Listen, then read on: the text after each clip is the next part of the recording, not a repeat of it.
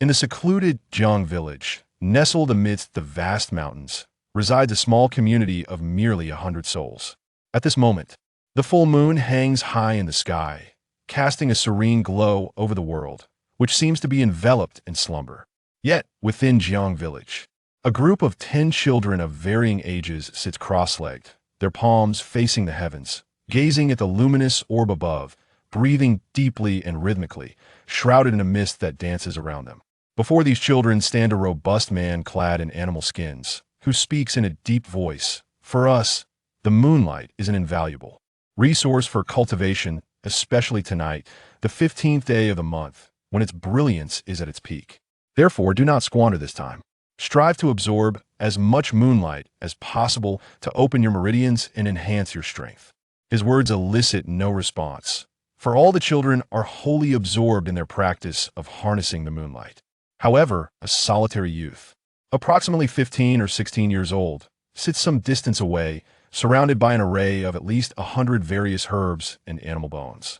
Bathed in moonlight, the young man is strikingly handsome, his long black hair braided and cascading over his shoulders.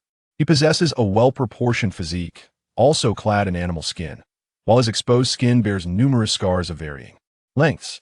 His clear eyes, though often fixed on the herbs before him, occasionally glance toward the group of meditating children, and each time, a flicker of envy crosses his youthful face. This boy is named Jiang Yun. He is no stranger to the scene before him. He understands that his companions are engaged in the cultivation of their skills. Cultivation is a pursuit of self-improvement, a quest for the path, though he longs to join them in their practice. His grandfather has always told him that due to his unique constitution, he cannot cultivate like the others. Initially, Jiang Yun found this hard to believe. After discreetly inquiring with a few friends and attempting to practice the methods they shared, he discovered, much to his dismay, that his body truly could not absorb the so-called essence of the sun and moon, leading him to reluctantly give up. Yet, I take solace in the fact that I can become an apothecary, concocting elixirs suited to their needs, thus aiding in their strength enhancement. This is still commendable. Jiang Yun reassures himself, refocusing on the herbs and bones arrayed before him. Yun, is this the last batch? Do you remember them all? At that moment, the robust man approached Jiang Yun, hands clasped behind his back, observing the assortment of herbs and bones with keen interest. Jiang Yun looked up and smiled. Yes, Uncle Mu. I remember them all. Excellent. Jiang Mu nodded approvingly, a look of admiration spreading across his rugged face. While Jiang Yun may not consider memorizing the properties of these herbs and bones particularly remarkable, the adult Jiang Mu fully appreciates the significance. To refine potions requires materials, and the most fundamental of these are various flora and fauna. To become a competent apothecary, one must strive to understand and master their characteristics. The mountainous region known as the 10,000 Wild Mountains, where Jiang village is situated, is almost isolated from the world, teeming with countless species of plants and animals. Mastering the traits of each is no small feat, and the process can be exceedingly tedious. Yet, at merely 16 years of age, Jiang Yun has already accomplished this, a feat that demands not only talent, but also perseverance and unwavering dedication. Impressive. Jiang Mu couldn't help but praise again. Yun, you will undoubtedly become an exceptional apothecary one day. Jiang Yun, however, displayed no overt excitement in response to Jiang Mu's praise, merely offering a faint smile, an old soul in a young visage. Jiang Mu is well aware of Jiang Yun's aspirations. He yearns to cultivate and become a practitioner of the way. With a palm as large as a fan, Jiang Mu affectionately ruffled Jiang Yun's hair, intending to say more, but ultimately refrained. Turning away, he sighed. Yun, it's not that we do not wish to teach you the methods of cultivation, but rather, you are not a child of the Jiang clan. Indeed, Jiang Yun is not a native of Jiang village, but rather an abandoned child discovered by the village's elder, Jiang Wanli, who is also Jiang Yun's grandfather.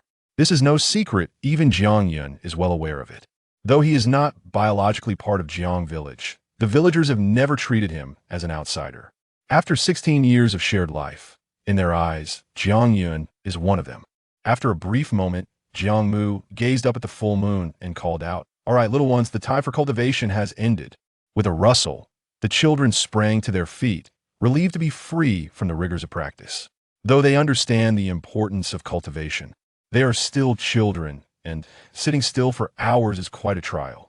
In an instant, a small figure darted toward Jiang Yun with the agility of a weasel. "Brother Yun, are you going out again tomorrow? When you come back, please catch me a three-colored sparrow." This was a little girl, around 8 or 9 years old, with 3 tiny, colorful markings on her forehead arranged in a triangular pattern. Her delicate features radiated with excitement. Her name is Jiang Yu Ruo, the true granddaughter of Jiang Wanli. Unfortunately, her parents perished in a hunting accident shortly after her birth, leaving her in the care of her grandfather. Jiang Yun has played a significant role in her upbringing, making her particularly close to him. The wild mountains are fraught with danger. Children under 18 are forbidden from leaving the village, but Jiang Yun is different. To better understand the characteristics of flora and fauna, he ventures into the depths of the mountains with his grandfather after the full moon, often staying for over half a month. Upon his return, he brings back small trinkets and creatures for the village children, making him a sought-after figure whenever they desire something. "Of course," Jiang Yun replied, affectionately pinching Jiang Yu Ruo's cheek.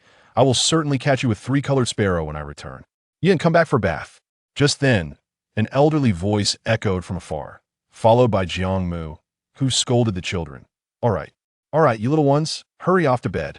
Yun, Yu Ruo is with me, go take a bath."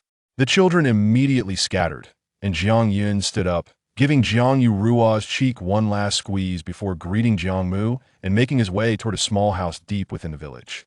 The cottage at this moment resembled a realm of enchantment, shrouded in steam and infused with delightful aromas. For at its center stood a large wooden tub perched upon a fire, within which floated a collection of herbs and animal bones. This was not an ordinary bath. It was a medicinal soak. Beside the tub stood an elderly man with a head of white hair, slightly stooped, squinting as he stirred the steaming water with a wooden stick. Observing the figure of the old man, warmth filled Jiang Yun's heart. This was his grandfather, Jiang Wanli. It was thanks to him that Jiang Yun had survived to this day. "Grandfather," Jiang Yun called out to Jiang Wanli, then instinctively shed his animal hide and approached the tub. Without the concealment of the hide, the multitude of scars adorning Jiang Yun's robust body became starkly visible, a gruesome testament to his struggles. Notably, several scars on his back seemed to form a vague character from a distance. Yun. Deep within the perilous Mang Mountain, where ferocious beasts roamed, danger lurked at every turn. Living amidst such threats inevitably led to confrontations with these beasts, hence the myriad scars on Jiang Yun's body. However, the scars on his back were not wounds, but rather birthmarks, the very reason his grandfather had named him Jiang Yun. Jiang Yun was no stranger to medicinal baths. Since he could remember, he had taken such baths regularly. On the surface, soaking in a medicinal bath might appear to be a pleasurable experience, yet in reality, it was quite the opposite. The various medicinal properties of the herbs and bones would intensely stimulate the body, and merely stepping into the bubbling hot water was a feat few could endure. Jiang Yun vividly recalled the first time he took a medicinal bath, terrified and screaming, convinced his grandfather intended to boil him alive. Fortunately, he persevered, understanding that his grandfather's intentions were to strengthen his body.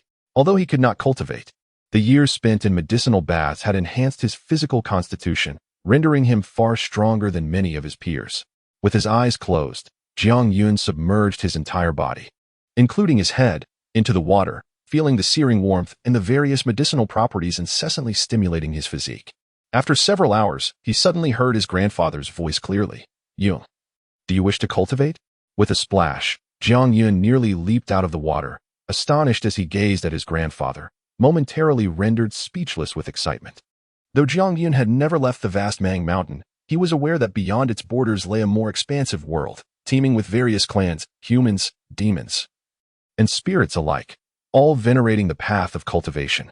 Even in Jiang Village, a secluded hamlet, the elderly and young alike labored diligently in their pursuits of cultivation. To cultivate, in a narrow sense, could fortify the body. In a broader sense, it could turn the tides of fate, elevate one to great heights, and even grant immortality, allowing one to coexist with the cosmos. Of course, he desired it, yet he had inquired of his grandfather on multiple occasions, only to be told that due to his unique constitution, he could not cultivate. Why, then, Had his grandfather suddenly posed this question today? Could it be that he had discovered a means for Jiang Yun to cultivate? Seeing the astonishment on Jiang Yun's face, Jiang Wanli's eyes narrowed further, leaving only a thin slit. What do you wish to cultivate for? He promptly asked. Jiang Yun fell silent, for he could not articulate why he so desperately yearned to cultivate. Was it for strength? For immortality? It seemed neither. From a young age, even before understanding the concept of cultivation, the desire to cultivate had already taken root within him, innate and instinctual. Jiang Wanli, clearly aware of Jiang Yun's thoughts, required no answer. With a gentle smile, he said, "Very well, Yun, if you truly wish to cultivate." Then suddenly, a resounding crash echoed from afar, abruptly interrupting Jiang Wanli's words. The people from Wind Village had arrived. Jiang Wanli seemed to anticipate the commotion outside. His expression turned cold, and a fierce light flared in his narrowed eyes. After uttering this, he swiftly turned and strode toward the door. In stark contrast, Jiang Yun's complexion turned ashen. Not out of anger at the interruption, but rather from the realization that Wind Village had come specifically for him. The vast expanse of Mang Mountain was home to numerous villages, and although they were not entirely harmonious, they generally maintained a non-interfering coexistence, with only occasional minor skirmishes. Wind Village, being the closest to Jiang Village, possessed a slightly stronger overall strength. Conflicts had arisen between the two due to their proximity. Yet since Jiang Yun's arrival in Jiang Village 16 years ago, tensions had escalated dramatically. During his childhood, Wind Village frequently concocted excuses to disturb Jiang Village, their true intent being to abduct Jiang Yun. Although Jiang Yun remained oblivious to the reasons behind their pursuit, he sensed that he was regarded as a rare treasure in the eyes of the Wind Village inhabitants, evident from the greed that sparkled in their eyes whenever they encountered him. Afterward, for reasons unknown, Jiang Wanli managed to deter the people of Wind Village from returning since Jiang Yun turned 10. However, today, they had unexpectedly come back. Jiang Yun hastily leaped from the tub, donned his animal hide, and rushed outside. At this moment, the women and children of Jiang Village were confined within their homes, while a group of around 30 adult men gathered at the village entrance, glaring at a formidable group of muscular men from Wind Village. The men and women who survived in Mang Mountain were generally robust, yet the inhabitants of Wind Village exuded an air of brutality and bloodlust in addition to their size. Through the gaps in the crowd, Jiang Yun caught sight of the shattered door lying on the ground, tightening his heart. A village is akin to a family. Breaking down another's door is an overt declaration of war. Clearly, Wind Village had come with formidable intent. With this thought, Jiang Yun clenched his fists tightly and joined the throng. Fengling, Jiang Wanli stood at the forefront of the Jiang villagers. His eyes still narrowed as he fixed his gaze on a towering man exceeding 2 meters in height. "It has been 6 years. Your audacity has only grown. Do you dare defy Lu Tianren's words?" Upon hearing this, Jiang Yun suddenly understood, for he had heard that the most powerful village within the Mang Mountain was Lu Village, and its leader, Lu Tianren, was the strongest in the region. Evidently, Jiang Wanli had invoked Lu Tianren's name to keep Wind Village at bay for the past 6 years, preventing them from causing further disturbances in Jiang Village. Fengling licked his lips and smirked ominously. "Old Jiang, I once held some fear of Lu Tianren, but that is no longer the case. Let me be clear. Today, either you hand over Jiang Yun, or I will wash your Jiang Village in blood." Fengling's boastful words caused Jiang Wanli's brows to furrow slightly, perplexed at why the other party suddenly seemed unafraid of Lu Tianren. Before Jiang Wanli could speak, Jiang Mu, standing beside him, interjected, "Uncle Jiang, why waste words on them? I want to see how they intend to wash our Jiang Village in blood." "Indeed, old village chief. Are we truly to be intimidated? Yun Wazi is one of our villagers. Whoever dares to touch him must first pass through me." Jiang Mu's words immediately ignited the fervor of the Jiang Village crowd, each person ready to engage in a fierce battle with Feng Village. For those living in the depths of the Mang Mountain, the concept of combat is no stranger, as survival necessitates constant encounters with various ferocious beasts. This is evident from the myriad scars adorning Jiang Yun's body. At just 16, he is not exaggerating when he claims to have been battle-hardened, having narrowly escaped death on several occasions. Thus, the inhabitants of Mang Mountain are never daunted by conflict. In response to the fervent Jiang villagers, the Feng villagers were equally unyielding, roaring defiantly, "If it's a fight you want, then let it be. Today, we shall turn your Jiang village into a river of blood. Those women should not be touched. I've heard that the women of Jiang village possess a unique charm, and I wouldn't mind taking a few back for my enjoyment." As tensions escalated between the two villages, a sudden, commanding voice interrupted the clamor. Silence. The crowd turned to see that it was Jiang Yun, who had just made his way to the front. At that moment, Jiang Yun's face was ashen, his eyes gleaming with a fierce light. Just as the villagers of Jiang regarded him as kin, he too had come to see them as family, considering this place his home. Thus, he could not tolerate the slanderous words of the Feng villagers towards his loved ones. Moreover, it all began because of him. Before the age of 10, Jiang Yun was still a child, hiding behind his grandfather for protection. But now, at 16, he was on the verge of adulthood according to the customs of Mang Mountain. Upon seeing Jiang Yun finally appear, Feng Ling's eyes gleamed with excitement, ready to speak. When suddenly a sharp sound sliced through the air. Whoosh! A blade of wind materialized out of nowhere, hurtling directly toward Jiang Yun with astonishing speed. A technique. Although he was being ambushed, Jiang Yun couldn't help but feel a tinge of envy at the sight of the wind blade. For it was a means only cultivators could wield. However, this technique cannot harm me. A cold glint flashed in Jiang Yun's eyes as he prepared to retaliate. But before he could act, Jiang Mu moved first, delivering a powerful punch that shattered the wind blade. Bang! The wind blade exploded, dissipating into the air as Jiang Mu withdrew his hand. His gaze fixed on a sullen-faced youth standing behind Feng Ling coldly. He said, Feng Wuji, you are already an adult cultivator at the 5th level of Meridian Opening, yet you resort to ambushing a defenseless child. Is this the level of shamelessness in Feng Village? Although Jiang Yun was unable to cultivate, he understood the first 3 realms of cultivation: Meridian Opening, Blessed Land, and Cave Heaven, each divided into 9 levels. While the Meridian Opening may seem like an entry-level realm, entering it signifies the beginning of one's path in cultivation and should not be underestimated. Especially since Jiang Yun knew that, within Jiang Village, the highest cultivation level reached by anyone under 30 was merely the 4th level of Meridian Opening. The youth known as Feng Wuji, merely 18 or 19 years old, had already attained the 5th level of Meridian Opening, a true genius in cultivation. Yet, his act of ambushing Jiang Yun, given his status and prowess, was utterly disgraceful. With his slanted phoenix eyes, Feng Wuji's appearance exuded a certain effeminacy. And instead of feeling any guilt, he wore a mocking smile as he retorted, When you hunt, do you greet your prey beforehand? You. This remark incited further outrage among the Jiang villagers. Not only had the ambush occurred, but Jiang Yun was also being treated as prey in immense humiliation. Jiang Mu growled, Fine. Today I will make an exception. Feng Wuji, prepare to die. I will kill you, the prey. Jiang Mu, I forgot to inform you. Feng Ling suddenly grinned sinisterly. Wuji has been accepted as an inner disciple by a senior of the reincarnation sect and will be departing for the sect in a few days. If he loses even a single hair, Feng Ling's words, though unfinished, carried a threatening undertone that left Jiang Wanli and Jiang Mu momentarily stunned. Jiang Mu's expression darkened.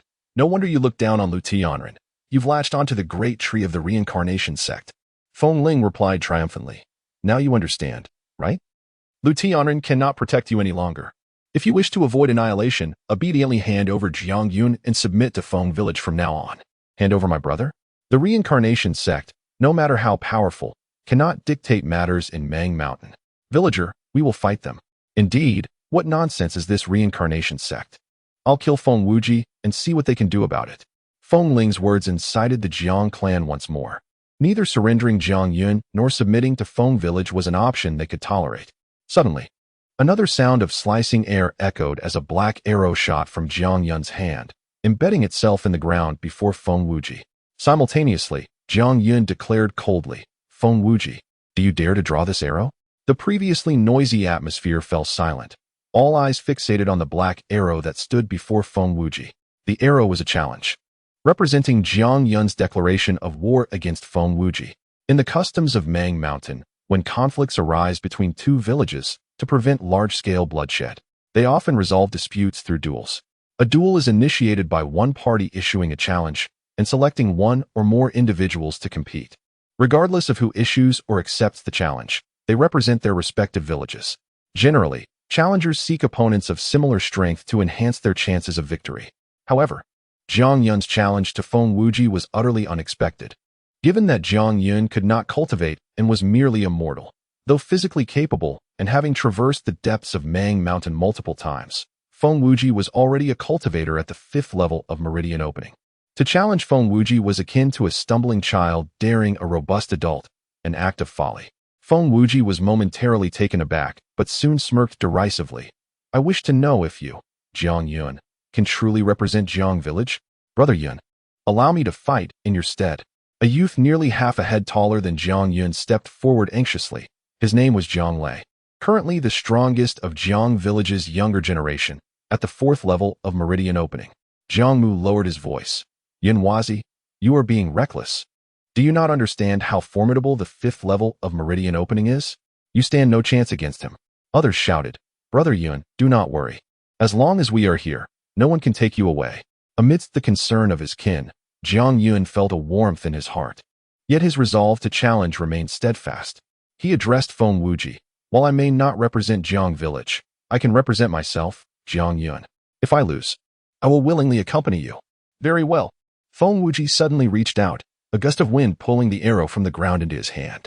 Feng Wuji accepted the challenge. At this point, the villagers of Jiang, despite their anxiety, could do nothing to prevent the duel, as the customs of Mang Mountain were not to be violated.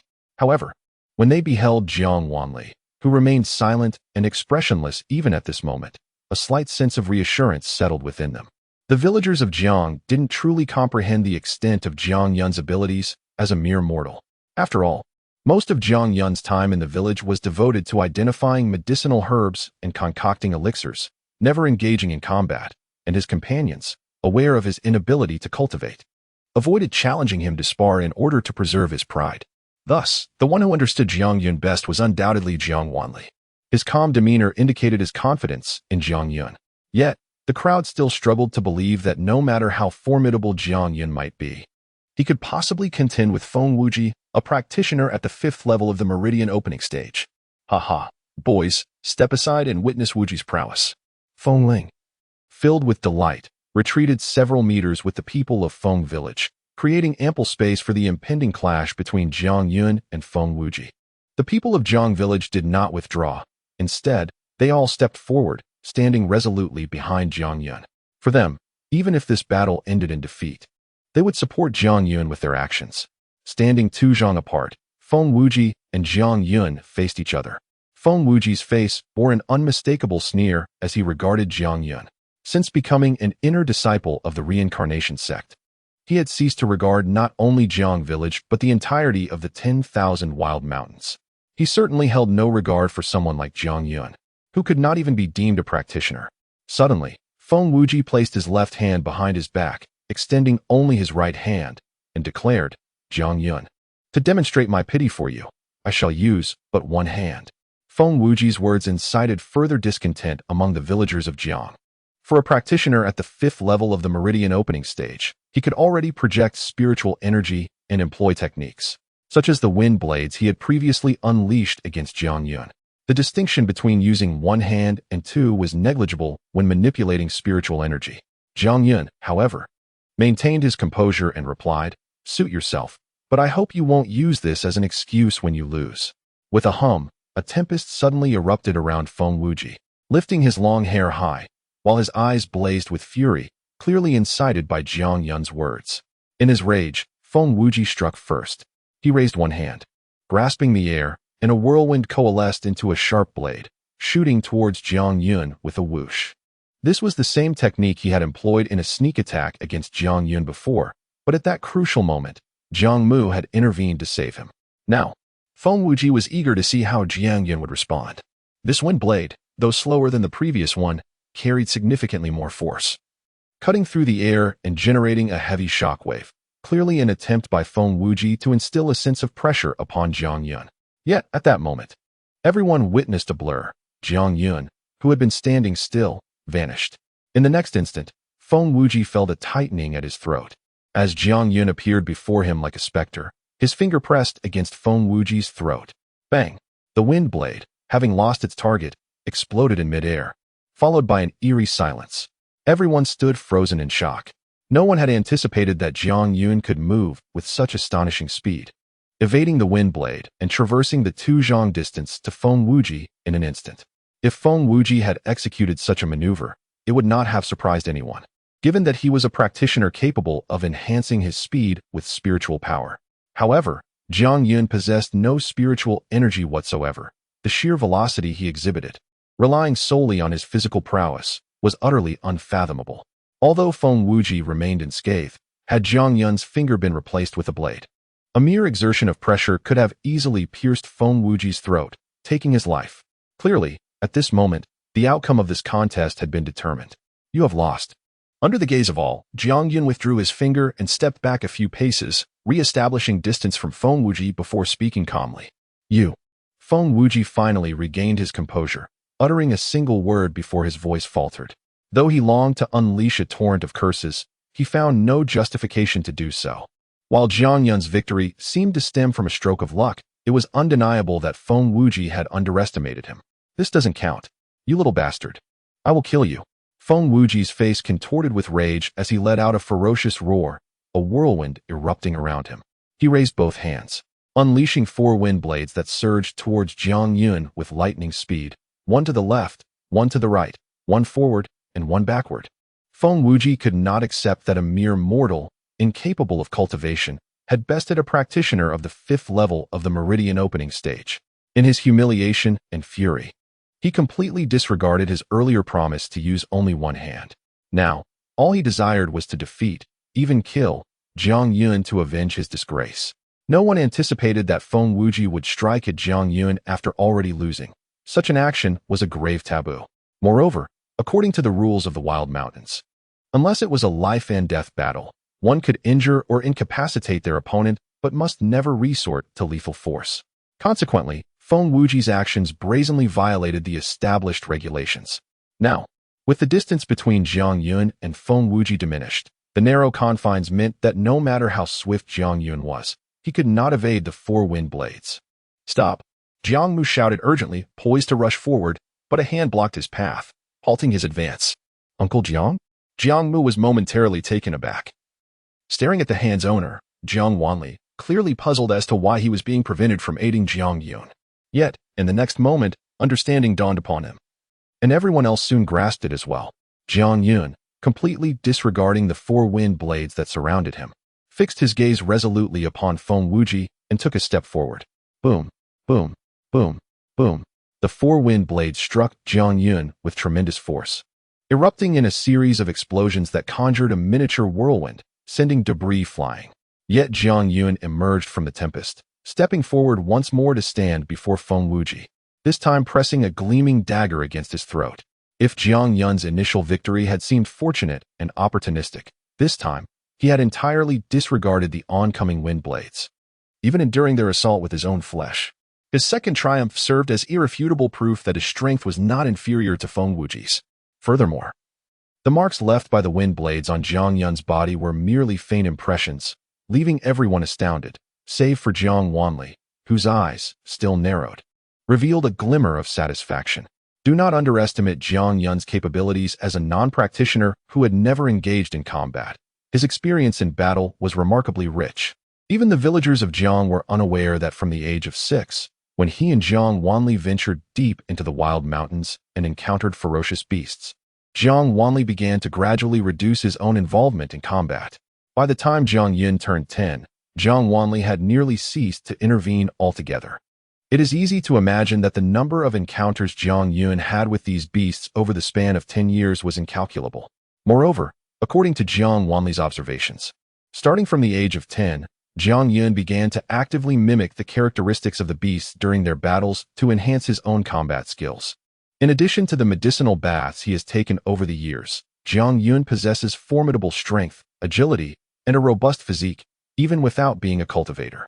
These attributes combined have enabled him to engage and triumph over cultivators as a mere mortal.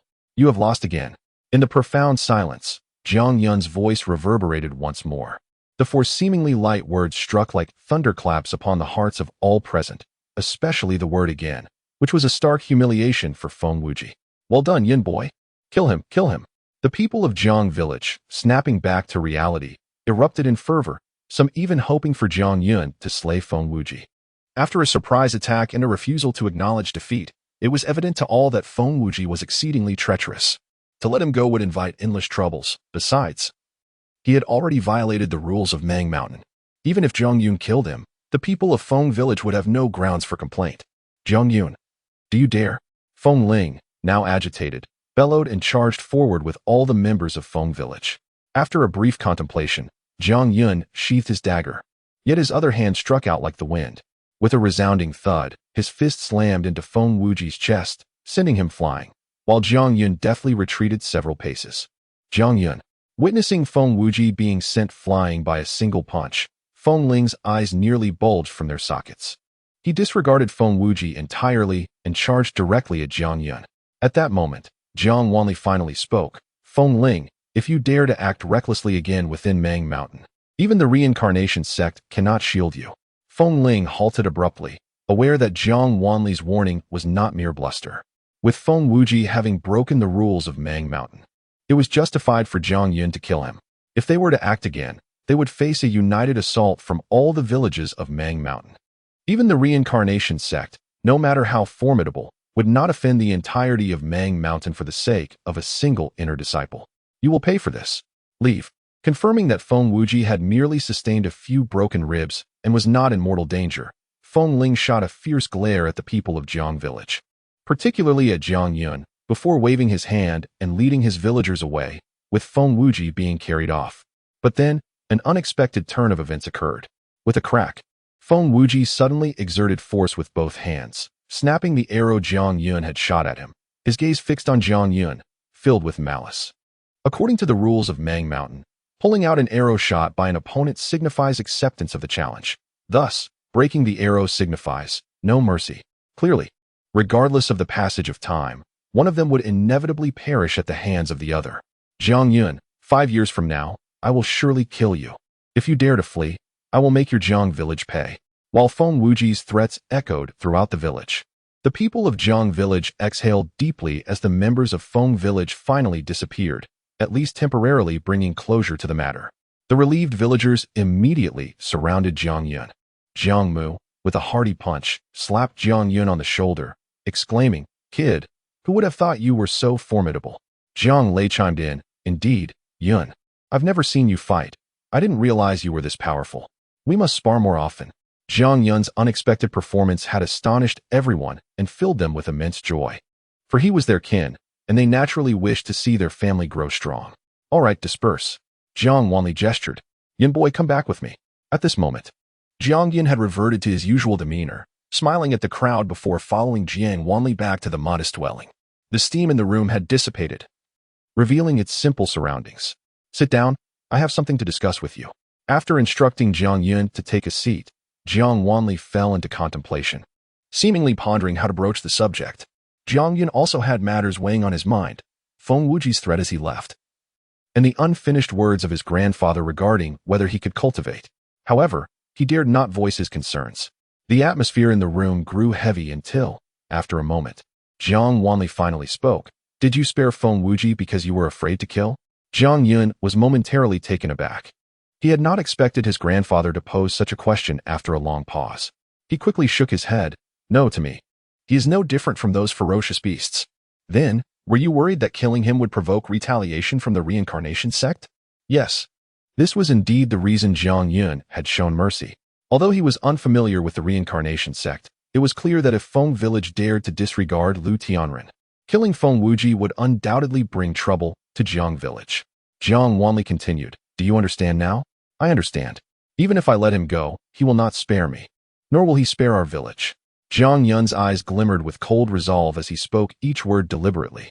Feng Wuji's act of breaking the arrow and his parting words served as undeniable proof that he would return in 5 years. Remember, should you encounter a similar situation again, act decisively, do not hesitate. This world is one where the weak are preyed upon by the strong. Showing mercy to your enemies is cruelty to yourself, and your compassion may be perceived as weakness by your foes. Jiang Yun felt a stir within. He was puzzled as to why his grandfather would impart such wisdom. Yet he nodded. "Grandfather, I understand. Now, let us return to our previous discussion." Jiang Yun was stunned. He had anticipated that his grandfather would advise him on how to confront Feng Wuji's challenge in 5 years, but instead, his grandfather shifted the topic. Nonetheless, this new topic was of great interest to him, so he perked up, eager to catch every word his grandfather would utter. "I will not ask why you wish to cultivate. Perhaps in time, you will discover the answer. However, I can assure you, you can cultivate. I can cultivate. Jiang Yun stood up in excitement, the anguish that had plagued him for 16 years finally seeming to find resolution. Indeed, I have said that you are not one of us in Jiang Village, and your physique is not suited for our cultivation methods. However, I never stated that you cannot cultivate any techniques in the world. Then what techniques can I cultivate? Outside the vast Mang Mountain, there exists a sect known as the Windazong, where you will find the methods suitable for your cultivation. Windazong. Jiang Yun etched this name into his memory, thinking that when he came of age and had the opportunity to leave Mang Mountain, he would certainly visit the Windazong. Jiang Wanli suddenly smiled, as far as I know. Windazong is currently recruiting disciples. If you depart now, you should be able to make it. Now, Jiang Yun was momentarily taken aback. Although he had spent a significant portion of his years deep within Mang Mountain, the boundary still seemed far away. For the term 10,000 Mang Mountain refers to its vast expanse of 100,000 miles. Even with the best mount and disregarding the dangers posed by ferocious beasts that could appear at any moment, it would likely take several years to traverse Mang Mountain. Evidently perceiving the thoughts swirling within Jiang Yun's heart, Jiang Wanli's eyes crinkled into a smile as he exclaimed, "Haha, I shan't jest with you any longer. Allow me to reveal the truth. I possess several Wanli Shanheng talisman papers. Once applied, they will transport you across vast distances in the blink of an eye. Though few in number, they should suffice for your journey to the Windazong, provided you depart now. The fastest route would take half a month, while the slowest might extend to a month." As he spoke, a stack of talisman papers materialized in Jiang Wanli's hand, waving enticingly before Jiang Yun. "Do you desire them?" "Indeed," Jiang Yun nearly blurted out, extending his hand toward the stack. However, just as his fingers were about to touch the talisman papers, they abruptly halted in midair, motionless. Both his grandfather and Appo's words and the talisman papers ignited a tempest of emotions within Jiang Yun. The aspiration to cultivate and become a practitioner like everyone else was a dream deeply ingrained in him, with the means to fulfill that dream right before him. His desire was undeniable. Yet, he was suddenly struck by the thought that pursuing cultivation meant departing from the 100,000 Mang Mountains, leaving behind Jiang Village and his beloved family. Moreover, cultivation was not an endeavor to be accomplished in a day. It required a lengthy passage of time. And who could say when he would return? He felt an overwhelming reluctance to part with every tree and blade of grass in Jiang Village, every family member, and most painfully his aged grandfather. Furthermore, in 5 years, Feng Wuji would return, and if he could not be found, Jiang Village would undoubtedly suffer repercussions. How could he simply leave? After a long moment, Jiang Yun's outstretched hand slowly retracted, shaking his head gently as he whispered, "Grandfather, I do not want it." However, Jiang Wanli's voice suddenly rose with urgency. "No, you must." Jiang Yun looked up again, confusion etched on his face as he asked, "Why?" "You heard Feng Wuji's words. He will not relent. The reincarnation sect behind him certainly will not let this matter rest. In 5 years, if you remain in Jiang Village, when they return, not only will you be captured, but we will also be implicated. Therefore, for your own sake and for everyone else, you must leave." Jiang Yun was momentarily stunned, then regained his composure. "But what will happen to you?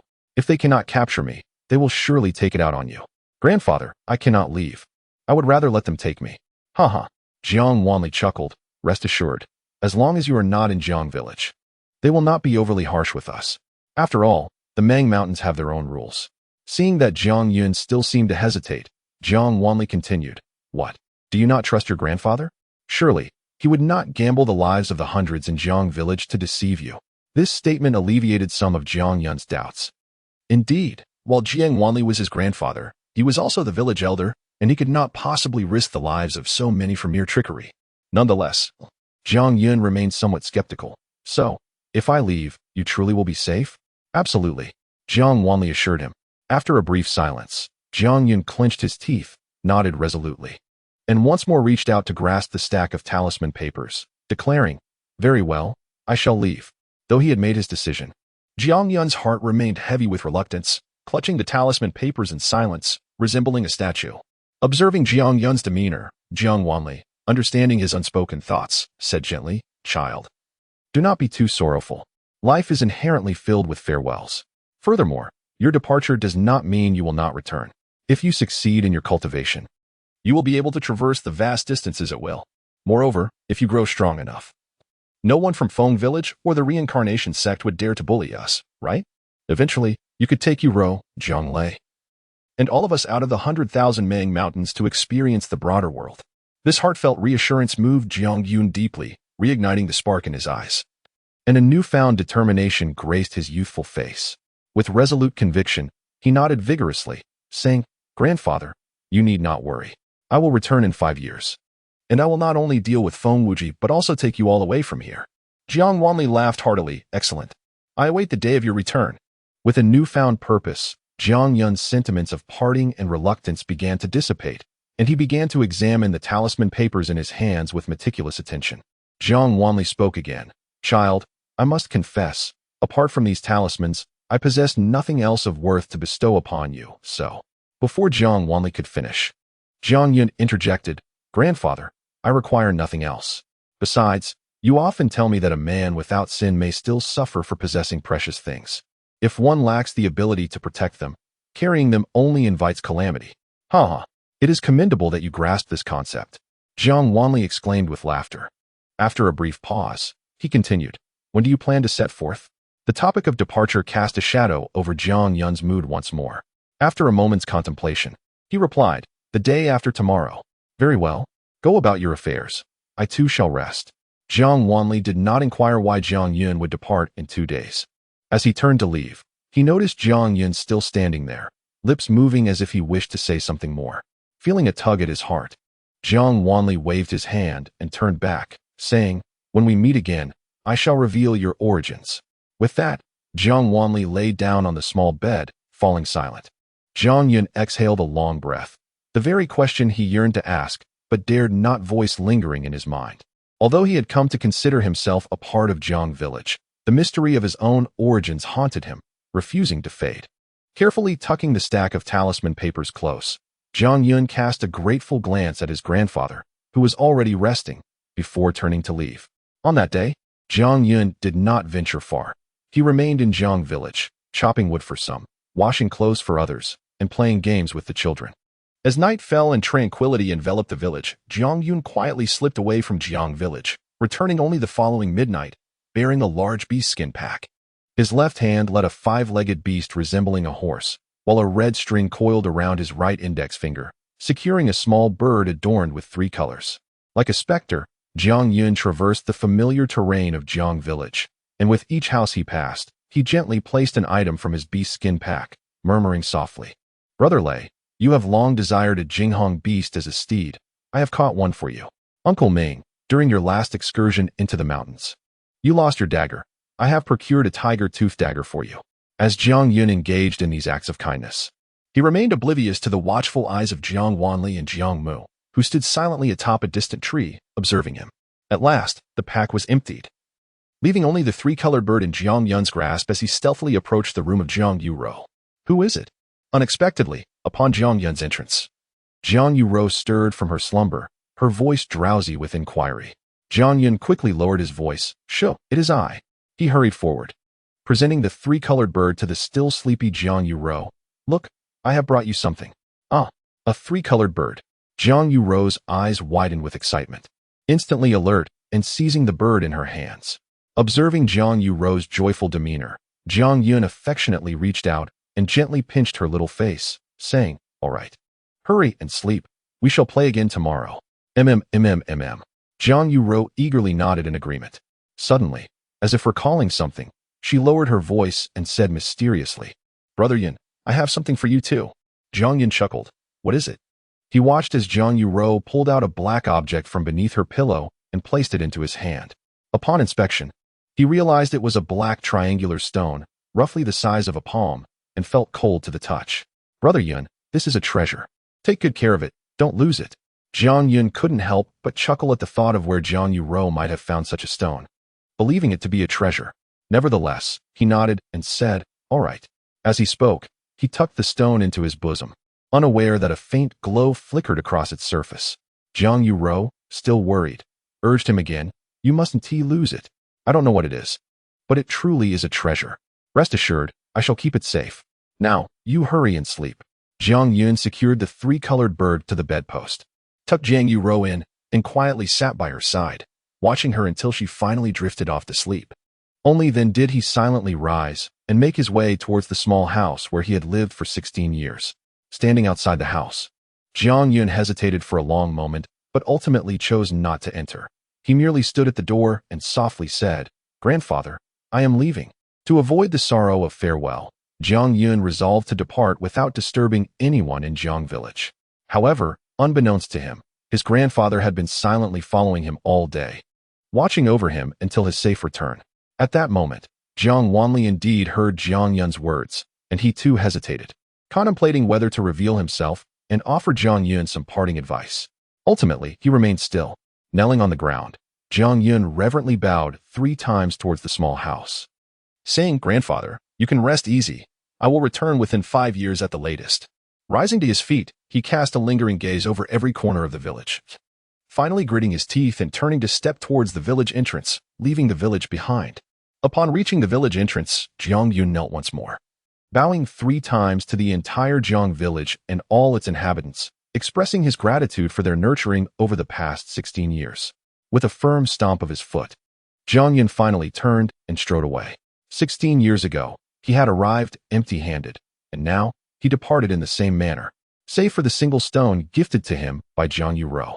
Jiang Yun did not immediately utilize the Wanli Xinxing talisman, but instead chose to walk along the familiar mountain path, as he wished to experience the 10,000 Mang Mountains once more, hoping to carry beautiful memories into the future.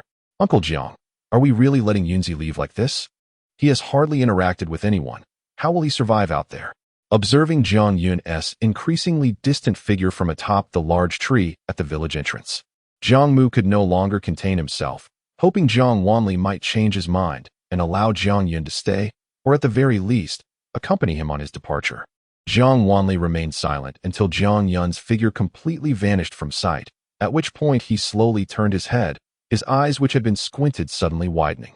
With his eyes opening, a clap of thunder resonated through the night sky, shaking the heavens, and 2 beams of golden light erupted from his gaze, transforming into a peculiar rune that shot directly into Jiang Mu's forehead, penetrating deep within, as he commanded in a deep voice, "Awaken." The moment the golden rune entered his being, Jiang Mu's body quivered violently.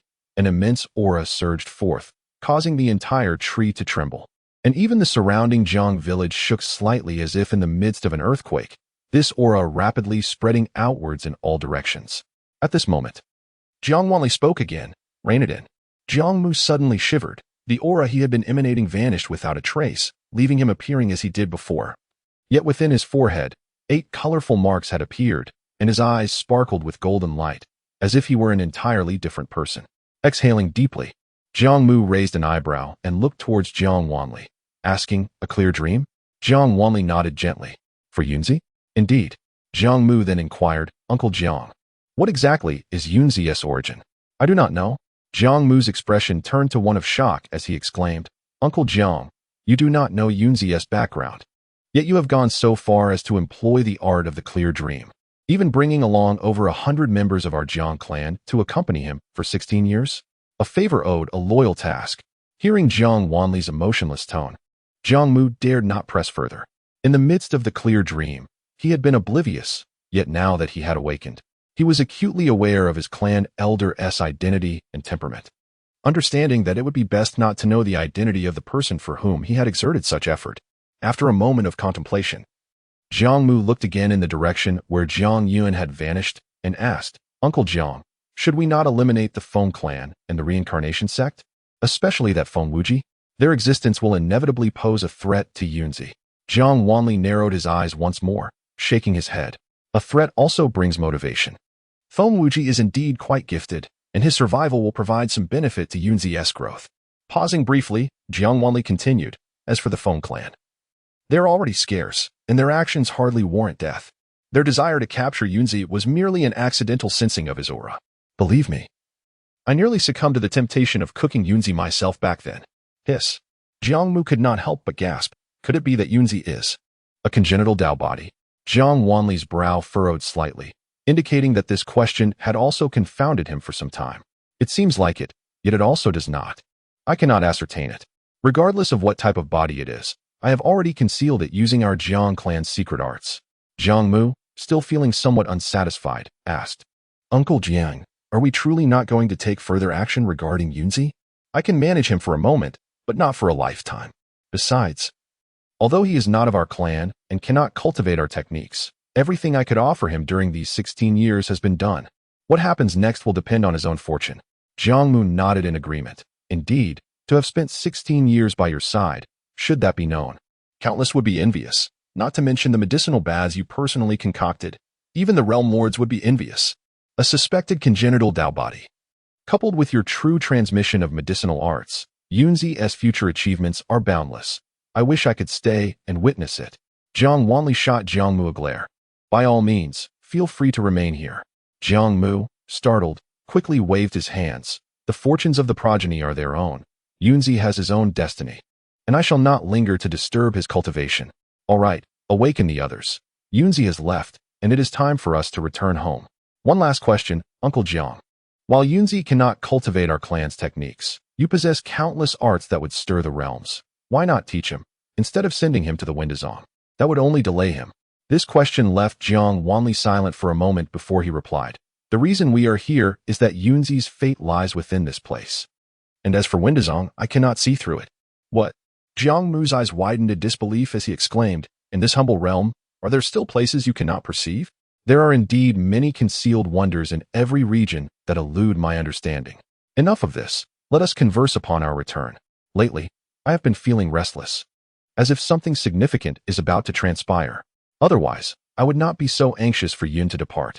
Upon hearing this, Jiang Mu's expression turned grave, imbued with a palpable aura of foreboding. Could it be that someone dares to strike against my Jiang clan? That would be a foolish endeavor. After uttering these words, Jiang Mu ceased his idle chatter and turned towards Jiang village. The 8 colorful symbols upon his brow began to rotate, emanating vibrant rays of light and forming a vast luminous circle that enveloped the entire Jiang village. He then commanded, awaken. Buzzing echoed through the air. The entire expanse of the 10,000 Mang Mountains seemed to tremble at the sound of those words, as beams of colorful light shot skyward from every dwelling in Jiang village. However, upon reaching the luminous circle conjured by Jiang Mu, they were instantly repelled. Subsequently, a chorus of voices arose. How did I end up here? Where is my Dao spirit? Wait, why am I only at the 4th level of meridian opening? Is this Jiang Ye's lucid dream? As these words were spoken, the villagers emerged from their homes, but upon noticing an object placed at their doorsteps, they were momentarily stunned. The stunning phoenix beast. Jiang Lei caressed the 5-legged stunning phoenix beast at his doorstep and suddenly turned to gaze into the distance, a thoughtful expression crossing his face. Was this sent by Yun? What a wonderful child. A middle-aged man grasped a tiger-toothed dagger, his eyes reflecting satisfaction. Jiang Yuro clutched the 3-colored sparrow tightly. Though she remained silent, tears glimmered in her eyes. Jiang Wanli disregarded the others and simply addressed Jiang Mu, eradicate our traces. Jiang Mu nodded, gestured widely, and all the Jiang clan members ascended into the air. In an instant, everything in Jiang village, from the houses to other belongings, shattered into fragments. Then, the ground rumbled, as several saplings burst forth from beneath the earth, soaring skyward, rapidly growing into towering trees that completely shrouded the area in verdant foliage. Jiang village seemed to have never existed, leaving no trace of its former presence. We are leaving. After witnessing Jiang Mu complete this feat, Jiang Wanli opened his eyes once more, golden light surging within them, transforming before everyone into a golden portal. Let us return home. The Jiang clan members cast lingering glances at the land they had inhabited for 16 years before stepping one by one into the golden portal. The last to enter was Jiang Yuro, who held the 3-colored sparrow tightly, whispering to herself, Yun, this treasure is for you. You must take care of it. We will surely meet again. Once everyone had passed through the portal, Jiang Wanli also looked down at the land beneath him and softly remarked, Thank you for the 16 years of shelter. I bestow upon you a modicum of fortune as a token of my gratitude. How much you receive is contingent upon your own fate. With that, Jiang Wanli pointed, and a verdant light shot from his fingertip, revealing a pill that sank into the earth. As the pill merged with the ground, the boundless expanse of the 10,000 Mang Mountains trembled, as if stirred by an exhilarating force. Jiang Wanli turned once more to glance at the direction in which Jiang Yun had vanished, a gentle smile gracing his features as he said, Yun, perhaps one day we shall meet again. With that, he stepped into the light. and the portal closed silently behind him, restoring tranquility to the surroundings. Yet, within the 10,000 Mang Mountains, the village of Jiang no longer existed. The Tao Inquiry sect, though dismissed as an inconsequential sect by Jiang Mu, was renowned in Nanshan Prefecture, a place countless mortal cultivators aspired to reach. Despite the widespread reverence for cultivation in this realm, the resources required for such pursuits were scarce and precious. Traditionally, only affluent families and established sects could afford them. Thus, for those seeking higher cultivation and realms, the most prudent path was to join a sect or a powerful family. However, wealthy families paled in comparison to sects, as the latter drew from a wealth of knowledge and resources. Moreover, families predominantly focused on their own bloodlines, even if outsiders managed to join. They often found it challenging to secure resources, rendering sects the preferred choice for most aspiring cultivators, including those from affluent families. Consequently, sects imposed stringent requirements for accepting disciples. For instance, the Tao Inquiry sect only opened its doors to new disciples every 3 years, and despite the fact that only 3 days remained until the next recruitment, over 1,000 individuals had gathered outside the sect's gates, eagerly awaiting their chance. Among the crowd, 2 distinct groups emerged: those who had already embarked on the path of cultivation and ordinary mortals. However, even the cultivators present were merely at the meridian opening stage, and their intent was clear. They sought to join the Tao Inquiry sect to gain access to superior resources for cultivation. The areas where these 2 groups congregated were sharply delineated.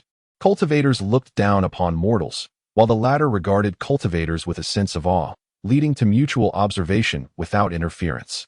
The Tao Inquiry sect consisted of 5 peaks, standing side by side in varying heights, resembling a colossal, outstretched hand with fingers reaching for the heavens, exuding an imposing grandeur. Despite the proximity of these peaks, one could only discern the midsection. Beyond that, clouds and mist obscured the summit, rendering it a veritable realm of the divine. This very obscurity imbued the peaks with an air of mystique, further solidifying the resolve of those present to join the Tao Inquiry sect at any cost. Behold, this is the true Taoist sect. Indeed, even from a distance, the abundance of spiritual energy was palpable, suggesting the presence of a spiritual vein. Each of the 5 peaks represented a different Tao and a distinct method of cultivation. Entering any one of them would be akin to ascending to the heavens. As the crowd awaited with bated breath, the 3 days finally elapsed. Suddenly, a stir erupted from the back of the throng, the commotion swelling like waves surging forward until it reached the entrance of the Tao Inquiry sect. Upon discerning the cause of the uproar, the crowd fell silent, only to erupt into laughter moments later. A newcomer, appearing to be around 15 or 16 years of age, made his entrance. His features were handsome, and he appeared travel-worn, adorned with a black triangular stone pendant around his neck. Yet, what struck everyone as odd was his attire, a simple piece of animal hide. In this prosperous era, even the poorest would possess at least a decent garment, yet here stood someone clad in nothing but animal skin. A dapper young man, dressed in fine clothing and bearing a sword upon his back, pointed at the newcomer and laughed heartily. Where did this wildling come from? Immediately, others chimed in. The fame of the Tao Inquiry sect is such that even uncivilized wildlings are drawn to it. But surely, a wildling like this cannot even speak. How could he possibly aspire to cultivate? The handsome young man laughed heartily, exclaiming, "Why not? We cultivate the grand path, and the wild men shall cultivate their own paths." His unabashed mockery spread in all directions, prompting a flurry of whispers from the onlookers about the youth clad in animal skins. Yet, the young boy seemed oblivious to their chatter, calmly walking over to a large rock, sitting cross-legged, and quietly gazing at the still-closed gates of the Windazong. This boy was none other than Jiang Yun. As the Windazong prepared to commence its recruitment of disciples, he had finally arrived. He was well aware of the laughter directed at him. In fact, he had realized his unconventional attire even before stepping out of the vast Mang Mountain. However, he had neither the means to acquire new clothes nor the heart to part with the animal skin, which his grandfather had personally crafted for him. Wearing it felt akin to still being in Jiang village, so he chose not to change. After observing the gates of Windazong, Jiang Yun shifted his gaze to the crowd around him, pricking up his ears to listen attentively to their conversations. Stepping out of the Mang Mountain had broadened his horizons, yet it also made him acutely aware of his ignorance. Thus, he always sought bustling places to rest, eager to enrich his experiences. Coupled with his years of discerning medicinal herbs and battling ferocious beasts, he had honed his keen eyesight and heightened senses. A casual glance allowed him to form a general assessment of the people surrounding him. The one mocking him appeared to hail from a prestigious family and possessed considerable strength. But among the crowd, the most formidable seemed to be a cloaked figure who had not spared him a glance since his arrival, an individual who exuded an aura of danger. The cloaked figure was a young man standing in a corner of the crowd, his eyes slightly closed, his posture as upright as a towering pine. Then there was the burly man, dressed simply yet robust, his thick calloused hands and muscular form suggesting great strength. Additionally, a girl of similar age to him had briefly met his gaze, her eyes shimmering with a depth that was both fleeting and exceptional. Lastly, there was a little girl who resembled Moonro. She too seemed to be an ordinary human, yet possessed an indescribable, enchanting quality. Unbeknownst to Jiang Yun, as he silently speculated about the capabilities of those around him, several individuals within the tightly shut gates of Windazong were also discussing them. There are quite a number of qualified children this time. Yes, that cloaked boy and the sturdy man both seem promising. The girl has sharp eyes. She must have honed her vision. With proper training, she might develop a Dao eye in the future. And the youngest girl, she appears to be around 12 or 13. Undoubtedly possessing exceptional Dao spirit. This boy in animal skins has potential. Despite being an ordinary human, his body is covered in scars, indicative of numerous life and death experiences. In summary, I hope we can recruit a few satisfactory disciples this time. As Jiang Yun concluded his observations and withdrew his gaze, a sudden, thunderous sound erupted, and the gates of Windazong began to slowly open. Through the gap, 5 radiant figures soared upward from the 5 peaks within, swiftly approaching the entrance. Hovering before the assembled crowd, the sight of these 5 individuals, standing high above, sent ripples of excitement through the throng.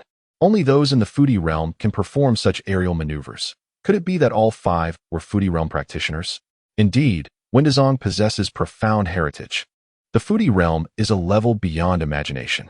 In the entire Wuyang city, with its tens of thousands of inhabitants, there was but a single practitioner in the Foodie realm.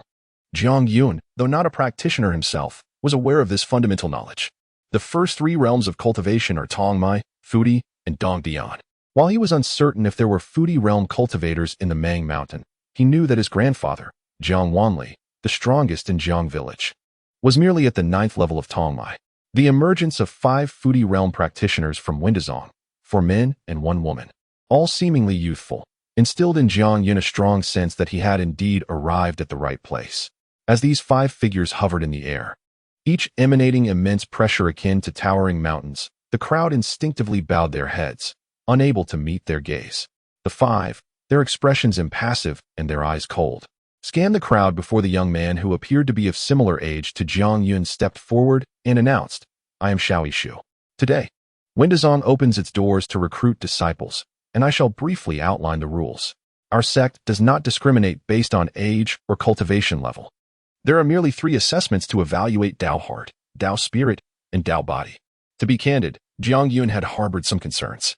Although he had recently defeated Feng Wuji, a practitioner at the 5th level of Tongmai, he was still an ordinary human and uncertain if he could pass Windazong's evaluations. However, upon hearing Xiao Yishu's direct assertion that cultivation level would not be considered, he felt a measure of relief. Among the 3 assessments, passing anyone would allow one to join as a disciple of the sect, passing 2 would grant entry as an outer disciple, and passing all 3 would elevate one to the status of an inner disciple. The distinctions among the roles of servant, outer, and inner disciples naturally implied varying levels of treatment within the sect.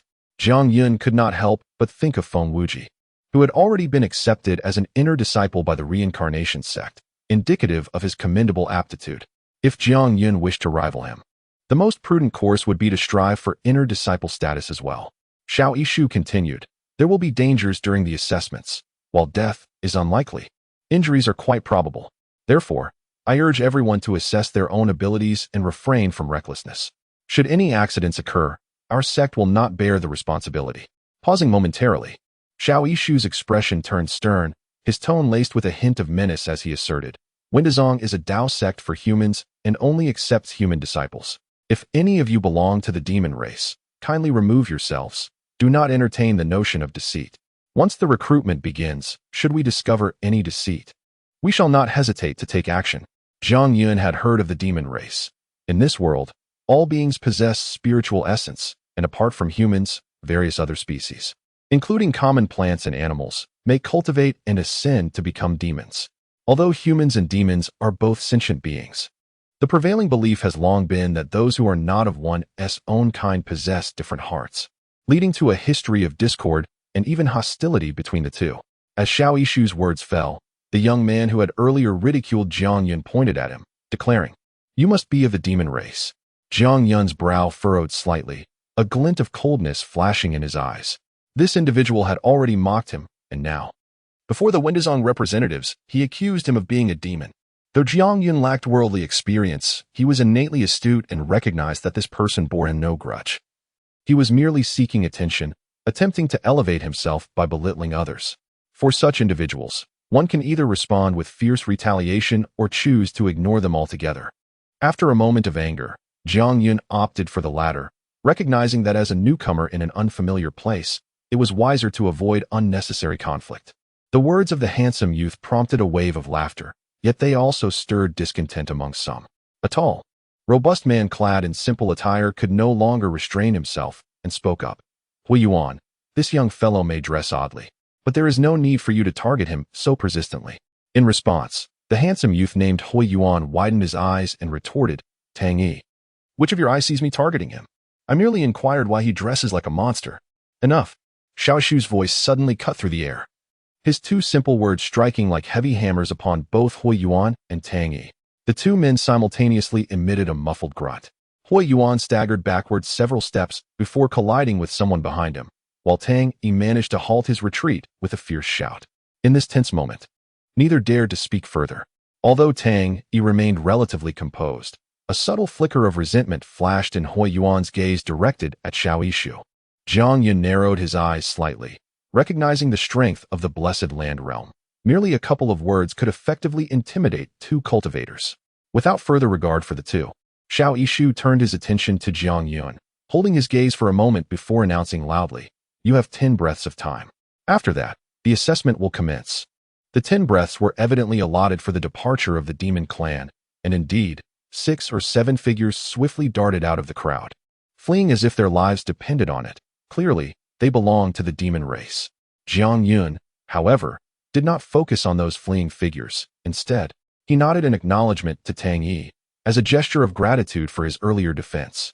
As the 10 breaths elapsed, Xiao Yishu's voice rang out once more. "Now, all who wish to join the sect may enter with us. Those unrelated must wait outside the mountain gate."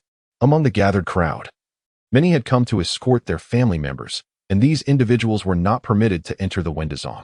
Most of the crowd streamed into the mountain gate of Wendazong, revealing a vast square capable of accommodating thousands. The ground was marked with thick lines, and at each corner of the square stood imposing beast-shaped statues, each representing a fearsome creature, their expressions vivid and lifelike, as if they might spring to life at any moment. Surrounding the square were thousands of onlookers, easily identifiable as disciples of Wendazong by their attire. As the sect's triennial recruitment event unfolded, the disciples were eager to witness the spectacle. Seizing the opportunity, Jiang Yun surveyed his surroundings. Although many remained outside, those within the square numbered at least 2,000. At this juncture, Xiao Yishu declared, "The first trial begins. Sister Xiangxian, please." The only woman among the 5 of Wendazong stepped forward gracefully, her blue garments flowing, her beauty ethereal, holding a jade flute in her hand. She smiled gently at the assembly and proclaimed, "The way has 3 treasures: heart, body, and spirit. The first trial tests your resolve. Only with a firm determination can one embark on the path of cultivation. Shortly, I will play a melody. You need only listen attentively. Those who can endure for more than 15 breaths will pass. If you cannot endure, do not force yourself. Simply sit cross-legged to withdraw from the range of my music. However, if you possess the ability, strive to persist. The longer you endure, the stronger your resolve will be." In comparison to Xiao Yishu, Sister Xiangxian's demeanor was significantly more amiable, as she articulated the details of the first trial clearly, ensuring everyone understood. Yet, most, including Jiang Yun, remained puzzled. They failed to see the connection between listening to flute music and the strength of one's resolve. Furthermore, merely listening to music seemed trivial. What could possibly hinder one's endurance? These uncertainties were swiftly addressed as the melodious notes began to resonate. At the very moment the music commenced, one individual suddenly spat blood. stumbling backward and collapsing onto the ground. That individual was none other than Jiang Yun. This abrupt turn of events left the entire assembly dumbfounded. Even Sister Xiang Xian paused momentarily, caught off guard by the sudden interruption of her melody. While Jiang Yun and the others were oblivious to the linkage between the flute music and the strength of their resolve, Sister Xiang Xian was acutely aware that, within her melody, all individuals below the Blessed Land realm would perceive various illusions. Some might envision alluring beauties, others might witness tempting riches, and some might see ferocious beasts threatening them. Regardless of the visions presented, those with unwavering resolve would remain undistracted, persevering through the music. The firmer the resolve, the longer one could withstand the illusions. Conversely, the weaker the resolve, the shorter the duration. However, Jiang Yun's reaction was exceedingly peculiar, as it suggested not merely a wavering resolve, but rather an absence of resolve altogether. Yet, the way gives birth to all things, and all things possess a resolve. Truthfully, since the founding of Wendazong, and even since the inception of this method of testing resolve, such a situation had never before arisen. I warned you. He is a wild man, practicing the wild path, fundamentally different from our pursuit of the Great Way, hence he lacks our resolve. Hui Yuan's voice, laced with mockery, rang out once more. This time, even Tang Yi refrained from defending Jiang Yun, acknowledging the peculiarity of his situation. Nevertheless, the crowd had no time to dwell on this anomaly, as the flute's melody resumed, and each individual began to struggle against the illusions that materialized before them. In an instant, the vast square was filled solely with the resonant notes of the flute. Within the 5 peaks of Wendazong, after a brief moment of silence, several voices emerged, unheard by outsiders. My friends, have you ever encountered such a phenomenon? Never. I have cultivated for over 500 years. Not only have I never experienced it, but I have never even heard of it. Could this youth be of the demon race? Impossible. Even if the demon race could deceive us, they cannot evade the 4 Tao beasts and the mountain's protective array. Furthermore, the demon race also possesses resolve. Perhaps it was merely an accident. No one could offer a rational explanation for Jiang Yun's predicament, nor could they elucidate it to Jiang Yun, who was completely oblivious to the intricacies of cultivation. He only understood that at the moment the enchanting melody began, a colossal mountain appeared before him, crashing into him with tremendous force. Despite his formidable physique, he could not withstand such a violent impact, resulting in his spitting blood and collapsing. Though bewildered, Jiang Yun grasped that he had failed the first trial, yet he still had 2 opportunities remaining. If he failed all 3, he would forfeit his chance to enter Wendazong. Fortunately, his injuries were not severe. He chose to remain seated on the ground, awaiting the conclusion of the first trial. Although he could no longer hear the flute's melody, he observed that several individuals around him began to sit cross-legged one after another. Some, like him, coughed blood, while others appeared pale and trembled, evidently suffering varying degrees of injury. When Sister Xiang Xian finally lowered the jade flute from her lips, only one person remained standing at the mountain gate, the enigmatic figure in black whom Jiang Yun had noticed earlier, seemingly detached from the world. The melodious sound of the flute seemed to have no impact on him whatsoever. Throughout the entire performance, he maintained his posture, standing tall like a majestic pine. After casting a deep glance at Jiang Yun, Xiang Xian announced the results of the assessment. In the first trial, 267 individuals successfully passed, including those few whom Jiang Yun had been paying attention to. In essence, these individuals had already secured their qualifications to enter the Wendazong, even if it was merely as mundane disciples, a status that evoked immense envy from others. Of course, aside from the focus on the successful disciples, many eyes were also drawn to Jiang Yun. His performance was undeniably more striking than anyone else's. As the second trial commenced, without granting anyone a moment's respite, Xiao Yishu's voice resonated once more, redirecting everyone's attention towards him. As soon as he finished speaking, he and 4 others extended their hands, and radiant beams of light emerged from their palms, landing on the ground. 5 mirrors materialized before them. Each mirror stood a person high, designed in an ancient style, yet their surfaces were shrouded in mist, rendering them incapable of reflecting any images. The second trial assessed whether participants could potentially condense Tao spirits. This was the Wendaging. You will form 5 groups and stand in front of the mirrors in sequence. Should the mist upon the mirrors shift in any manner, you will pass. Listening to Xiao Yishu's explanation, the majority, including Jiang Yun, remained utterly perplexed. Was gazing into a mirror truly an assessment? If the mist changed, did that mean they had passed? Amidst the confusion, Hui Yuan disdainfully interjected, "Tch, a bunch of ignorant fools, thinking they can join Windazong without understanding anything. Let me enlighten you. Possessing a heart for the Tao is essential to embark on the path of cultivation, and to traverse further along this path, one must possess the spirit of inquiry. The wind aging contains the essence of the Tao and can perceive your potential to condense a Tao spirit. Allow me to demonstrate." Despite Hui Yuan's condescending tone, his words clarified the nature of the trial. Hui Yuan confidently approached one of the mirrors, prompting everyone, including Jiang Yun, to widen their eyes in anticipation of uncovering any hidden intricacies of this trial. Observing Hui Yuan's nonchalant demeanor, Tang Yi couldn't help but scoff. He must have already gazed into the wind aging beforehand to be so certain. Tang Yi's remark enlightened the crowd, although the wind aging was rare. Some affluent families could indeed acquire one. At that moment, Hui Yuan stood before the mirror, coming to a halt.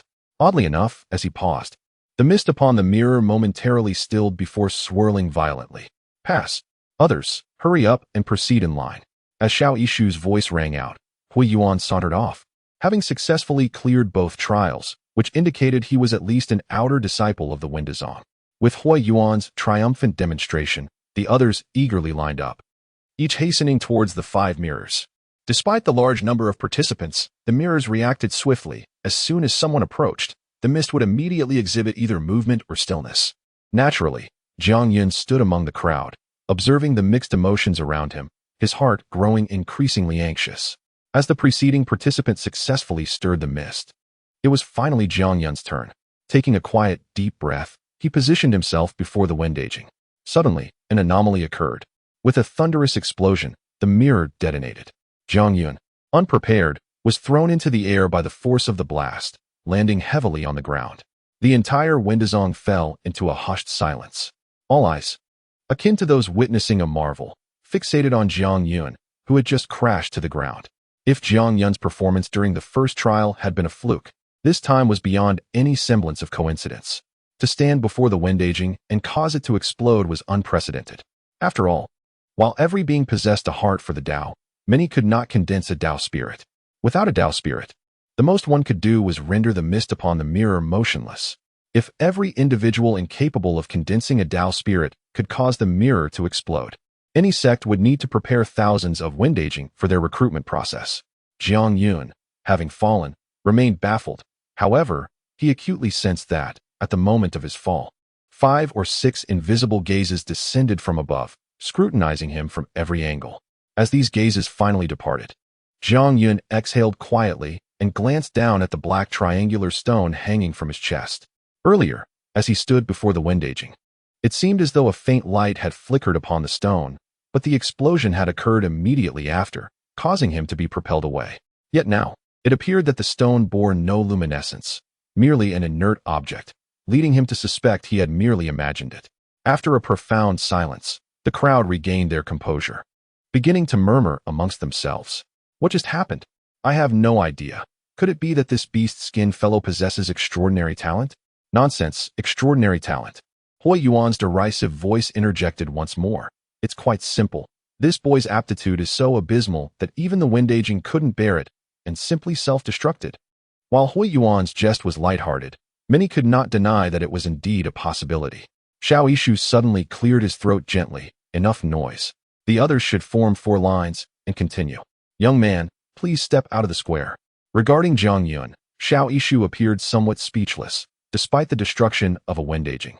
It was evident that Jiang Yun had not acted with malice, thus it was inappropriate to demand compensation. They would simply have to wait and see. Jiang Yun silently rose to his feet and exited the square without uttering a word. While he seemed unbothered by Hui Yuan's remarks, his heart sank to the depths of despair, for he recalled his grandfather's repeated assertions. "You are not one of the Jiang village people.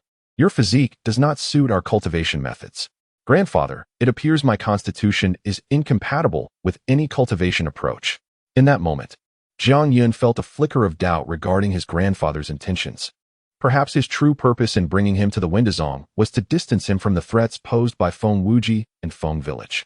As this thought crossed his mind, Jiang Yun felt a wave of despondency wash over him, contemplating an immediate return to the 10,000 Mang Mountain. However, considering the 5-year life and death agreement with Feng Wuji. Along with the numerous family members in Jiang village and his own heritage, he ultimately gritted his teeth. There was still one final trial remaining, and with it, a glimmer of hope. Do you wish to cultivate the Tao? At that moment, a slightly hoarse voice suddenly echoed in Jiang Yun's ear. Startled, he turned towards the source, discovering a young man had appeared beside him. Clad in a blue long robe, the young man appeared to be in his 20s. Though his features were unremarkable and he bore no exceptional traits, for some inexplicable reason, Jiang Yun felt an uncharacteristic sense of familiarity towards him. After a brief contemplation, he responded, "Yes." The young man smiled warmly and nodded. Desiring to cultivate the Tao is indeed a commendable aspiration. Regrettably, I have failed at 2 stages. In truth, you need not concern yourself with this so-called 3-stage assessment, for such a method of evaluation is fundamentally superficial and yields unreliable results. This remark caused Jiang Yun to pause momentarily, questioning how the criteria used by the Taoist sect for accepting disciples could be deemed superficial by another. The young man continued, "Take the 2nd stage, for instance. The Tao spirit is the foundation of cultivation. Only by condensing the Tao spirit can one truly qualify to seek the Tao. Such a crucial element cannot be merely reflected by a broken mirror." Although Jiang Yun was fervently eager to cultivate, his understanding of the Tao was nearly non-existent, leaving him somewhat skeptical of the young man's assertions. "So, are you saying that even if I fail these 3 stages, I can still cultivate?" "Absolutely. The path to the great Tao is manifold. Surely there exists one that suits you."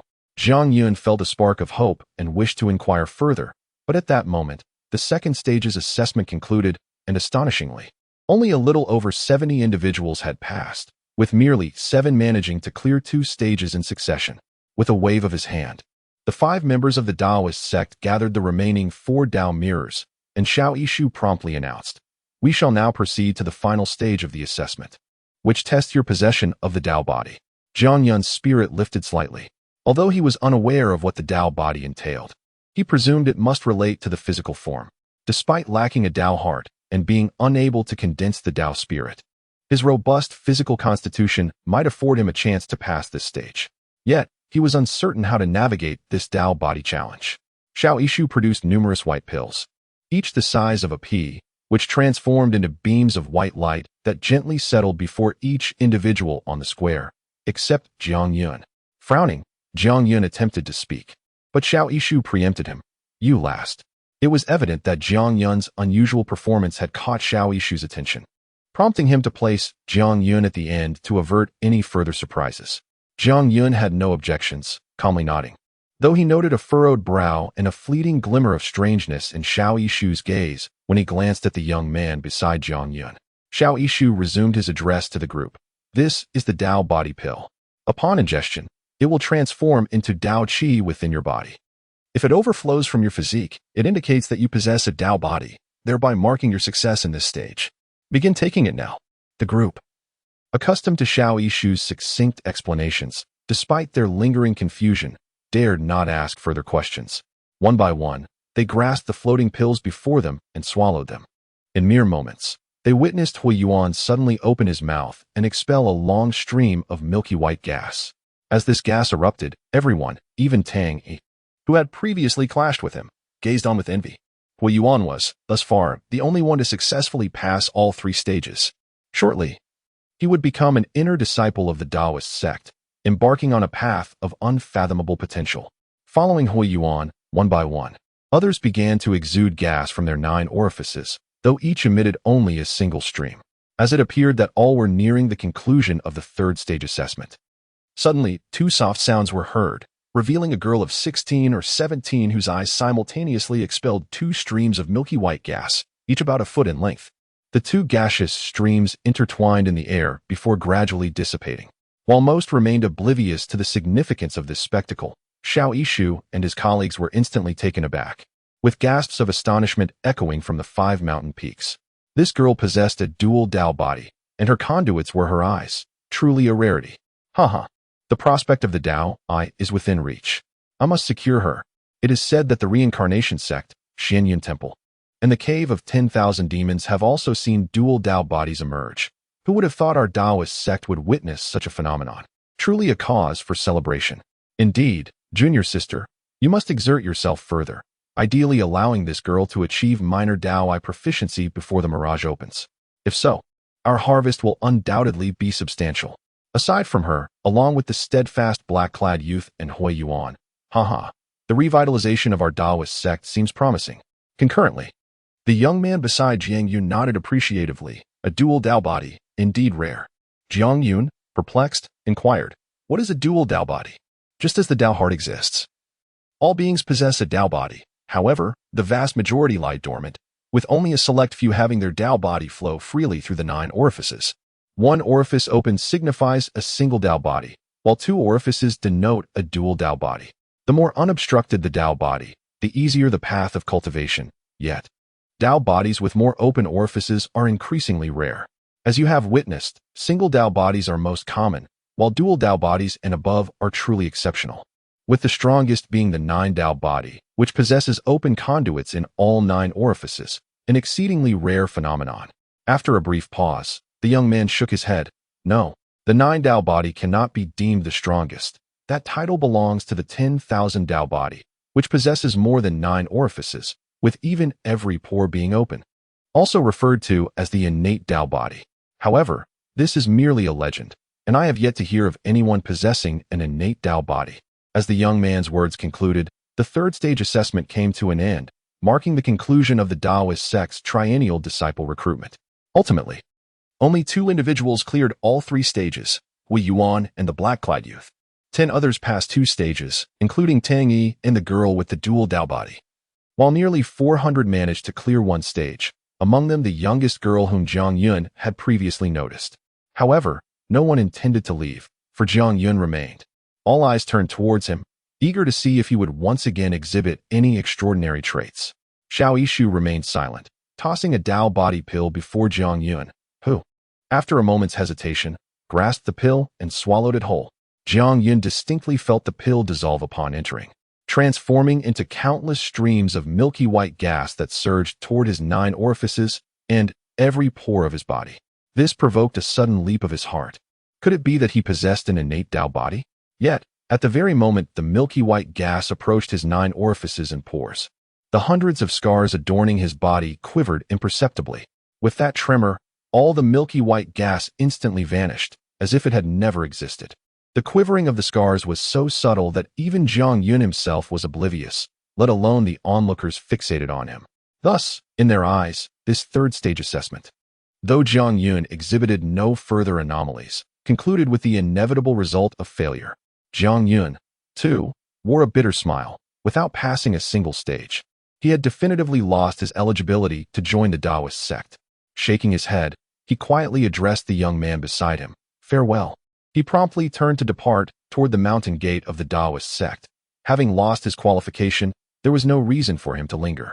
Yet, as he turned, Hui Yuan's boisterous laughter echoed behind him. Lacking a Dao heart, devoid of Dao spirit, and incapable of manifesting a Dao body, such a complete waste seeks to join the Taoist sect? What a grand jest. You might as well return and resign yourself to being a wild man. Jiang Yun, having taken a step forward, abruptly halted. After a brief pause, he slowly turned around and cast a cold glance at Hui Yuan. Despite having no personal enmity with him, Hui Yuan's repeated humiliation stirred within Jiang Yun the contemplation of whether to retaliate and teach him a lesson. However, that single glance sent a chill through the mirthful Hui Yuan, awakening within him a profound fear. At that moment, Jiang Yun appeared not as a man he dismissed as a mere savage, but as a ferocious beast capable of tearing him apart at any moment.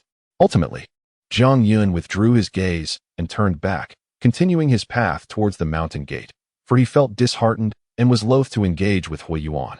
As he averted his eyes, Hui Yuan felt a cold sweat drench his back. Though he could not fathom the source of Jiang Yun's terrifying gaze, the fleeting sensation ignited a murderous intent within him. This boy's eyes are truly fearsome.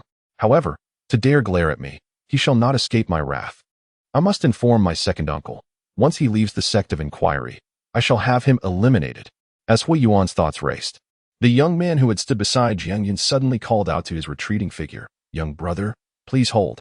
The young man's voice was loud enough to draw the attention of all nearby, prompting Jiang Yun to stop once more and turn back, inquiring, "Is there something you need?" Though Jiang Yun remained unaware of the young man's identity, the friendly demeanor compelled him not to ignore the request. However, he failed to notice the peculiar expressions of most disciples from the sect of inquiry, including Xiao Yishu, as the young man spoke. With a slight smile, the young man turned to Xiao Yishu and clasped his hands in a gesture of respect, saying, "Brother Xiao, we happen to be in need of an attendant. Why not let this young man join us?" This suggestion left everyone dumbstruck. Despite their ignorance of the young man's background, it was evident he was a disciple of the sect of inquiry, and his offer to take Jiang Yun as an attendant was a tremendous opportunity for him to join the sect. Xiao Yishu was momentarily stunned before frowning. "Brother Dongfang, this is rather inappropriate." The young man smiled in response. "However, Brother Xiao understands that our sect is not abundant in numbers and is in dire need of help. Having an additional attendant would certainly ease my burden, so I hope you can make an exception." Xiao Yishu hesitated, wanting to refuse, but a voice suddenly urged him, "Agree to it." Upon hearing this, Xiao Yishu sighed quietly, straightening his expression. "Since Brother Dongfang insists, then this young man shall be entrusted to you. However, let me make this clear. By joining our sect, he must abide by our rules, especially the re-evaluation after 6 months. Should he fail, he will be dismissed. That is only natural. I thank you in advance, Brother Xiao," the young man concluded, waving at Jiang Yun. "Young brother, do express your gratitude to Brother Xiao." Jiang Yun could scarcely believe his ears. Having failed the 3 trials, he now found himself accepted as an attendant disciple of the sect of inquiry. Coming to his senses, he hurriedly bowed deeply to Xiao Yishu, then turned to the young man, offering a profound salute. "Thank you. We are now family, so no need for such formality. Come, let us proceed," the young man urged, leading Jiang Yun away. As he followed, various expressions adorned the faces of onlookers: envy, disdain, dissatisfaction, yet none dared to voice their thoughts. Particularly for Hui Yuan, he ground his teeth in secret. What sheer luck, to join the sect of inquiry like this. But it matters not. As long as you remain within the sect, I will have ample opportunity to deal with you. Xiaoshu gently cleared his throat. "Well then, the recruitment of disciples has concluded. I will now announce the results." Jiang Yun, however, was oblivious to the outcome, his mind elsewhere as he followed the young man through the sect of inquiry, wandering amidst its paths. Oblivious to the invisible mystical patterns that inscribed themselves into the ground with each step he took, allowing him to traverse distances of several dozen meters with ease. After half an hour, the young man finally came to a halt before a small mountain peak, no more than 100 feet high, and smiled. "Young brother, this mountain is the 6th peak of the sect of inquiry, which is our abode." Hearing this, Jiang Yun's body jolted as he regained focus. Looking back, he noticed 5 towering peaks behind him. Unbeknownst to him, he had already circumnavigated these 5 main peaks under the young man's guidance. However, he was taken aback by the discovery of this lesser peak, whispering to himself, "So, there is indeed a 6th peak, hidden behind the 5 peaks." The 6th peak was so inconspicuous that it was better described as a small hill, overshadowed by the grandeur of the 5 surrounding peaks. It was nearly invisible from a distance, and only upon approaching could its presence be discerned. "Impressive, young brother," the young man exclaimed, his eyes sparkling. "This mountain is indeed called Song Peak. I did not expect you to discern it so swiftly. It seems you are destined to be here. By the way, I have yet to ask your esteemed name," the young man added. Jiang Yun, momentarily stunned by the compliment, replied, "My name is Jiang Yun." The young man nodded. "I am Dongfang Bo, the chief disciple of Song Peak. Although you have yet to be formally accepted as my master's disciple, you may still address me as senior brother, and I shall call you little brother. Come, let us ascend the mountain. We can converse further once we reach the summit." Thus, Jiang Yun followed Dongfang Bo up the mountain known as the 6th peak of the sect of inquiry. Although its height and expanse were negligible compared to the other 5 peaks, its beauty was striking. The mountain was lush with greenery, adorned with quaint wooden cabins scattered amidst the foliage, while a gentle stream meandered through, culminating in a waterfall cascading from the peak, pooling into a crystal-clear spring at the foot of the mountain. Dongfang Bo was evidently gregarious, engaging Jiang Yun with descriptions of the sect of inquiry as they ascended. Though it was said that each of the 5 peaks represented a distinct path and method of cultivation, the reality was more nuanced. The myriad paths of the Tao were vast. While many sects specialized in a singular path, the sect of inquiry encompassed more than just 5 paths. It could be said that apart from Song Peak, the other 5 peaks possessed their own unique strengths. Among the 5 peaks, the shortest, resembling a thumb, was known as Beast Peak, specializing in beast taming. The one shaped like an index finger was called Heavenly Rune Peak, primarily focused on talismanic arts. The central peak was the sect's main sword peak, as implied by its name, dedicated to sword cultivation. The unnamed finger peak was Red Dust Peak, predominantly comprising female cultivators, centered on the arts of melody. Finally, the last peak, named 5 Elements Peak, specialized in magical techniques. For Zhang Yun, Dongfang Bo's explanations were entirely novel and intriguing, and he diligently committed them to memory. After hearing about the 5 peaks, he could not resist asking, what path does Tsang Peak specialize in? Unexpectedly, Dongfang Bo smiled mysteriously. The path of Tsang Peak is one that you must discover for yourself. Such an enigmatic response left Zhang Yun only able to nod in understanding, refraining from further inquiries. Dongfang Bo continued, although the sect of inquiry possesses spiritual veins that enrich the atmosphere with abundant spiritual energy, the concentration of this energy varies with the terrain. In essence, the higher the elevation, the denser the spiritual energy. According to the sect's regulations, the outer disciples are permitted to reside at the foot of the mountain where the spiritual energy is thinnest, while inner disciples are granted the privilege to inhabit the mid-mountain area. Only those who have achieved the coveted status of inner disciples may dwell above this point. Becoming an inner disciple is no small feat. The most fundamental requirement is to reach the blessed realm. Of course, those with extraordinary talent, like the woman with dual meridians we encountered earlier, would likely be directly accepted as inner disciples. Another avenue is to conquer the 5 peaks. Zhang Yun, puzzled, inquired, conquer the 5 peaks? Indeed, conquer the 5 peaks. Dongfang Bo nodded, though he refrained from elaborating further. However, the difficulty of this endeavor is immense, even posing a lethal threat. Nevertheless, it remains a shortcut, and each year, many disciples attempt it, yet the number who succeed is exceedingly rare. In summary, while the sect of inquiry boasts over 10,000 disciples, the outer disciples number in the thousands, whereas the inner disciples are but a handful, scarcely exceeding a few dozen. Zhang Yun couldn't help but marvel at the sheer scale of the sect, realizing that the requirements to become an inner disciple were indeed stringent. This reminded him of Feng Wuji, who, despite only achieving the 5th level of meridian opening, had been accepted as an inner disciple by the reincarnation sect, perhaps due to his remarkable talent. However, you need not worry, my junior brother. There are no such regulations at the Tsang Peak. You may freely choose any location atop Tsang Peak as your residence. Thank you, senior brother. Zhang Yun casually asked, how many people reside at Tsang Peak? Including you. There are 5 of us. Dongfang Bo suddenly slapped his forehead, exclaiming, I almost forgot. Since you've joined the sect, you're entitled to certain rewards. Let me fetch them for you. Feel free to explore in the meantime. Near the mountain's summit, there is a small courtyard. If you don't mind, you could stay there. As he watched Dongfang Bo leave in haste, a warm smile gradually appeared on Zhang Yun's face. Despite his limited interactions with others and his ignorance of cultivation, he was far from simple-minded. On the contrary, he possessed a keen intellect and sharp senses.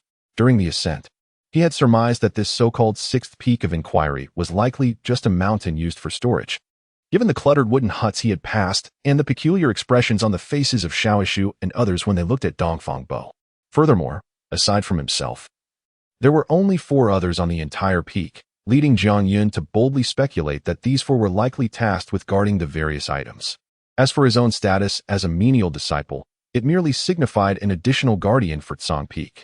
Yet, none of this mattered to him. He understood that when he felt disheartened and at a dead end, it was Dongfang Bo who had timely appeared to offer assistance and hope. Much like when his grandfather had come to his aid during his abandonment, allowing him to survive until this day. Senior brother. He repeated this unfamiliar yet heartwarming title before turning to continue his ascent to the peak's summit. Zhang Yun did not meander idly around the mountain. After all, he was still an outsider. He made his way directly to the small courtyard near the peak's summit. Sitting on a stone bench within the courtyard, he surveyed his surroundings and let out a long sigh. He had finally entered the sect of inquiry. Although merely a menial disciple, he had nonetheless taken the first step on his path to cultivation. After regaining his composure, Zhang Yun recalled everything Dongfang Bo had shared and patiently awaited his return. Approximately a quarter of an hour later, Dongfang Bo returned, beaming as he handed Zhang Yun a set of gray robes, a jade vial, and a thin book, stating, "These are the garments provided by the sect. The vial contains 3 spirit-attracting pills and 3 essence-repelling pills, along with a foundational cultivation technique, meridian opening method. Upon receiving these 3 items, Jiangyun placed the robes and vial aside but cradled the book in his hands, his fingers trembling slightly. After 16 years of being unable to cultivate due to his physique, he realized that, according to his grandfather, this meridian opening method should be the technique that would enable him to cultivate. Noticing Jiangyun's reaction, Dongfang Bo looked puzzled. Although this technique was issued by the sect, in reality, such elementary cultivation methods were abundant outside the sect and held little value, so he couldn't fathom why Jiangyun was so exhilarated. After a moment of contemplation, Jiangyun carefully set the book aside and stood up, bowing deeply to Dongfang Bo once again. "Senior brother, may I ask why you were willing to accept me as a menial disciple?" This question had been weighing on Jiangyun's mind. He was acutely aware that he had yet to pass even a single trial and had no qualifications to enter the sect. Yet Dongfang Bo had brought him to Tsang Peak.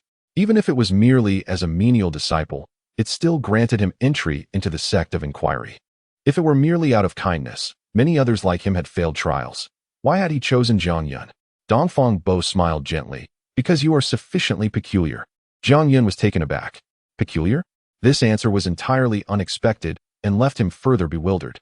Indeed, all who reside atop Tsang Peak are eccentric. And you too possess a unique quality, which is why I chose you as a menial disciple. After a brief pause, Jiangyun pondered. Is my peculiarity due to my unusual performance in the first 2 trials? Dongfang Bo nodded. One could say that. Though Jiangyun remained somewhat confused, he chose not to pursue the matter further. Regardless, Dongfang Bo had granted him an opportunity, and all he needed to do was seize it, with the intent to repay the favor in the future. He shifted the topic, saying, "Senior brother, I know nothing about cultivation, so I may need to trouble you in the future." "Know nothing?" Dongfang Bo exclaimed, his eyes suddenly alight with excitement, as if he had just spotted food after a long hunger. "Excellent. Since you are entirely new to this, let me explain the fundamentals of cultivation to you. Come, sit down, and allow me to elaborate. The path of cultivation is a lengthy discussion, and since you are a novice, we shall start with the most basic concept of spiritual energy." After a day and a night passed, Jiangyun finally comprehended why Dongfang Bo had reacted with such fervor earlier. It turned out that Dongfang Bo was quite the chatterbox. Throughout the entirety of that time, it had mostly been Dongfang Bo speaking, and even now, he showed no signs of fatigue, continuing to talk without pause. Although Jiangyun was eager to learn about cultivation, after absorbing so much information, he found himself in need of time to digest it all. Reluctantly, he interrupted Dongfang Bo, saying, "Senior brother, let's continue this discussion tomorrow. Shall we? I am somewhat fatigued and wish to rest." Fatigued? Dongfang Bo was momentarily taken aback, yet his expression revealed a sense of longing for more conversation. "Very well. Take your time to rest. I shall return to see you tomorrow. If you find yourself unable to sleep, my quarters are at the mountaintop. Please feel free to seek me out at any time. Don't hesitate to reach out." "Okay. Indeed, there is one more matter. Although I have made an exception for you, there is no need for you to perform menial tasks. However, you must pass the re-evaluation in 6 months. Otherwise, you will still be expelled. The requirement for the re-evaluation is to elevate your cultivation by at least 1 realm." "Understood." After finally sending off Dongfang Bo, Jiangyun lay down on the ground, a bitter smile on his face. Could it be that the other 3 are avoiding the incessant nagging of the senior brother? Hence they have fled or hidden away. Apart from Jiangyun, there are 4 others at Sangfeng, including 1 peak master and 3 disciples, with no distinction between inner and outer sections. So far, Jiangyun has only encountered Dongfang Bo. According to Dongfang Bo, the peak master and the 3rd senior brother are away traveling, while the 2nd senior sister is in seclusion for cultivation. Initially, Jiangyun believed this, but now he suspects that they may be hiding from Dongfang Bo's incessant chatter. After lying on the ground with his eyes closed for a moment, Jiangyun suddenly leaped up, his eyes sparkling with vitality, showing no signs of fatigue at all. For someone who has lived deep within Mang Mountain for years, going days and nights without sleep is a common occurrence. Moreover, he is filled with excitement now. How could he possibly sleep? Jiangyun picked up the book Tong Mai Ju again, took a deep breath to calm himself, and carefully opened it. Despite Dongfang Bo's incessant prattle, it must be acknowledged that he possesses a profound understanding of cultivation, particularly regarding Tong Mai Ju. which he meticulously explained to Jiang Yun word for word. Thus, when Jiang Yun revisits the contents of the book, he feels no sense of unfamiliarity. The first step in cultivation is to sense the spiritual energy of heaven and earth and draw it into the body to open the meridians. Hence, the first significant realm of cultivation is termed the Tongmai realm. Although one can establish a blessed land within the body after reaching the 9th level of Tongmai, there are actually 12 meridians within the human body, making the ultimate Tongmai realm consist of 12 levels. However, after opening 9 meridians, it becomes exceedingly challenging to open yet another. It requires not only strength, but also immense fortune. For this reason, the Tongmai realm can be divided into 3 stages for every 3 levels, representing minor success, major success, and completion. The 12th level signifies great completion, with the 6th level serving as a watershed. Surpassing the 6th level and reaching the 7th signifies a significant advancement, allowing one to qualify as an outer sect disciple. The 3 treasures of the Tao heart, Tao spirit, and Tao body are indeed standards to gauge one's potential for cultivation. However, they are not the sole criteria, and the methods of testing these 3 aspects are relative and should not be generalized, as the vast world is filled with wonders. For now, I shall not dwell on such matters. At this moment, my ability to cultivate hinges on whether I can draw the spiritual energy of heaven and earth into my body. With this thought, Jiang Yun closed the book, seated himself cross-legged, and poured a qi-attracting pill from the jade vial. After examining it for a moment, he suddenly placed it into his mouth. Upon entering, the qi-attracting pill transformed into a warm gas, swiftly circulating within Jiang Yun's body, permeating his limbs and bones, making him feel utterly at ease. His hearing sharpened, and his senses heightened. Soon after, the incantation of Tongmai Ju emerged in his mind. Sit and forget oneself. Embrace the primordial and guard the unity. Open the bridge of life and death, uniting with the spiritual energy of heaven and earth. Gradually, Jiang Yun's breathing became long and deep, and his body felt increasingly light, as if floating into another realm, utterly lost in the moment. It was unclear how much time had passed, but he could distinctly feel a cool stream of energy flowing in from the outside, entering through his mouth and nose, circling within his body before gradually settling in his dantian. Spiritual energy. Jiang Yun's heart stirred as he realized that this cool energy was the very essence that cultivators rely upon, hidden within the world. Sensing the spiritual energy and drawing it into his body indicates that he has genuinely taken the first step in his cultivation journey. The next step is to absorb more spiritual energy to unblock his obstructed meridians. This revelation brought him joy, yet also confusion. Since his grandfather mentioned that his physique was unsuitable for the Jiang clan's cultivation techniques, Jiang Yun pondered that the methods suitable for him must be extremely rare, perhaps even impossible to find. However, Dongfang Bo had stated clearly that both Tongmai Ju and the qi-attracting pill were commonplace. Even without joining a sect, one could acquire them with a little expenditure. How could such ordinary cultivation tools enable him to cultivate? Despite his doubts, Jiang Yun understood that this was not the time for idle speculation, so he quickly set aside these thoughts and focused on absorbing the spiritual energy.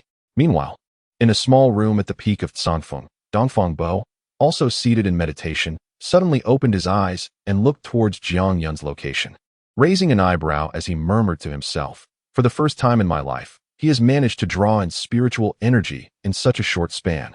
Could it be that I have stumbled upon a treasure?" As Dongfang Bo's words echoed, a woman's voice suddenly resonated nearby.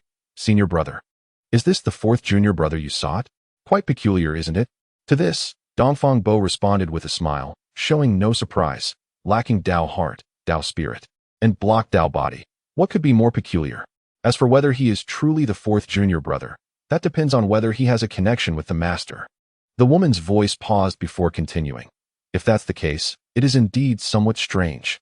However, regardless of the connection he has with the master, if he catches my eye in his cultivation, I would not mind offering him some guidance. Dongfang Bo nodded. It is rare for the 2nd junior sister to take an interest in this lad. I have no objections. Nonetheless, he is entirely ignorant of cultivation, so I shall take some time to explain things to him. If you are interested, 2nd junior sister, you could come and listen. You cannot remain in seclusion forever. It does not benefit you, 2nd junior sister. 2nd junior sister, why have you fallen silent? After a moment of silence, when the 2nd junior sister's voice did not reply, Dongfang Bo shook his head in mild dissatisfaction. Such is the way of it. I am doing this for your benefit, yet you find me tiresome. It seems only Jiang Laodi understands me, doesn't he it? Suddenly, Dongfang Bo's tone shifted, and the previously silent woman's voice broke the stillness again. Filled with astonishment. He has actually opened the first meridian? How is that possible? Boom. Jiang Yun felt a tremendous explosion within his body as a previously blocked meridian was unexpectedly unsealed by the spiritual energy. Tongmai first level? Jiang Yun was taken aback. For Dongfang Bo had clearly stated that even if one could draw spiritual energy into their body, unblocking a meridian would require a considerable amount of time. After all, meridians are closed at birth, and with age, impurities accumulate, causing increasing blockage, making it all the more difficult to clear. One must draw in as much spiritual energy as possible, continually directing it into a specific meridian, akin to clearing a blockage, which could take years, months, or at the very least, several days. Typically, only children under the age of 8 can unblock their meridians within a few days due to their relatively fewer impurities. Yet, from the moment he swallowed the chi-attracting pill to the complete unblocking of his first meridian, less than half an hour had passed. This astonishing speed left Jiang Yun puzzled, compelling him to withdraw from his state of cultivation and open his eyes. After all, it was his very first experience with cultivation, and he was uncertain whether this was a blessing or a curse, thus he dared not continue. However, gazing at the layer of black grime emerging from his pores, coupled with the sensation of lightness and clarity coursing through him, instinctively led him to feel that this was not a detrimental occurrence. After a moment of contemplation, Jiang Yun shook his head and remarked, "For the sake of caution, I should consult the senior brother." Little did he know that at this very moment, Dongfang Bo, much like him, was equally perplexed. He could only affirm that Jiang Yun had indeed entered the first realm of meridian unblocking, offering a vague explanation. When you reach the third level of meridian unblocking, you will be able to introspect your body. Perhaps then, you will discern the reason. Despite some confusion, the news of having attained the first realm of meridian unblocking filled Jiang Yun with immense exhilaration. For the frustrations that had burdened him for 16 years were finally swept away. He was now, undeniably, a bona fide cultivator. "Grandfather, I shall surely return in 5 years," he silently vowed within. With that thought, Jiang Yun scarcely took a moment to rest, disregarding the layer of grime on his body, and once again settled into a meditative posture to continue his cultivation. Boom, boom. Approximately an hour later, 2 resounding explosions echoed within Jiang Yun's body, revealing that 3 meridians had been successfully unblocked. At this moment, Dongfang Bo and the second junior sister were left utterly speechless. In just an hour and a half, he had transformed from an untrained mortal into a practitioner of the third level of meridian unblocking. If this news were to spread, it would undoubtedly create a sensation throughout the realm of cultivation. It is worth noting that even the most talented individuals, those who have cultivated since birth, would require months to achieve such a feat. Jiang, it would be wise for you to pause your cultivation for now. Your rapid advancement is concerning. Spend a few days solidifying your foundation. Additionally, you can now introspect. Take a look at your internal condition. Upon hearing Dongfang Bo's voice, Jiang Yun nodded lightly. Despite his lack of understanding regarding cultivation, he was aware of the principle that haste makes waste. Thus he refrained from absorbing more spiritual energy and instead closed his eyes to introspect within. Experiencing the ability to visualize the interior of his own body was a groundbreaking moment for Jiang Yun. After examining it with keen interest, his gaze shifted to the 12 meridians. The 12 meridians within the human body are interconnected, linking to the dantian and traversing the entire body, forming an endless cycle. Therefore, the first step in cultivation is to unblock as many of these meridians as possible, allowing spiritual energy to circulate freely within the body, perpetuating life. Looking at his 12 meridians, Jiang Yun couldn't help but be slightly taken aback. Although he had never seen the meridians of others, he felt strongly that his were considerably thicker than those of others. Particularly, the 3 unblocked meridians, faintly translucent, revealed the surging spiritual energy within, akin to rivers converging. This prompted a thought regarding the countless medicinal baths his grandfather had urged him to take over the years. Could it be that the stimulation from those herbs gradually expanded his meridians? In the next moment, as Jiang Yun's gaze shifted to the 9 unblocked meridians, he experienced a sudden clarity. Realizing not only that his assumption was correct, but also understanding why his cultivation speed was so astonishingly rapid. Among those 9 meridians, although filled with various chaotic impurities. Upon closer inspection, he discerned that 6 of them contained remarkably fine impurities, and within them, there was even a hint of spiritual energy flowing. This was akin to a small stream. If a large boulder were placed in it, the water's flow would be completely obstructed. However, if one were to introduce similarly sized small pebbles, while they might also impede the flow, the water could still traverse through the gaps between the stones. Now, Jiang Yun's meridians resembled that small stream, with what should have been boulders transformed into small pebbles. As long as the influx of spiritual energy was swift, it could easily wash away these obstacles. At that moment, Jiang Yun comprehended that the uniqueness of his meridians and the rapidity of his cultivation were all attributable to the medicinal baths his grandfather had prepared. Although he could not practice the techniques of Jiang village, his grandfather had laid a solid foundation for his future cultivation. The medicinal properties of those herbs, accumulated over time, had not only gradually expanded his meridians, but had also subtly shattered the impurities within them. Thus, whenever spiritual energy entered, the process would be seamless and unobstructed. This was one reason why he had been able to defeat Feng Wuji, a cultivator, despite being an ordinary person. With his current potential, he believed he could ascend to the 9th realm of meridian unblocking within mere days. Grandfather. It was only at this moment that Jiang Yun fully grasped his grandfather's benevolent intentions, further solidifying his resolve to cultivate diligently and return to the 10,000 Mang Mountains. After silently observing the 6 meridians for a while, Jiang Yun shifted his gaze to the last 3. The impurities within these 3 meridians remained in a condensed state. It seemed that even the properties of the herbs had failed to break them down. Unbeknownst to Jiang Yun, given Jiang Wanli's expertise in medicinal alchemy, shattering the impurities within these 3 meridians would have been a trivial matter. However, due to the inherently contrarian nature of cultivation, coupled with the significance of the number 9, all realms of cultivation, be it meridian unblocking or fortuitous lands, culminate at 9. This serves as a boundary permitted by the heavenly laws. Exceeding 9 would constitute transgression, inviting retribution from the heavens.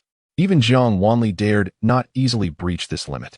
Therefore, when aiding Jiang Yun in unblocking his meridians, he deliberately avoided these 3.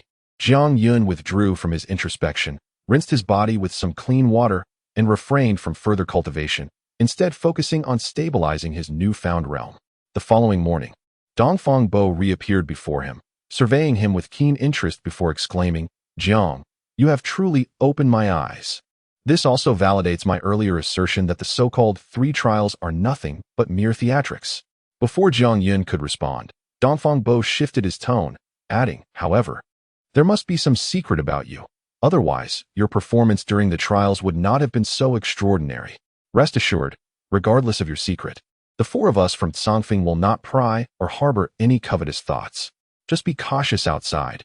It is best not to let others uncover your secret." While Jiang Yun believed that aside from the secret of his 9 meridians, he had no other secrets, he recognized Dongfang Bo's good intentions. Thus, he offered a solemn nod, saying, "Thank you, senior brother, for your guidance. I will keep it in mind." Dongfang Bo waved his hand, saying, "Guidance is a stretch. It is merely a reminder. By the way, Jiang, you have now reached the 3rd level of meridian unblocking. You can begin practicing techniques. Have you considered which techniques to cultivate?" Jiang Yun chuckled ruefully, shaking his head. "I fear I must trouble you once more, for I am equally clueless about techniques." "Haha, not a trouble at all." In the eyes of Dongfang Bo, a sudden spark ignited, and without hesitation, he sat down directly in front of Jiang Yun, stating, "Since you need to stabilize your realm during these days, why not seize this opportunity for me to elaborate on the knowledge of techniques?" Techniques encompass a vast array of subjects, naturally classified into different ranks, closely tied to one's cultivation level. Let us begin with the most fundamental aspects of the 5 elements technique. As another day and night passed, following Dongfang Bo's thorough explanations, Jiang Yun finally made his choice regarding the techniques. He opted for fire techniques. Fire, being one of the 5 elements, is relatively easy to master and is, therefore, the preferred choice for the vast majority of cultivators.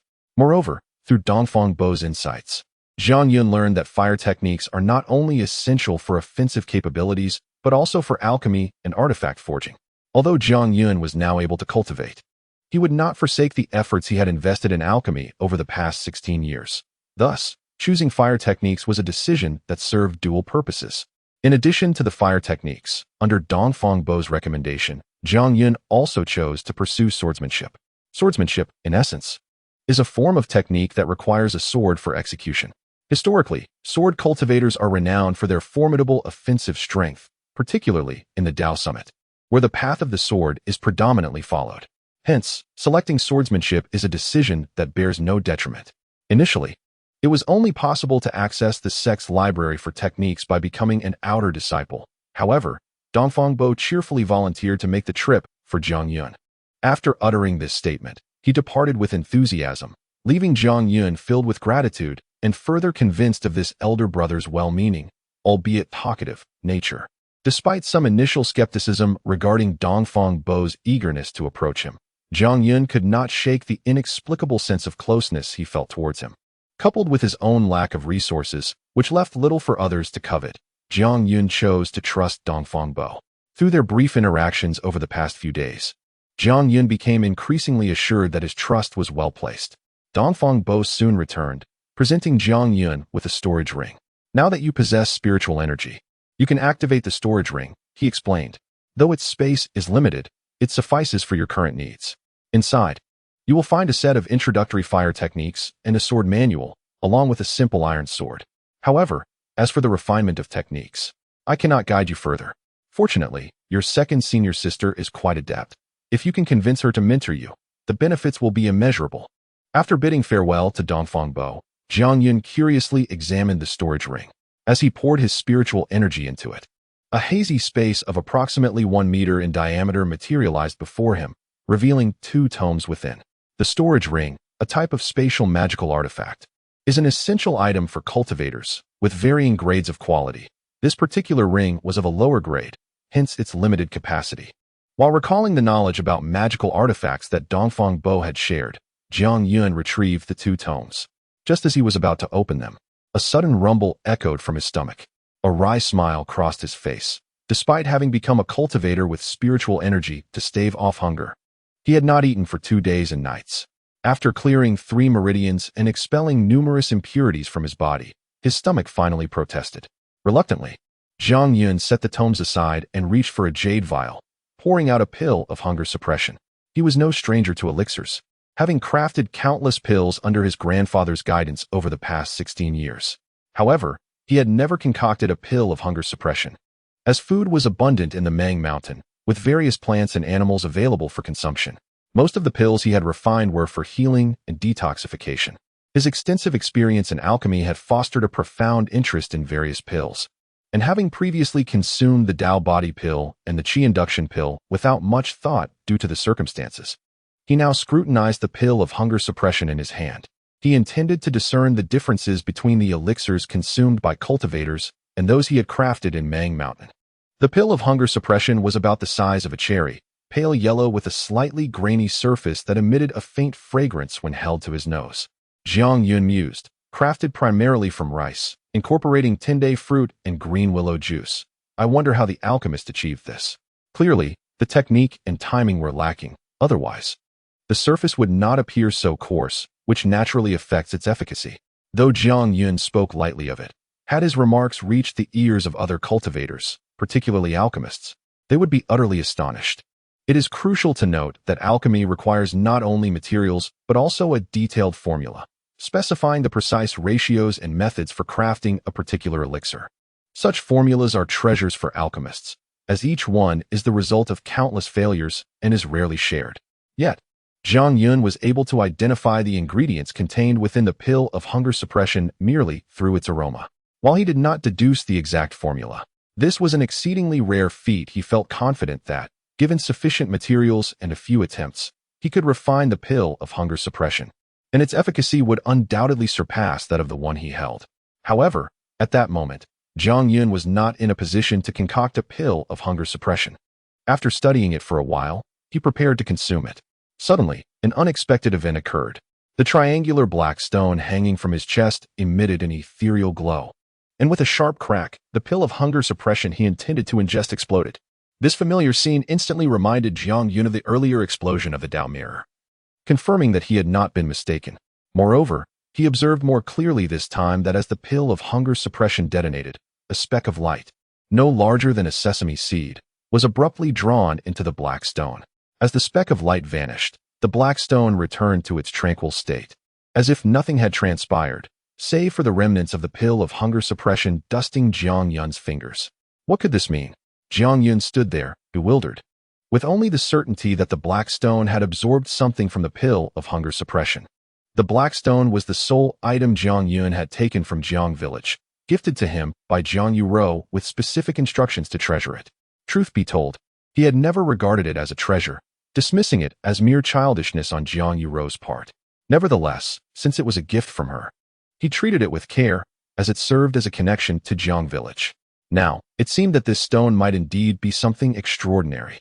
Elder brother had mentioned that the world harbors numerous rare treasures, some forged by human hands and others formed by nature. However, he remained uncertain about the true nature and functions of this stone. Jiang Yun's immediate impulse was to consult Dongfang Bo, but he ultimately resolved to investigate on his own first. After all, if it were indeed a treasure, as Dongfang Bo suggested, the fewer individuals aware of it, the better. After contemplating for a while, Jiang Yun once again extracted a pill of abstinence from the vial, placing it gently before him, just as he had done before. However, this time, the black stone remained utterly unresponsive. No reaction? Was there perhaps a misstep in the procedure? Reflecting on this, Jiang Yun decided to replicate all the actions he had taken when he first retrieved the initial pill of abstinence, meticulously timing each movement to the exact second. Yet the stone still showed no sign of reaction. Could there be a difference between the two pills of abstinence? Jiang Yun pondered, shaking his head as he examined the pill in his hand, concluding that it should not be the case, as their compositions were identical. Subsequently, Jiang Yun poured out all the remaining pills from the vial, one after another, testing them. Yet the black stone remained as inert as before, a mere lifeless object. What could be the reason? Why did only the previous pill of abstinence and the earlier Tao mirror explode upon nearing this stone? Tao mirror. Repeating these words in his mind, a sudden spark of clarity ignited within Jiang Yun. He recalled that Xiao Yishu had mentioned that the Tao mirror contained the essence of Tao, enabling it to discern the potential for future Tao spirit condensation. The essence of Tao? Jiang Yun's eyes brightened. When the pill of abstinence and the Tao mirror exploded, the stone must have absorbed something from them. Could it have been the essence of Tao? But what exactly is the essence of Tao? In the next moment, Jiang Yun abruptly rose, tidied his belongings, consumed another pill of abstinence, and promptly departed from his small courtyard, heading towards Dongfang Bo's residence. Essence of Tao? Upon hearing Jiang Yun's inquiry, Dongfang Bo's eyes sparkled with excitement as he rubbed his hands together, exclaiming, "Brother Jiang, if everyone were as eager for knowledge and adept at uncovering problems as you, it would be wonderful. Come, sit down, and I shall elucidate the essence of Tao for you." Though Jiang Yun felt a slight apprehension, he complied and took a seat to unravel the mystery of the essence of Tao. In simple terms, the essence of Tao refers to the meaning of the Tao, an ethereal and intangible existence. However, when delving deeper, the essence of Tao reveals itself to be profoundly mysterious and intricate. With myriad paths to explore, everything conceals the Tao. Thus, the essence of Tao encompasses the vastness of existence. For instance, the sword Tao possesses its own essence, while the artifact Tao has its distinct essence. Generally, the essence of Tao is randomly concealed within all things. However, items related to cultivation tend to harbor a greater likelihood of containing the essence of Tao. For example, the Tao mirror you used to test your Tao spirit was imbued with a certain essence, allowing it to sense your future potential for Tao spirit condensation. As Dongfang Bo elaborated passionately, time swiftly passed, and over an hour had elapsed. Yet Jiang Yun remained only partially enlightened, finally interjecting, "Senior brother, what is the utility of the essence of Tao? Can it be absorbed?" Absorbed? Dongfang Bo paused, furrowing his brow. In theory, it should be absorbable. However, I have never heard of anyone successfully absorbing the essence of Tao, as it lacks substantial utility. Otherwise, why would the sect be willing to provide the Tao mirror for your trials? Jiang Yun pondered, realizing that if the essence of Tao indeed held great value, he would not have been granted the pill of abstinence. Thus, Jiang Yun continued, since the essence of Tao randomly exists within all things, is there any discernible pattern? Or how can one identify which items possess the essence of Tao? A pattern, perhaps, but I am unaware of it. However, there are methods to discern the essence of Tao, Dongfangbo replied. This brings us to the three treasures of the Tao: essence, qi, and spirit. Wait. Jiang Yun could not help but interrupt again. Did not Sister Xiang Xian mention that the three treasures of the Tao refer to the heart of Tao, body of Tao, and spirit of Tao? Huh. Dongfangbo clapped and laughed. That is an excellent question. This is also a matter I have been researching. For the three treasures of the Tao indeed have various interpretations. Besides the essence, qi, and spirit, there are also concepts such as compassion, humility, and generosity. Even the study of Tao, cultivation of Tao, and practice of Tao can all be considered as three treasures. Jiang Yun, already somewhat perplexed, found his confusion deepening with Dongfangbo's elaboration. He quickly shook his head. Senior brother, I shall seek your guidance on the matter of the three treasures later. For now, please tell me how to discern which items possess the essence of Tao. Very well, let us discuss essence, qi, and spirit. Dongfangbo began. In essence, our cultivation revolves around these three aspects. Essence refers to the physical body, flesh, bones, blood, and even meridians. In simpler terms, it encompasses everything that constitutes our being. Qi naturally refers to the spiritual energy of heaven and earth. Spirit denotes a person's will and mental strength, which we refer to as spiritual awareness. If one possesses sufficiently potent spiritual awareness, they can discern which items contain the essence of Tao. Furthermore, certain minor artifacts can also sense the essence of Tao. Upon returning to his courtyard, Jiang Yun discovered he now possessed a compass, a small artifact given to him by Dongfangbo that could sense the essence of Tao. Since one must cultivate to the 7th level of meridian opening to develop spiritual awareness. And to sense objects with that awareness requires at least the 9th level of meridian opening or even reaching the realm of blessed land. This was still somewhat distant for Jiang Yun, thus he graciously accepted the compass. With the compass in hand, Jiang Yun's next task was to verify his hypothesis, whether only items imbued with the essence of Tao would elicit a response from the black stone. After testing the stone bench, stone table, and even the ground, he confirmed Dongfangbo's assertion that items related to cultivation indeed had a higher likelihood of containing the essence of Tao. However, Jiang Yun's remaining cultivation items were limited. Aside from the few pills, he only possessed a handful of martial arts manuals, a storage ring, and an iron sword. After testing each of these items, none elicited a reaction until he brought the compass near the iron sword. Suddenly, a humming sound erupted, and the compass's needle trembled vigorously, filling Jiang Yun with elation, indicating that the iron sword contained the essence of Tao. He then carefully removed the stone from around his neck, took a deep breath, and cautiously placed it beside the iron sword. With a resounding crash, a faint light flickered from the black stone, and the iron sword exploded. This time, Jiang Yun observed intently, and indeed, a minuscule thread of light comparable to a sesame seed surged forth from the shattered sword and entered the black stone. He had guessed correctly. Just as Jiang Yun rejoiced, an unexpected change occurred. The black stone, having absorbed this thread of Tao essence, suddenly radiated a bright light, transforming into a swirling vortex of luminescence that enveloped the stone entirely. Through the vortex, a shimmering light danced like rippling water, and astonishingly, the stone transformed into water. Jiang Yun stood in stunned silence, utterly perplexed, fixated on the luminous vortex. The black stone had indeed morphed into water, its shape triangular, tapering at the top and widening at the base, with subtle layers discernible within. Curiously, this water was not abundant, measuring only the size of a palm. Yet as Jiang Yun gazed upon it, he felt an overwhelming surge of depth and power. Even the vast Mang Lake, spanning hundreds of miles in the wilderness, seemed trivial compared to this handful of water. Of course, this was merely a sensation. If one shifted their gaze from the vortex, they would see that it remained only the size of a palm. What exactly was this water? What purpose could it serve? Thoughts raced through Jiang Yun's mind. Yet he could not fathom the utility of this layered water. In a moment of impulsiveness, he seized a pill of abstinence and tossed it into the water. Splash! If you dare to flee, I will ensure that your village pays the price.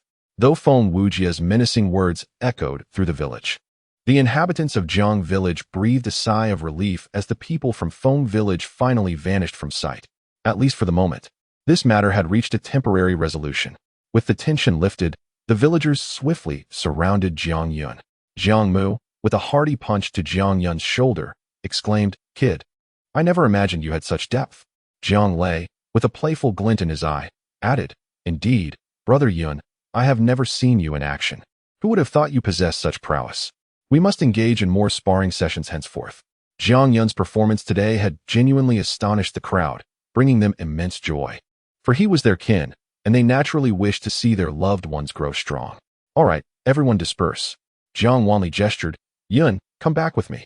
At this moment, Jiang Yun had reverted to his usual demeanor, flashing a smile at the crowd before following Jiang Wanli back to the modest dwelling. The steam in the room had dissipated, revealing its rudimentary surroundings. Sit down. I have something to discuss with you, Jiang Wanli instructed as he motioned for Jiang Yun to take a seat. However, instead of speaking, he fell into deep contemplation, seemingly pondering how to broach the subject. Jiang Yun, too, was preoccupied with thoughts. First, the threat posed by Feng Wujie, and second, his grandfather's unfinished words regarding his potential for cultivation. Yet, he hesitated to voice his concerns. For a moment, the atmosphere in the room grew somewhat heavy, until Jiang Wanli finally broke the silence, asking, "Was your decision not to kill Feng Wujie born from a fear of taking a life?" As he spoke, a confident smile appeared on Jiang Yun's face, and he glanced inward at his body, where 5 meridians were now unobstructed. In less than half a month, he had ascended from an ordinary mortal to a practitioner at the 5th level of meridian opening, all while deliberately restraining his progress. There was no denying that his grandfather had laid an exceptionally strong foundation for him, making it impossible to slow down his cultivation. However, the 6th level of meridian opening was a pivotal juncture, so he decided to pause his training for a while and wait until his realm was thoroughly stabilized before unblocking the remaining meridians. Rising to his feet, Jiang Yun stepped out of his small courtyard, inhaling the fresh mountain air, which lifted his spirits considerably. The 5-year agreement with Feng Wujie had weighed heavily on his heart like a massive stone. It was not Feng Wujie that he feared, but rather the power of the reincarnation sect behind him, especially after entering the Windazong. He became acutely aware that even all the villages in Mongshan combined would be unable to contend with the might of a single sect. Yet now, with his rapid advancement and the miraculous abilities of the Black Stone, Jiang Yun felt this heavy stone in his heart lighten significantly. After gazing at the mountain scenery for a moment, he suddenly slapped his forehead, realizing that he had yet to pay a visit to his second senior sister since arriving at Songfeng nearly half a month ago, a grave oversight indeed. Though Jiang Yun hailed from the wilds of Mongshan, his grandfather had instilled in him the importance of courtesy, especially in Mongshan, where territorial boundaries were clearly defined. The first thing to do upon entering a new area was to pay respects to the local lord, thus avoiding unnecessary troubles. Although Dongfang Bo had mentioned that the second senior sister could provide guidance on cultivation techniques, the explosion of the iron sword had compelled Jiang Yun to devote all his energy to advancing his realm, leaving him no time to seek her out. As he hurried toward the waterfall, he abruptly halted at its edge, staring blankly at the cascading waters, uncertain of how to enter. Fortunately, a clear female voice called out from within the waterfall, "Is that Jiang Yun?" Jiang Yun quickly clasped his hands in salute and bowed deeply in the direction of the voice, proclaiming, "I am Jiang Yun, here to pay my respects to my second senior sister." "Rise," came the response. Jiang Yun blinked, and before him stood a figure. Upon closer inspection, he was taken aback to find a middle-aged woman before him. While she exuded grace and beauty, she appeared to be at least in her 40s. Noticing Jiang Yun's astonishment, the woman smiled gently. "Are you surprised that, as your second senior sister, I am older than your eldest senior brother? It is a bit surprising," Jiang Yun admitted with a slight nod. The middle-aged beauty offered no further explanation, instead saying, "When you meet your third junior brother, you may find it even more perplexing." Jiang Yun felt bewildered but dared not inquire further, lowering his head to say, "I should have come to visit you sooner, but I have been busy with my cultivation, so I only managed to come today. I hope you will not hold it against me." "Not at all. Your intentions are sufficient," she replied. Suddenly, she flicked her wrist, producing a talisman. "Consider this a gift for our meeting." Jiang Yun hastily waved his hands. "I appreciate your kindness, but there is no need for a gift. Take it. It is not a precious item, merely a substitute talisman I crafted during my leisure time. If you find yourself in mortal danger, ignite this talisman, and it may save your life." A substitute talisman. Although Jiang Yun was unaware of its value, he understood its potential for life-saving, making it invaluable, and he dared not refuse it, ultimately accepting it as the second senior sister insisted. "Very well, I must return to my cultivation. You two should focus on your training and not waste time." She paused, lowering her voice and regarding Jiang Yun with a meaningful look. In the future, if you encounter any questions, refer to the library yourself rather than always seeking your eldest senior brother's guidance. Do you understand my meaning? I understand, I understand. Jiang Yun nodded eagerly, fully grasping her implication. His earlier speculations regarding her seclusion were indeed correct. However, he quickly added, but the eldest senior brother mentioned that only outer disciples can access the library, and I am merely an errand disciple, thus unable to enter. The corner of the second senior sister's mouth twitched slightly. To seek advanced cultivation techniques or spells, one indeed must be an outer disciple.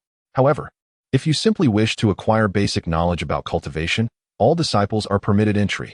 You should comprehend why the eldest senior brother said that. Jiang Yun's expression brightened with understanding, and he once again clasped his hands in gratitude. Thank you for your guidance, second senior sister. She glanced at him and replied, no need for thanks. However, if you plan to visit the library, you must change into the garments provided by the sect. Until now, Jiang Yun had hesitated to part with his animal skin attire, but he understood that the gray robes issued by the sect represented the identity of errand disciples. Upon returning to his quarters, Jiang Yun chose not to shed the animal skin, but instead donned the gray robe over it. This was his first experience wearing fabric clothing, and he felt quite awkward. Nonetheless, he set aside his discomfort, dressed appropriately, and promptly left the courtyard, descending Songfeng toward the library. He had long harbored a question he wished to ask Dongfang Bo, but now he resolved to seek answers on his own at the library.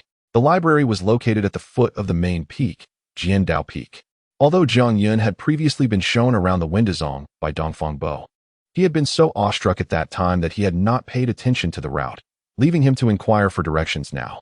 Fortunately, the Windazong was bustling with activity, and he encountered many disciples, most dressed in the same gray attire as himself. His presence garnered little attention, as there were tens of thousands of errand disciples within the sect, and it was impossible for them all to recognize one another. As he walked, he observed his surroundings, his mind racing. The errand disciples wore uniform clothing, but upon becoming inner or outer disciples, their identities were distinguished by the tokens they wore at their waists, blue for outer disciples and gold for inner disciples. The different shapes of the tokens indicated their respective mountain peaks. After over an hour of searching, Jiang Yun finally arrived at the base of Jiandao Peak, where he beheld a magnificent 7-story building, the library. Rather than rushing inside, Jiang Yun paused to gaze up at Jiandao Peak itself. As the main peak of the Windazong, it was the heart of the entire sect. Although he had seen the peak before, standing at its base now, he could distinctly feel a tremendous pressure and a sharp aura emanating from the mountain, sending shivers down his spine. To Jiang Yun, this mountain resembled its namesake, a colossal sword piercing the heavens. The peak was shrouded in clouds and mist, and at its midsection, he occasionally glimpsed flashes of rainbow light, likely disciples soaring through the air, for only those in the Fudi realm could fly. Someday, I too shall step into the Fudi realm. After a long moment of contemplation directed at Jiandao Peak, Jiang Yun finally pulled his gaze away and strode toward the library. As the only place within the entire sect of Wanderer's Path that is open to all, the library was surrounded by a considerable number of individuals, some solitary and others in small groups. The entrance bustled with a lively throng, exuding an extraordinary vibrancy. Just as Jiang Yun was about to step into the library, a sudden sound of a girl weeping reached his ears, compelling him to turn and glance in the direction of the sound. Approximately 10 paces away, a crowd had gathered, and the cries emanated from within, obscured by the throng. Jiang Yun, driven by mere curiosity, had no intention of intervening.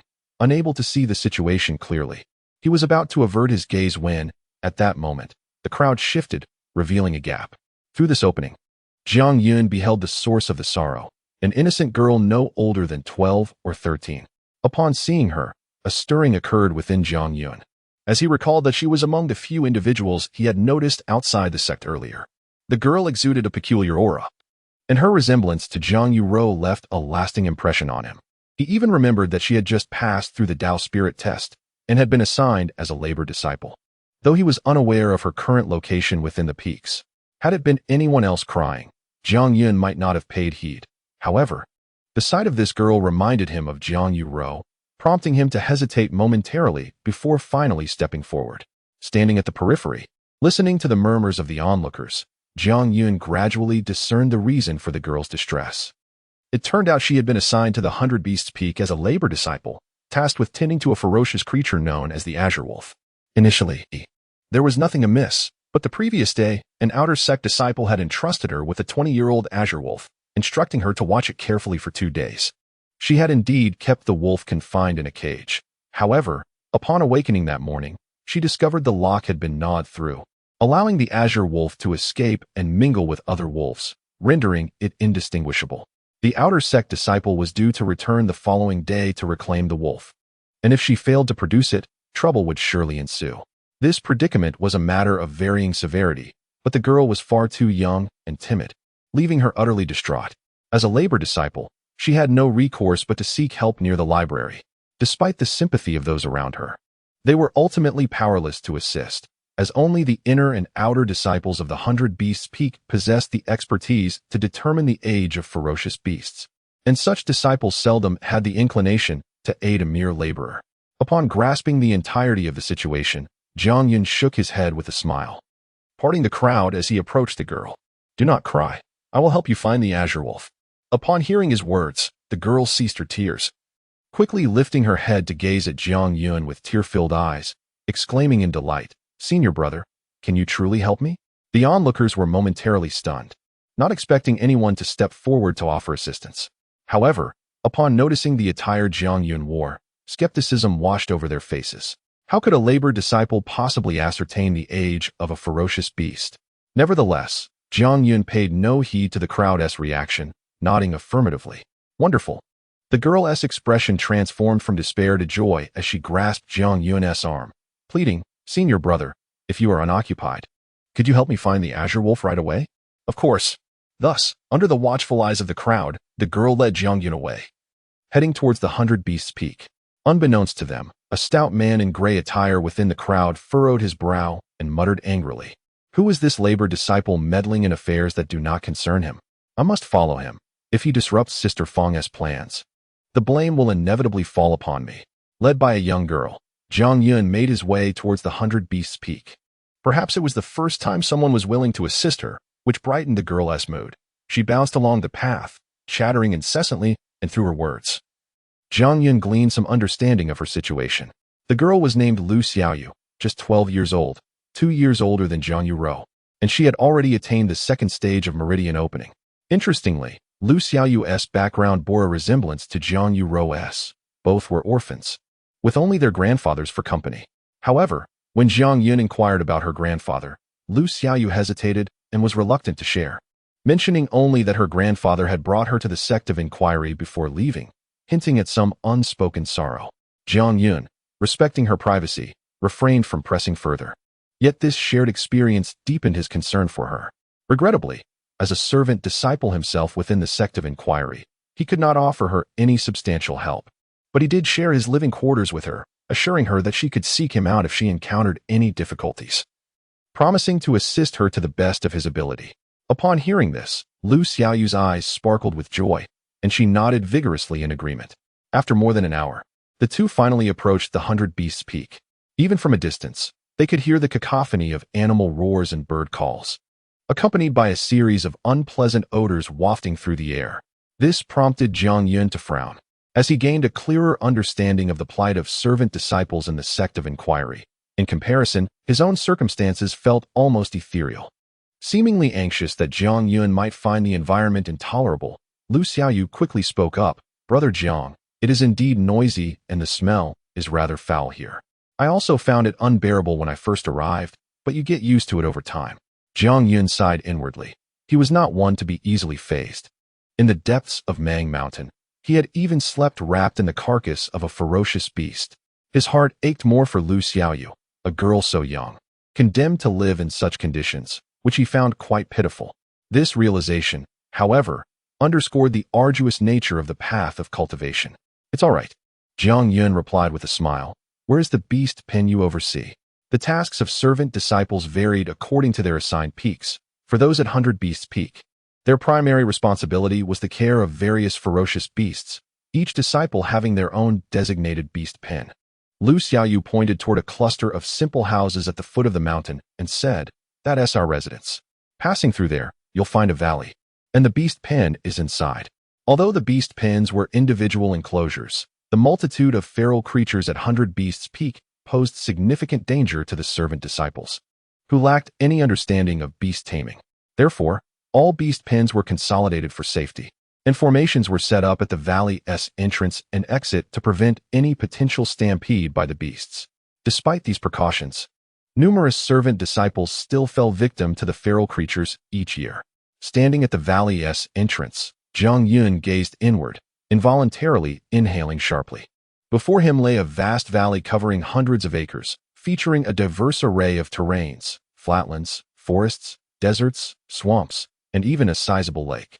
Scattered throughout this landscape were numerous yellow circles, marking designated areas inhabited by various ferocious beasts. Within some of these circles, one or more disciples clad in gray servant robes busily attended to their charges. In Zhang Yun's eyes, this valley resembled a miniature Mang mountain, meticulously categorizing the ferocious beasts according to their temperaments and habitats. Brother Jiang, those circles are the beast pens, Lu Xiaoyu explained. It is said they are a type of magical artifact that prevents the beasts from escaping. Zhang Yun nodded, feeling a mix of admiration and melancholy. The world was indeed full of wonders. Until arriving at the sect of inquiry, he could scarcely have imagined such a method of taming ferocious beasts. However, he pondered the long-term effects of such confinement. The beasts might gradually lose their ferocity, limiting their usefulness to cultivators. Zhang Yun kept his thoughts to himself and turned his gaze back, saying, "Lead me to the beast pen you are responsible for." "All right, Brother Jiang, stay close to me. The formations for entering the valley aren't complicated, but if you lose your way, I won't be able to guide you out," Lu Xiaoyu cautioned. Zhang Yun, unfamiliar with formations, heeded her advice and followed closely behind her as they slowly entered the valley. After passing through several beast pens, they finally arrived at the one Lu Xiaoyu managed. This particular pen was approximately 100 yards in size, containing 21 azure wolves, either sitting or lying within. Upon Zhang Yun's arrival, most of the azure wolves immediately stood up, their bright green eyes glimmering with interest as they fixated on him, their mouths agape, revealing sharp fangs adorned with drool. Clearly, they found the unfamiliar face intriguing. During their journey, Lu Xiaoyu had proudly mentioned that while most servant disciples at 100 Beasts Peak were responsible for 10 ferocious beasts, her exceptional talent had led them to assign her the care of 20 azure wolves. Zhang Yun was unfamiliar with what constituted exceptional talent. He only sensed a peculiar aura emanating from Lu Xiaoyu, and she had easily passed the Tao spirit test, suggesting that her talent was likely related to her spiritual connection. With 21 azure wolves present, the additional wolf must be the one of 20 years, and if Zhang Yun could locate it, he would be doing Lu Xiaoyu a significant favor. He paid little mind to the wolf's predatory gazes, surveying the area before shifting his attention to a cage in the corner of the enclosure. The cage was crafted from solid iron, with bars as thick as a human arm, and the entrance bore a broken iron lock. Lu Xiaoyu pointed at the lock, her face flushed with anger. "I don't know if these wolves conspired together, but last night, when I wasn't here, they managed to bite through the lock and release the 20-year-old azure wolf." At her words, Zhang Yun's eyes narrowed slightly, a glint of cold light flashing within. Seeing Zhang Yun silent, Lu Xiaoyu pressed on, "Brother Jiang, how do you distinguish the age of these azure wolves? Do you need to enter the beast pen?" Zhang Yun nodded yes. "I need to go in and take a look." Lu Xiaoyu quickly produced a sachet from her belongings and handed it to Zhang Yun. "If you go in, you must take this sachet. It will prevent the azure wolves from attacking you. But even with the sachet, it's best not to get too close, especially to avoid physical contact, as your scent might overpower the sachets, inciting their ferocity." Zhang Yun glanced at the sachet, a thought crossing his mind as he calmly replied, "No need. Just unlock the beast pen and let me in." "No need." Lu Xiaoyu's eyes widened in disbelief. These azure wolves are untamed. They only recognize the sachet, not people. It's too dangerous to go in without it. Zhang Yun smiled gently. "Don't worry, they will certainly recognize me." Yet, Lu Xiaoyu remained adamant, shaking her head vigorously. "Even if they recognize you, it doesn't matter. If you don't take the sachet, I'll bear the punishment and won't let you help me." Under the persistent insistence of Lu Xiaoyu, Zhang Yun could only smile helplessly as he accepted the fragrance pouch and stepped into the den of the Qingguang wolves. As he entered the enclosure, the wolves, initially eyeing him with suspicion, lost interest after catching a whiff of the pouch. They lazily resumed their previous postures. Zhang Yun paid no heed to the wolves. instead making his way towards the beast cage. Squatting down to observe it closely, his expression darkened. Though unfamiliar with cultivation, Zhang Yun possessed extensive knowledge about various fierce beasts and plants, far surpassing even the most skilled hunters in Mang Mountain. Initially, he believed that Lu Xiaoyu's cage was insecure, allowing the Qingguang wolf to escape. However, upon inspecting the sturdy iron cage and lock, he realized the situation was far more complex. Familiar with the Qingguang wolf, Zhang Yun had previously captured and studied them. He was acutely aware that, despite their ferocity, their teeth were not as formidable as imagined. They certainly could not sever a lock made of pure iron. Moreover, the smoothness of the lock's breakage showed no signs of bite marks, indicating it had been cut with a sharp instrument. As a low-tier fierce beast, the Qingguang wolf would not understand the use of tools, leading Zhang Yun to conclude that the lock had been deliberately severed. This suggested that someone had intentionally released the 20-year-old Qingguang wolf into the pack, aiming to incriminate Lu Xiaoyu and ensure her punishment.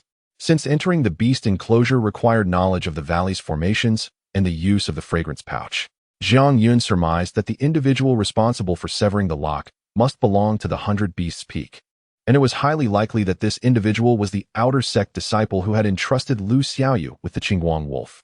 Yet, Zhang Yun found it perplexing why someone would go to such lengths to ensnare Lu Xiaoyu. Casting a glance back at Lu Xiaoyu, who was anxiously watching from outside the enclosure, he struggled to believe that this naive 12-year-old, newly initiated into the sect, had already provoked someone. After pondering for a moment without arriving at a conclusion, he set aside his doubts, deciding to directly inquire with Lu Xiaoyu later. For now, his priority was to locate the 20-year-old Qingguang wolf. With this thought, Zhang Yun rose and approached the nearest Qingguang wolf. This particular wolf, approximately 2 meters in length, lay languidly on the ground, its eyes half closed, indifferent to Zhang Yun's approach until he suddenly reached out to touch its body. At this moment, Lu Xiaoyu's expression shifted dramatically. Her mouth opened in shock, nearly letting out a scream. Fortunately, she reacted quickly, covering her mouth with her hand to stifle her cry, her face now a mask of panic and concern. Despite having warned Zhang Yun against physical contact with the wolves, he seemed oblivious. If he were to be bitten, or worse, it would be her fault. Although anxious, Lu Xiaoyu dared not enter the enclosure without the fragrance pouch, remaining outside and watching nervously. As Zhang Yun's hand made contact with the Qingguang wolf, its nostrils flared, and its eyes abruptly widened, emitting a fierce glare. The wolf's massive head quickly turned, its gaping maw aimed at Zhang Yun's hand, ready to attack.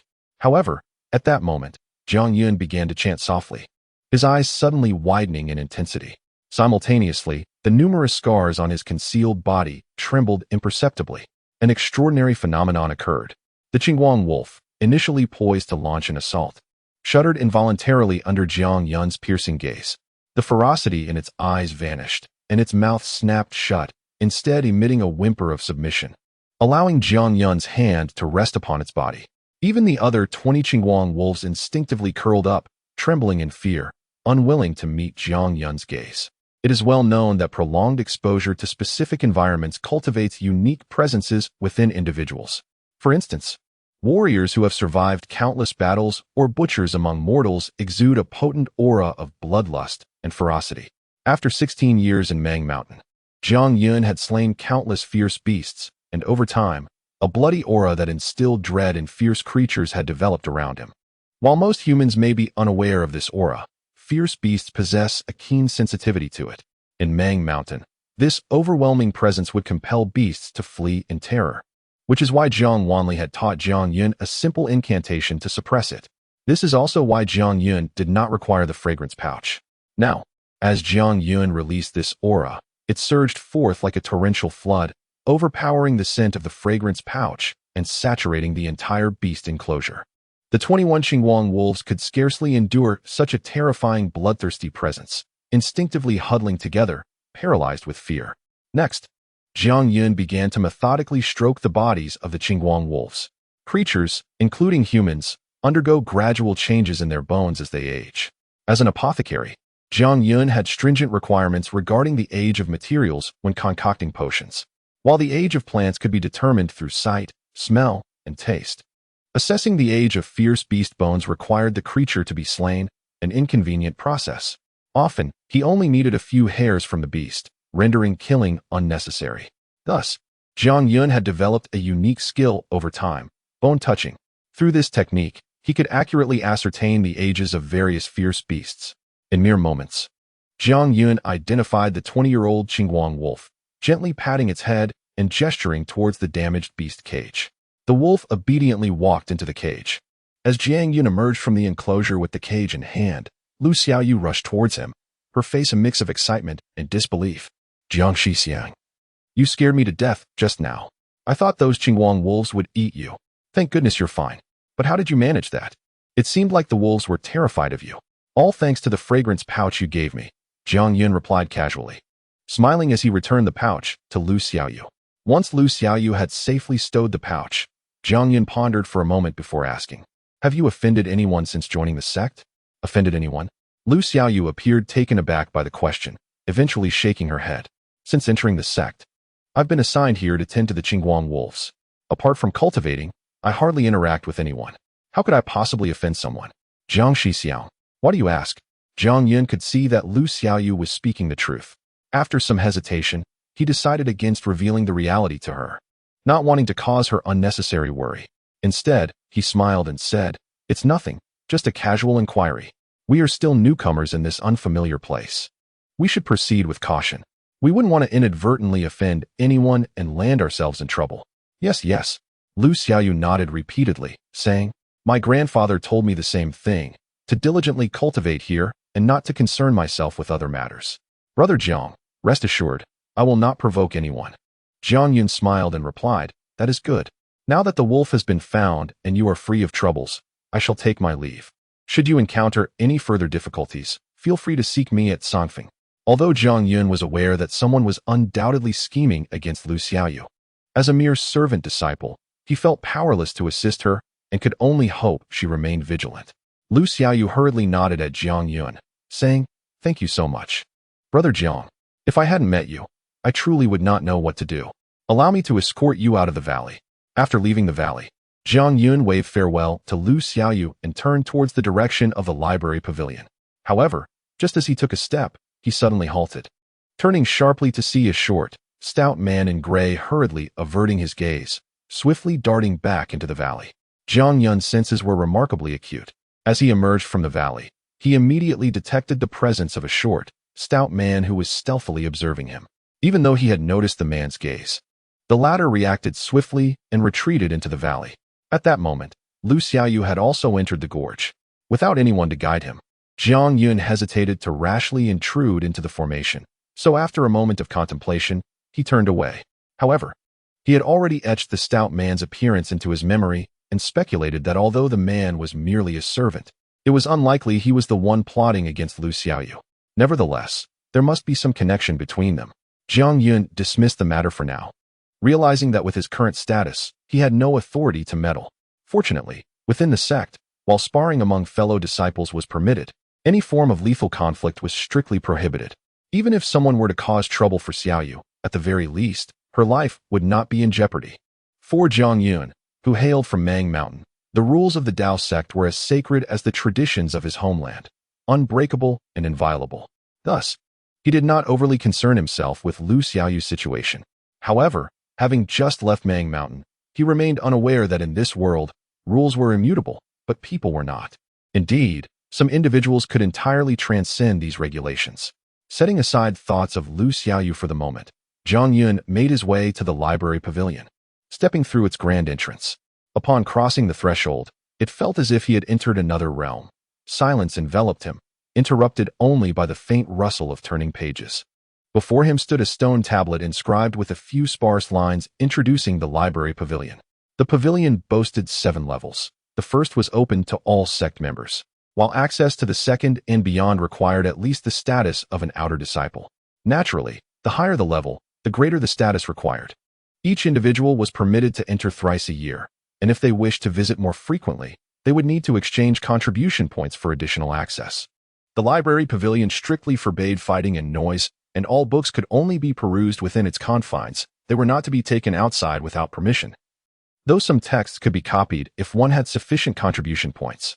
After hastily perusing the stone tablet's description, Jiang Yun moved past it and formally entered the library pavilion.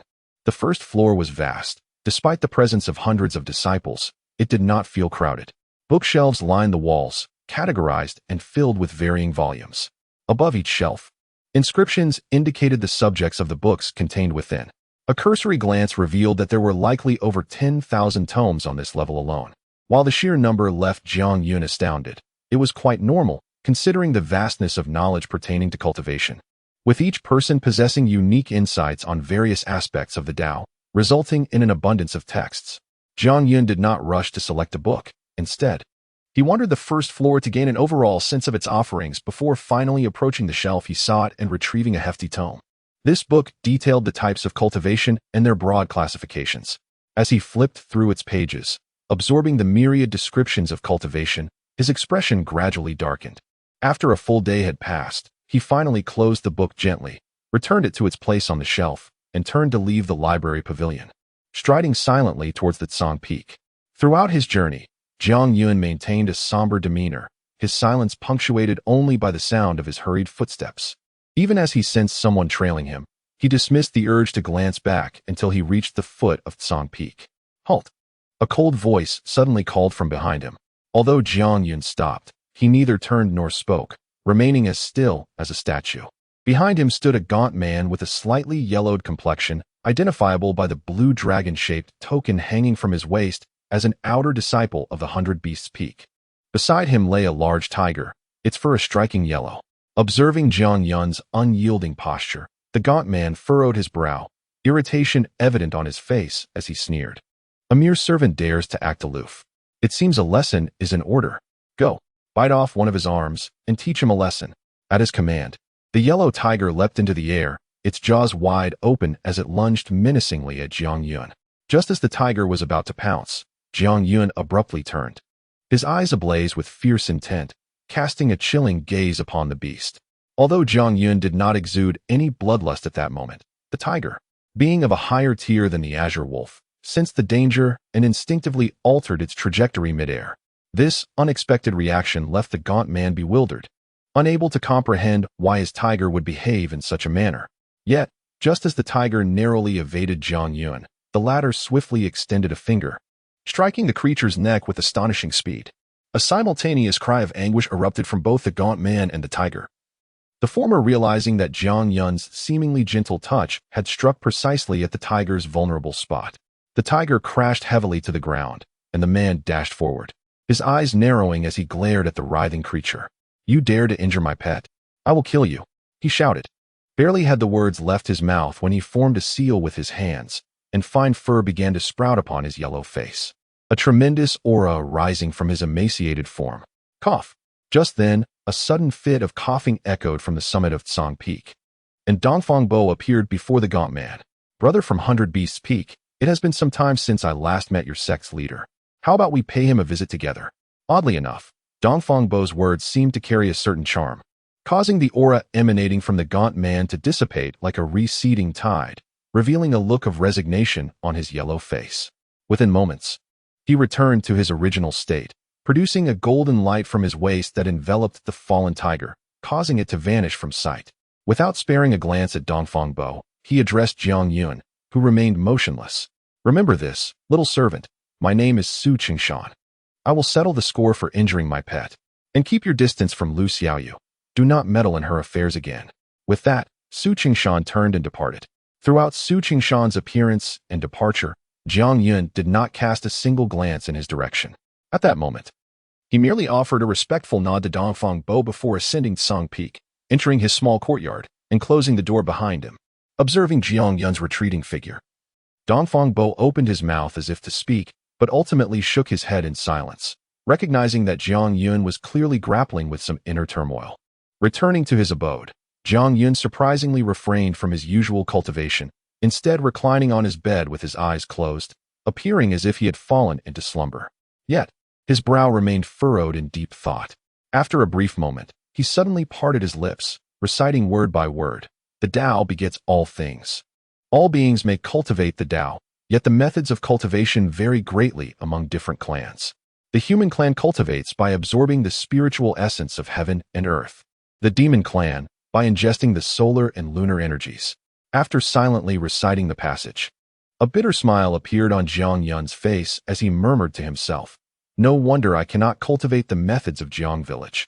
The true reason is that I belong to an entirely different race." His visit to the library proved to be immensely fruitful, for it provided clarity on a long-standing doubt that had plagued his heart. Within the pages of a heavy tome, he discovered an answer that was difficult to accept. Having lived in Jiang village for 16 years, Jiang Yun was naturally familiar with the villagers' cultivation technique, absorbing the essence of the sun and moon. He had even attempted it several times, but despite his efforts, he could not succeed. His grandfather had told him that this was due to the differences in their physiques. Now, Jiang Yun finally understood that in this world, all beings could cultivate, yet only one race, the demon race, practiced the method of absorbing the sun's and moon's essence. This revelation meant that those who had raised him and treated him as family for 16 years were, in fact, demons. As a human, he could not possibly cultivate the techniques of the demon race.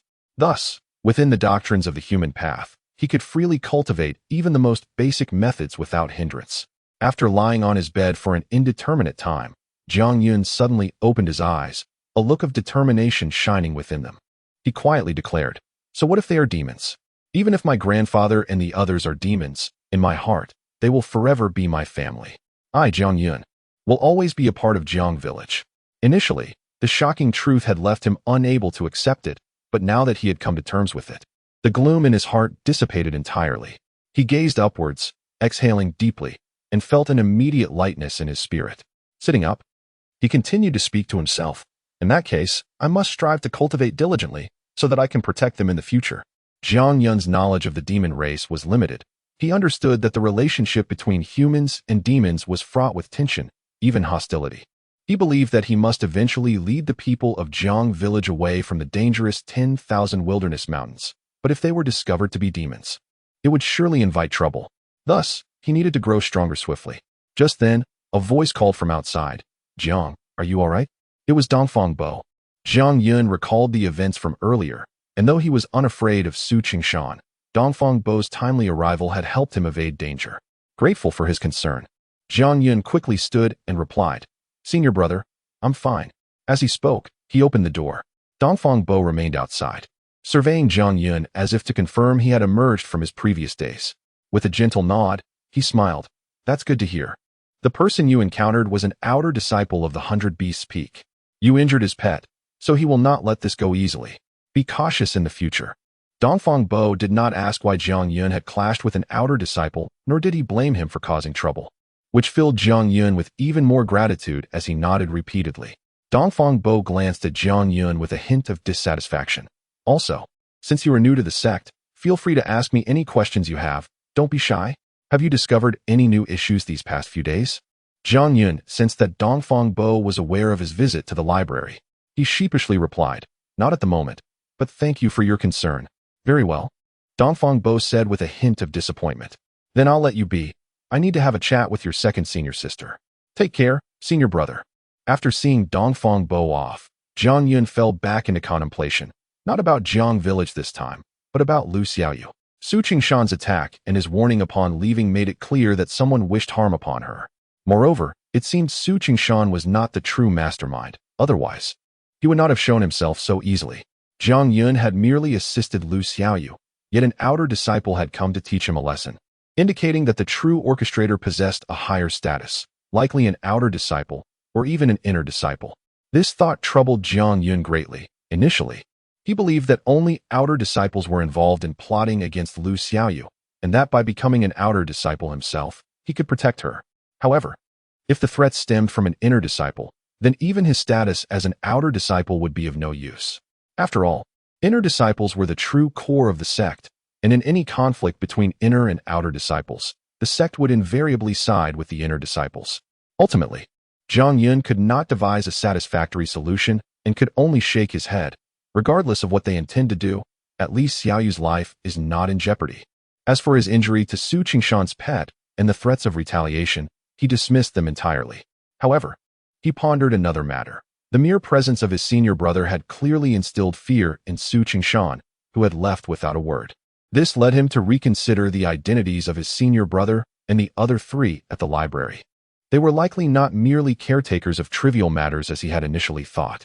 This question would remain unanswered, so after a brief moment of thought, Jiang Yun relinquished it.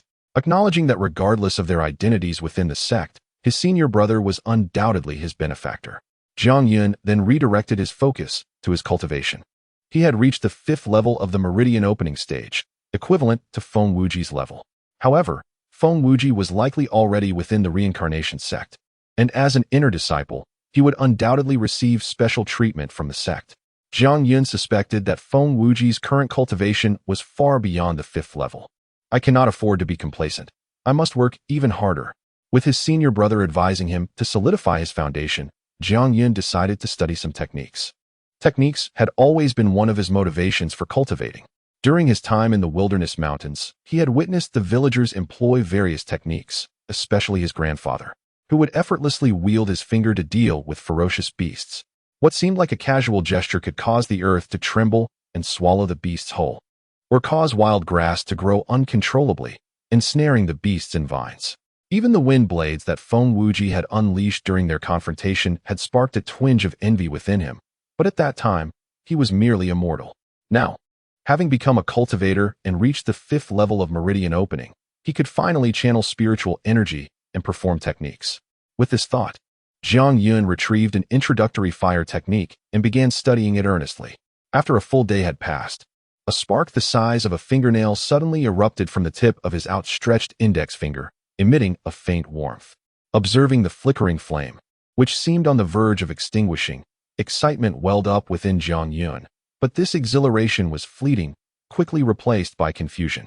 Jiang Yun furrowed his brows, fixating on the sparks as he murmured to himself, according to the texts, in the 3rd realm of meridian opening, one should be able to conjure a fireball the size of a palm by condensing the internal spiritual energy. Yet, I have already reached the 5th realm of meridian opening, where my spiritual energy can emanate outward, allowing for a fireball as large as a watermelon. Why, then, can I only produce such a minuscule spark? The methods and processes are correct, so where lies the flaw? As he continued to summon sparks from his fingertips, he pondered deeply. Meanwhile, in his own chamber, Dongfang Bo suddenly smiled faintly and remarked, "Junior sister, aren't you going to offer some guidance?" The voice of the junior sister immediately responded, "I have stated before that if he were to impress me with his cultivation, I might consider guiding him, but as of now, that is not the case. Moreover, the master leads one to the door, but cultivation is a personal endeavor. If he requires assistance for such a trivial issue, he will never achieve great success in his life." Dongfang Bo shook his head and replied, "But he does not yet have a master." The junior sister retorted coldly, "There are over 10,000 disciples within the sect of inquiry who lack a master. Am I to offer guidance to each one individually?" Dongfang Bo chuckled awkwardly. "I was merely jesting. If you truly wish to guide him, I would have to object. After all, aside from personal effort, cultivation indeed emphasizes the concept of enlightenment. We too have traversed this path step by step." He pondered, "I wonder how long it will take junior brother Jiang to identify the issue." After a brief silence, the junior sister spoke again. "Among us, the 3rd junior brother was the fastest, taking only 3 days. Let us see how long it takes him." A day later, a jubilant exclamation erupted from Jiang Yun's room. "I understand." After a night of relentless contemplation and study, despite the bloodshot eyes and pale complexion, Jiang Yun wore a joyful smile as he gazed at the egg-sized flame in his palm. Spiritual energy. He exhaled, though externalizing spiritual energy enhances its potency. Most of it is wasted in the process, which is why I could only produce a tiny spark initially. This means that to harness the full power of my techniques, I must first learn to control my internal spiritual energy, ensuring not a single drop is squandered. But how can I better control my spiritual energy? As Jiang Yun fell back into deep thought, Dongfang Bo's voice echoed from the hidden peak. He discerned the issue in just 1 day. This child not only cultivates rapidly, but possesses remarkable insight. The junior sister replied softly, "I cannot speak to his insight, but his quick identification of the problem likely stems from his keen observance. I find myself intrigued by what his life was like before joining the sect of inquiry. A commoner with no prior exposure to cultivation should not possess such observational prowess. I share your curiosity." Dongfang Bo nodded. "However, the master has advised against prying into one's past, so if he does not choose to disclose it, we shall refrain from asking." The junior sister remarked casually, "Perhaps he truly has the potential to become our 4th junior brother." This time, Dongfang Bo fell silent, merely gazing in the direction of Jiang Yun, a glimmer of anticipation gracing his features.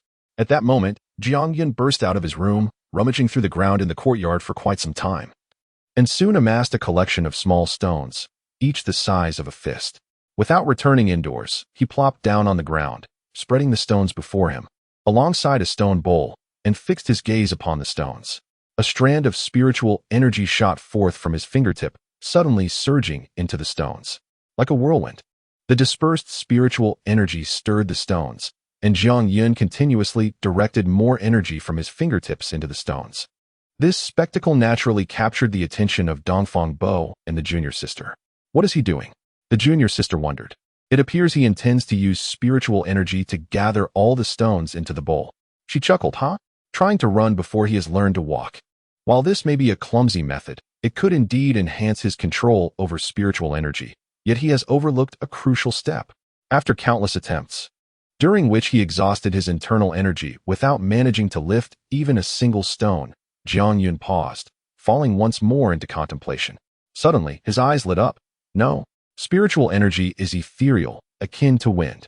If I wish to lift the stones, I must first allow the energy to take on the shape of fingers. From that point forward, Jiang Yun ceased his futile attempts to lift the stones directly with spiritual energy. Instead, he focused on shaping the energy emanating from his fingertips. 1 failure, 2 failures, 10 failures. Until 3 days later, the spiritual energy from Jiang Yun's fingertips coalesced into the rough shape of 2 fingers, which, albeit shaky, managed to grasp a stone and gently place it into the bowl. The sound of the stone clattering into the bowl resonated like the most exquisite music to Jiang Yun's ears, bolstering his confidence immensely. Simultaneously, Dongfang Bo sighed in relief. The energy has taken shape. He has accomplished it. But could it be that he has already reached the 6th realm of meridian opening? The 9 minor realms of the meridian opening each have their standards. For instance, the 5th realm allows for the externalization of spiritual energy, while the 6th permits its transformation into shapes. In truth, Jiang Yun was still at the 5th realm, and logically speaking, he should not be capable of transforming energy into shapes. However, his meridians were broader than others, containing a significantly greater amount of spiritual energy, combined with his keen senses, enabling him to achieve this step prematurely. The junior sister remained silent, while Jiang Yun, as if possessed, continuously molded the spiritual energy into various shapes, tirelessly gathering stones into the bowl. 10 days later, the energy he released could effortlessly transform into an array of forms. Half a month later, the stones he gathered had grown from fist-sized to walnut-sized. 20 days later, they were reduced to grape-sized, and after a full month, they shrank to sesame-sized. At last, when the final stone was placed into the bowl, Jiang Yun's eyes sparkled with brilliance. He inhaled deeply and, with a flick of his wrist, a massive fireball, towering as high as a person, erupted from his palm, crashing onto a stone bench. With a resounding explosion, the bench was instantly engulfed in flames, burning for a full 15 minutes before gradually extinguishing. Observing the charred remnants of the bench, Jiang Yun muttered to himself, "No, there is still some energy being wasted. Given that my meridians are broader than others, I naturally contain more spiritual energy. Therefore, the released fireball should be larger." Just as he prepared to continue gathering stones, Dongfang Bo appeared before him with a wry smile, gently sniffing. "Junior brother Jiang, I can provide you with the vitality pill, but I cannot assist you with your body's needs. You should take a break." Upon hearing Dongfang Bo's words, Jiang Yun froze momentarily, then realization dawned upon him. Throughout the past month, he had been entirely engrossed in mastering his control over spiritual energy, sleeping when tired and awakening to continue, yet he had not felt hunger. For whenever he grew hungry, a vitality pill would appear at his feet. He had not paid it any mind at the time, merely grabbing and consuming it. But now it was clear that Dongfang Bo had quietly prepared it for him. "Thank you, senior brother." In his heart, Jiang Yun felt increasingly grateful and hurriedly stood up to bow deeply to Dongfang Bo. No need for courtesy. While cultivation is certainly important, there should be a suitable balance. He remarked, "You indeed have the demeanor of your second senior sister. Go wash up quickly." "Yes." As Jiang Yun rushed toward the stream to freshen up, the second senior sister's voice suddenly echoed in his ear. "The mastery of spiritual energy cannot be achieved overnight, so do not be overly concerned at this moment. Should you encounter any uncertainties in your techniques in the future, feel free to seek me out. Jiang Yun promptly bowed in the direction of the voice, saying, "Thank you." Second senior sister. Standing atop the peak, Dongfang Bo smiled faintly and whispered to himself, to have caught the eye of the second junior sister. "Ha, Jiang, my friend. Your fortune is not small." In the days that followed, Jiang Yun cast aside all distractions and devoted himself entirely to his cultivation. Fearing that a rapid elevation in his realm might be detrimental, he spent most of his time practicing his techniques. Additionally, he would visit the first floor of the library to enrich his knowledge of the Tao. Occasionally, he would also seek out Dongfang Bo to consult on 1 or 2 questions. To his surprise, not only did the outer disciple Su Qingshan from the 100 Beasts Peak refrain from seeking revenge, but there were also no further incidents involving Lu Xiaoyu. In fact, Lu Xiaoyu visited the library several times to check on Jiang Yun. As time passed, their relationship grew closer, and unbeknownst to them, Lu Xiaoyu began to regard Jiang Yun as an elder brother, while Jiang Yun sincerely considered her as a younger sister. All in all, this way of life brought Jiang Yun a profound sense of fulfillment and satisfaction. One day, after concluding his cultivation, Jiang Yun opened his eyes to find the black stone in his hand. Despite his frequent visits to the library and subtle inquiries to Dongfang Bo over the past months, he had yet to uncover any information about the origin or specific uses of the black stone. Moreover, as a menial disciple, he had no access to any Tao-related items and felt too embarrassed to request anything from Dongfang Bo or the second senior sister. Thus, he had not utilized the stone since. After today, perhaps he would finally have the opportunity to experiment with it. Today marked 6 months since Jiang Yun had joined the Windazong, and it was time for the re-examination. According to Dongfang Bo, if he passed smoothly, the sect would distribute some cultivation items as rewards. Although they were merely low-tier pills, there might be items imbued with profound meaning. If luck were on his side, he might even see the stone transform back into water. Ding ding ding. As Jiang Yun's musings came to an end, 3 melodious bells suddenly rang out, echoing throughout the Windazong and reaching Jiang Yun's ears as he toyed with the black stone. His eyes brightened. Is it finally time? He understood that this was the bell summoning disciples, signaling the imminent start of the re-examination. The re-examination did not entail facing 3 trials as during the entrance test. Rather, it directly assessed the disciples' cultivation levels. The passing criterion required all newly admitted disciples to elevate their realms by at least 1 level. Naturally, the greater the improvement, the more benefits it would confer upon the disciple. Should one fail to pass, regardless of their status upon entry, they would automatically be demoted a level. For menial disciples, this meant expulsion from the Windazong. The purpose of the re-examination was twofold. Firstly, to motivate disciples to diligently cultivate, instilling a sense of urgency. Secondly, to prevent oversight during the initial trials, thus granting a second chance to those with potential. Following the re-examination, there would also be minor competitions focusing on sparring, aimed at honing the disciples' practical combat abilities.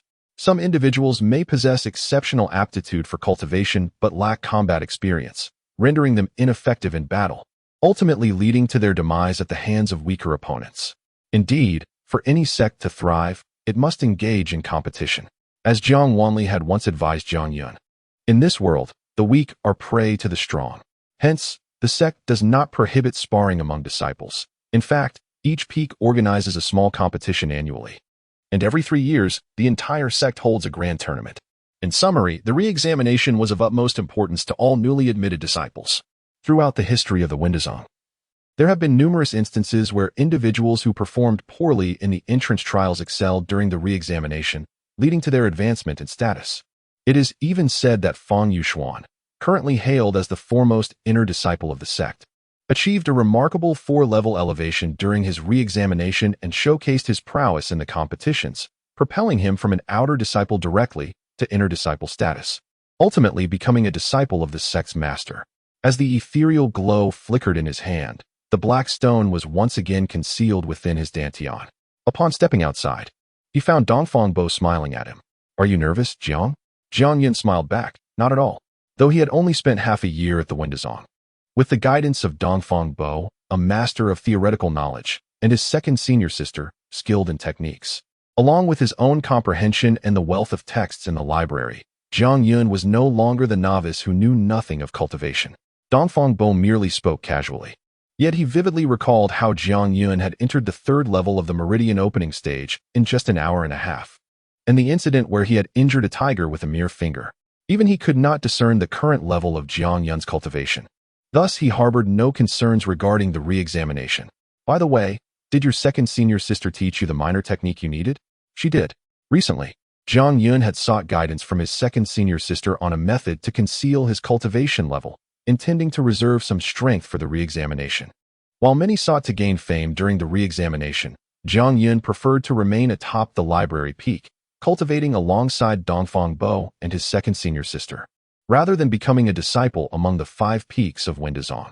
Moreover, given his rapid cultivation speed, should word of it spread, it might not bode well for him and could inevitably attract unnecessary trouble. Thus, his only requirement for the re-examination was to pass. Dongfang Bo patted Jiang Yun's shoulder, saying, "That's good. I have some matters to attend to and will be away for a few days, possibly up to half a month.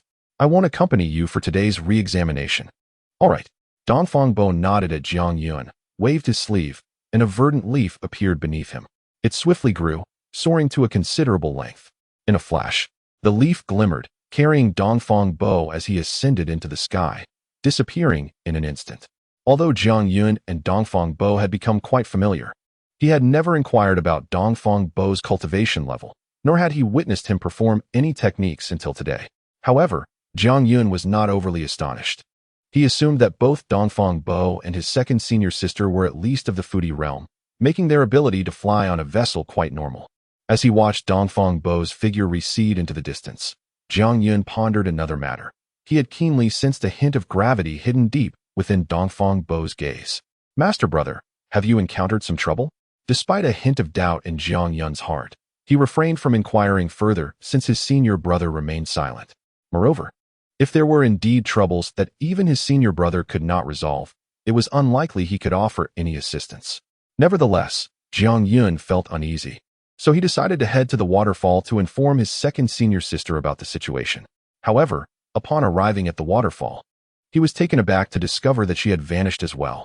This realization struck him with the certainty that something must have happened at Songfeng, and the circumstances that could cause both his senior brother and sister to disappear simultaneously were likely related to the Songfeng Peak Master or his third senior brother. Both of them had yet to make an appearance. Standing before the waterfall, Jiang Yun pondered for a moment before turning to descend from Songfeng. Regardless of what his senior brothers and sisters were facing, he felt powerless to help. It would be wiser to pass the upcoming re-examination first, and then seek an opportunity to inquire if there were areas where he could lend his assistance. In no time, Jiang Yun had descended the peak, but he halted abruptly upon noticing a young lad dressed in gray, pacing back and forth at the foot of the mountain as if waiting for someone. Jiang Yun furrowed his brow slightly. He recognized this individual. This boy was Lu Xian, a servant disciple from the 100 Beasts Peak. At 15 years old, he had joined the Wendazong 3 years prior. Although somewhat timid, he possessed a kind heart, and due to their proximity and residence to Lu Xiaoyu, they had developed a decent rapport, having met and spoken a few times. At that moment, Lu Xian looked up and spotted Jiang Yun, his face lighting up with joy as he hurried towards him, clasping his fists in greeting. "Greetings, senior brother Jiang." Jiang Yun returned the gesture, saying, "There's no need for courtesy, junior brother Lu. What brings you here? Are you looking for me?" "Yes." Lu Xian's expression shifted from joy to anxiety as he continued, "Senior brother Jiang, something terrible has happened." This statement sent an inexplicable jolt through Jiang Yun's heart, stirring an ominous premonition within him. Although he and Lu Xian had exchanged a few words and were somewhat acquainted, their relationship was not close enough for Lu Xian to seek him out in times of trouble, suggesting that the issue might concern Lu Xiaoyu instead. With a swift mental shift, Jiang Yun asked in a low voice, "Is it Xiaoyu who is in trouble?" "Yes." Lu Xian nodded. "This morning, junior sister Lu suddenly received a task that required her to leave the sect for a while." "A task?" Jiang Yun's brow furrowed deeper. "Only outer disciples are eligible for tasks. As servant disciples, what kind of task could be assigned to us?" "Where is Xiaoyu?" "She has already left." "What?" Jiang Yun's expression changed immediately. "How long has she been gone? And where did she go? What was the task?" "I don't know." Lu Xian shook his head repeatedly. "She came to say goodbye, mentioning that upon completing this task, she would be promoted to an outer disciple. She specifically asked me to keep it a secret from you, claiming it's a surprise." "Nonsense." Jiang Yun's tone grew stern. Today is the day of the re-examination. According to sect rules, if one is absent during the re-examination, they will be expelled from the sect. Not only is she unqualified to accept a task, but even if there were a task, it should have been avoided today. Indeed, seeing Jiang Yun's anger, Lu Xian felt a bit intimidated, yet he mustered the courage to say, I didn't think much of it at first, but after she left, I felt increasingly uneasy, which is why I hurried to find you, senior brother Jiang, to see if you had any way to locate her. Jiang Yun shook his head. If he didn't even know where Lu Xiaoyu had gone, how could he find her? After a brief contemplation, he asked again, who assigned her the task? I don't know. If she hadn't come to say goodbye, I wouldn't have known she had received a task. Taking a deep breath, Jiang Yun forced himself to calm down. Quickly analyzing the situation, two possibilities emerged. One, Lu Xiaoyu genuinely accepted a task, which would be the best-case scenario. The other, she had been deceived by someone who once framed her, with the simple objective of expelling her from the sect. Furthermore, if Lu Xiaoyu left the sect, she would no longer be under its protection. Should anyone wish to harm her, even to the extent of killing her, no one would intervene. Jiang Yun suspected the latter scenario was more likely, as he had never heard of servant disciples being sent out on tasks on the day of the re-examination. Suddenly, a name flashed through his mind, and he resolved to act. Thus, Jiang Yun nodded at Lu Xian, saying, Thank you for bringing me this news, junior brother Lu. You needn't concern yourself further, I will find a way. Lu Xian expressed his worry. Senior brother Jiang, should we report this to the sect? They should be able to locate junior sister Lu. Jiang Yun shook his head.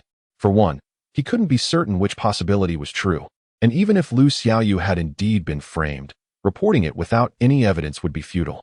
Furthermore, he and the others were merely servant disciples, of lowly status and influence. Even with evidence, the sect would likely disregard their claims. Do not speak of this to anyone. Rest assured, she is like a sister to me, and I will definitely find her. Although Jiang Yun and Lu Xiaoyu had only spent half a year together, when she first referred to him as Brother Yun, he had already come to regard her as a sister.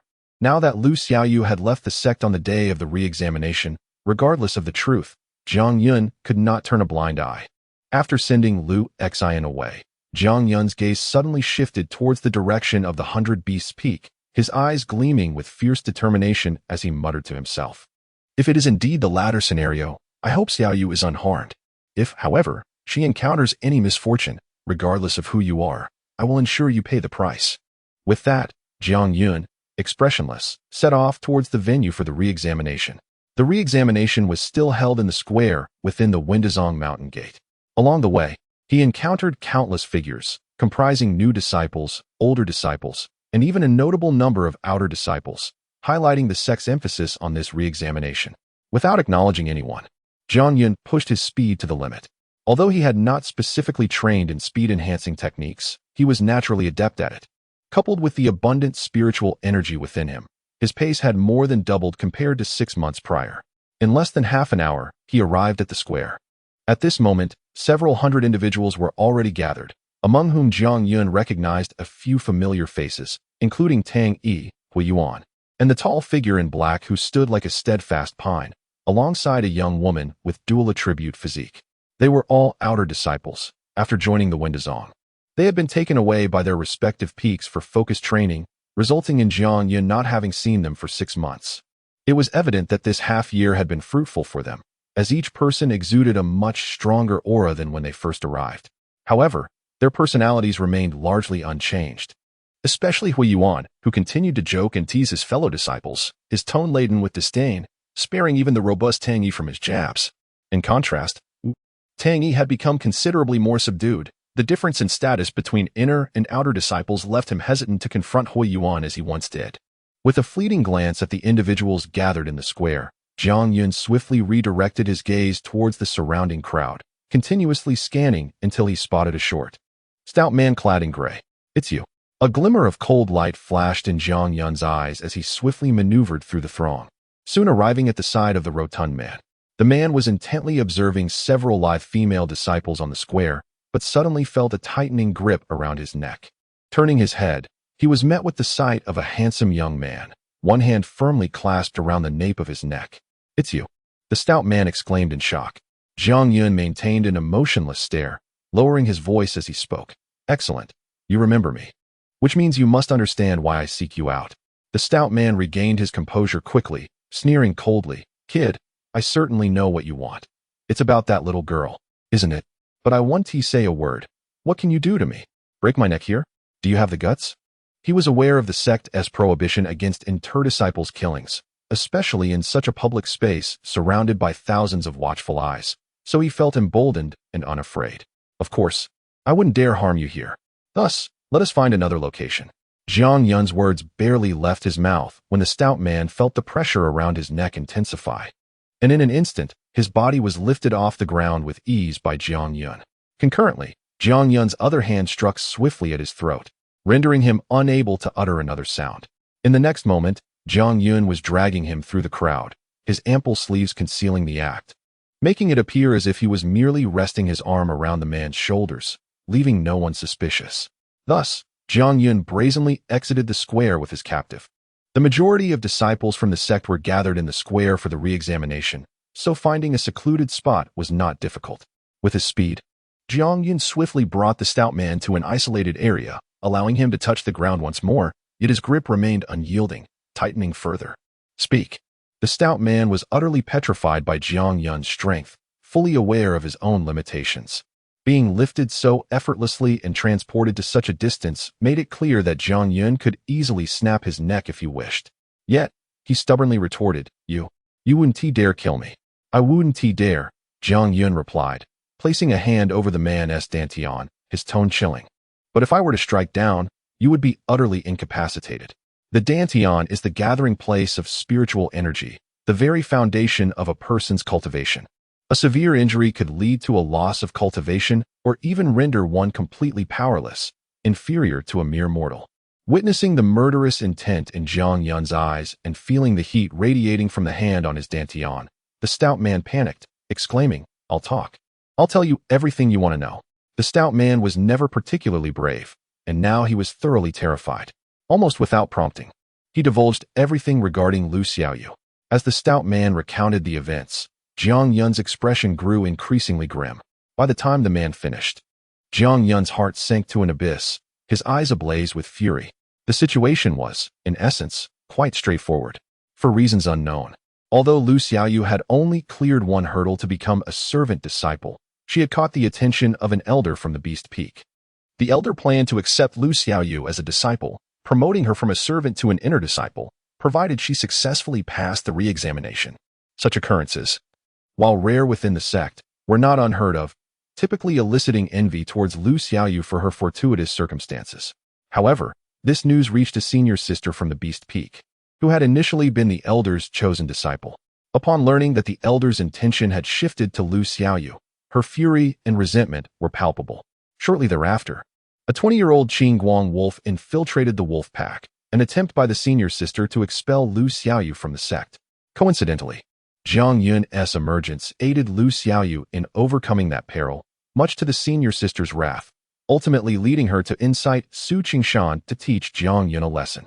Unbeknownst to them, their plans backfired when Su Qingshan's pet was injured by Jiang Yun. Naturally, they could not let Jiang Yun and Lu Xiaoyu go unpunished. Yet, 3 months prior, the annual challenge of the 5 peaks commenced, and as outer disciples, they could not miss the chance to become inner disciples. Thus, the two joined forces to tackle the 5 peaks, but both failed and sustained injuries, which is why they hadn't pursued Jiang Yun and Lu Xiaoyu for the past 6 months. With today marking the day of the re-examination, should Lu Xiaoyu succeed, she would indeed become the elder's disciple, prompting the senior sister to take action by deceitfully luring Lu Xiaoyu out of the sect. After grasping the full context of events, Jiang Yun inquired, what task did that senior sister assign to Lu Xiaoyu? The stout man shook his head repeatedly. I have no knowledge of that. All I know is that the senior sister intended to prevent Lu Xiaoyu from participating in the re-examination, thereby expelling her from the sect. After a moment of contemplation, Jiang Yun fixed a cold gaze upon the stout man. Are you concealing something? No, I swear. The stout man forced a smile, as you can see. My cultivation is weak, and as a servant, I merely accepted a small favor from that senior sister to keep an eye on Lu Xiaoyu. I've said all I know. Jiang Yun's expression hardened further. Nothing at all? Humph. While Xiaoyu may be young, she is not foolish. She had no reason to trust an outer sect senior sister so easily or accept the task she assigned. The stout man blinked nervously. Well, brother, you know how it is in our sect. The disparity between the three types of disciples is immense. As servants, we cannot disregard the orders of outer disciples, even if we doubt them. This was indeed true. Jiang Yun understood that if an outer disciple were to approach him with a demand, refusing could lead to severe consequences, especially for someone as timid as Lu Xiaoyu. Yet, doubts lingered in Jiang Yun's mind, as Lu Xian had made it clear that when Lu Xiaoyu bid him farewell, she specifically asked him to keep it a secret, intending to surprise him upon becoming an outer disciple. This indicated that she seemed more willing than coerced to undertake the task. However, dwelling on such thoughts was futile. The pressing matter was to locate Lu Xiaoyu and bring her back to the sect, to uncover where she had been deceived. He would need to seek out that outer sect senior sister or Su Chengshan. Observing Jiang Yun deep in thought, the stout man wore a facade of a smile. Yet internally, he was mocking. After a brief moment, Jiang Yun turned his attention back to the stout man. What is the name of that outer sect senior sister? And are she and Su Chengshan currently at the Beast Peak? Since he had not seen Su Chengshan among the crowd in the square, it was likely that the senior sister was also absent. The stout man, wearing a grimace, remarked, I wouldn't dare inquire about names. They should be at the 100 Beast Peak. Describe her appearance to me. Appearance? The stout man's eyes darted as he continued, Brother, you wouldn't be thinking of heading to the 100 Beast Peak to find them, would you? They are outer disciples, and with your status, it's utterly impossible for you to enter there. Besides, you needn't search for them. You should be able to see them shortly. Jiang Yun furrowed his brows, puzzled. What do you mean? After the retest, each of the 5 peaks will send several outer disciples to participate in the minor competition. If I'm not mistaken, among those sent from the 100 Beast Peak, there should be Su Chengshan and that senior sister. Their purpose seems to be to deal with you. Deal with me? Jiang Yun's heart instantly became clear. Not only had he disrupted that senior sister's plans before, but he had also injured Su Chengshan's pet beast. Now that they had successfully lured Lu Xiaoyu out of the sect, it was only natural that the two would seek retribution against him. A cold smile crept onto Jiang Yun's lips, but he quickly reined it in, fixing a steely gaze on the stout man. If I discover even a hint of deceit in your words, I will cripple you next time. With that parting threat, Jiang Yun leaped toward the square. Only after Jiang Yun's figure vanished did the stout man let out a sigh, bitterly muttering, Don't think for a moment that I don't know who you are. Jiang Yun, half a year ago, as a mere mortal, you may have had some strength, but you are still too inexperienced to contend with me, Bao Yuanxiang. As he spoke, Bao Yuanxiang stood up from the ground, rubbing his neck, and a sinister smile slowly spread across his plump face. Judging by your demeanor, you must be planning to trouble Sister Fong. Within this sect, who doesn't know that Fong Ruolin is Fong Yuxuan's younger sister? I can't wait to see how you meet your end this time. Had Jiang Yun been privy to these words, the doubts lingering in his mind would have swiftly found a reasonable explanation. Within the Tao-seeking sect, while many may not have heard of the 5 Peaks leaders or the sect master, no one was oblivious to Fong Yuxuan's name. This esteemed inner disciple was regarded as a target and model by nearly all disciples of the Tao-seeking sect, his remarkable achievements during the retest having been celebrated as legendary. The one attempting to ensnare Lu Xiaoyu was none other than Fong Yuxuan's sister, Fong Ruolin, who had issued a mission to Lu Xiaoyu under Fong Yuxuan's name, along with the promise of rewards. Naturally, Lu Xiaoyu would harbor no doubts whatsoever. Bao Yuanxiang glanced around, adjusted his attire, and swaggered toward the square. The brief exchange between Jiang Yun and the stout man went unnoticed by the crowd, for at that moment, a figure could be seen hovering in the air above the square. Xiaoshu, the inner disciple who had been responsible for overseeing the entrance trials when they first joined. Though he stood alone, his cultivation in the Blessed Land realm was more than sufficient to oversee this retest, and his presence signified that the retest was about to commence. Jiang Yun quietly returned to the square, standing at the rear of the crowd, observing Xiao Yishu, while his mind raced with thoughts. Despite his burning impatience, he understood that to ascertain Lu Xiaoyu's whereabouts, he must first successfully pass the retest and confront that senior sister or Su Chengshan during the minor competition. However, not every newly admitted disciple could participate in the minor competition. The retest's difficulty was not overly severe, and historically, only about half of the participants had succeeded. With over 400 newly admitted disciples, 200 would still be a considerable number. and allowing all of them to compete in the minor competition would take at least a few days. Therefore, only those who performed exceptionally well in the retest would qualify for the minor competition. In simpler terms, to gain eligibility for the minor competition, one had to improve by at least 2 levels in their original realm during the retest. According to Jiang Yun's initial plan, merely demonstrating a single level of meridian opening would suffice to pass the retest. However, with Lu Xiaoyu's disappearance, he found himself compelled to slightly alter his strategy. By qualifying for the minor competition, Su Qingshan and his companion would undoubtedly take the initiative to confront him, and he needed to defeat them to extract information about Xiaoyu's whereabouts. Although Xiaoyu had left that morning, she could not have traveled swiftly. He should be able to catch up to her. If he could reach her today and bring her back to the sect, perhaps he would not miss the retest altogether, especially since that elder from the 100-Beast Peak had high hopes for her. A slight delay would not pose a significant problem if Xiaoyu truly became an inner disciple. Then even if that outer senior sister harbored any grievances, she would likely refrain from acting recklessly under the sect's regulations. As long as Xiaoyu remained unharmed, he could teach them a lesson during the upcoming match, allowing him to vent his frustrations on their behalf, and the matter could be put to rest. With these thoughts swirling in his mind, Jiang Yun finally felt a semblance of calm wash over him, just as Xiao Yishu's cold voice rang out, "Silence." At the sound of Xiao Yishu's command, he waved his sleeve, and 5 beams of white light shot forth from his robe, landing on the square below. 5 fist-sized white orbs floated in the air, shimmering with radiant light. Spirit testing orbs. Upon seeing these orbs, someone in the crowd exclaimed their name. Jiang Yun recognized the 5 orbs and let out a breath, muttering under his breath, "What luck! They're using spirit testing orbs for the assessment. This way, I won't even need to conceal my cultivation." Jiang Yun had long been aware of the retest methods used within the sect, knowing that the Tao-seeking sect traditionally employed 3 approaches for retesting. The first involved human assessment, where an inner disciple of the Blessed Land realm would use their consciousness to scan the participating disciples and judge their cultivation levels based on the strength of the aura they emitted. The second method utilized a mirror akin to the Tao-seeking mirror, which reflected one's cultivation level automatically when one stood before it. The third method was the spirit testing orbs, by holding one and continuously channeling spiritual energy into it. The orb would emit light corresponding to one's level, 1 light for the first level of meridian opening, 2 for the second, and a maximum of 9 lights. Initially, Jiang Yun had been somewhat concerned about the second method of retesting, prompting him to seek advice from his second senior sister regarding concealing his strength.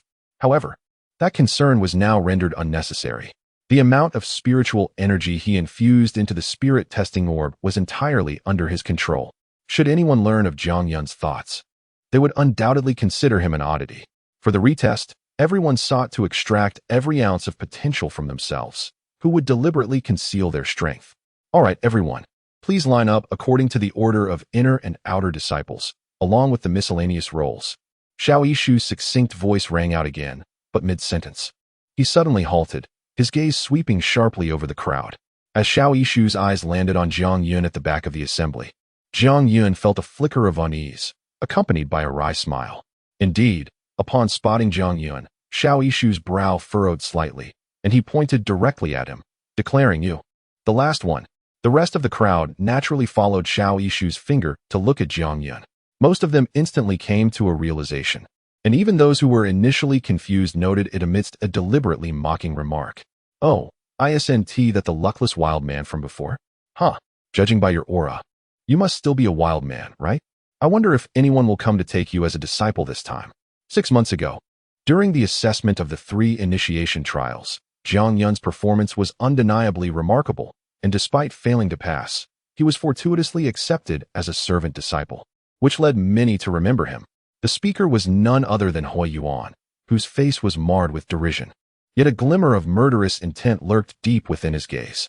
Even today, Hui Yuan could not forget the 2 piercing looks Jiang Yun had cast in his direction that day.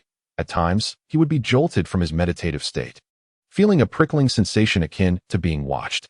Truthfully, he could not comprehend why the gaze of an ordinary person instilled such dread within him. Yet he was resolute that Jiang Yun must perish. That gaze had become a thorn in his heart.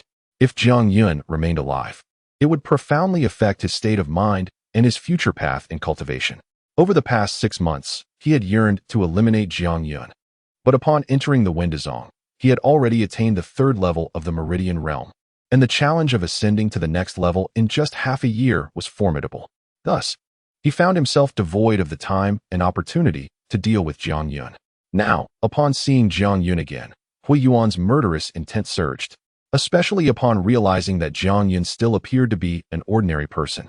He suddenly sensed that the thorn in his heart could finally be extracted today. Jiang Yun noticed Hui Yuan's words, the pointed finger of Xiao Yishu, and the expressions of revelation from those around him, including Hui Yuan's hidden malice. Yet he chose to disregard them. Instead, he focused intently on the 5 spirit-testing orbs, a thought flickering through his mind. Might there be Tao insights within these orbs? Although Jiang Yun indeed had a pressing need for items imbued with Tao insights, he hoped not to encounter them at this moment. Nevertheless, he felt a measure of assurance.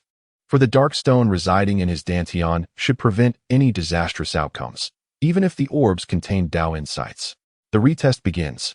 Hui Yuan, you are first. At that moment, Xiao Yishu's voice rang out, diverting everyone's attention from Jiang Yun. As an inner disciple, Hui Yuan stepped forward confidently, grasping the orb as his internal spiritual energy surged into it.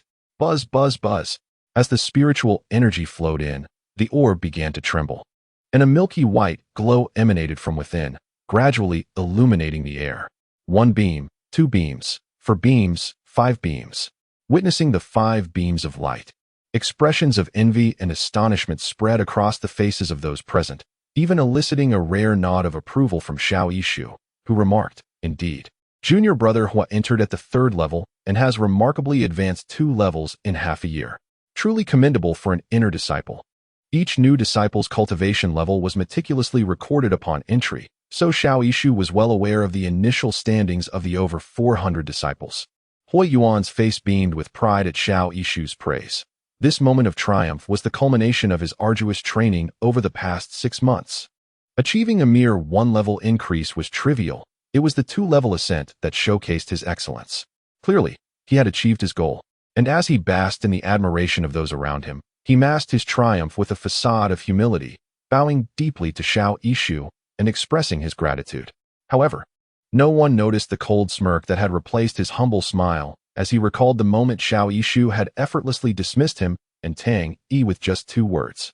Xiao Yishu, oblivious to the lingering resentment, merely nodded and instructed, "You may step aside." "Yes," Hui Yuan replied, stepping aside, his expression regaining its air of arrogance as he awaited the performances of the others. Next, Xiao Yishu called out another name, Wushang. From the crowd emerged a tall figure clad in black, exuding an air of danger that Jiang Yun remembered vividly from their first encounter. That sense of peril still lingered after 6 months, confirming Wushang's superior strength over Hui Yuan. Though no one knew Wushang's background, he and Hui Yuan were the only 2 who had cleared the initiation trials, so the crowd's attention was riveted on his retest performance. Wushang approached a spirit-testing orb, grasped it, and within mere moments, several beams of light surged skyward. "How many beams? Did you see clearly?" "I couldn't catch it, it was too fast. But definitely no fewer than 5. As the crowd buzzed with speculation, Xiao Yishu's expression shifted, and after a contemplative glance at Wushang, he said, "Initially at the 5th level. Now at the 7th, an impressive 2-level increase."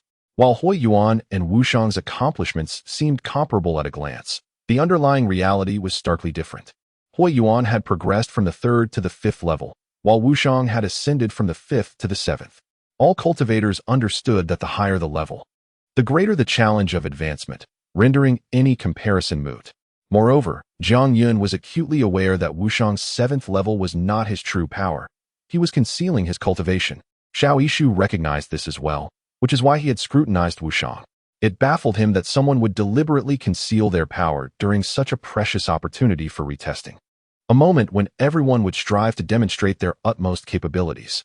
Little did Xiao Yishu know, Wushang was not the only one harboring such intentions. Meanwhile, Hui Yuan's smug expression froze as he glared at the unperturbed Wushang, a surge of resentment coursing through him. Just as he had begun to bask in the spotlight, Wushang effortlessly overshadowed him, igniting his fury.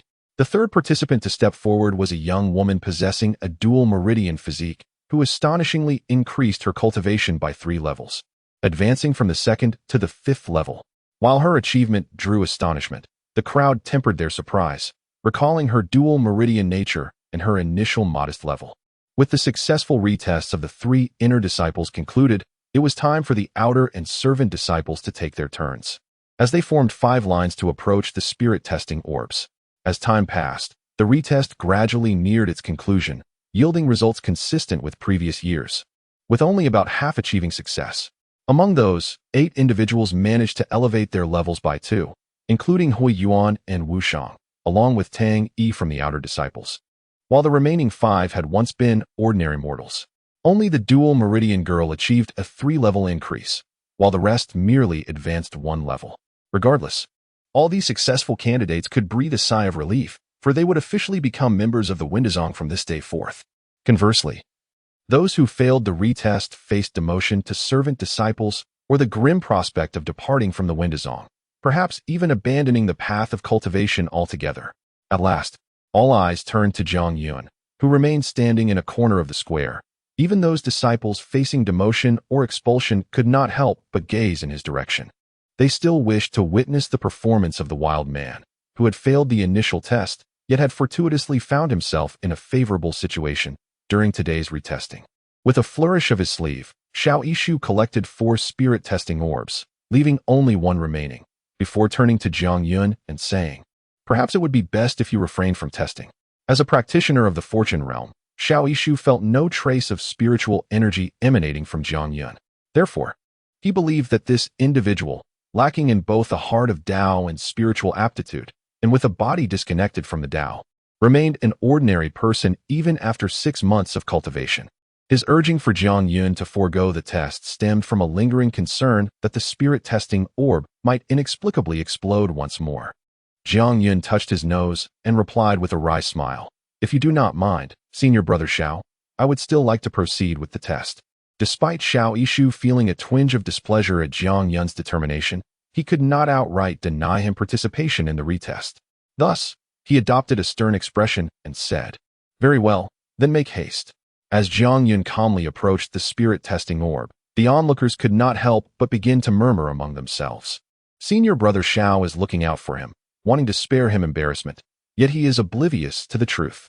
Indeed, 6 months have passed, and he remains an ordinary person. Insisting on testing is merely inviting humiliation. Could he be foolishly imagining that after the test concludes, someone will suddenly appear to accept him as an outer disciple? What a delusion! Even as a servant, he would find no one willing to take him in, let alone be accepted as an outer disciple. Amidst the mocking jeers of the crowd, Zhang Yun finally reached the spirit testing orb. After a brief moment of hesitation, he gently grasped the orb in his hand.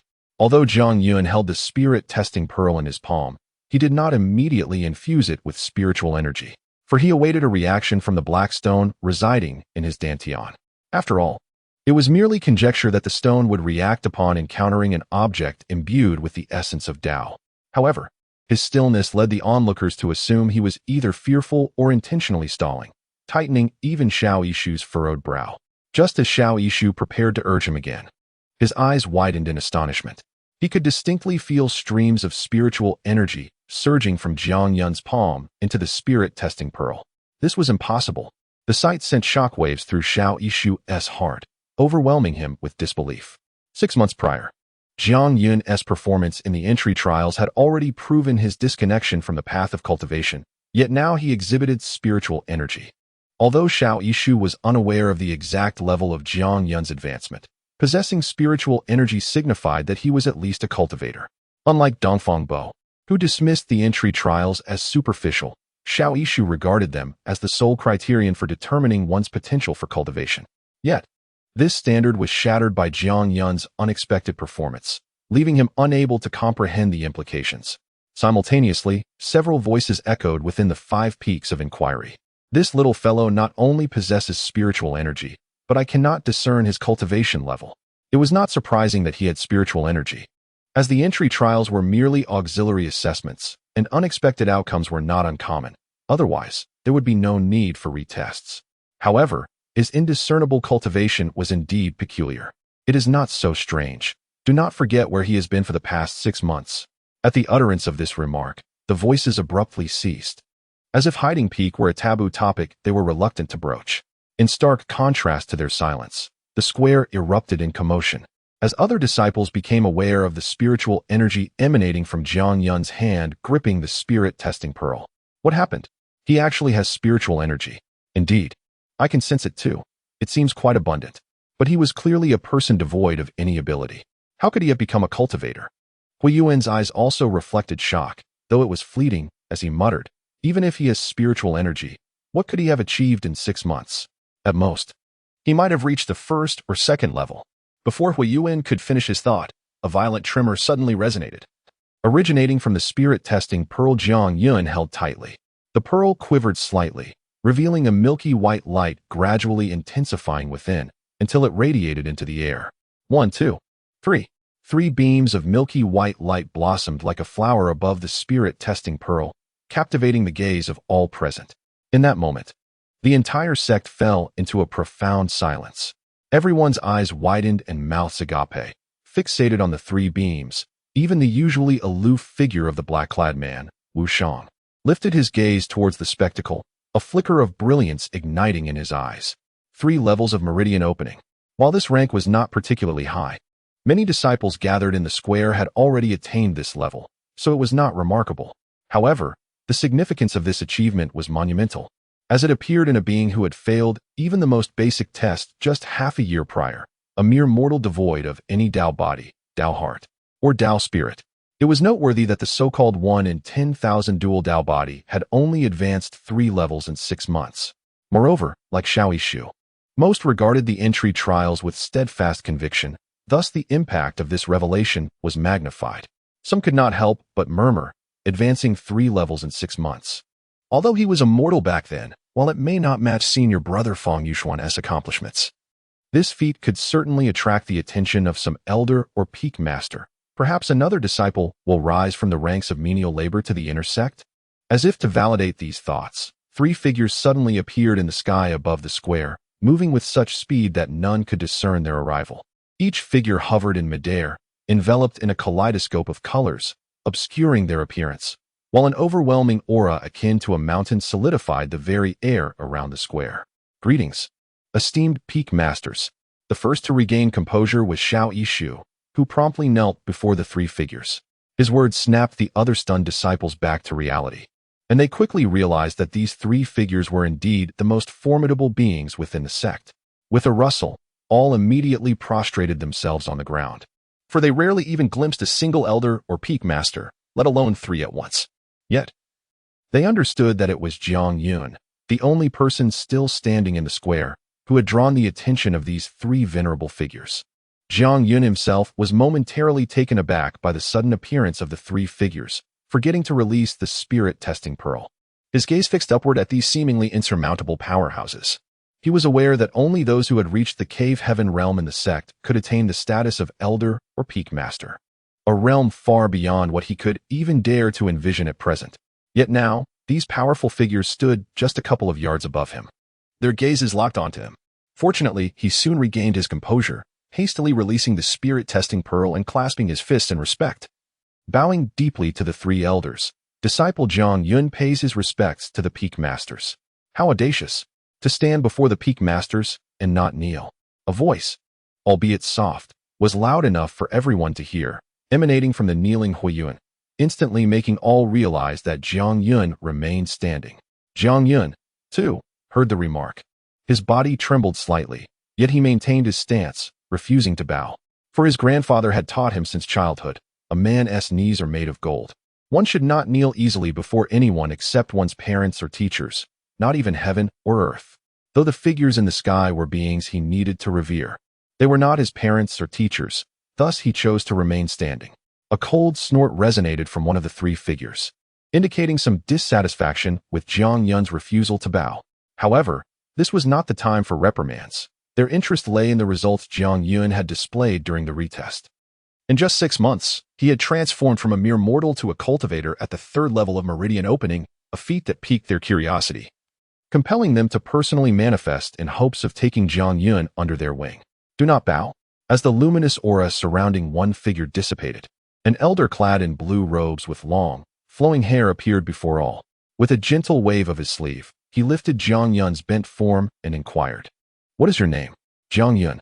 The elder in blue nodded and said, I am the master of Tianfu Peak. Your re-examination results have impressed us greatly." Upon hearing the elder's identity and his words, the many disciples still kneeling around could not help but feel a surge of envy and jealousy. In the sect, apart from the sect master and a few esteemed elders, the peak masters held the highest status, surpassing even the elders themselves. The master of Tianfu Peak, in terms of rank, was second only to the master of the main peak, the Sword Path Peak. His statement undoubtedly indicated a keen interest in Jiang Yun, suggesting that he might soon take him as a disciple.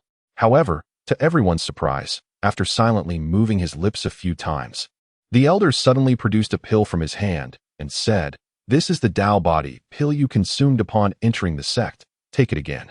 Upon hearing this, the crowd suddenly understood. Although Jiang Yun's remarkable achievement of advancing 3 realms in half a year was astonishing, the elders and peak masters, seasoned individuals, would undoubtedly be meticulous in selecting disciples, requiring thorough scrutiny before making a decision. Particularly, Jiang Yun's performance during the entrance trials was almost bizarre, prompting the master of Tianfu Peak to wish to assess him once more to determine if there had been any anomalies at that time. Indeed, the reality was as such. While these elders and peak masters sought outstanding disciples, they valued Jiang Yun's innate talent even more. It is well known that innate talent is the sole standard for measuring a cultivator's potential distance on the path of cultivation. After all, poor innate talent signifies limited potential for development. Even with the finest elixirs and techniques, one might reach a certain height in a short time, yet in the long run, it would yield minimal returns for substantial efforts. Holding the Tao body pill, Jiang Yun merely glanced at it, quickly recognizing that this pill was far superior to the one he had previously ingested. He understood the elder's intention, which led him into a moment of hesitation.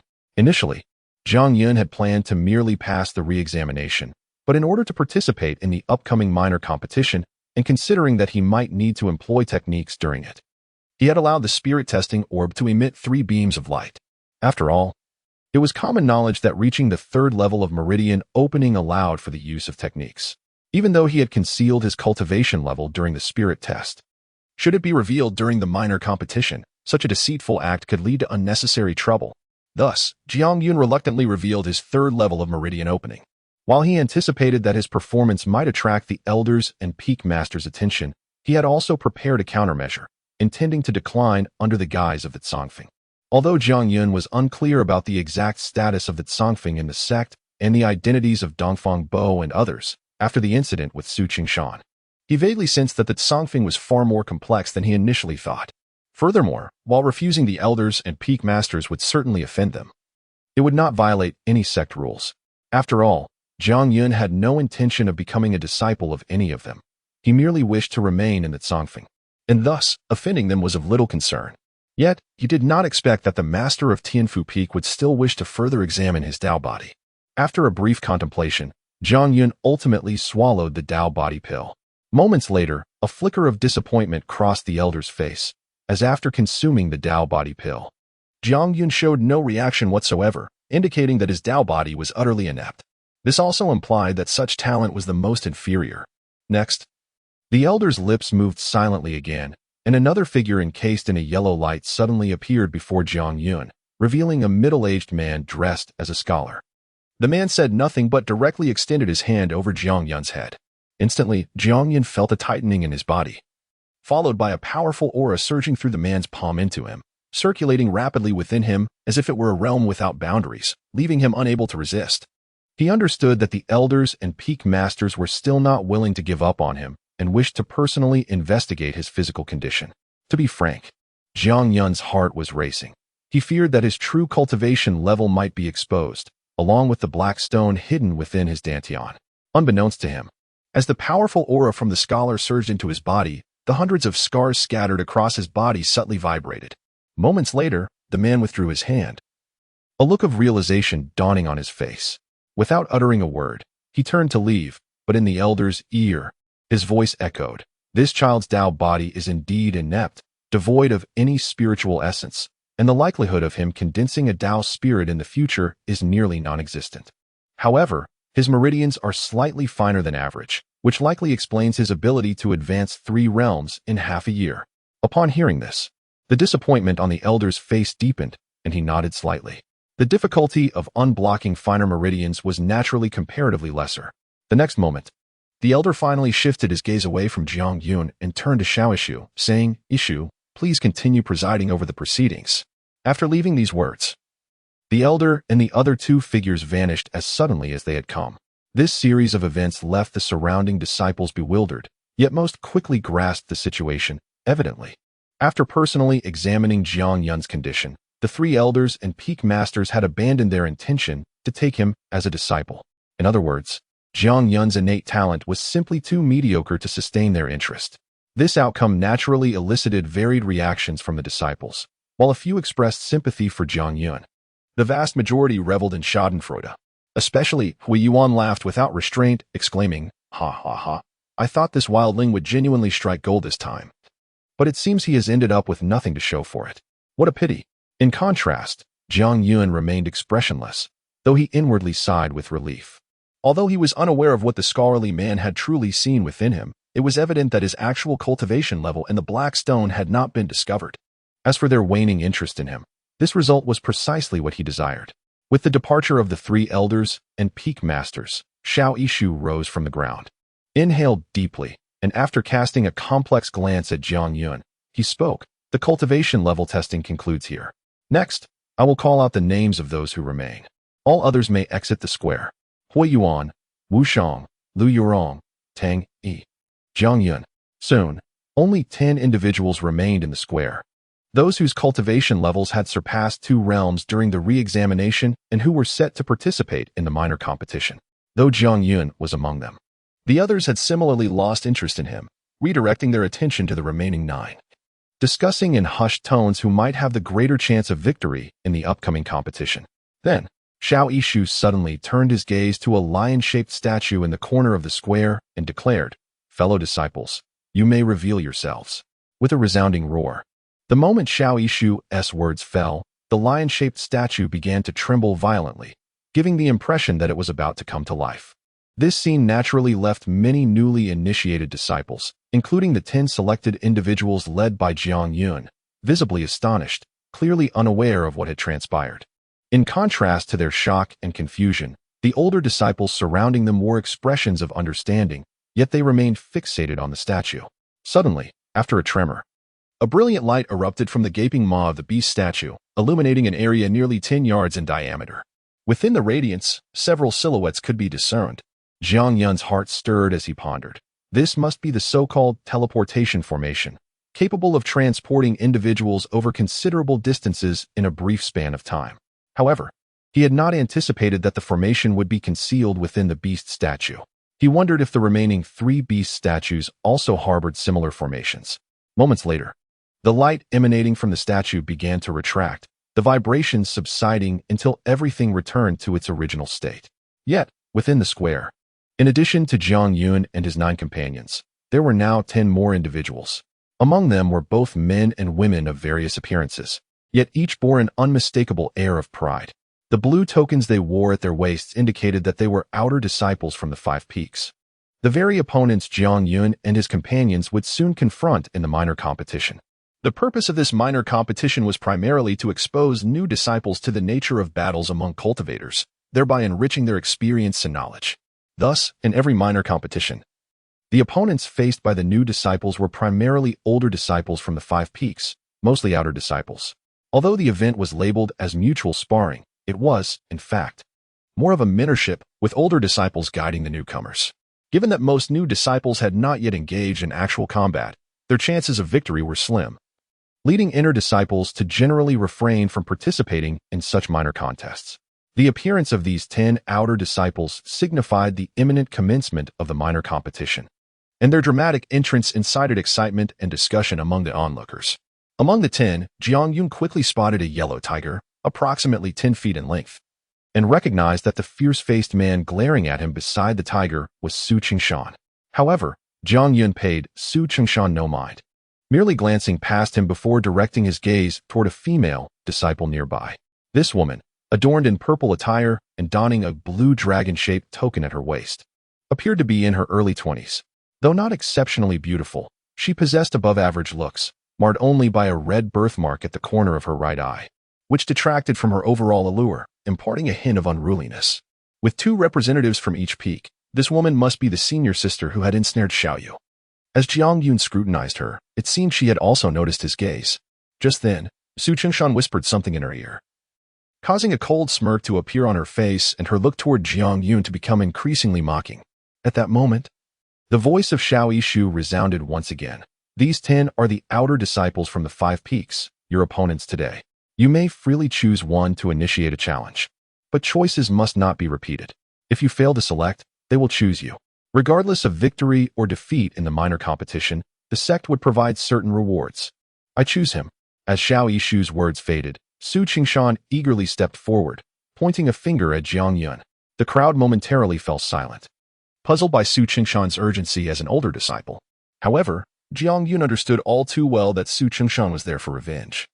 Fearing that Jiang Yun might not choose him or might be selected by someone else, hence his hasty declaration. At that moment, Su Qingshan was solely focused on defeating Jiang Yun, oblivious to the peculiar and somewhat disdainful glances from those around him. For everyone else, Su Qingshan's choice of Jiang Yun as a target was clearly picking the softest target. Despite Jiang Yun's elevation of 3 realms in 6 months, he remained merely at the 3rd level of meridian opening, whereas Su Qingshan, as an older outer disciple, was at least at the 7th level.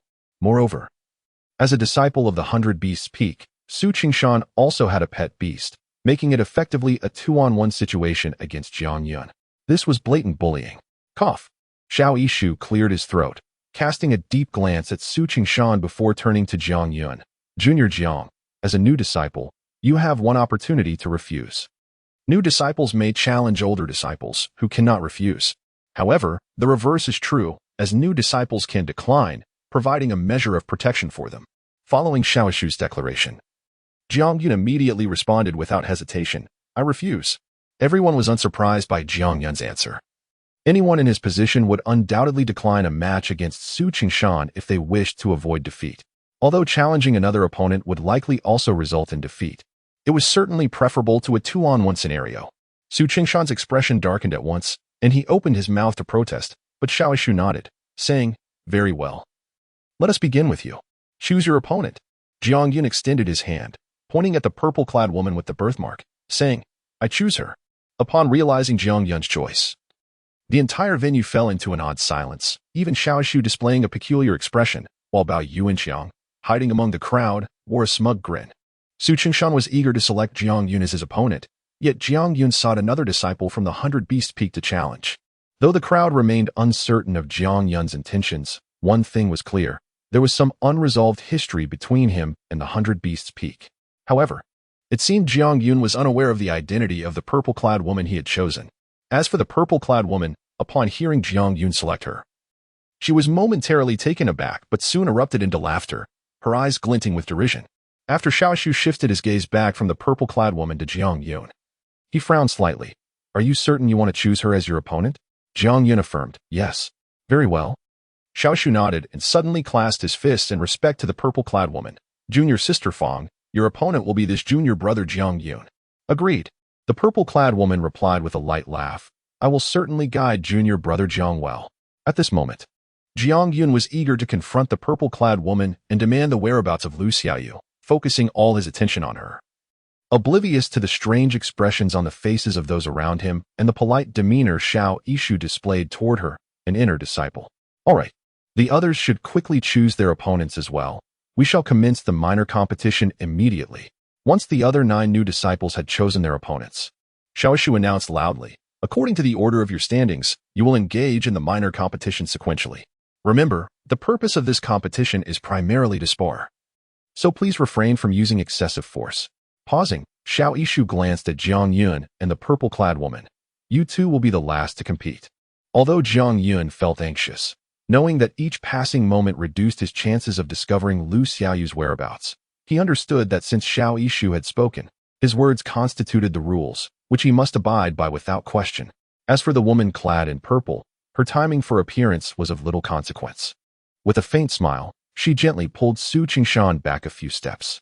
Others also retreated, granting ample space for the 2 contenders in the first match. Among the new disciples, the first to take the stage was once again Hui Yuan, who chose as his opponent a female disciple from the Red Dust Peak. Jiang Yun shifted his gaze to the two competitors, for although he possessed vast combat experience, he had never witnessed a battle between cultivators and was eager to seize this opportunity for observation. Hui Yuan wore a beaming smile as he performed a courteous bow to the female disciple, saying, "I am Hui Yuan, a newly admitted disciple of the Sword Peak. I hope you will show mercy, senior sister, in our match." Jiang Yun was not surprised that Hui Yuan had become an inner disciple of the Sword Peak. After all, when he had first encountered Hui Yuan, he had noticed the sword strapped to his back. Hearing Hui Yuan's words, the beautiful female disciple also smiled gently and replied, "Hui Junior brother, you are too modest. There are no strict rules in this small competition. If you find it difficult, simply concede." Under the succinct explanation of brother Xiao Yishu, the competition finally commenced. With a sharp sound, Hui Yuan swiftly drew the sword from his back.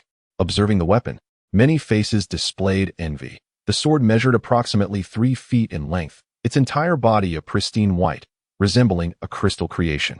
Although it had not yet been infused with spiritual energy by Hui Yuan, those with keen senses could already detect a faint chill emanating from the blade. "Senior sister, this ice spirit sword is forged from millennia-old ice essence. Please be cautious." Hui Yuan seemingly feigned generosity by revealing the sword's origin.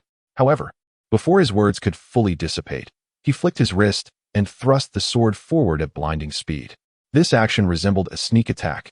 Yet the female disciple from the Red Dust Peak merely smiled nonchalantly, extending her delicate hand to gently tap her waist. A clear, melodious chime suddenly rang out. Upon hearing the bell's sound, many felt a wave of dizziness, including Hui Yuan himself. The previously swift sword suddenly paused midair. The next moment, the Red Dust Peak disciple let out a playful laugh, opened her palm, and revealed a bell the size of a walnut dangling from her middle finger. As she waved her fingers, the bell chimed repeatedly. Under the influence of the bell's sound, Hui Yuan's eyes gradually grew hazy until they finally became vacant, rendering him as motionless as a statue.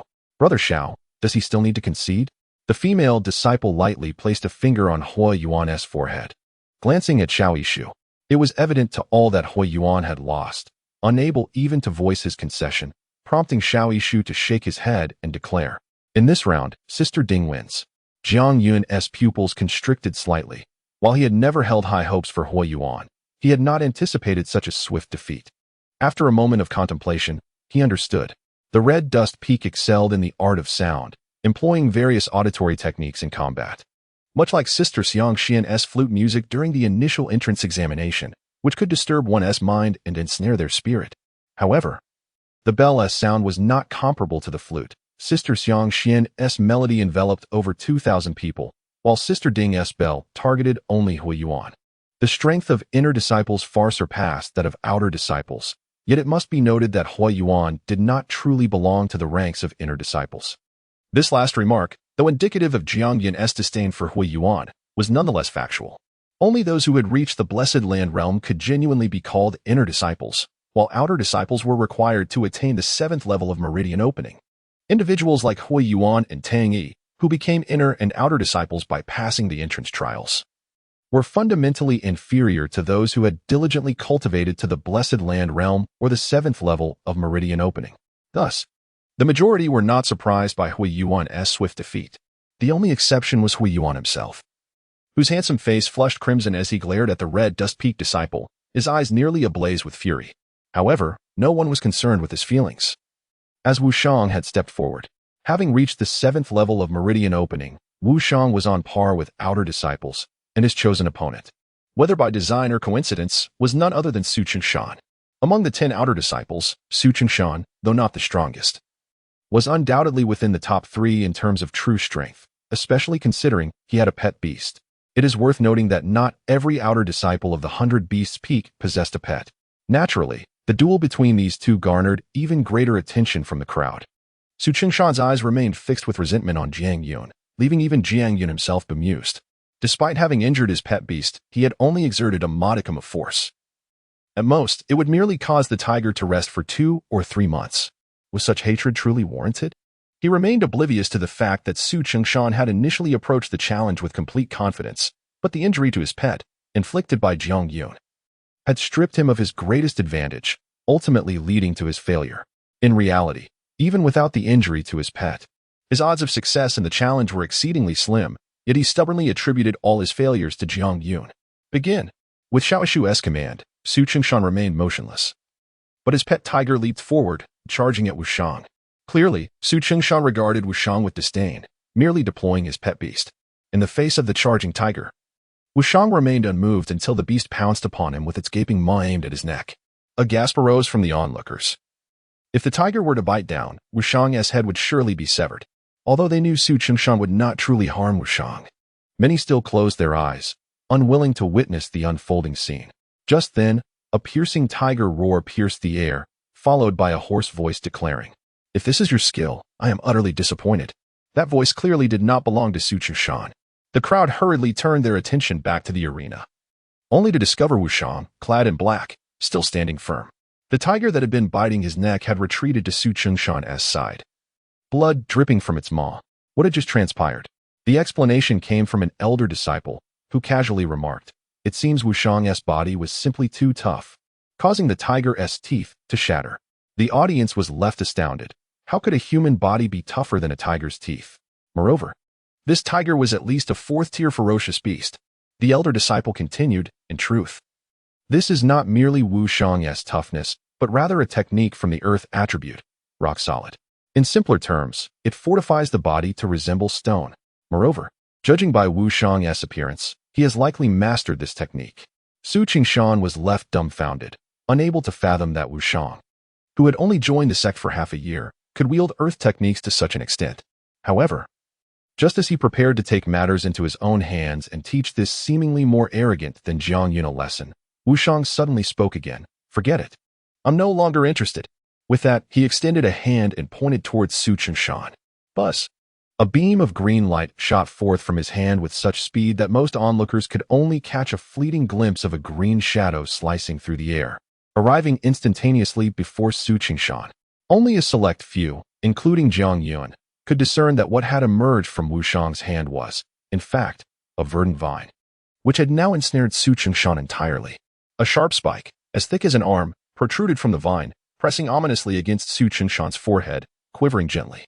The square fell into a profound silence, and after a moment, a trembling voice broke through. Wood, system, technique. The source of this quaking voice, belonging to an elder disciple, was soon forgotten as everyone remained captivated by the swaying green vine. Even Jiang Yun was not exempt from this astonishment.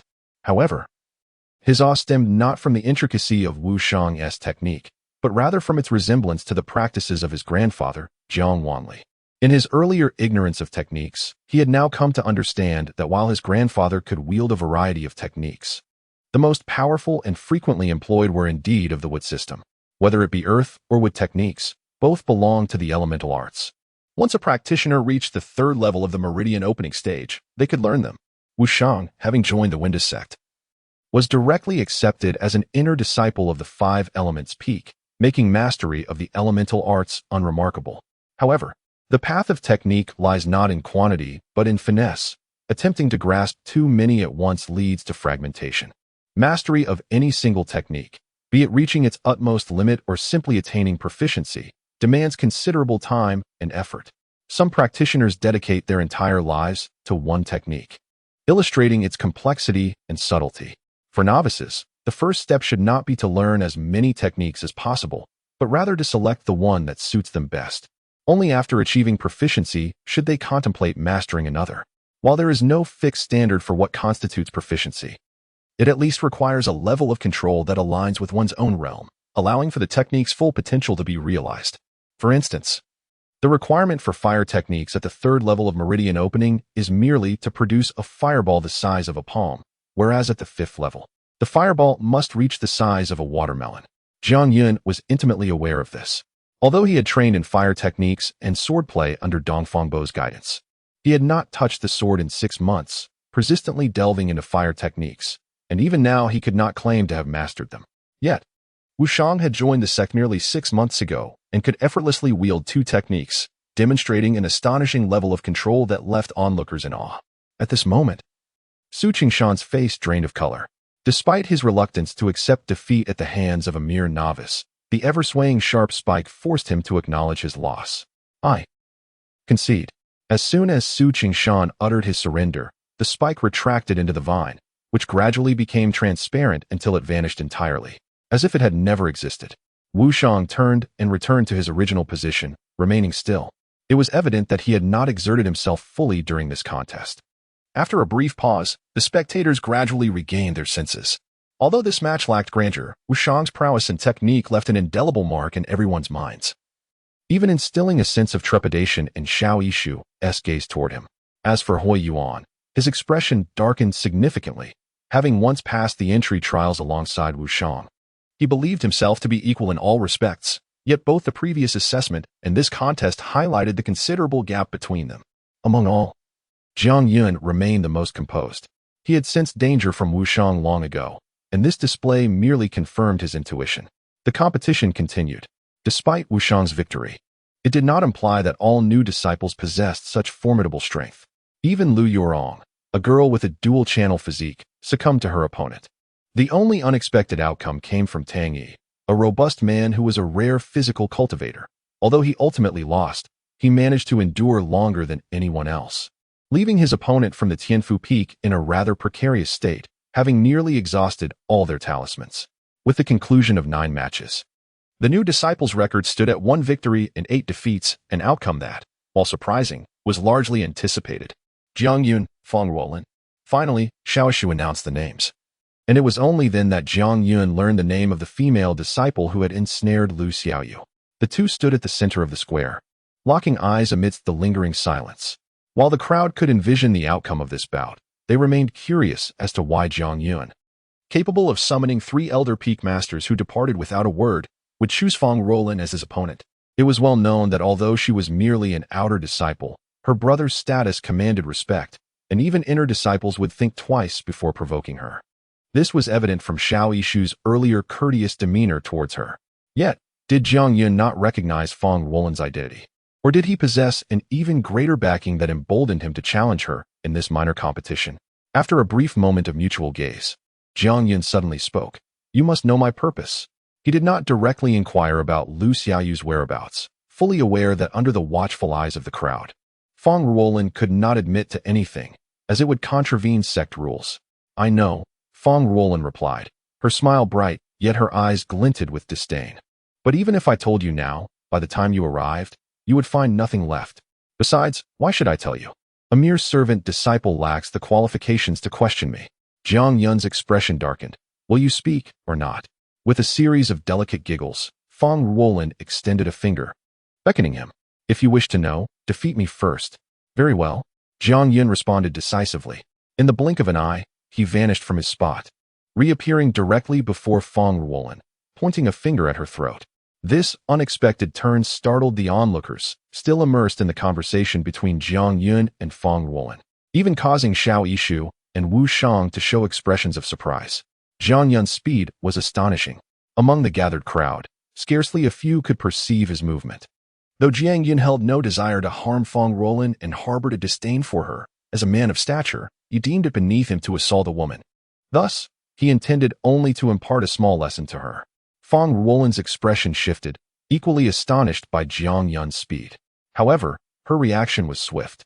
With a flick of her wrist, a surge of dark energy erupted from within her, rapidly transforming into a shield that interposed itself between her and Jiang Yun's outstretched fingers.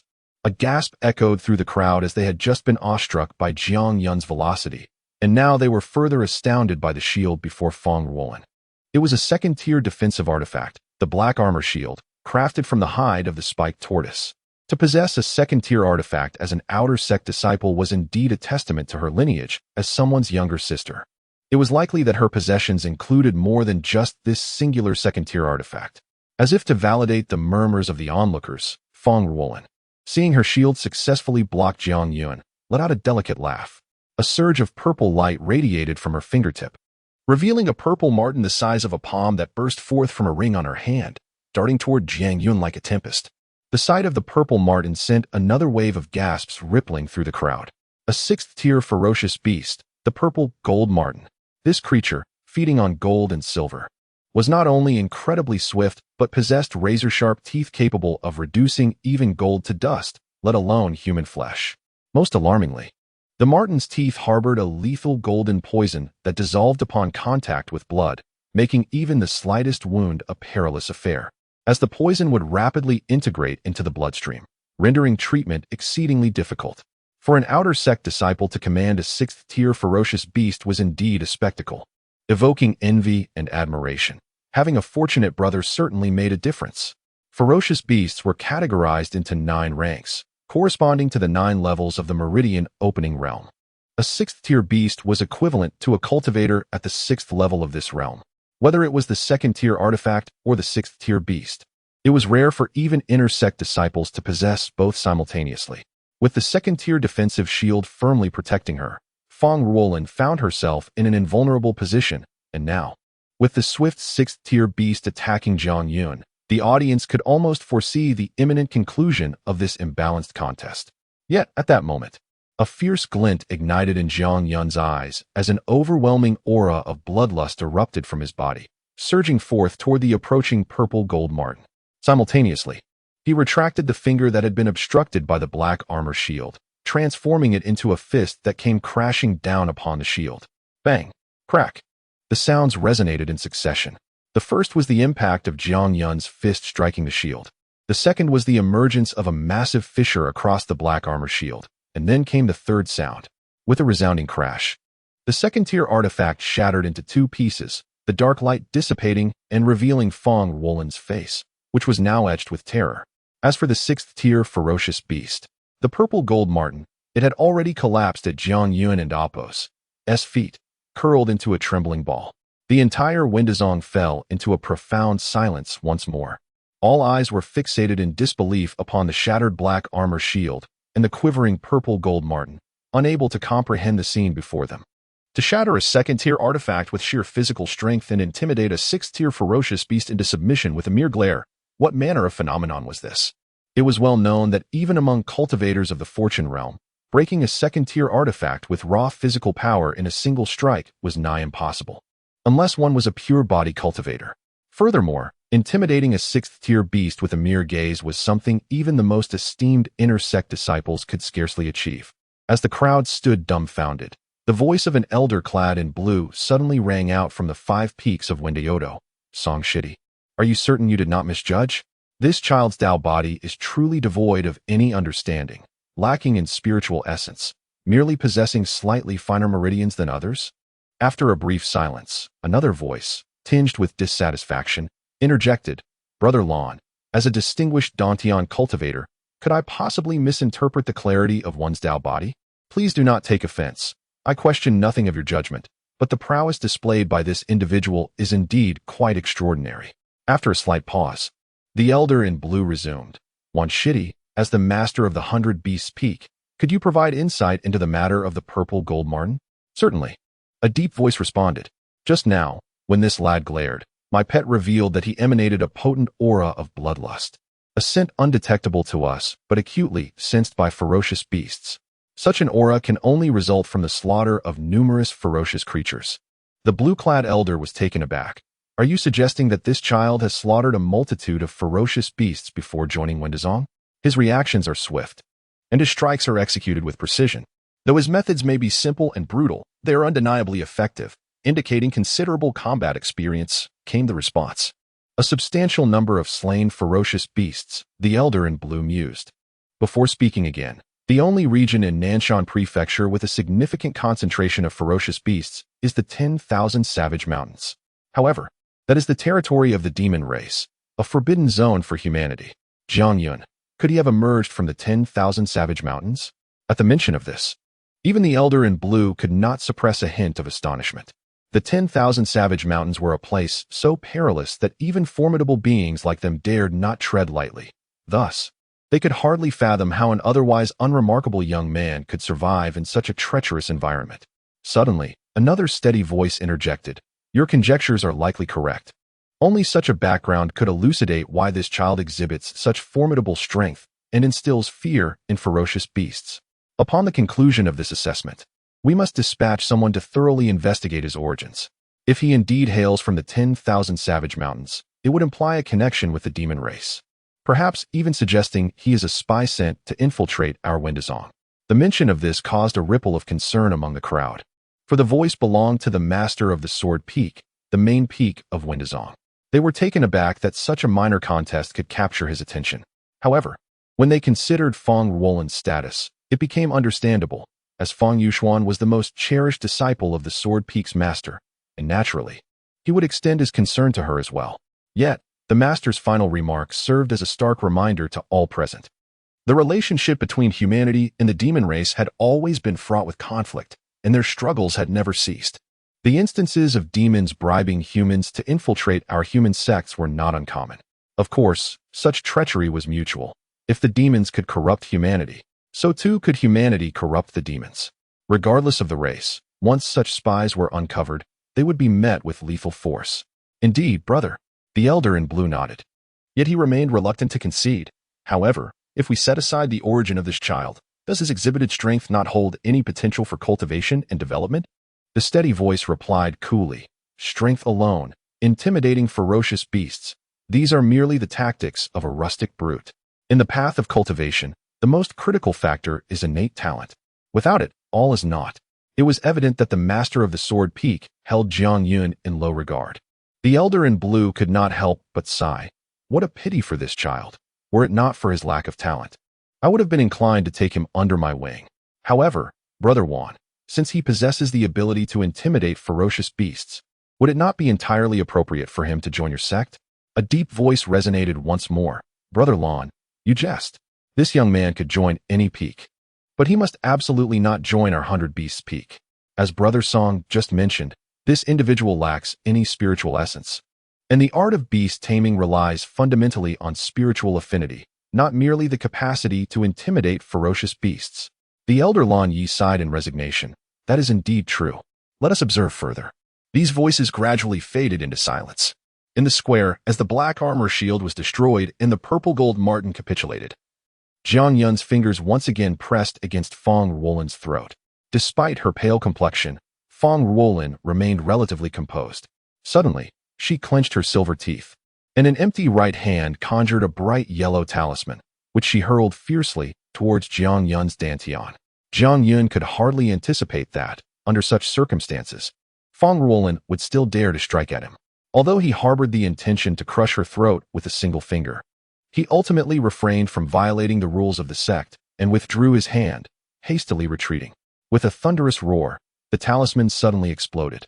Despite Jiang Yun's rapid retreat, the detonation formed an enormous fireball that resembled a gaping maw, voraciously consuming Jiang Yun's figure entirely. The explosive talisman possessed a power that was at least of third grade. Feng Yuxuan truly was affluent, generously bestowing such wealth upon his sister. Now, Jiang Yun's fate seemed dire. Being caught at such close range by the explosive talisman would likely leave him grievously wounded, if not dead. Amidst the crowd, sounds of envy and astonishment arose once more. While Feng Ruolan's face regained a hint of color, her eyes filled with hatred as she fixated on the blazing fireball, gritting her teeth and exclaiming, "To force me to this extent, burning you alive would be too lenient. Burn me alive? This flame is insufficient." Yet, from within the fireball, Jiang Yun's indifferent voice emerged, and he stepped forth from the inferno. Though his body was charred and his clothing barely concealed him, he appeared remarkably unscathed. This revelation astonished the onlookers, who speculated whether Jiang Yun might indeed be a formidable body cultivator. Not only did he possess extraordinary strength, but his physique seemed remarkably resilient, impervious even to such extreme heat. Jiang Yun was certainly not a body cultivator. His formidable physique was bolstered by months of diligent study of fire-based techniques, rendering the explosive talisman's fireball ineffective against him. Tang Yi, a robust figure, exhibited a shock that far surpassed that of others. As a pure body cultivator, he prided himself on his abilities, yet he knew all too well that even at his full strength, he could not shatter a second-grade artifact, let alone withstand the onslaught of an explosive talisman which could leave him severely injured.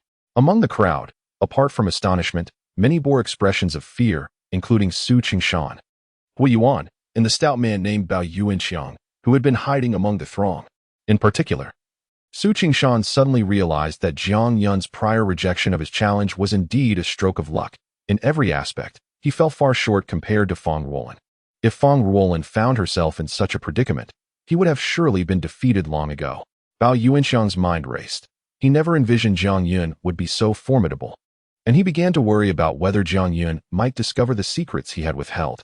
Surely not. Even if Fang Ruolin is no match for him, after defeating her, Fang Yuxuan would undoubtedly seek retribution. No matter how strong Jiang Yun is, he cannot contend with Fang Yuxuan. Given Fang Yuxuan's temperament, regardless of Jiang Yun's survival today, he would surely be expelled from the sect. As he comforted himself, particularly recalling Fang Yuxuan, Bao Yuanxiang's anxiety began to dissipate somewhat. Upon seeing Jiang Yun reappear before her, Fang Ruolin's previously regained color vanished, replaced by sheer terror. Jiang Yun, expressionless, advanced step by step toward her, stating, "You now have two choices. Either reveal to me what I wish to know, or I shall no longer hold back and compel you to speak. I will tell you." Fang Ruolin hesitated momentarily before quickly conceding, "Come closer, and I shall disclose the information." A glimmer of intensity sparked in Jiang Yun's eyes, prompting him to halt his advance. Fang Ruolin continued, "You must understand that what I am about to tell you cannot be shared with others. Indeed, if Fang Ruolin divulged Lu Xiaoyu's whereabouts in front of so many witnesses, it would equate to an admission of violating the sect's rules and implicating Lu Xiaoyu. Such folly she would never entertain." Jiang Yun nodded, stepping closer until he was within mere inches of Fang Ruolin, fixing her with a determined gaze. "You may speak now." "Very well," Fang Ruolin whispered, "Lu Xiaoyu is waiting for you underground." Suddenly, a brilliant golden light appeared in Fang Ruolin's hand, revealing a golden dagger that shot toward Jiang Yun's dantian with the speed of lightning. Fang Ruolin's stealthy maneuver was indeed unexpected. The dagger's quality likely surpassed that of the black armored shield. One could only wonder how many protective artifacts Fang Yuxuan had bestowed upon his sister, with her strength at the 7th level of meridian opening, accompanied by such treasures.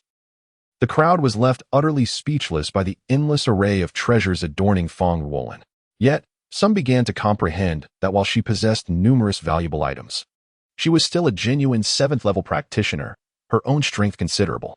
Nevertheless, despite this, she had been compelled into a position where she could scarcely muster any resistance against Jiang Yun, who had yet to utilize even a modicum of spiritual energy, relying solely on his formidable physique to dominate her. Jiang Yun's prowess was nothing short of terrifying, although many observed the golden dagger. The proximity between Jiang Yun and Fang Ruolin rendered it nearly impossible for anyone to intervene in time, even for Xiao Yishu, who wished to act. With a dull thud, Fang Ruolin felt her razor-sharp dagger as though it had embedded itself in solid rock, unable to advance further. Looking down, she was astonished to find Jiang Yun firmly gripping the dagger with his palm. Though blood dripped from his fingers, his expression remained eerily calm as he regarded Fang Ruolin, stating, "It seems I must force you to speak." At that moment, a profound sense of dread surged within Fang Ruolin, and she screamed, "Jiang Yun, if you dare to harm me, you will meet your demise. Do you know who my brother is?" "I do not know, nor do I wish to," Jiang Yun replied coldly, releasing his grip on the dagger. His bloodied hand rose high, striking forcefully toward Fang Ruolin's face. Just as Jiang Yun's hand was about to make contact, his expression suddenly shifted, for he sensed a formidable aura enveloping him, rendering him immobile. Then, a gentle voice echoed in everyone's ears. "You may not wish to know, but I shall tell you regardless. Her brother is I, Fang Yuxuan." Above Jiang Yun and Fang Ruolin, an enigmatic figure emerged, a man clad in garments as white as snow, his long hair cascading like a silken waterfall. He hovered gracefully in the air, hands clasped behind him, his strikingly handsome visage, one that could render most women pale by comparison, adorned with a gentle smile as he gazed into the distant horizon, as if savoring the beauty of the scenery. A collective breath was held, all eyes transfixed on this paragon of perfection. Fang Yuxuan, the foremost disciple of the inner sect. While every disciple of the Tao sect had heard this name, few had the privilege of witnessing its bearer in the flesh. It was unexpected that this minor competition between new and seasoned disciples would draw him out. Yet, it was hardly surprising. After all, his own sister, despite her best efforts, had proven no match for the unremarkable Jiang Yun. Had he not appeared, it was certain that Fang Ruolin would have suffered a thorough lesson at Jiang Yun's hands. "Greetings, Senior Brother Fang." Xiao Shu was the first to regain his composure, bowing respectfully to Fang Yuxuan, his admiration palpable even given his own stature. Hearing Xiao Shu's voice, Fang Yuxuan finally withdrew his gaze from the horizon, returning the gesture with a smile. "You're too kind, Junior Brother Xiao." with Xiao Yishu demonstrating such reverence. The other disciples were quick to follow suit. As Fang Yuxuan spoke, the crowd snapped back to reality, a wave of excited praise erupting from among them. "Senior brother Fang, I can't believe my eyes. What fortune it is to see you today. Truly, a once-in-a-lifetime blessing. Indeed, your appearance surpasses all rumors. You embody the essence of a celestial being, deserving of our admiration." Even the usually aloof Hui Yuan wore an expression of awe. Amidst this admiration, however, Wu Shang maintained an impassive demeanor, calmly observing Fang Yuxuan, though deep within his eyes, a flicker of fiery determination danced, an unmistakable sign of battle spirit. In this moment, all present seemed to have forgotten the purpose of Fang Yuxuan's arrival, oblivious to the motionless Jiang Yun, seemingly ensnared by an invisible force. Jiang Yun, too, was acutely aware of Fang Yuxuan's identity, yet he was entirely unfazed. At that moment, he felt as if an immense, unseen weight bore down upon him, rendering him incapable of advancing even an inch towards Fang Roland, who was so tantalizingly close. Was this the might of the blessed realm? It was undeniable that he surpassed Feng Wuji by a significant margin, though he currently lacked the strength to contend. It would be a gross underestimate to think he could be so easily thwarted. As Jiang Yun's heart raged against this invisible mountain, his battered body trembled slightly, struggling with all his might against the oppressive force. Simultaneously, Fang Roland's slightly innocent voice rang out. "Brother, why did you take so long to arrive? I hope I'm not too late. You're not hurt, are you?" Fang Yuxuan's gaze finally shifted to his sister, his voice laced with tender affection, a tone that made countless female disciples swoon. Yet, some noticed that even as Fang Yuxuan looked at Fang Roland, he seemed entirely oblivious to Jiang Yun standing nearby. Fang Yuxuan was utterly dismissive of Jiang Yun's presence. This disregard gradually focused the crowd's attention on Jiang Yun, eliciting a mix of sympathy, pity, and, more prevalently, schadenfreude. They were eager to witness the fate of this brash individual who dared to challenge Fang Roland. Suddenly, a sharp sound pierced the air. This crisp noise, though not loud, resonated like thunder, sending shockwaves through the crowd. It was the sound of a slap. Jiang Yun's palm had struck Fang Roland's face. To everyone's astonishment, Jiang Yun, previously overshadowed, had freed himself from the suffocating pressure and completed his unfinished act. He had slapped Fang Roland. The dramatic turn of events left all in stunned silence. Jiang Yun had the audacity to strike Fang Yuxuan's sister right before him. This was tantamount to courting death. Fang Roland, clutching her slightly swollen cheek, stared blankly at Jiang Yun, utterly shocked that he would dare to act so brazenly in her brother's presence. Yet, Jiang Yun too disregarded Fang Yuxuan's existence. His eyes locked intently on Fang Roland. "Tell me, where have you taken Lu Xiaoyu?" At this moment, Jiang Yun finally articulated the reason he had chosen Fang Roland as his opponent. Although most present were unfamiliar with the name Lu Xiaoyu, an elderly man with graying hair from the 100 Beasts Peak narrowed his eyes, a flicker of realization crossing his weathered face. "Junior brother, your audacity is remarkable." Fang Yuxuan's words, though not particularly fierce, were underscored by the glint of fury in his eyes.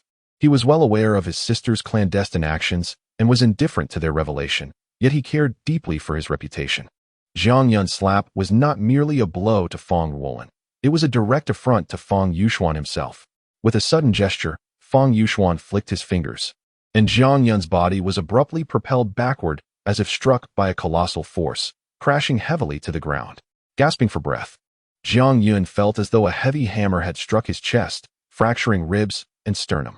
He spat a mouthful of blood, struggling to suppress the turmoil within him before finally lifting his gaze to Fang Yuxuan. "I do not possess extraordinary boldness. I merely strive, as any brother should, to protect my sister." Jiang Yun was acutely aware that he was no match for Fang Yuxuan.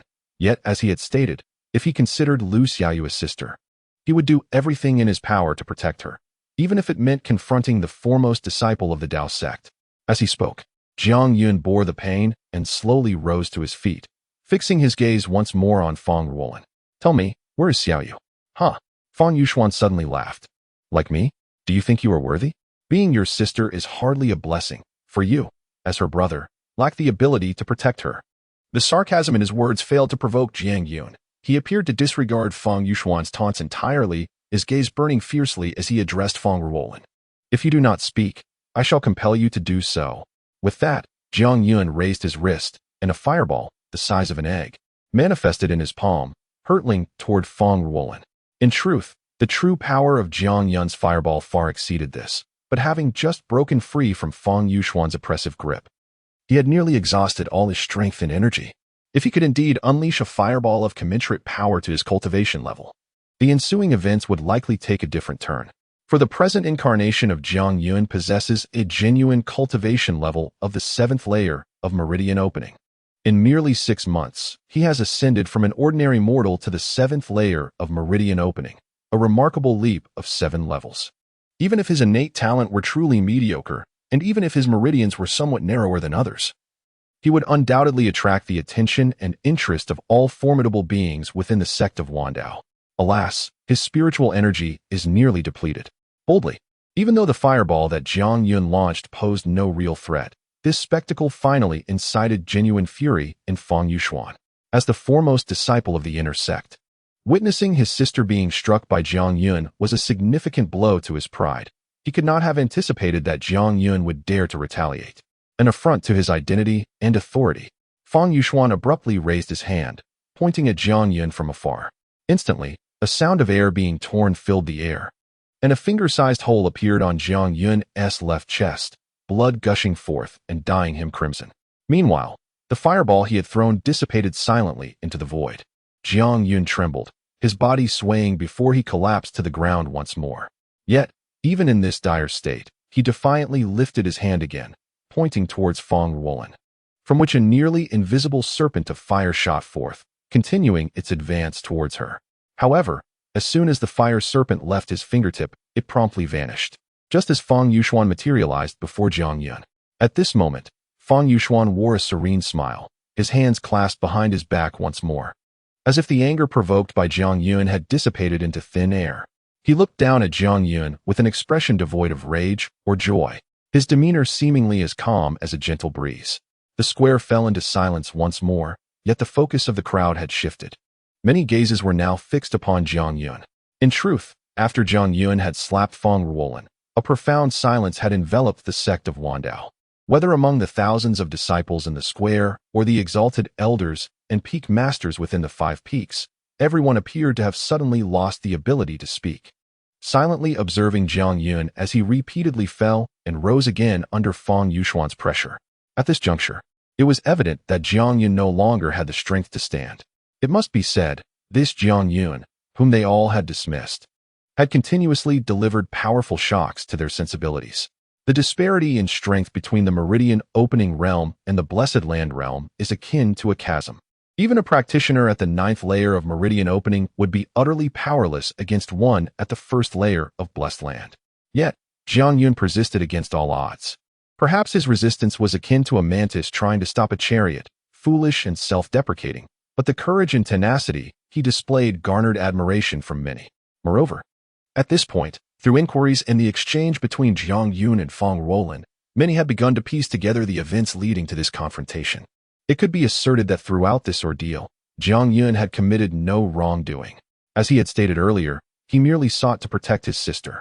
Though he had struck Fong Ruolin, it paled in comparison to her deceitful act of luring the lowly servant Lu Xiaoyu out of the sect. Yet, despite the understanding and sympathy that enveloped Jiang Yun, none dared to plead on his behalf. For he stood against Fong Yuxuan, the foremost disciple of the inner sect, a likely future master of the Sword Peak, and potentially the sect leader of Wandao.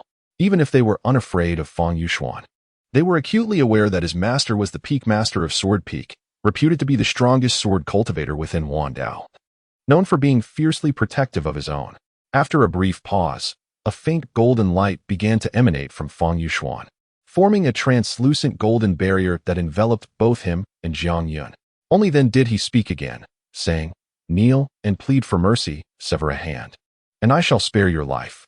Otherwise, I will kill you." Blood continued to drip from Jiang Yun's left chest, his tattered clothing and charred body rendering him a pitiful sight, yet his eyes still glimmered with defiance as he retorted, "You dare not." Jiang Yun will never beg for mercy. 16 years living in Mang Mountain had imparted many lessons to Jiang Yun, but it had taught him nothing about submission. After all, would pleading for mercy be of any use against ferocious beasts? Dare not? Fong Yuxuan paused, taken aback by Jiang Yun's unwavering conviction. Why would I not dare to kill you?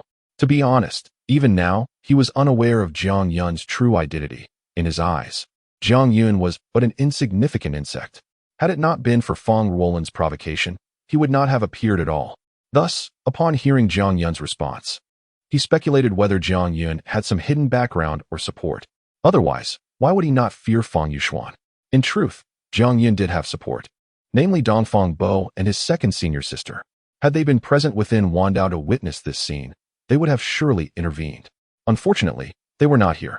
Even if they were, Jiang Yun would not regard them as his crutch. He had learned long ago that relying on oneself was paramount. Swallowing a mouthful of blood, Jiang Yun spoke each word with conviction, because of the sect rules. Ha! These 4 words caused Fong Yuxuan to momentarily pause before erupting into raucous laughter, as if he had heard the most ludicrous joke in the world, laughing uncontrollably. Due to the golden barrier formed by Fong Yuxuan's potent aura, the onlookers could not hear the conversation between them, oblivious to what had elicited such mirth from Fong Yuxuan. After laughing for a considerable time, Fong Yuxuan shook his head and said, I finally understand why you are so audacious. It turns out that the sect rules are your greatest reliance. How utterly ridiculous. With that, Fong Yuxuan's voice suddenly turned cold, a profound, killing intent igniting within his indifferent gaze as he declared, Today, I shall enlighten you that the so-called sect rules are merely provisions crafted for cowards like you. As long as one possesses sufficient strength, one can trample all rules underfoot. Do you doubt this? Then do you not find it curious why, to this day, no one has intervened to stop me? Why have none of the elders or peak masters come to your aid? Because I am strong enough. Even if I were to kill you, no one would dare punish me. Regrettably, you will not witness it. With those words, Fong Yuxuan extended a finger, gently pressing it against Jiang Yun's throat in a manner reminiscent of how Jiang Yun had held Fong Ruolan earlier. Jiang Yun was no stranger to death. Nor did he fear it. Had it not been for his grandfather, he would have perished 16 years ago. Each additional day of life was a gift. His experiences in Mang Mountain had brought him face to face with death on numerous occasions, allowing him to confront it with far greater composure than others. Thus, even now, as he sensed the imminent threat of death, his face bore no trace of fear, only regret and guilt within his heart. Regrettably, there will be no further opportunity to see my grandfather, to encounter Yu Rou, or to behold the familiar faces of Jiang Village. It is with a sense of guilt that I reflect on my failure to protect Lu Xiaoyu, thereby disappointing my grandfather's expectations. He even found himself too weary to speak, merely casting a cold gaze upon Fong Yuxuan, awaiting the moment when Fong Yuxuan's finger would pierce his throat. Though the crowd gathered in the square could not hear the sounds within the golden barrier, they were able to clearly observe the unfolding events. The sight before them sent a tremor through each heart. Was Fong Yuxuan truly about to kill Jiang Yun? Most spectators surmised that Fong Yuxuan merely intended to intimidate Jiang Yun, as the rivalry between Jiang Yun and Fong Ruolan was not one of life and death. Particularly, the elders and peak masters remained conspicuously absent, clearly believing that Fong Yuxuan would not resort to killing Jiang Yun. Had he intended to do so, they would have certainly intervened. Kill him! Kill him! Fong Ruolan muttered under her breath, her face twisted with hatred. She harbored a fervent desire for her brother to eliminate Jiang Yun. For Jiang Yun's recent slap had left her utterly humiliated. Only with Jiang Yun's demise could she find some semblance of relief. Just as Jiang Yun awaited the inevitable arrival of death, an elderly voice echoed from afar. Fong Shizhi, please show mercy. The unexpected plea for Jiang Yun's life astonished the crowd, prompting them to swiftly turn their heads towards the source of the voice. It was unmistakably the voice of an elder from the 100 Beasts Peak among the 5 peaks of Wenda. This voice surely emanated from a compassionate elder who sought to plead for Jiang Yun. As realization dawned upon the crowd, Fong Ruolan's expression shifted dramatically. She recognized that the voice belonged to the elder who had been secretly watching over Lu Xiaoyu. Fong Yuxuan narrowed his eyes slightly, his finger poised at Jiang Yun's throat. Although he did not push forward, he also did not withdraw. The elder's voice rang out once more. Fong Shizhi, if you can spare him, let this matter rest. Let us not pursue it further. A glint of cold light flashed in Fong Yuxuan's narrowed eyes. He was acutely aware of the voice's origin and the implications of the elder's words. The elder was offering to overlook Fong Ruolan's deception that led Lu Xiaoyu out of the sect in exchange for sparing Jiang Yun. After a brief contemplation, Fong Yuxuan smiled faintly, and the golden barrier enveloping him and Jiang Yun vanished without a trace. He proclaimed loudly, "Since Elder Shah has interceded, I shall naturally grant him this courtesy." As he spoke, Fang Yuxuan slowly withdrew his finger, leading everyone to believe that he genuinely intended to spare Jiang Yun. However, he swiftly redirected his words. "Nevertheless, since he struck Roland, he shall not escape unscathed. While his death is avoidable, I shall disable his hand as a form of punishment." As his words fell, Fang Yuxuan's finger, which was about to withdraw, suddenly changed course, pointing decisively at Jiang Yun's right hand. This gesture transformed into a lethal strike. Should it connect, Jiang Yun's right hand would be irrevocably ruined, a fate akin to severing his path to cultivation for any practitioner. The crowd gasped in astonishment. Even amidst the elder's plea for Jiang Yun's life, Fang Yuxuan dared to strike, intent on crippling Jiang Yun's hand. His audacity was truly remarkable. Not only the disciples, but even the elderly figure from the 100 Beasts Peak, whose hair was grizzled, displayed a sudden fury upon witnessing this scene. Yet, anger was futile. He understood all too well the determination Fang Yuxuan harbored to cripple Jiang Yun. This seemingly ordinary gesture concealed lethal intent. Even if he wished to intervene, he was powerless to do so and could only watch helplessly. At that moment, however, an unexpected turn of events unfolded. As Fang Yuxuan's decisive finger pointed, Jiang Yun, who had remained motionless until now, suddenly sprang into action. Flames ignited within his palm. Though faint, they bore a talisman that was now ablaze. As the flames consumed the talisman, it was reduced to ashes, from which surged a formidable aura that sent tremors throughout the entirety of the 5 peaks of Wenda. This aura materialized into a hazy figure that stood before Jiang Yun, intercepting Fang Yuxuan's descending finger. Simultaneously, in the depths of a wild forest far from the Wenda sect, a middle-aged woman, traversing the thicket, abruptly halted, her brow furrowing. Jiang Yun is in trouble. What trouble? A young man, who had also paused behind her, turned to reveal himself as Dongfang Bo. "I fear he has just ignited the substitute talisman I bestowed upon him," the middle-aged woman replied. Dongfang Bo furrowed his brow. He should be participating in the retest. Could it be that a formidable opponent has emerged among the challengers? The middle-aged woman shook her head. "I cannot say. However, since he has ignited the talisman, it assures his safety. We must act swiftly. Any delay may endanger our third junior brother even further." Indeed, Dongfang Bo nodded, and without uttering another word, they swiftly vanished into the forest. Back at the Wenda sect, with the emergence of the hazy figure, the ever-smiling Fang Yuxuan's expression finally shifted dramatically. He immediately retracted his descending finger and, like lightning, retreated, striving to distance himself from the apparition. As he fell back, a powerful aura erupted from his body, enveloping him as he transformed into a blade of unparalleled sharpness, its energy soaring toward the heavens. Above him, a genuine sword materialized, gleaming gold as if forged from the purest metal, its razor-sharp intent rippling outward, as if to cleave through the very air itself. It seemed that only through this display of power could he hope to contend with the terrifying pressure exuded by the hazy figure.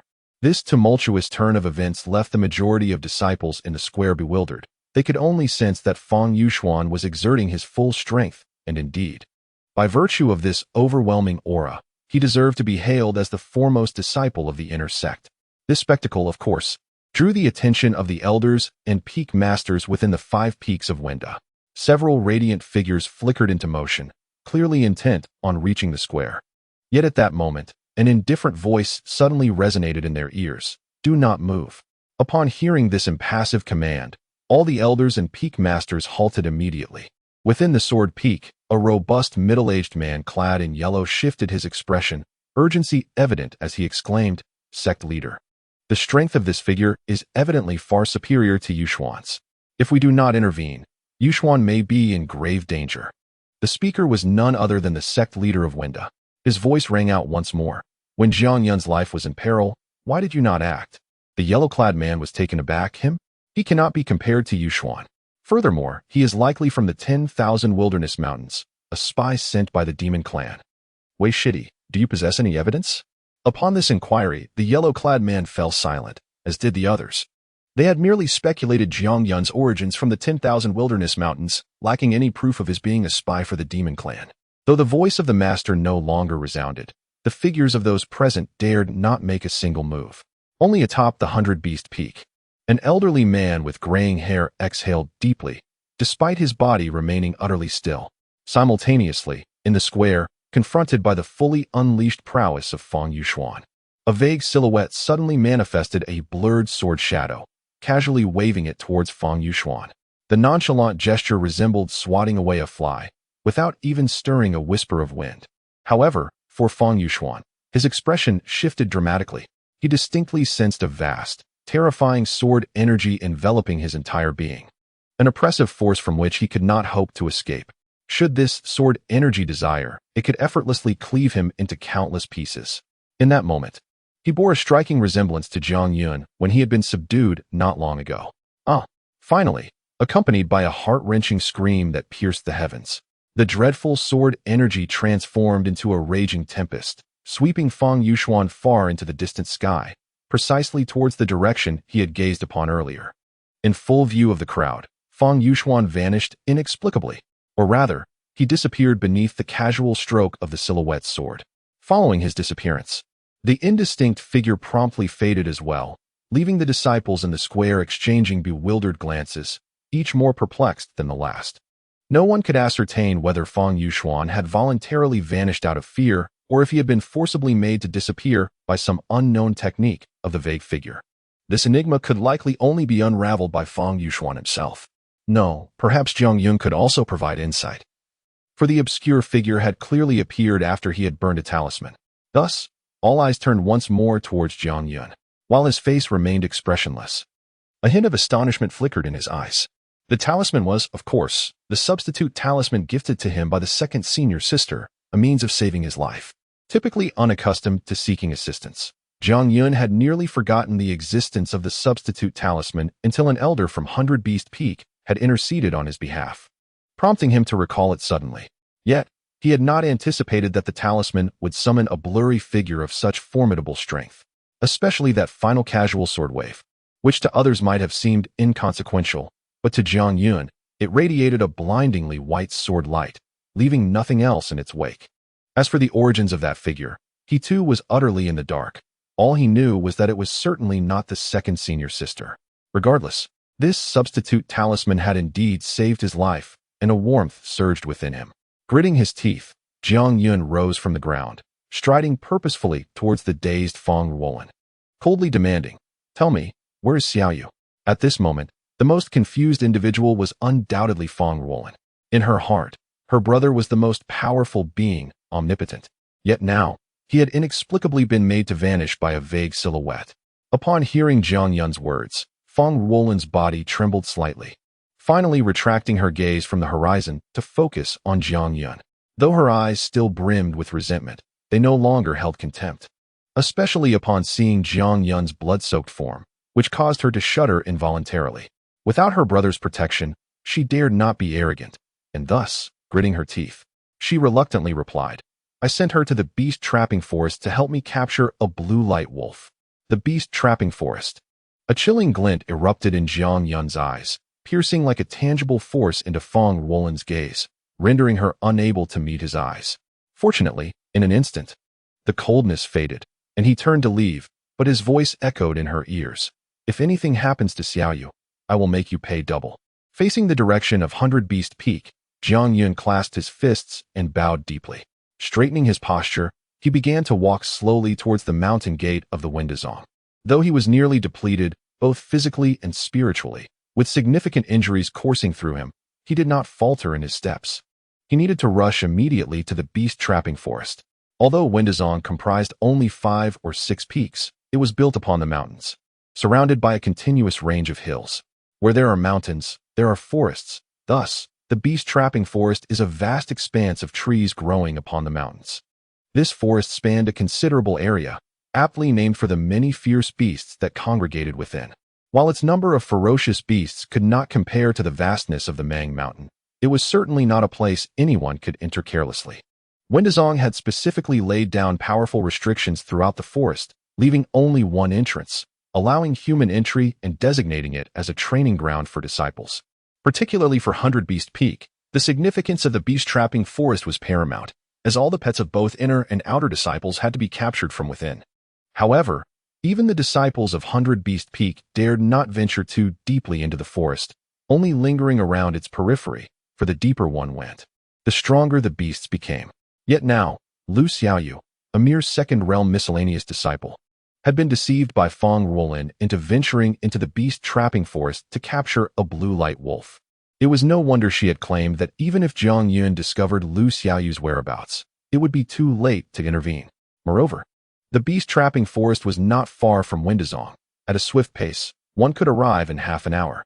Zhang Yun had initially hoped to catch up with Lu Xiaoyu, but now, calculating the time, she had likely already entered the forest. Regardless, even if Lu Xiaoyu had encountered misfortune within the forest, Zhang Yun had to enter the beast-trapping forest.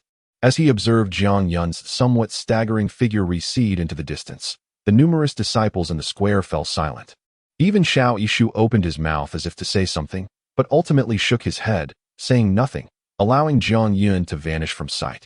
For miscellaneous disciples, without the sect's token or the decree of an elder or peak master, leaving Windazong was generally prohibited.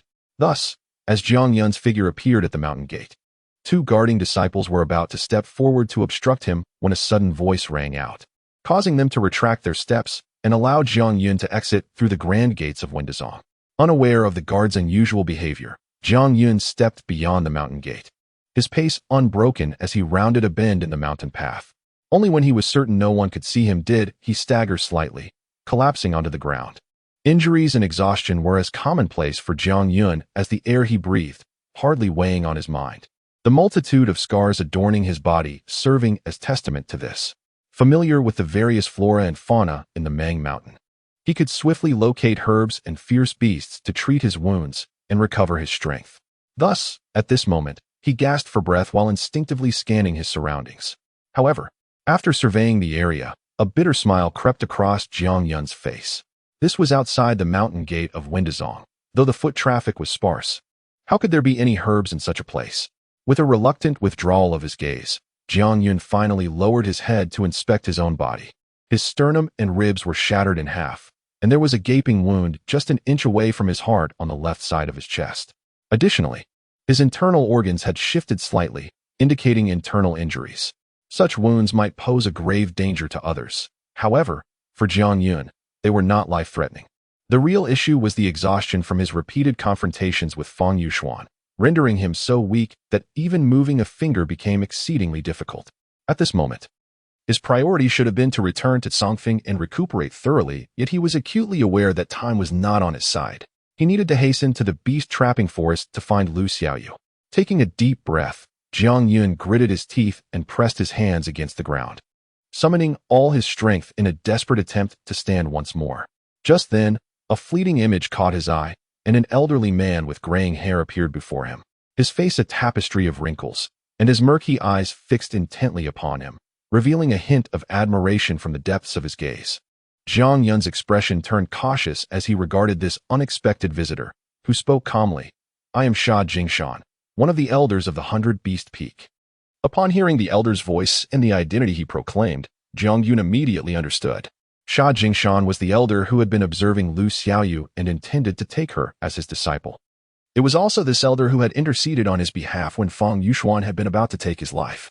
The sudden appearance of Sha Jingshan stirred something within Zhang Yun, prompting him to laboriously express, "Thank you for your assistance just now, Elder Sha. However, may I request that you go to the beast-trapping forest to find Lu Xiaoyu?" Given Sha Jingshan's strength and status, his chances of locating Lu Xiaoyu would far surpass Zhang Yun's. Moreover, since he had intended to take Lu Xiaoyu as a disciple, it would only be fitting for him to search for her in person. However, Sha Jingshan shook his head, stating, "The reason I manifested before you is due to your earlier vow. As for searching for Lu Xiaoyu, I cannot go." Zhang Yun was momentarily taken aback. "Why not?" "The reasons pertain to the safety of my sect, and you need not concern yourself with them. However, since I am here, I naturally hope you will find her. And I can assure you that as long as you bring her back to the sect safely, I will still accept her as my disciple. But if she is already..." Sha Jingshan paused, then continued, "Then this matter shall end here.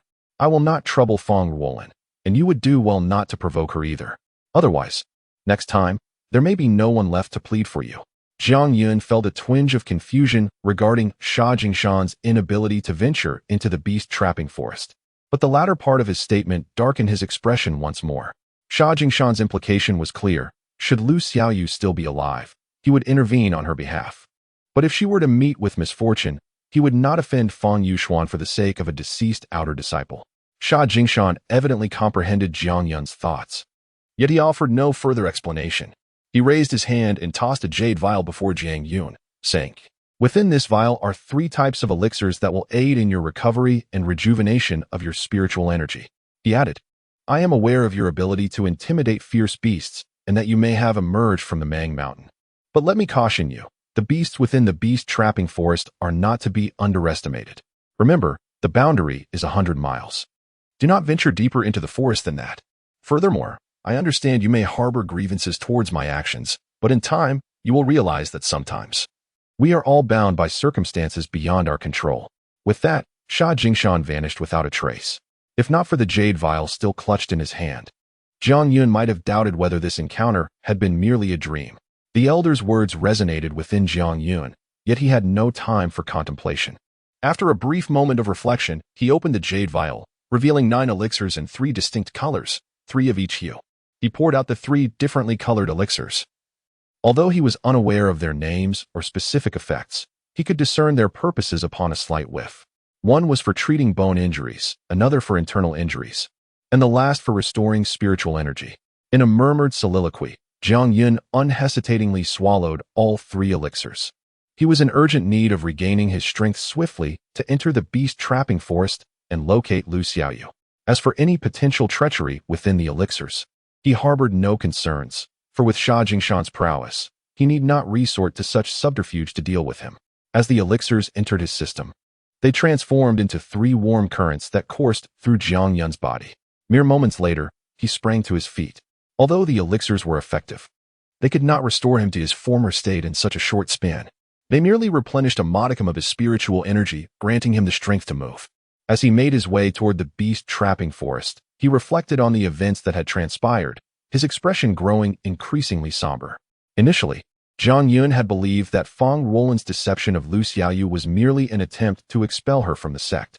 However, he now comprehended that Fang Ruolan's true intention was to eliminate Lu Xiaoyu altogether. Lu Xiaoyu bore no enmity toward Fang Ruolan. She was simply favored by Sha Jingshan, possibly poised to replace Fang Ruolan as an inner disciple. Yet, for such a trivial matter, Fang Ruolan was willing to resort to murder. This realization compelled Jiang Yun to recall Fang Yuxuan's earlier remarks.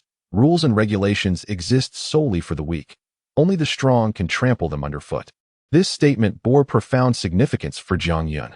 Coming from the Mang Mountain, he had always adhered to the strict codes that governed any village, even the formidable Wind Village, which dared not flout them. Thus, for Jiang Yun, observing the rules was akin to an unyielding law deeply ingrained in his psyche. However, witnessing the actions of the Fang siblings and the attitudes of the elders within the sect had caused a crack in his unwavering adherence to this principle. To trample the rules beneath one's feet. Could this not be interpreted as meaning that as long as one is powerful enough, their words become the law, and they themselves embody the law? Jiang Yun's hands clenched into fists, and a resolute expression graced his youthful face, while an indescribable emotion flickered within him. Not fierce, but akin to a spark igniting the fire in his eyes. The beast-trapping forest spanned over 1,000 miles. Its entrance a solitary passageway guarded by the sect's formations, resembling a gaping maw poised to consume any life daring to venture inside. Although this location served as a training ground for the sect, entry was not prohibited for disciples. However, only outer disciples dared to venture deep within, and most chose to do so in groups. At this moment, a throng of outer disciples gathered at the entrance, chattering in clusters. Their waist tokens revealed their respective affiliations with the 5 peaks of the sect.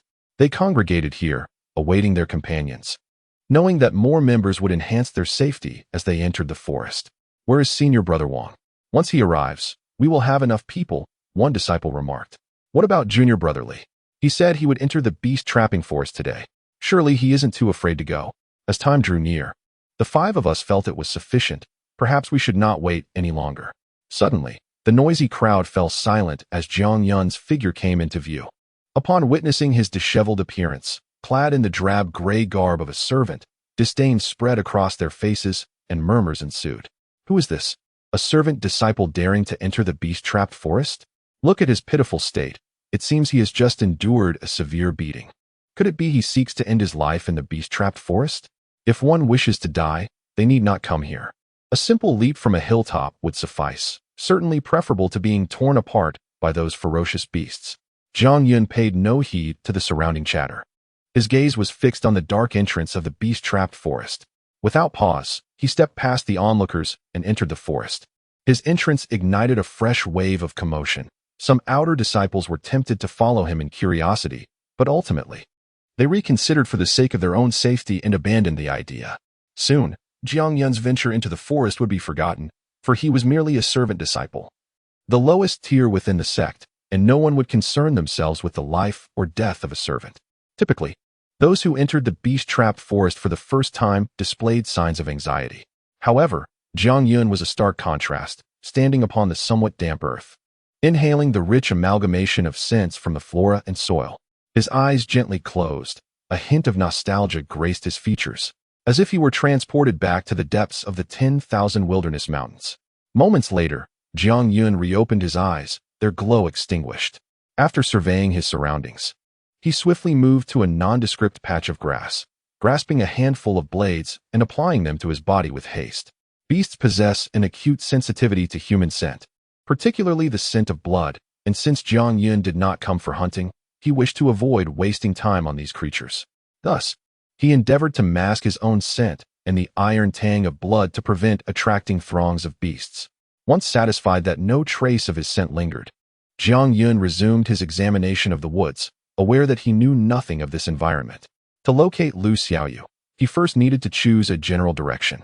The azure light wolf favored sunlit areas and was invariably near a water source. Thus, following the flow of water would significantly enhance his chances of finding the azure light wolf.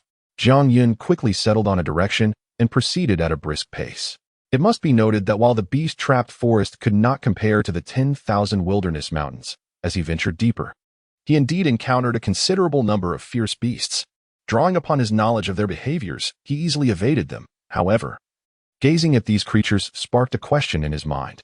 The beast-trapped forest witnessed disciples from the sect entering almost daily. Even though some disciples may lack strength, the overall likelihood of beasts perishing should exceed that of disciples. Thus, over the years, the population of beasts here should have dwindled. Yet, how could there still be so many?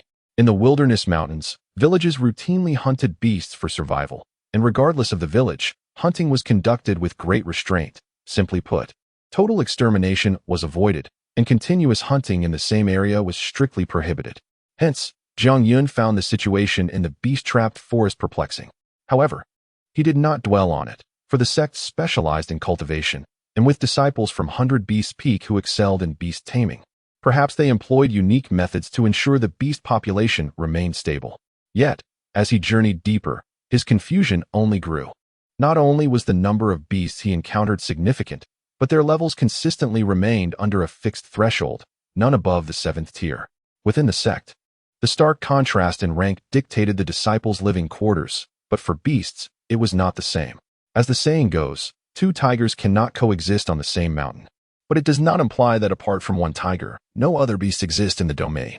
Beasts predominantly dwell in mixed communities in the wilderness mountains. Zhang Yun had even witnessed 9th-tier beasts cohabiting with 1st-tier ones. However, after traversing 20 to 30 li into the beast-trapped forest, he should have encountered beasts exceeding the 7th tier, yet all he found were those below that threshold, particularly in areas he passed, which were ideal habitats for various 7th-tier beasts. Not a single one was in sight. This absence plunged Zhang Yun into contemplation.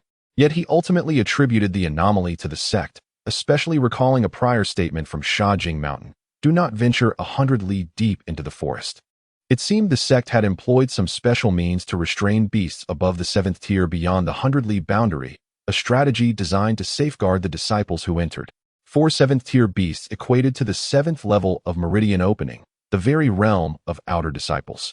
Thus, Zhang Yun pressed onward, following his determined direction deeper into the beast-trapped forest until he spotted an azure light wolf. The sight of the creature ignited a spark in Zhang Yun's eyes. As a pack hunter, the azure light wolf could not be foraging alone. Its den would surely be nearby.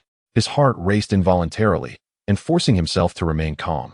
He ghosted past the azure light wolf without a sound. Moments later, he stood within the den of the azure light wolves. Despite being surrounded by at least 100 adult wolves, none dared to stir in the presence of the potent aura he exuded. All lay quietly on the ground, trembling. Soon, Jiang Yun deduced that Lu Xiaoyu had not been here. This conclusion did little to alleviate his spirits. Instead, it deepened his despair. For he had entirely lost the trail to Lu Xiaoyu. Without hesitation, he turned and shifted his course, continuing his search within the beast-trapped forest. This search lasted a full 3 days. On the third day, Jiang Yun, with bloodshot eyes, stood in a particular location. Before him lay a boundless expanse of glaring red light, akin to fresh blood. This crimson glow was composed of countless blood-red forbidden characters. The dense array of characters was enough to send a shiver down one's spine, overwhelming the senses. This red luminescence was an array established by the sect's experts. Serving as a warning, the area marked by this light delineated the 100-li boundary of the beast-trapped forest. Crossing this threshold equated to entering another forbidden realm, one fraught with peril for all disciples of the sect. After 3 days of thorough exploration, Jiang Yun had scoured the entirety of this 100-li domain, even inquiring with several outer disciples, yet he discovered not a single trace of Lu Xiaoyu. At this juncture, he realized deep within that Lu Xiaoyu was likely in grave danger, yet he remained unwilling to concede, which led him to this boundary of 100 li. With a sudden motion, Jiang Yun tore away the tattered gray robe that clung to him, revealing the protective beast hide beneath, and stepped across the threshold of the red light. The moment he crossed this boundary, it felt as though he had entered another world. Not only did his vision plunge into darkness, but an eerie wind surged around him, mingled with the stench of blood and decay, accompanied by strange, wailing sounds echoing in the air. This sudden transformation did not instill the slightest fear in Jiang Yun. Although his expression remained impassive, the glimmering light in his lively eyes revealed a flicker of intensity. His entire body slightly arched, emanating an aura of suppressed energy, resembling a ferocious beast poised to strike. Over the span of 3 days, while Jiang Yun tirelessly sought the whereabouts of Lu Xiaoyu, he also discovered various herbs and fruits, even hunting down a ferocious beast, which allowed him to restore his physical strength to its peak condition. As for the injuries within him, they had healed significantly, unbeknownst to anyone, his physical resilience, aside from its formidable nature, possessed an astonishing self-healing capability, a result forged through 16 years of medicinal baths. Maintaining this poised stance, Jiang Yun's figure transformed into a wisp of smoke, advancing deeper into the beast confinement forest. Here, the number of ferocious beasts had evidently diminished compared to the surrounding 100 miles, yet every beast Jiang Yun encountered was of a rank above 7. This situation validated his earlier conjecture that within this forest, all beasts of rank 7 and above were indeed confined beyond the 100-mile boundary. Naturally, Jiang Yun harbored no fear towards these beasts. After all, he had slain 9 ranked beasts in Mang Mountain. Had he not been preoccupied with thoughts of Lu Xiaoyu, he might have hunted a few of these beasts, as those of rank 7 and above were treasures in their own right. Particularly, once a beast reached rank 7, it could potentially condense a beast core within its body, a crucial material for concocting certain elixirs. At present, however, he was not in the mood to collect beast cores. His relentless search for Lu Xiaoyu's trace remained paramount, prompting him to avoid confrontation with the beasts. Unbeknownst to him, a day had elapsed since he crossed the boundary marked by a crimson glow, and he now found himself before a considerable swamp. As before, Jiang Yun's gaze casually swept over the marsh, but at that moment, his body trembled violently, for amid the decaying leaves blanketing the swamp, he spotted something that shattered the last remnants of hope within him, causing his body to involuntarily tremble. It was a fragrant pouch. Though tattered and stained with traces of blood, Jiang Yun recognized it immediately. It was indeed the pouch belonging to Lu Xiaoyu, one he had once worn himself. Xiaoyu. With a swift motion, Jiang Yun grasped the pouch tightly in his hand, his eyes shutting in a trance, standing still like a statue. Jiang Yun viewed death with indifference. But this sentiment applied solely to himself. It did not extend to the death of others, especially not to those close to him. In fact, he held a profound weight on the demise of his loved ones. In Mang Mountain, death was an unavoidable fate, where one could leave the village today and not return alive tomorrow. Over the course of 16 years, Jiang Yun had witnessed the deaths of numerous villagers in Jiang Village, and each occurrence filled his heart with sorrow. The more he witnessed, the harder it became for him to accept. This was why he endeavored so fiercely to become an apothecary. He wished to utilize his meager strength to mitigate the deaths of the villagers. Now, within this beast confinement forest, his unwavering search for Lu Xiaoyu was driven by his inability to accept her death. However, the sight of this pouch, along with the scattered remnants of gray garments around him, was enough to indicate that Lu Xiaoyu had perished, consumed by a ferocious beast.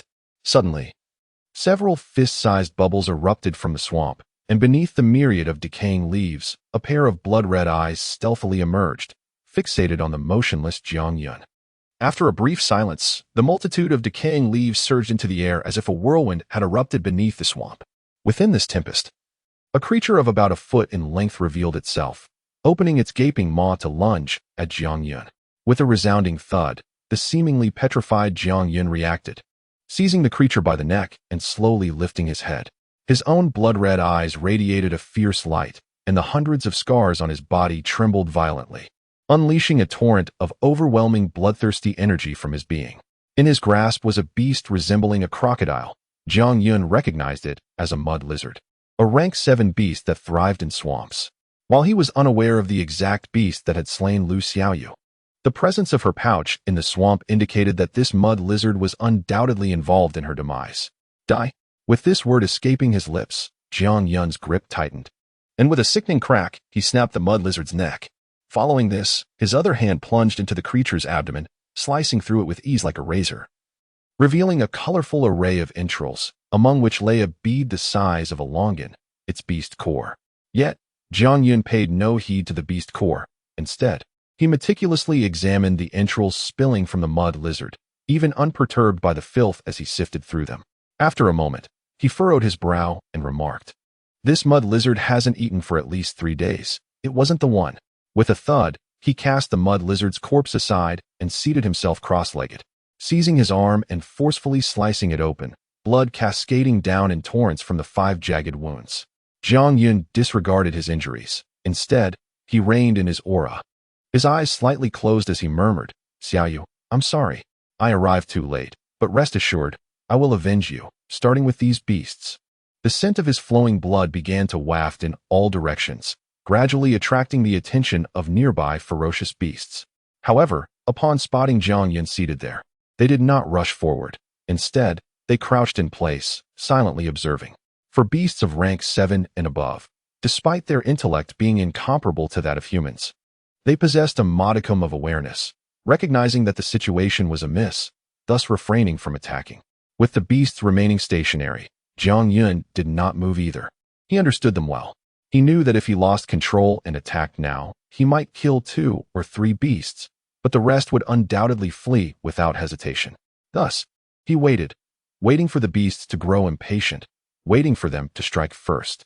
Finally, as the number of beasts surrounding him swelled to nearly 30, a faint, eerie sound echoed, akin to a ghostly wail, and all the beasts simultaneously surged towards Jiang Yun. This scene caused Jiang Yun's expression to shift slightly. He was not daunted by the mass charge of the beasts. He was more concerned about that strange sound, which undoubtedly represented a command compelling all the beasts to attack. Such a phenomenon would not be surprising among a group of the same species, akin to how a wolf pack has a leader. Once the leader issues a command, the pack obeys without question. However, among the nearly 30 beasts surrounding him, at least 20 different species were represented, including several of rank 8 and 9, all responding to this command. What could possibly issue such an order? A human, a beast, or perhaps a beast tamer? This situation exceeded Jiang Yun's expectations, presenting him with an encounter unlike any he had faced before. Suddenly, a phrase spoken by Sha Jingshan echoed in Jiang Yun's mind. Even the fierce beasts trapped in the forest are not simple. However, he had no time to ponder this, as a 7th-tier beast had already charged before him. Panting heavily, every muscle in Jiang Yun's body ached, and he bore several new, ghastly wounds, blood gushing from them. Surrounding him lay the corpses of the fierce beasts. The nearly 30 that had besieged him were all slain by his hand. Were this scene to be witnessed by any disciple of the sect of inquiry, they would undoubtedly regard Jiang Yun as a celestial being. To single-handedly vanquish nearly 30 fierce beasts of 7th tier or above was akin to slaying 30 cultivators at the 7th level of the Meridian realm, including several at the 8th and 9th levels. This was an accomplishment deemed impossible, even for inner disciples, as it required not only formidable cultivation but also extensive combat experience. Yet, Jiang Yun possessed all these attributes. Nevertheless, to achieve the annihilation of these near 30 beasts, he employed every means at his disposal, physical strength and spiritual techniques alike, resulting in his body teetering on the brink of exhaustion. Jiang Yun's gaze was not fixed on the lifeless bodies around him. Instead, he scanned his surroundings. For the unknown entity that had commanded these beasts had yet to reveal itself. This enigmatic presence might indeed be his greatest adversary, potentially linked to the death of Lu Xiaoyu. After waiting silently for a moment, with no anomalies detected, Jiang Yun chose to sit cross-legged, closing his eyes slightly as the incantation of the meridian decision surfaced in his mind. He began to draw in spiritual energy from all directions, while simultaneously heightening his senses to the utmost, preparing for the unknown entity. Unbeknownst to him, just as he settled down, a cloud of black mist, rising to the height of a person, silently appeared not far behind him. From within the mist emanated a chilling voice. What a robust physique. It must be delightful to chew on. Hee, the sect of inquiry has produced 2 excellent disciples. But alas, it is I who will benefit. As the voice faded, the mist abruptly vanished from its original spot, only to reappear directly before Jiang Yun. Curiously, Jiang Yun's keen senses failed him at that moment. He did not even perceive the presence of this black mist. The mist expanded like an explosion, enveloping Jiang Yun's form entirely. Within the mist, it rolled quietly, coalescing into thin black threads, which surged towards Jiang Yun's 9 orifices. From a distance, it appeared as though the mist had transformed into writhing worms, desperately attempting to penetrate Jiang Yun's body. Yet, the instant these black threads made contact, they were abruptly repelled, as if a formidable force within him resisted their entry. This sudden turn of events caused the mist to cease its tumultuous motion, and the black threads fell into stillness. Moments later, the eerie voice resounded once more. I thought this beast-skin brat looked familiar, so it is him. No wonder he could withstand me. This is troublesome. To forego eating him would be a pity, yet consuming him might provoke that guy to come after me one day. The mist began to undulate, revealing the inner conflict of its owner. After a lengthy pause, the voice sighed. Forget it. Whether I consume one more or less, it matters little to me. I might as well do him a favor, but I must ensure this lad understands. Otherwise, the favor will be in vain. With the conclusion of the voice, the mist began to retract, not only liberating Jiang Yun's body, but also materializing before him a frail, old man clad in black. Jiang Yun's eyes flew open, and upon seeing the elder, he leapt up, retreating rapidly, an expression of astonishment crossing his face. Who are you? Given the elder's ability to appear without a sound, he was undoubtedly far superior in strength, likely the very entity that had commanded the beasts. The withered old man stroked his parched, bark-like cheek and chuckled. I am a friend of your friend. A friend of a friend? Jiang Yun's mind raced. His circle of friends was painfully sparse, aside from the villagers of Jiang Village.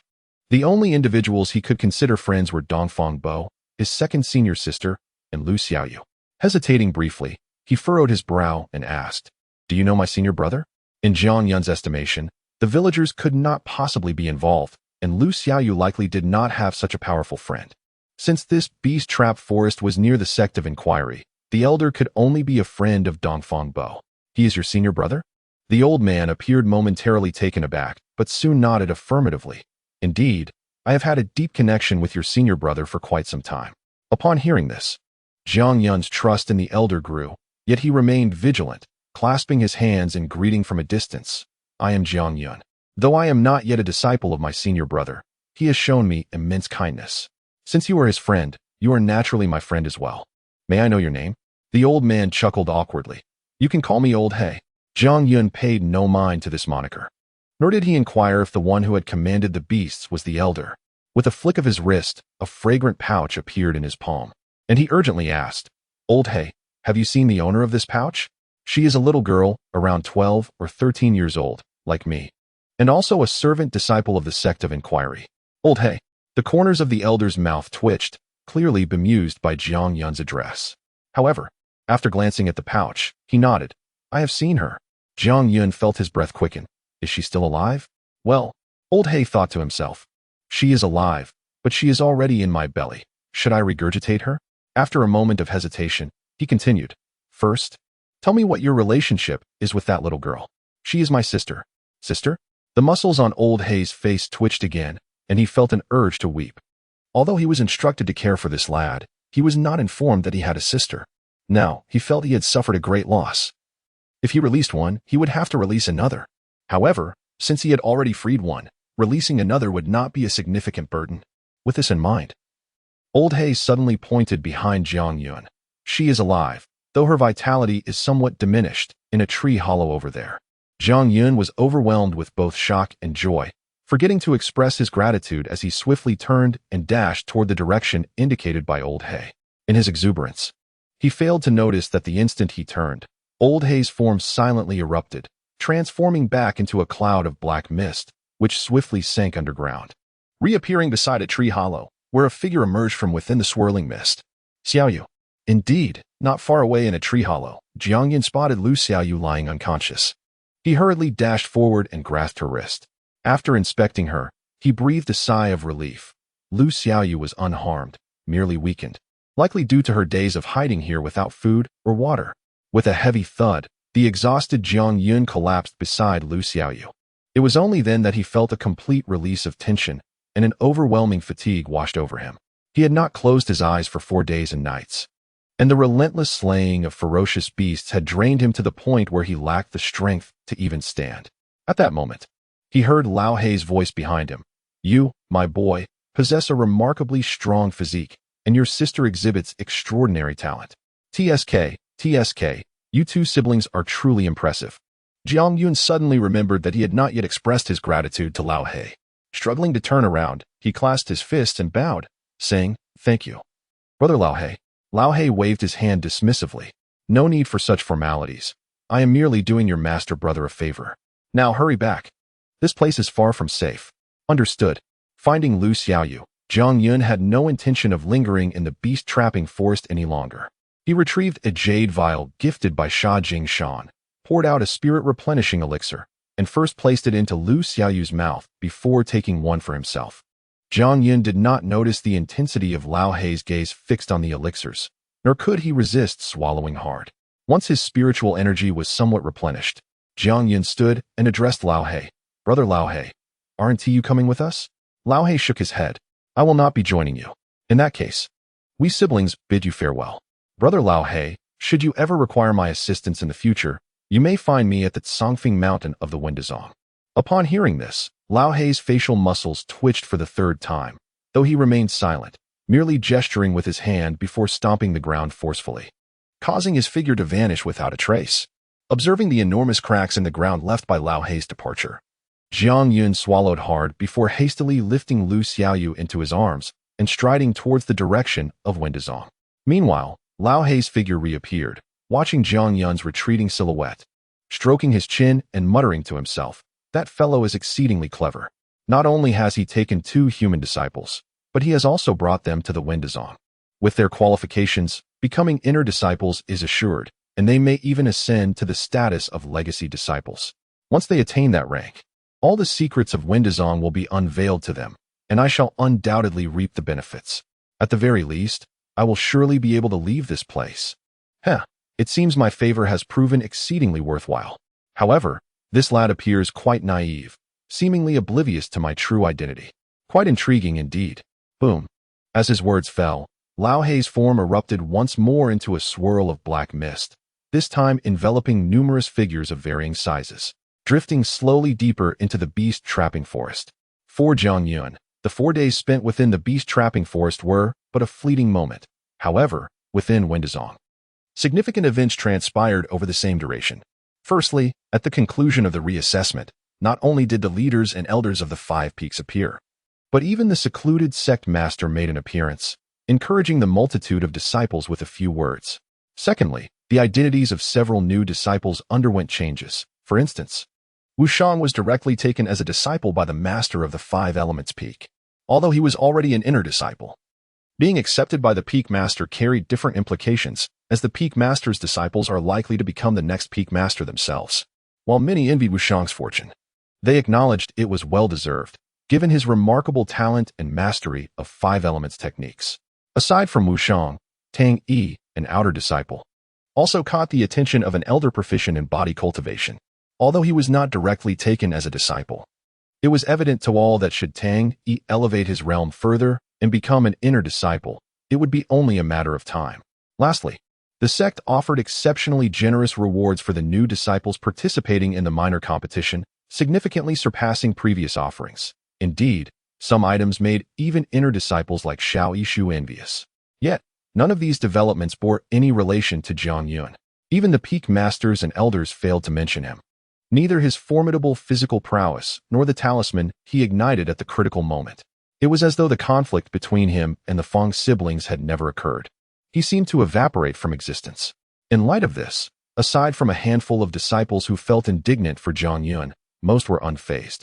Especially after news spread from some elders regarding Jiang Yun's mediocre qualifications and narrow meridians, many came to a sudden realization, and several even alleviated their prior wariness and fear of him. Regardless of how formidable Jiang Yun's displayed strength might be, his path of cultivation would inevitably become increasingly arduous due to his rather ordinary qualifications, gradually widening the gap between him and others. Thus, he would no longer attract the sect's attention.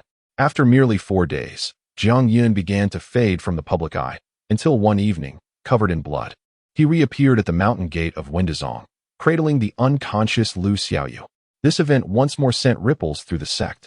Although everyone was aware that Jiang Yun had ventured into the beast trapping forest, many presumed he would not return. No one expected not only his return, but that he had also brought Lu Xiaoyu back with him. Naturally, discussions regarding Jiang Yun erupted within the sect once more. Yet the consensus ultimately concluded that it was merely luck. It seemed this wild man, who should have been eliminated upon entry, possessed nothing exceptional beyond mere fortune. Jiang Yun paid little heed to such matters. Upon his return to Wendazong, he did not even visit the 100 Beasts Peak, but went directly to Cangfeng. He was utterly exhausted. After placing Lu Xiaoyu on his bed, he collapsed onto the floor and fell into a deep slumber. He slept for 2 full days.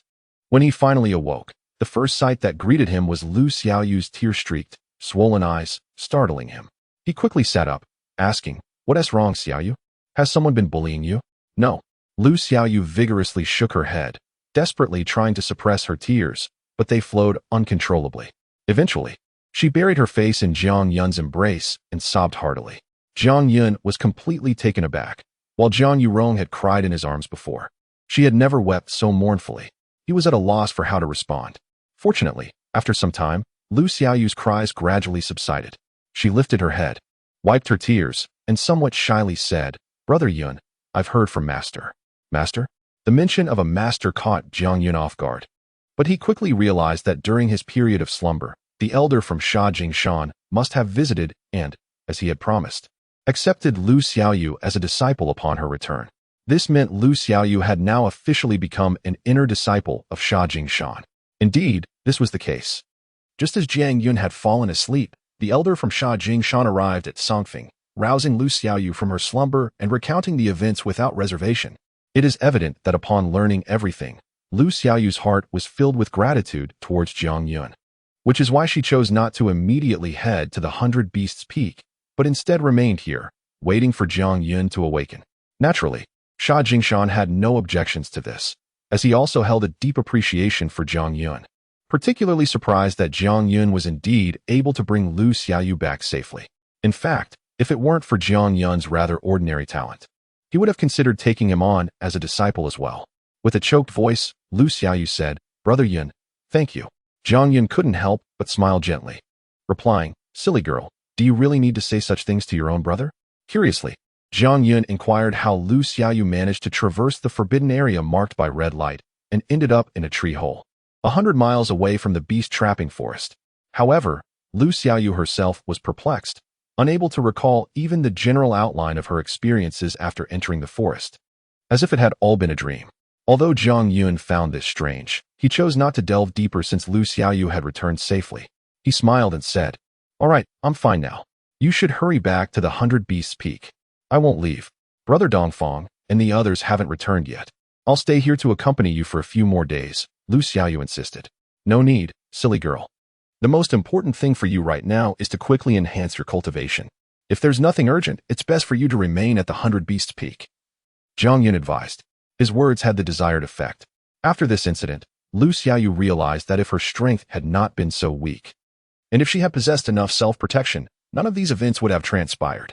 Thus, she reluctantly agreed to leave the hidden peak. Before departing, Lu Xiaoyu produced a jade vial containing several pills, which Sha Jingshan had specifically left for Jiang Yun. Jiang Yun did not decline them.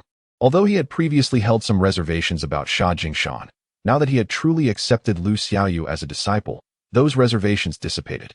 Standing atop the hidden peak, as he watched Lu Xiaoyu's figure gradually recede, Jiang Yun's smile faded, and a glint of coldness emerged in his eyes as he slowly turned to gaze at the main peak of the 5 peaks of inquiry, Sword Path Peak. Although Lu Xiaoyu's experience had been fraught with danger, yet ultimately fortuitous, Jiang Yun was acutely aware that this matter was far from over.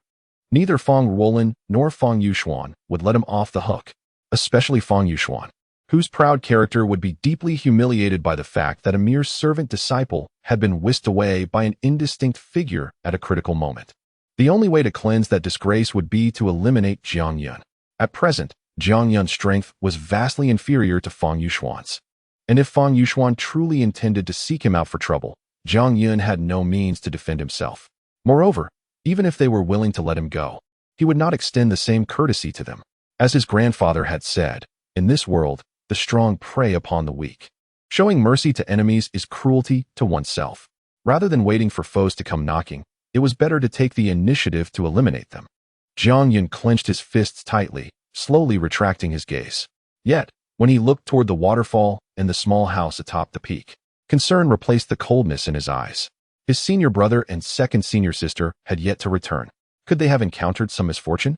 But even if they had faced an accident, there was little he could do to assist. Ultimately, it all stemmed from his own lack of strength. Far from enough.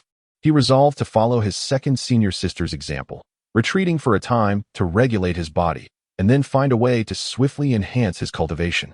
With determination, Jiang Yun turned and strode back to his small abode, closing the door behind him to begin his retreat. Meanwhile, as Jiang Yun was in seclusion, a startling piece of news spread once again within the inquiry sect.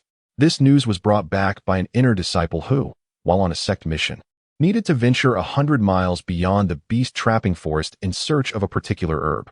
In that area, deemed forbidden by all disciples, he witnessed a shocking scene. Nearly 30 corpses of ferocious beasts were haphazardly piled beside a swamp, each one gruesomely disemboweled, painting a scene of extreme carnage. The inner disciple was immediately struck with terror by such a gruesome sight, for all the deceased beasts were of at least 7th rank, with several being 8th and 9th rank. In a panic, he rushed back to the sect, spreading the astonishing news far and wide. Unsurprisingly, this revelation caused quite a stir within the inquiry sect, with everyone's attention focused on determining who was responsible for this massacre. Some speculated it might have been a collective effort by inner disciples to venture into the beast-trapping forest for trial, resulting in the slaughter of so many beasts. But this theory was swiftly dismissed. The inner disciple recalled having examined several of the beast corpses and noted that their wounds appeared to have been inflicted by a single individual. As a result, the speculation shifted towards certain elders or peak masters. But this theory was soon undermined by an unspoken rule within the inquiry sect, that elders and peak masters, as celestial realm cultivators, were prohibited from entering the beast-trapping forest. Although the reasons remained unclear, it was evident they could not have been responsible for the incident. Of course, suspicions also fell upon Jiang Yun, but this conjecture was quickly dismissed, as the reasons were well understood by all. Ultimately, a plausible candidate emerged that garnered wide acceptance: Feng Yuxuan. Firstly, only Feng Yuxuan, as the top inner disciple, possessed the requisite strength. Secondly, there were claims that Feng Yuxuan had vanished during the recent minor competition only to reappear in the beast-trapping forest, where he, in a fit of rage, slaughtered so many beasts. Unbeknownst to Jiang Yun, who was focused on his training, he was unaware of the sensational news circulating within the sect. After 3 days of diligent recuperation, he finally restored his physical condition to its peak, and his injuries were completely healed. Now, he was lost in thought as he gazed at the 13 pills that lay before him. These were all gifts from Sha Jingshan, totaling 18 in number. Jiang Yun had consumed 5, leaving the remainder before him. In his pursuit of strength, aside from methodical cultivation, Jiang Yun possessed a unique shortcut, a black stone. However, before proceeding, He needed to comprehend the effects and usage of the black stone. Previously, he lacked suitable items to experiment with, but now, with these pills in hand, he at least had a few opportunities for trials. To be candid, despite being gifts from Sha Jingshan, a celestial realm cultivator, Jiang Yun found himself unimpressed after a careful examination. He would not regret wasting them even if they were entirely expended. Taking out a small compass, Jiang Yun began testing each of these pills one by one. Before long, results emerged, and Jiang Yun was quite dissatisfied, for among the pills, only 2 contained the essence of Tao. The probability of these pills containing Tao essence was disappointingly low. To transform the stone into water, at least 3 essences were needed, leaving him still one short. Frowning deeply, Jiang Yun felt reluctant to give up, yet he could not approach Sha Jingshan to request more pills. Where could he find the missing essence? After pondering for a moment, Jiang Yun's eyes suddenly brightened. With a flick of his wrist, 13 beads the size of Longan appeared before him. Beast pills. These beast pills were, of course, obtained from the nearly 30 ferocious beasts he had slain within the beast-trapping forest. Initially, his intention in acquiring these beast dan was to utilize them for alchemical purposes in the future. However, at present, he found himself devoid of any items related to cultivation. Consequently, he sought to experiment with these beast dan, for if all things are capable of cultivation, it stands to reason that ferocious beasts might also possess that potential. After a brief moment, Jiang Yun found himself in a state of astonishment, his gaze fixated on the 13 beast dan before him, unable to move. To his utter shock, each of these 13 beast dan contained the essence of Tao. This revelation was profoundly unexpected, leaving him momentarily incredulous. What was the reason? Why did every beast dan harbor Tao intent, while the elixirs and artifacts he had previously crafted contained so little? Jiang Yun, unable to discern the answer to this conundrum, swiftly dismissed the thought from his mind. At long last, he possessed sufficient Tao intent to experiment with the black stone, with 15 strands of Tao intent. If his earlier hypothesis held true, it implied that he could conduct 5 experiments. The dilemma of what to use for these trials occupied his thoughts for some time. The elixirs presented to him for the second time by Sha Jingshan were, to be frank, of little value, aside from 3 qi gathering pills. The remaining 6 were all fasting pills. As for the medicinal pills he had previously used for healing, Jiang Yun had no intention of employing them for experimentation, as his injuries had nearly healed, rendering any enhancement of their efficacy moot for his cultivation progress. After much contemplation, Jiang Yun ultimately selected 2 fasting pills and 2 qi gathering pills. Although he could now actively absorb the spiritual energy of heaven and earth through his body, the qi gathering pills would significantly amplify the quantity and speed of the energy he could draw, making them invaluable for his current endeavor to elevate his cultivation level. The tripling of the efficacy of the fasting pills was something Jiang Yun had already confirmed. He chose them primarily because his senior brothers were currently absent from Sanfeng. While he could certainly seek food for himself, he preferred not to squander time on such pursuits. Furthermore, having reached the 7th level of the meridian opening stage, his hunger had diminished considerably, and the 2 fasting pills, each tripling his efficacy, would suffice to sustain him for a month without food or water. Yet, he realized he lacked one crucial item. After emptying all his belongings, Jiang Yun scrutinized them for a considerable time, but found nothing useful until his gaze settled upon the storage ring. He was uncertain if it could be submerged in the water formed by the black stone, but it was worth attempting. Once he completed all preparations, Jiang Yun summoned the black stone into his hand. Steeling his resolve, he directed the black stone towards the 3 beast dan. With 3 sharp detonations, the beast dan exploded, releasing wisps of light that merged into the black stone. A resonant hum filled the air as the black stone suddenly illuminated with a ghostly glow, transforming into a swirling vortex. He had been correct. This scene confirmed that his earlier conjecture, that 3 strands of Tao intent could transmute the stone into water, was indeed valid. Although it was the second time he had witnessed this palm-sized pool of water, Jiang Yun could still distinctly sense its tumultuous and unfathomable depths. Without any hesitation, he placed a fasting pill into the water, and upon retrieving it, he was delighted to find that the surface of the fasting pill had become exceptionally smooth, adorned with a rapidly fading square imprint. There was no need to consume it. Jiang Yun instinctively knew that the efficacy of the fasting pill had been tripled. With the extraction of the fasting pill, the palm-sized water reverted to its original form as a black stone, indicating that only one item could be submerged in the water at a time. Jiang Yun continued his experimentation, and after detonating 8 Beast Dan and 1 elixir, he successfully tripled the efficacy of both the enhancement and fasting pills. One final trial remained. However, when Jiang Yun aimed the black stone at the next Beast Dan, an unexpected scene unfolded. Upon exploding, this Beast Dan emitted 3 strands of light, 3 strands of Tao intent. As the Tao intent entered his body, the black stone transformed directly into water. This revelation dawned upon Jiang Yun. The essence of Tao within an object was not limited to a single strand. This newfound discovery exhilarated him, prompting him to toss the storage ring into the water. When he retrieved the ring, his elation knew no bounds. The ring, which originally possessed a cubic space of merely 1 cubic meter, had now expanded to encompass 3 cubic meters. This indicated that the water was not only effective for elixirs, but also for magical artifacts. After reveling in the novelty of his newly enhanced storage ring, Jiang Yun suddenly pondered. Could he submerge items that had already been in the water again? Or, if he placed an item imbued with Tao intent into the water, could its Tao intent potentially triple as well? Regrettably, only 2 Beast Dan remained, and unless each contained 3 strands of Tao intent, he would be unable to verify his hypothesis today. Nonetheless, even without validation, Jiang Yun felt immensely satisfied with his current gains. Most importantly, he had finally discovered a continuous source of Tao intent for the Black Stone, Beast Dan. Beyond 100 miles from the beast-trapping forest lay ferocious beasts of the 7th rank and above, while not every beast could condense Beast Dan. Even a 1/3 or 1/4 probability was sufficient for him to amass a considerable collection of Beast Dan. While other disciples feared the beast-trapping forest and hesitated to delve deeper, this posed no issue for Jiang Yun. He decided to conduct experiments on the remaining 2 Beast Dan first. It was worth noting that Jiang Yun's fortune seemed to shine brightly among the last 2 Beast Dan. One contained 2 strands of Tao intent, and once again, the stone transformed into water. Gazing at the swirling vortex before him, Jiang Yun sought to validate his recent hypothesis by submerging the storage ring once more. However, upon retrieving it, he discovered that there was no change. The space within remained unchanged. This indicated that items previously submerged in the water would not yield any further effects upon resubmersion.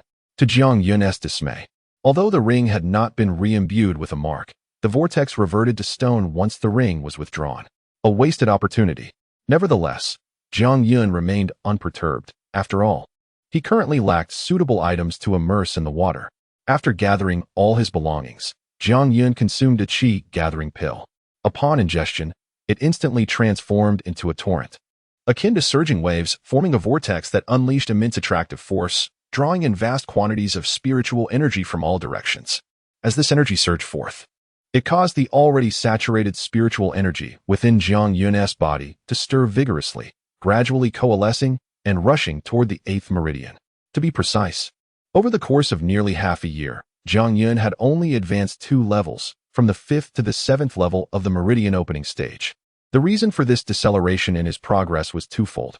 On one hand, he needed to stabilize his cultivation, and on the other, he had finally realized that after opening the 6th meridian, despite the impurities in the 7th meridian becoming exceedingly fine, the difficulty of fully opening it had increased significantly. In simple terms, while he could seamlessly connect the first 6 meridians in mere moments, the process of opening the 7th meridian consumed him a full half-month. Despite the incredible speed at which he progressed, a pace unimaginable for any other practitioner, even the most extraordinary talents typically required months or even years to transcend the threshold of the 6th layer of meridian opening. Yet, Jiang Yun found this pace insufficient. This did not surprise him, for the fact that all practitioners regarded the 6th layer as a significant divide must have its rationale. Especially upon entering the 7th layer, he realized that solidifying this realm was far from a simple task. Hence, he refrained from further opening his meridians. Fortunately, whether it was during the small competition against Fang Yuxuan or in the beast confinement forest where he single-handedly slew nearly 30 ferocious beasts, he had finally stabilized his 7th layer of meridian opening. Now, he was determined to challenge the opening of the 8th meridian, aiming to enhance his strength further.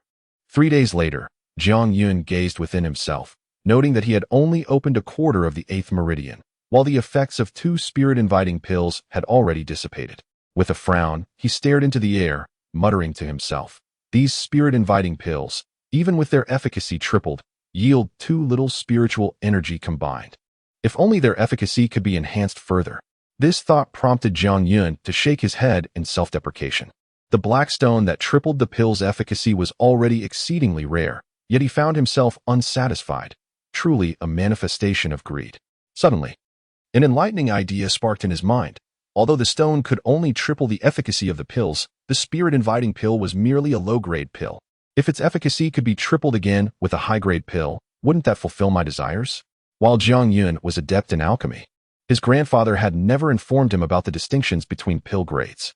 It was only upon arriving at the sect of inquiry that he learned about the intricate classification of pills into 9 grades and 4 tiers. The 9 grades categorize pills based on their type, while the 4 tiers classify the same type of pill according to their efficacy: heaven, earth, human, and ordinary.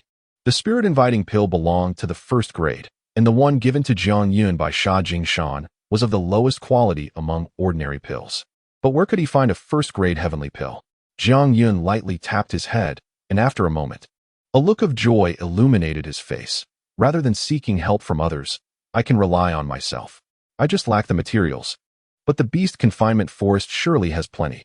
With this thought, Jiang Yun sprang to his feet, pushed open the door, and headed towards the rooms of Dongfang Bo and his 2nd senior sister. However, upon discovering they had not yet returned, he felt a tinge of disappointment and silently turned away, descending from the peak to prepare for another journey to the beast confinement forest. At the summit of Sword Peak, the peak master Wei Zhengyang regarded Fang Yuxuan, who stood before him with bent posture. A flicker of hatred crossed his seemingly honest face, not directed at Fang Yuxuan, but at Jiang Yun. Although Fang Yuxuan appeared unscathed, Wei Zhengyang understood better than anyone that his beloved disciple harbored an unresolved inner turmoil. This turmoil stemmed from the shadowy figure that had emerged from the substitute talisman Jiang Yun had burned, particularly the sword strike that the indistinct figure had casually unleashed. Fang Yuxuan's talents, while not extraordinary, held considerable promise in the path of swordsmanship. However, that sword strike from the obscure figure had genuinely frightened him, instilling a sense of dread that even caused him to waver in his pursuit of the way of the sword. It is critical for a swordsman to embody resilience and determination. Once fear takes root, how can one continue to forge ahead? Moreover, for practitioners, regardless of the path they pursue, any unresolved issues can transform into inner demons when striving for higher realms, potentially obstructing their advancement and even threatening their lives. Thus, Wei Zhengyang's animosity towards Jiang Yun was even greater than Fang Yuxuan's, and he was exceedingly eager to help his disciple untangle this mental knot. Gently rubbing his forehead, he suppressed his hatred and spoke softly. Yuxuan, do not dwell on that sword strike. Let go of all burdens and pursue your path of swordsmanship with peace of mind. Yes. Although he replied affirmatively, Fang Yuxuan's handsome face bore no hint of relief, clearly indicating his inability to truly let go.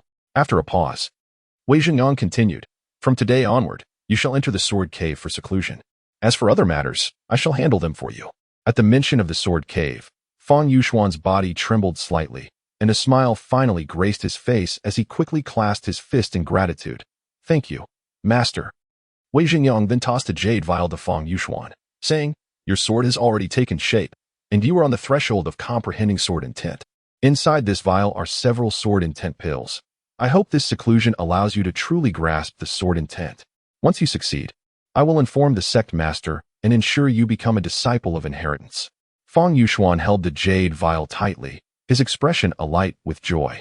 Yuxuan, remember, you are now the foremost inner disciple of our sect of inquiry.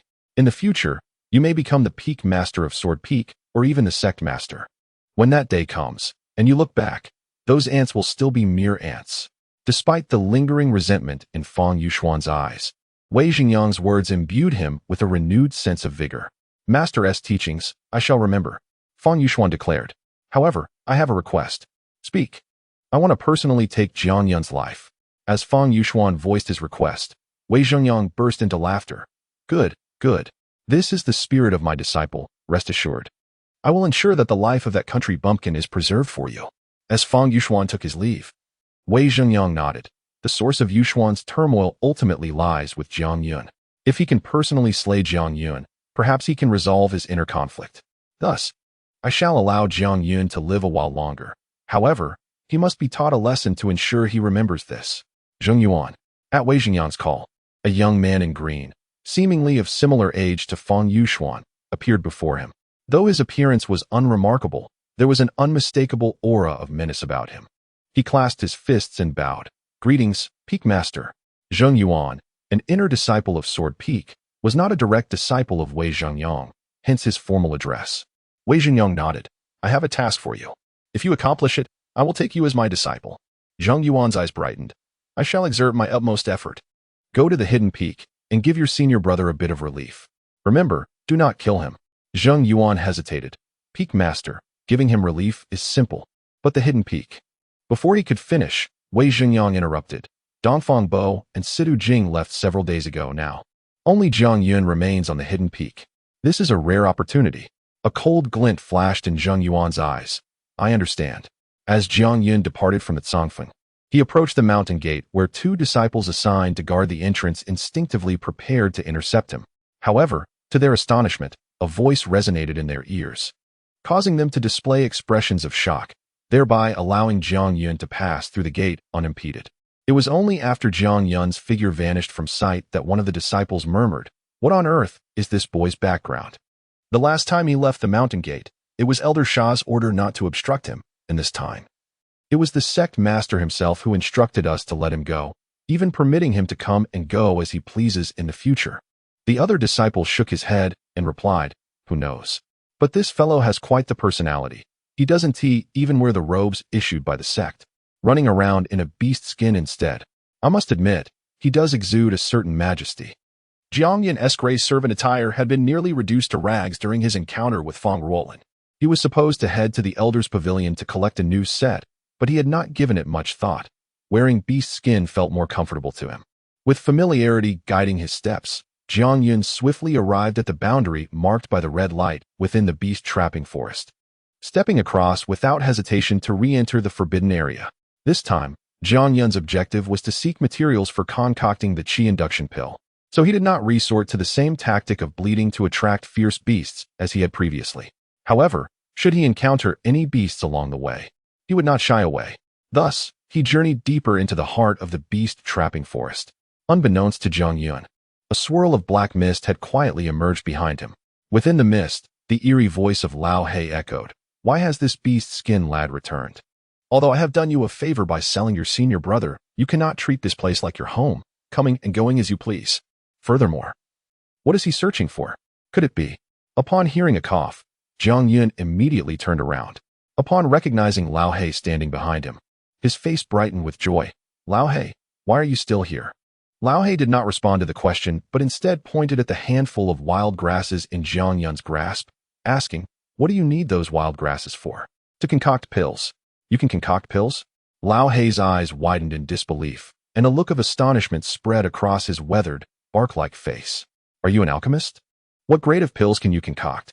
In response to Lao He's barrage of inquiries, Jiang Yun replied, "I can concoct pills, but I am not yet an alchemist. As for the grade of pills I can produce, I cannot say for certain, as I have only concocted a few types." Lao He eagerly pressed, "What types of pills have you concocted? Please tell me."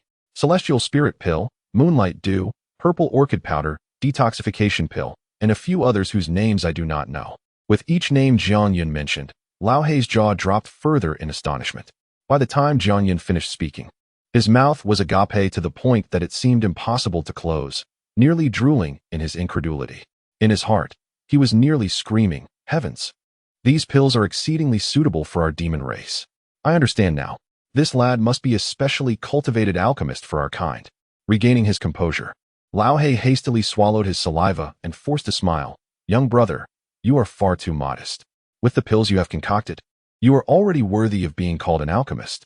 Moreover, at such a young age, if word gets out, it will surely cause a sensation across the realm." Lao He's words were not mere flattery, they were grounded in reality. In this world, where myriad races coexisted, while there were countless powerful beings, there were only a few exceptional professions, such as alchemists, artifact masters, and formation masters.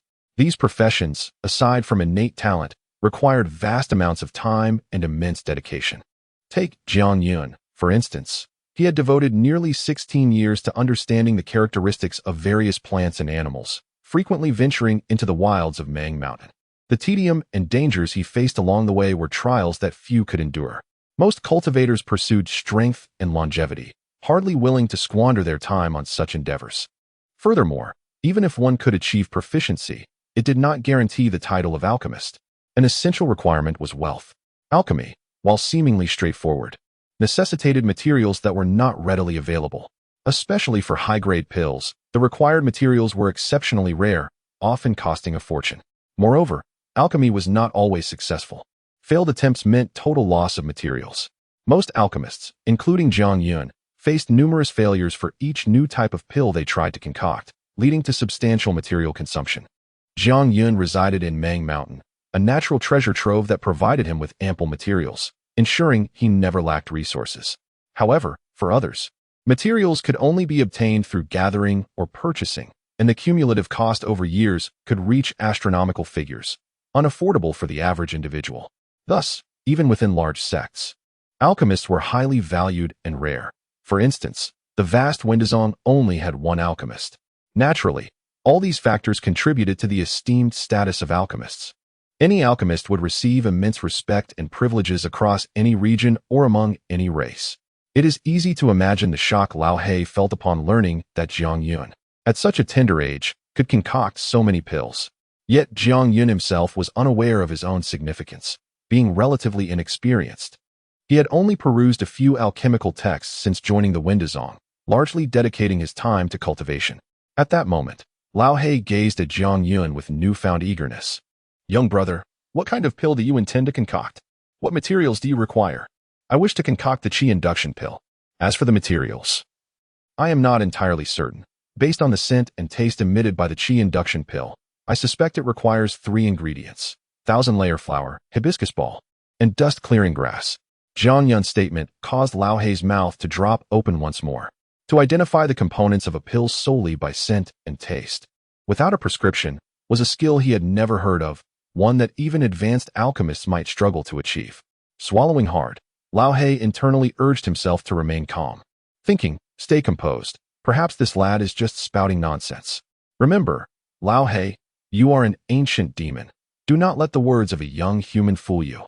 Resolute, he decided to test Zhang Yun. With that thought, Lao He suddenly opened his palm, revealing a glimmering blue pill. "Young brother, can you discern what materials this pill is made from?" Lao He intentionally refrained from naming the pill, seeking to challenge Zhang Yun's honesty. Without hesitation, Zhang Yun took the pill, examined it carefully, and after a brief moment of contemplation, he brought it to his nose. In mere moments, he spoke: "Spirit mushroom, green silk dew, and blue shadow butterfly powder. Those are the only ingredients I can identify. To ascertain more specifics, I would need to taste it. However, given the presence of butterfly powder, this pill likely possesses toxicity." Having spoken, Zhang Yun returned the pill to the astonished Lao He. Clutching the elixir, Old Black's body trembled uncontrollably. At that moment, Zhang Yun appeared to him not as a mere human, but as a magnificent amalgamation of countless potions. He had come to trust Zhang Yun's words completely. Although Zhang Yun had not disclosed all the ingredients contained within the elixir, those he had mentioned were indeed accurate. "Little brother, no, no, no, Zhang old brother," Old Black exclaimed excitedly, quickly altering his address. "May I discuss a matter with you?" Zhang Yun replied earnestly. "Old Black, you have shown me great kindness. Speak freely." Old Black enthusiastically nodded. "Indeed, indeed. It's clear that Zhang old brother values loyalty and gratitude. I shall not be coy. Could you possibly concoct some potions for me? Rest assured, I will provide all necessary materials." Zhang Yun did not respond immediately, instead lowering his head in contemplation. Old Black, anxiously observing Zhang Yun's expression, hurriedly added, "Moreover, if you wish to refine qi-gathering pills, I surmise it is to open your meridians. However, since you possess the skill to concoct potions, why settle for such low-tier pills? Why not aim for higher-grade ones, like the meridian-opening pills? Of course, I can supply the materials for those as well. It is important to note that whether human or beast, seeking the assistance of an alchemist typically requires a considerable cost. In addition to providing the necessary materials, the higher the grade of the potion, the greater the cost involved. However, even with this, the alchemist's willingness also plays a significant role, prompting Old Black to offer enticing terms, fearing that Zhang Yun might refuse. After a moment of thought, Zhang Yun said, I am certainly willing to assist you in refining potions. But if it is a potion I have never crafted before and lack the formula for, I will need to experiment multiple times, and I cannot guarantee a successful outcome. As for the meridian opening pills, I would like to attempt their creation, but I have never encountered such a potion and am unfamiliar with the ingredients. Upon hearing this, Old Black pounded his chest confidently. These are not issues. Although I do not possess the finished products for these two potions, I do have the formulas. I will provide them directly to you. As for the success rate, you need not worry. I will not blame you for any failures.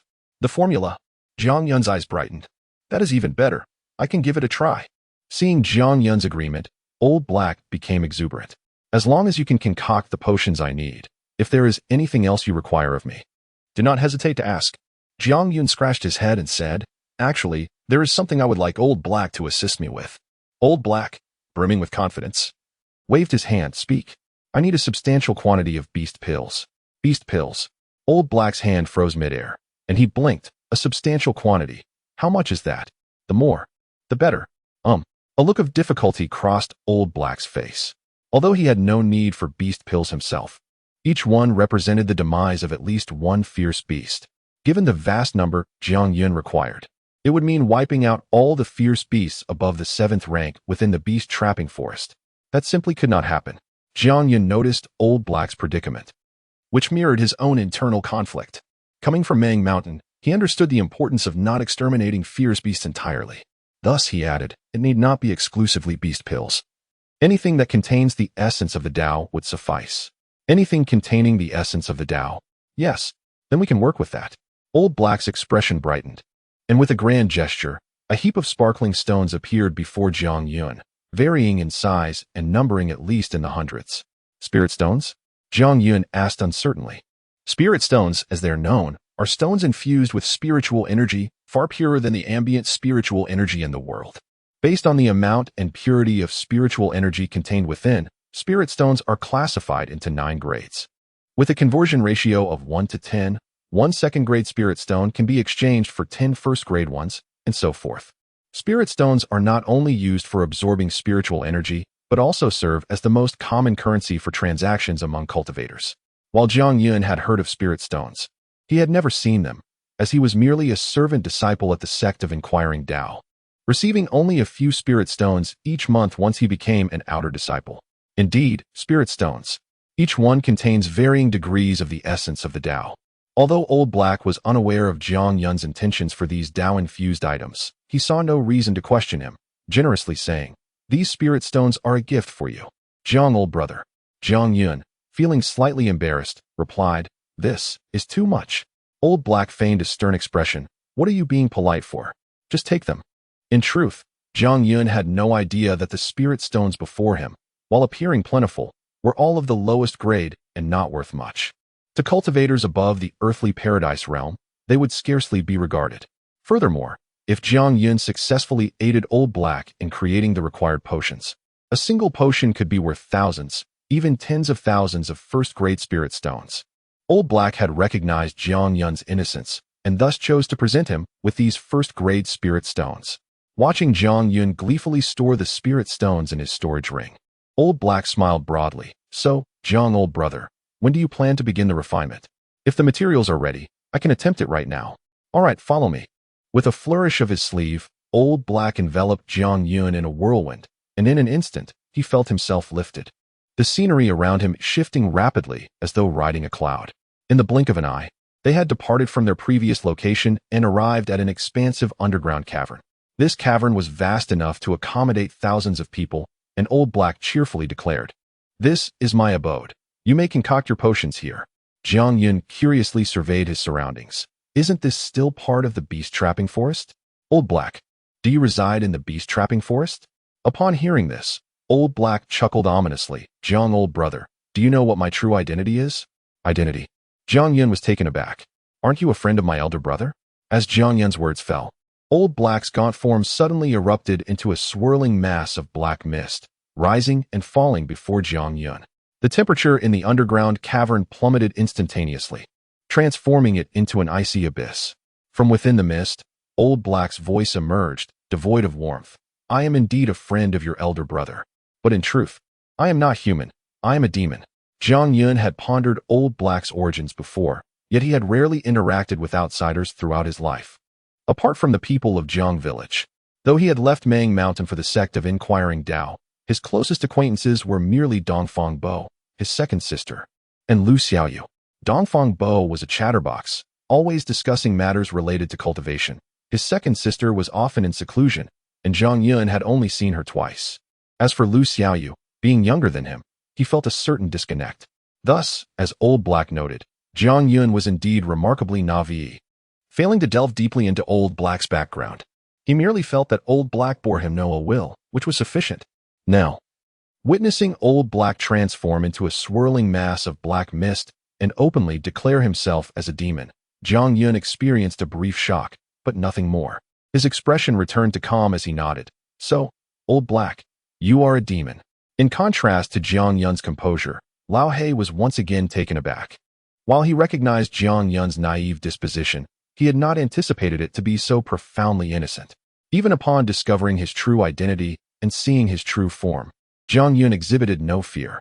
Little did Lao He know that Jiang Yun's attitude toward the demon race differed from that of other humans, who believed that humans and demons were destined to be adversaries.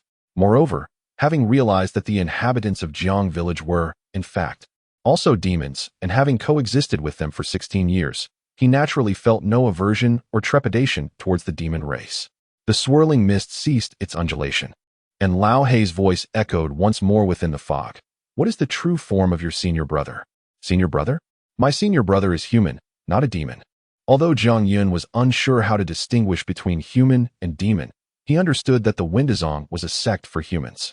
If his senior brother were also a demon, it would be impossible for him to enter Windazong.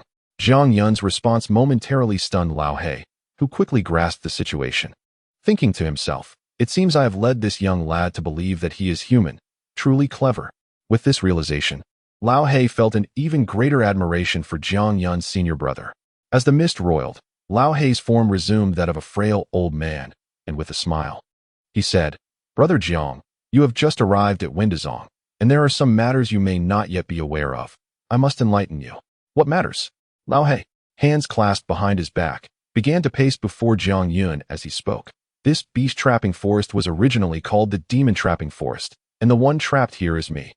However, the term demon was too overt, so Windazong renamed it the beast-trapping forest. Lao He's revelation finally astonished Jiang Yun. This was indeed something he had never considered. Yet, it was not just him. Among the elders and peak masters of Windazong, the number of those aware of this secret was scant. Why does Windazong keep you confined here? A bitter smile crept across Lao He's face as he shook his head. Only you, Brother Jiang, would dare to pose such a question. Need I say more? Because I am a demon. Jiang Yun refrained from further inquiry. Truth be told, with his current experience and insight, he could not fully comprehend the intense animosity between humans and demons. Lao He continued, They cannot kill me, but they also do not wish to release me, fearing that I might wreak havoc upon the world. Thus, they can only confine me within this forest and have struck a deal. As long as I provide them with a continuous supply of ferocious beasts, they will not trouble me. Moreover, if any disciples of Windazong inadvertently trespass into the forbidden zone and perish within it, provided I am not the one who killed them, they will also not intervene. Of course, I have set conditions as well. Windazong must guarantee that no cultivators above the cave heaven realm may enter the beast-trapping forest. Otherwise, I shall slay each one who dares to step foot in here. Upon hearing this, Jiang Yun's several lingering doubts were finally resolved. He understood why the number of ferocious beasts within the forest never dwindled, why Sha Jing Mountain could not search for Lu Xiaoyu in the beast-trapping forest, and why Sha Jing Mountain had informed him that the beasts there were not simple. Everything stemmed from the existence of Lao He, the demon. Jiang Yun was unaware of Lao He's true strength, but since even the entirety of Windazong could not kill him, he surely was no less than a cave heaven realm cultivator. Naturally, his strength must be comparable to that of the elders and peak masters of Windazong. Otherwise, he would not be trapped in this forest without the means to escape. Lao He leaned closer to Jiang Yun, grinning widely. Brother Jiang, do you know why I am telling you all this? Jiang Yun shook his head. I do not. I am doing this for your own good. If you wish to keep your life, do not tell anyone that you have encountered me. Do not mention that I am friends with your senior brother. And certainly do not disclose that you have assisted me in alchemy. Otherwise, I assure you, both you and your senior brother will meet a most tragic end. To be honest, Jiang Yun found Lao Hei's words somewhat incomprehensible, but since they pertained to his senior brother's safety, he dared not be negligent and nodded vigorously. Rest assured, I will not tell anyone. Lao Hei nodded in satisfaction, and with a wave of his hand, a pile of materials and a jade slip appeared on the ground. All the materials are here, and the jade slip contains the recipe. Jiang Yun merely cast a fleeting glance at the materials and jade slip before shifting his gaze to the surroundings, as if searching for something. Seeing Jiang Yun's expression, Lao Hei queried in confusion, Brother Jiang, what are you looking for? If you need anything, just ask. I am looking for a pot. A pot. Lao Hei was momentarily taken aback, recovering after a while. What do you need a pot for? To concoct elixirs. Stumbling backward in surprise, Lao Hei barely regained his footing. His eyes fixed on Jiang Yun, his withered face shifting through several expressions in an instant. Had Jiang Yun not previously mentioned the ingredients of that blue elixir, and had he not perceived Jiang Yun's straightforward nature, Lao Hei would have doubted whether Jiang Yun was playing tricks on him. Although Lao Hei was not well versed in alchemy, as an ancient demon, he had certainly seen enough to know that elixirs were typically refined using cauldrons or furnaces. He had never heard of anyone using a pot for such a purpose. You use a pot to concoct elixirs? Lao Hei almost spelled out each word in disbelief, to which Jiang Yun nodded affirmatively. Yes, a pot. A stone pot or an iron pot will do. Taking a deep breath, Lao Hei composed himself. Brother Jiang, may I ask, who taught you this alchemical technique? Have you always used a pot for refining elixirs? I learned from my grandfather. We have always used pots for alchemy. Besides, if not a pot, what else would one use? Very well, I shall make you a pot. Without further questions, Lao Hei reached out, and a massive stone lifted off the ground, soaring before him. He then exhaled a cloud of black mist, enveloping the stone, which rapidly melted as if it were water, transforming into a rudimentary stone pot. Is this pot acceptable? That will do. Though astonished by Lao Hei's abilities, Jiang Yun immediately set to work upon receiving the pot, while Lao Hei stood by, his expression fluctuating as he intently observed Jiang Yun's every move. Jiang Yun first dug a pit in the ground, then placed the stone pot over it, gathering nearby dry branches to shove beneath the pot. A few times, Lao Hei almost succumbed to the urge to ask Jiang Yun if he was certain he intended to concoct elixirs and not cook a meal. Finally, after completing all the preparations, Jiang Yun sat cross-legged before the stone pot, grasping the jade slip, and looked toward Lao Hei.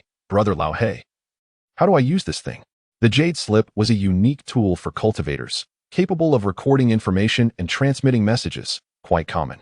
Though Jiang Yun had never encountered one before, Lao Hei replied weakly, it is used in the same manner as a storage ring. As Jiang Yun infused spiritual energy into the jade slip, lines of text immediately materialized in his mind, invigorating his spirit as he began to scrutinize the contents. These words comprised the recipes for 2 types of elixirs, aside from the meridian opening pill. The other was the elixir Lao Hei had requested Jiang Yun to help refine, the heavenly passage pill. Had anyone else come across the recipe for the heavenly passage pill, they would undoubtedly have been astonished, for it was a medicinal concoction meant exclusively for cultivators of the blessed earth realm, specifically those at the 9th level of the blessed earth. The sole purpose of the heavenly passage pill was to facilitate the opening of a cave heaven, thereby enhancing a cultivator and Appo's chances of successfully breaking through from the blessed earth realm to the cave heaven realm. To comprehend the path of cultivation, one must recognize that as one's realm ascends, the endeavor to further elevate oneself becomes increasingly arduous. Even the slightest advancement in realm presents formidable challenges, let alone a significant breakthrough, which is akin to scaling the heavens. This is evident from the composition of the members within the sect of inquiry. Within the sect, there are tens of thousands of disciples at the meridian unblocking stage, yet only a few dozen at the blessed land stage. And the cave heaven stage is exclusively occupied by the elders of the 5 peaks. Consequently, when it comes to transcending major realms, even a marginal increase in the likelihood of success is an elusive treasure for practitioners. Moreover, the celestial pill is classified as a 3rd-grade elixir, a creation solely within the domain of alchemists of 3rd grade or higher. Alchemists themselves are categorized by their proficiency, with the classification criterion being the grade of pills they can concoct. However, the ascension of an alchemist's rank is significantly more challenging than that of a cultivator's realm. In the vast sect of inquiry, there exists but a single alchemist, and that individual is merely of 2nd grade. Yet, despite this, The alchemist's status within the sect is extraordinarily elevated, rivaling that of the Five Peaks leaders. As for a third-grade alchemist, even the sect leader must exhibit utmost respect upon encountering one, who may very well remain indifferent. It is thus evident how priceless the celestial pill is. Its scarcity in the market inevitably incites fierce competition among numerous Blessed Land cultivators whenever it appears. Upon witnessing Jiang Yun set down the jade slip, his demeanor remained composed, prompting the ever-anxious old He to inquire, "Brother Jiang, do you possess the confidence to concoct this celestial pill?" Jiang Yun pondered momentarily before responding. The recipe outlines the material ratios in great detail. Theoretically, I should be able to create it, but I have never attempted it before. So I will certainly require several tries. Although old He had entrusted Jiang Yun with the task of alchemy, he harbored little hope, considering Jiang Yun's youth and relative inexperience. Moreover, even a genuine third-grade alchemist could not guarantee success in producing the celestial pill. Yet, upon hearing the confidence in Jiang Yun's words, old He could not help but begin to doubt whether this young man was merely boasting. "Brother Jiang, though I lack knowledge in alchemy, I have heard that the higher the grade of the elixir, the more intricate the concoction process. I have also perused the recipe for the celestial pill, which comprises over 30 steps. If even one step fails, the entire endeavor is rendered futile." Upon hearing this, Jiang Yun understood old He's skepticism and felt no irritation. He smiled and replied, "Brother old He, you speak truthfully. However, fundamentally, regardless of the grade of the elixir or the complexity of the methods, they all ultimately converge at a singular path." Old He's heart stirred slightly, as this statement seemed to enlighten him, yet he could not grasp it entirely, and a look of confusion crossed his face. Observing old He's expression, Jiang Yun recognized his lingering disbelief. After a moment of contemplation, he suddenly extracted 2 twigs from the pile of materials before him. One twig bore a solitary leaf, while the other was adorned with numerous leaves.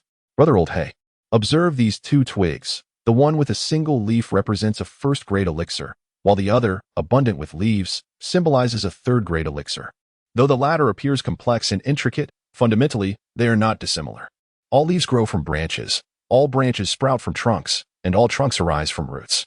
The same principle applies to alchemy. No matter how elaborate the steps, they are constructed incrementally from the most basic actions. Mastering the fundamentals renders everything else manageable. In essence, it can be summarized in 8 words: trace roots and origins, simplify the complex." As he spoke, Jiang Yun deftly flicked his wrist, causing all the leaves to flutter down, leaving behind 2 bare twigs in his hands. Witnessing this spectacle, a spark ignited in old He's eyes, and he rose to embrace Jiang Yun with a respectful bow, expressing, "Brother, your words today have profoundly benefited me. Thank you." Jiang Yun was taken aback and quickly rose to support old He, exclaiming, "Brother old He, what are you doing? These insights are not mine. They were imparted to me by my grandfather. If you wish to express gratitude, direct it towards him, not me." Old He nodded earnestly, stating, "Very well. In the future, I shall certainly pay a visit to your esteemed grandfather." Jiang Yun smiled and replied, "As long as you are willing, I will gladly accompany you." To Jiang Yun, this was merely a jest from old He. However, in old He's heart, a genuine reverence for Jiang Yun's grandfather began to blossom. Not only had the elder cultivated Jiang Yun into an alchemist at such a tender age, but the seemingly simple principle of tracing roots and simplifying complexities was a feat few could genuinely achieve. Jiang Yun had evidently accomplished this, for in his mind, there was no distinction between simplicity and complexity in the realm of alchemy. As he articulated, even the most intricate methods and processes are initiated from the most fundamental steps. "Brother old He, I have not practiced alchemy for some time, and since you possess ample materials, I would like to attempt concocting a celestial essence pill first to warm up before embarking on the celestial pill." "As you wish, Brother Jiang." Following this, Jiang Yun ceased further conversation. With a flick of his wrist, a fireball ignited beneath the stone cauldron, setting the twigs ablaze. He then methodically gathered the materials, adding them to the pot with practiced precision. Old He fell silent, yet his gaze remained fixed upon Jiang Yun. The more he observed, the deeper his admiration grew for both Jiang Yun and his grandfather. Jiang Yun's grandfather must surely be an extraordinary figure, for he had imparted the most fundamental yet invaluable knowledge to Jiang Yun, establishing a solid foundation for his alchemical pursuits. Should Jiang Yun's cultivation rise in the future, alongside a high-quality alchemical cauldron inscribed with formations, it would seem there would be no elixir he could not concoct. Every movement Jiang Yun made, every step he executed, flowed seamlessly like water, devoid of any hindrance, even providing a visual delight. Clearly, Jiang Yun had performed these alchemical tasks countless times. Indeed, he could likely complete the entire process with his eyes closed. In that moment, Old Hay wished to summon all the arrogant alchemists he had ever encountered to witness this scene. A mere 16 or 17-year-old child of only the meridian unblocking stage, conjuring coveted elixirs using a simple stone cauldron. Should news of this spread, it would surely leave countless alchemists feeling embarrassed. Despite having not practiced alchemy for over half a year, Jiang Yun demonstrated remarkable proficiency, successfully concocting a celestial essence pill, indeed, a terrestrial grade 1. Within a mere half-day, he tossed the celestial essence pill to Old Hay and, without pausing for rest, immediately began his attempts at the celestial pill. While Jiang Yun exuded confidence, this being his first endeavor with the celestial pill, combined with the fact that the flames required for alchemy came from his own spiritual energy, he inevitably faced several failures due to imprecise control over the heat applied to certain materials. Yet, upon each failure, Jiang Yun neither succumbed to despondency nor rushed to retry immediately. Instead, he would sit down, scrutinizing the remnants of the failed materials in the cauldron while meticulously recalling each step he had taken during the process, contemplating the errors he had made, and summarizing his experiences before embarking on the next attempt. Thus, time flew by, and before long, half a month had elapsed. Finally, the previously silent Old Hay rose to stand before Jiang Yun, who was preparing for another round of alchemical endeavors, and said, "Brother Jiang, it is time for you to rest. The celestial pill is not something I desire merely in handfuls. Time is on my side, and there is no need for haste." For the past fortnight, Jiang Yun has labored almost ceaselessly, only resting when fatigue reached its zenith, yet he would soon rise again to continue his alchemical endeavors. Although the celestial pill remains unrefined, Old Hay could no longer bear to watch and felt compelled to intervene. However, Jiang Yun, dismissing Old Hay's concern, replied, "Brother Hay, I am fine. Back in my village, I often worked this way and have grown accustomed to it. Moreover, I sense that the celestial pill is on the verge of completion." After this assertion, Jiang Yun disregarded Old Hay's advice and resumed his meticulous work on the celestial pill. Old Hay, unable to protest further, returned to his spot. Observing Jiang Yun's relentless toil, his admiration for the young man increasing with each passing moment. Were it another, they might have surrendered or taken a respite after numerous failures, yet Jiang Yun persevered. Remarkably, his demeanor remained serene throughout, unpretentious and unhurried, a quality that earned Old Hay's respect. As days slipped by, when Jiang Yun finally presented a completed celestial pill to Old Hay, the expression on Old Hay's face bore more relief than elation. Merely casting a glance at the celestial pill, he pressed Jiang Yun down gently, saying, "Brother Jiang, you have worked hard. Please take a moment to rest." While cultivators possess bodies far sturdier than mortals, nearly a month of relentless labor would wear down even the most resilient. This time, Jiang Yun did not refuse. As soon as the words left Old Hay's lips, he collapsed onto the ground, succumbing to a deep slumber. To successfully concoct the celestial pill, Jiang Yun had indeed pushed his physical and mental limits to the brink. Gazing at Jiang Yun, who slept soundly before him, Old Hay's withered face broke into a rare, genuine smile, and memories of another figure began to surface in his mind. "How long has it been since I coexisted peacefully with a human? That child must have achieved great things by now. I wonder if he still remembers me." Like a guardian, Old Hay sat quietly beside Jiang Yun, genuinely acknowledging him as a worthy human child. After a prolonged gaze at Jiang Yun's youthful visage, Old Hay finally shifted his focus to the celestial pill, examining it closely. Just a glance caused his expression to shift slightly. Old Hay was astonished that Jiang Yun could refine a third-grade pill in just a month, but he was utterly unprepared for the revelation that this celestial pill was, in fact, a human pill. It is well known that the higher the grade of the pill, the lesser the chance of successfully refining it. If the success rate for a third-grade alchemist crafting a third-grade pill is 1 in 10, then the probability of producing a human pill drops to 1 in 100, a ground pill to 1 in 1,000, and a heavenly pill to a mere 1 in 10,000. A third-grade human pill, if sold, could fetch no less than 10,000 third-grade spirit stones. Yet, I have only given this child a handful of first-grade spirit stones. I must find a way to compensate him. Although Old He had initially intended to deceive Jiang Yun with first-grade spirit stones, the two formulas he provided were of considerable value, enough to offset the cost of Jiang Yun's assistance in alchemy. However, having acknowledged Jiang Yun, he was reluctant to let him suffer any loss. But what could he offer? Having been trapped here for hundreds of years, his possessions were few. While some items were still of worth, they would be of no immediate use to Jiang Yun and could potentially bring him trouble instead. Lost in thought, Old He suddenly tossed the celestial pill behind him without looking back.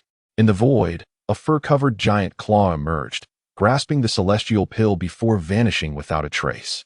Moments later, Old He's eyes lit up as he exclaimed, "Of course. While cultivators practice spells, when it comes to mastery of such arts, our demon clan is unrivaled." Perhaps. Jiang Yun slept soundly for an entire day and night. Upon awakening, still groggy, he was startled to find the underground cavern enveloped in a thick mist. This mist, however, was not the dark hue of Old He but a common white. The mist obscured his vision beyond a meter, yet he could distinctly feel the humid air surrounding him, even noticing droplets of water clinging to his body. Jiang Yun surmised that the mist was related to Old He and quickly sat up, calling out, "Brother He, I am here." Old He's voice resonated from within the mist. As his words faded, the mist began to swirl chaotically, transforming into several misty dragons that converged towards a single point. In an instant, the fog dissipated, revealing Old He, who held a spherical mist in his palm. Clearly, this orb had coalesced from the mist moments before.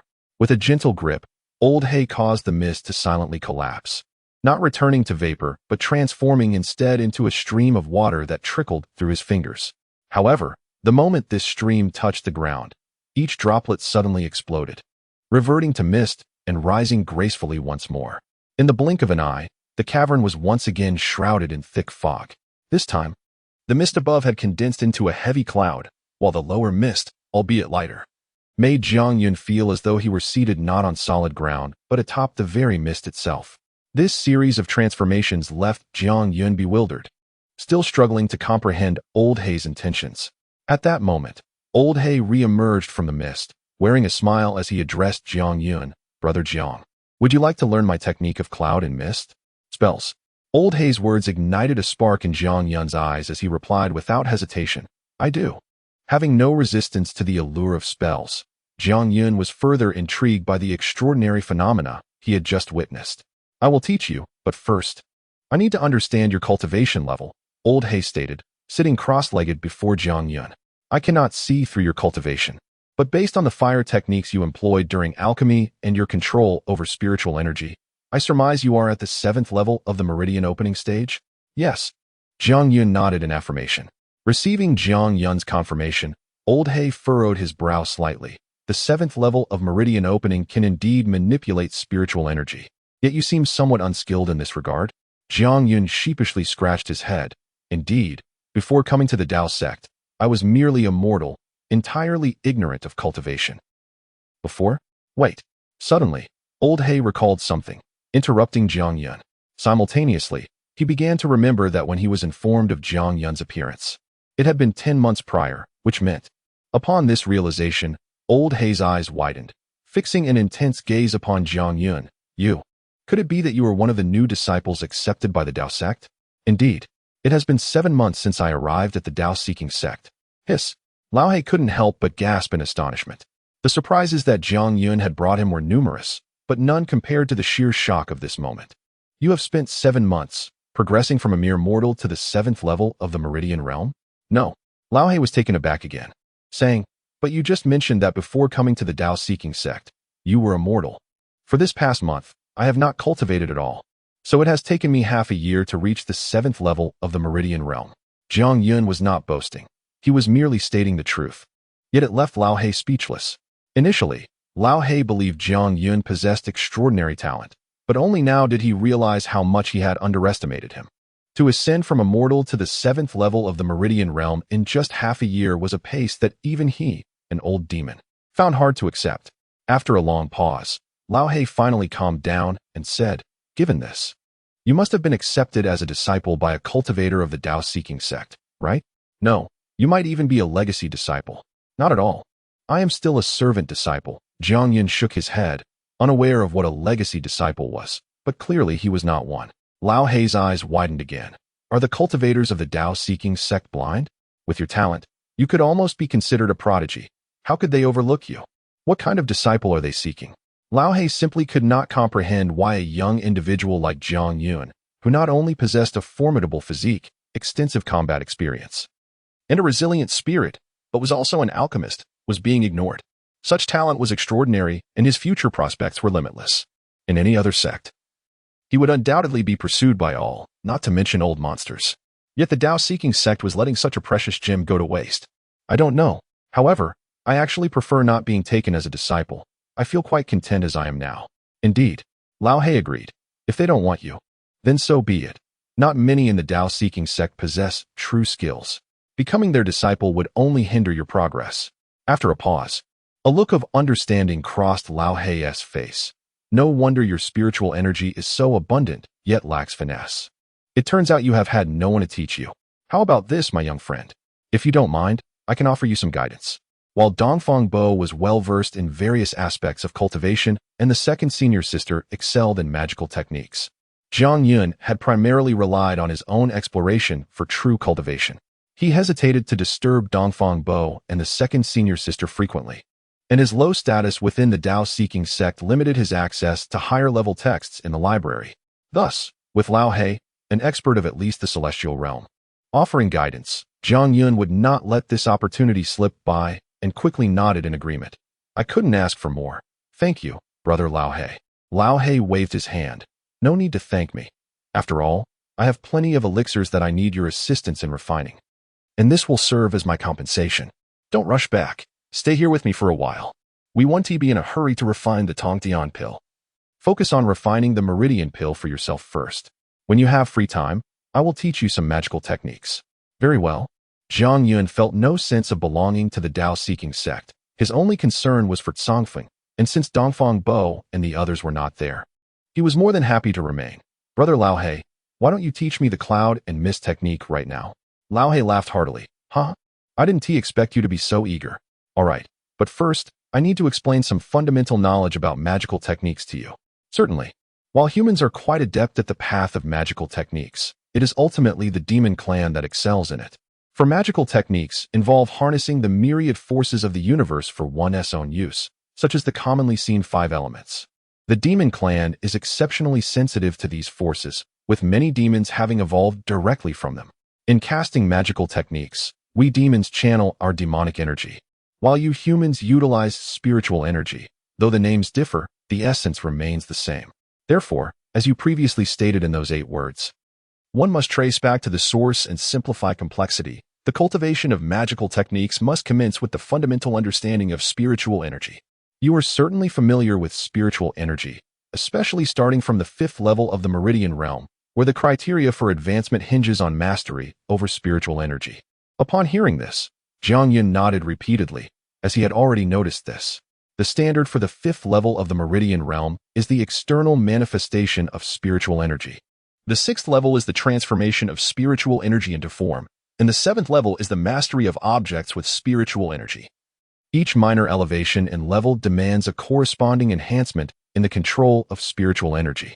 The true power of magical techniques manifests from the mastery of objects with spiritual energy, which is one reason the 6th level of the Meridian realm is regarded as a watershed moment by both humans and demons. However, many human cultivators do not place much emphasis on mastering objects with spiritual energy. They believe that as long as their level continues to rise, and their internal spiritual energy increases, the mastery of objects will naturally become easier, which is a fallacy.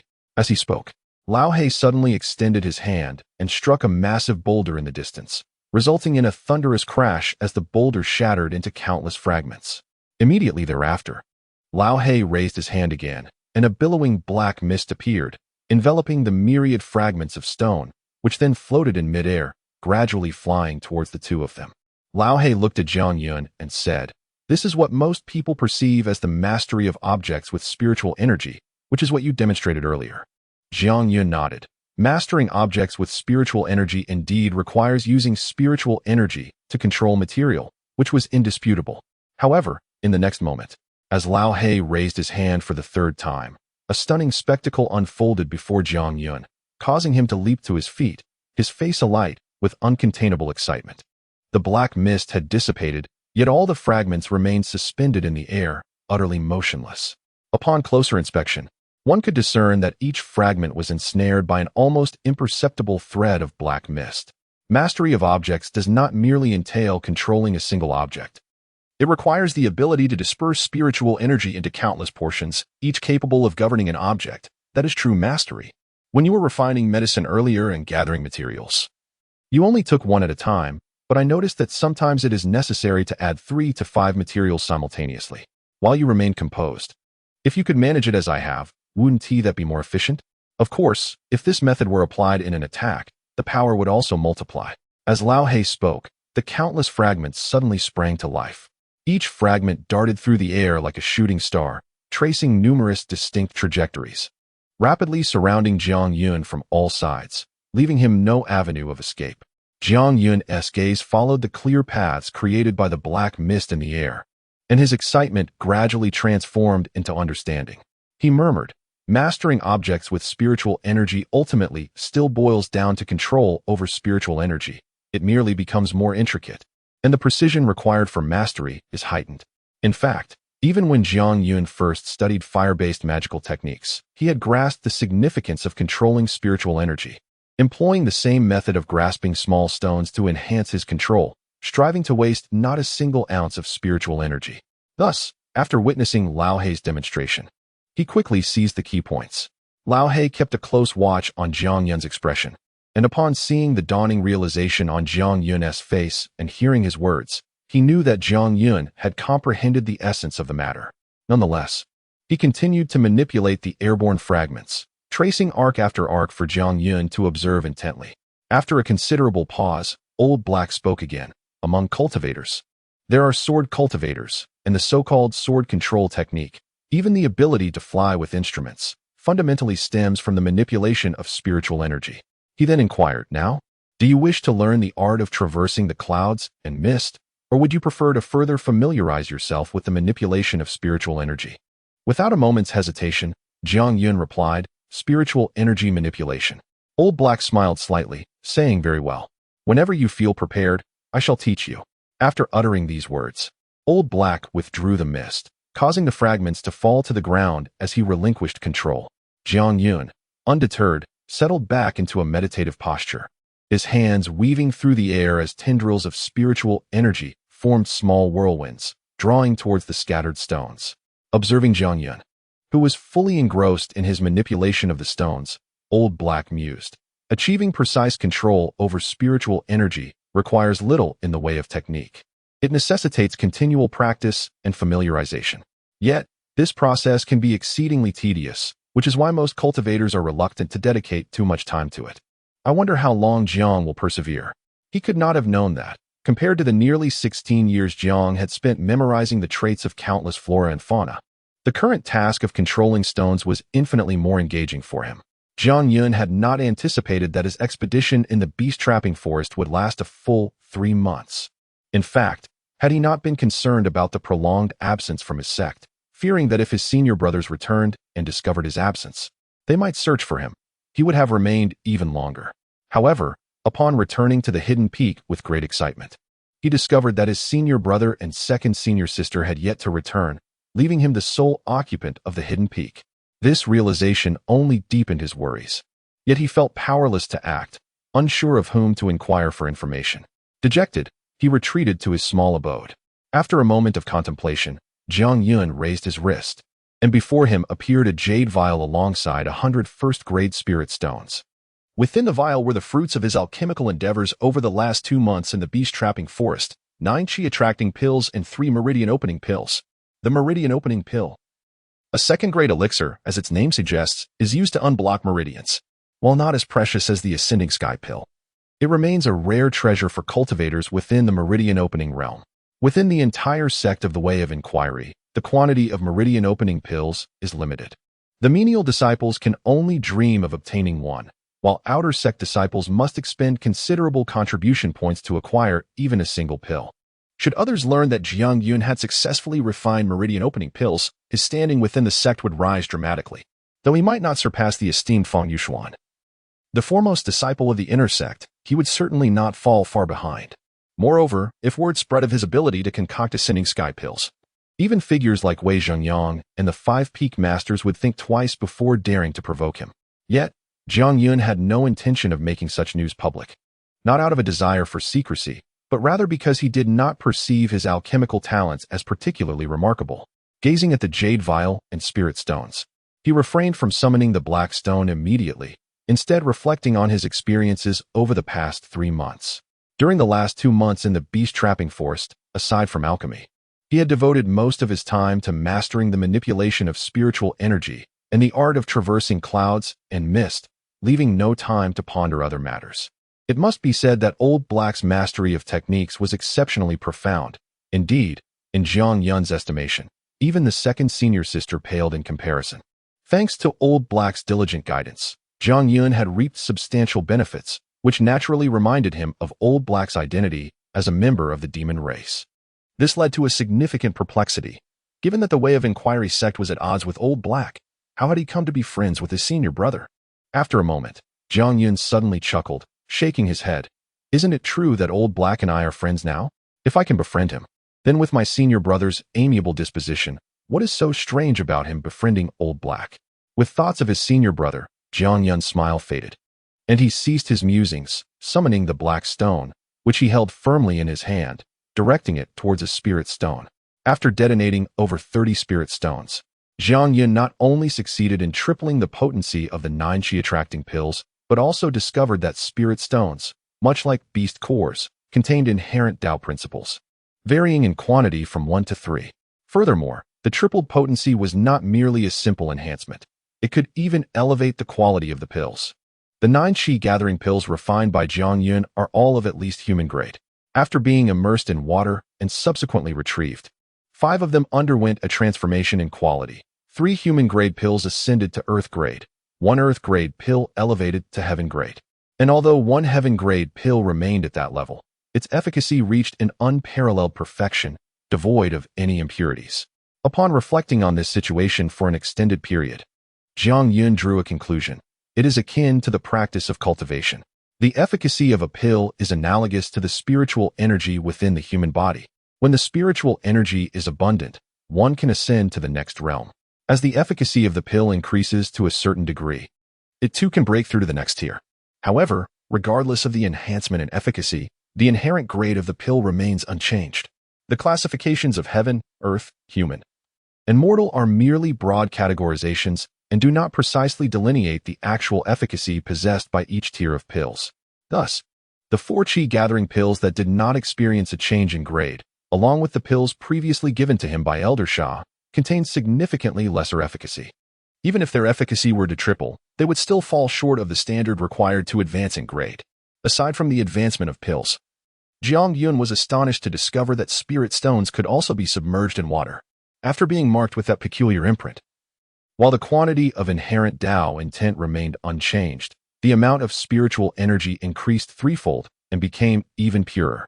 Although he lacked a second-grade spirit stone for comparison, it was not difficult to surmise that if the spiritual energy within the spirit stones were to reach its zenith, it too could elevate in grade, transforming a first-grade spirit stone into a second-grade one. Eventually, Jiang Yun placed the 3 meridian opening pills into the stone-transformed water, and the results were exceedingly gratifying. All 3 meridian opening pills reached heaven grade, and notably, one achieved a state of perfect excellence. By consuming these 3 pills, even if he did not attain the 9th level of meridian opening, it should be feasible to open the 8th meridian. Driven by the desire to enhance his strength promptly, Jiang Yun unhesitatingly swallowed all 3 meridian opening pills and commenced the process of opening the 8th meridian. However, Jiang Yun ultimately underestimated the potency of these 3 heaven-grade meridian opening pills.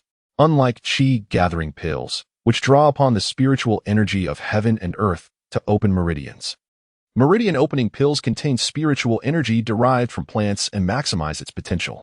Most cultivators consume meridian opening pills of earth, human, or mortal grade, and even then, they typically only ingest one at a time. As for heaven-grade meridian opening pills, the spiritual energy contained is overwhelmingly vast.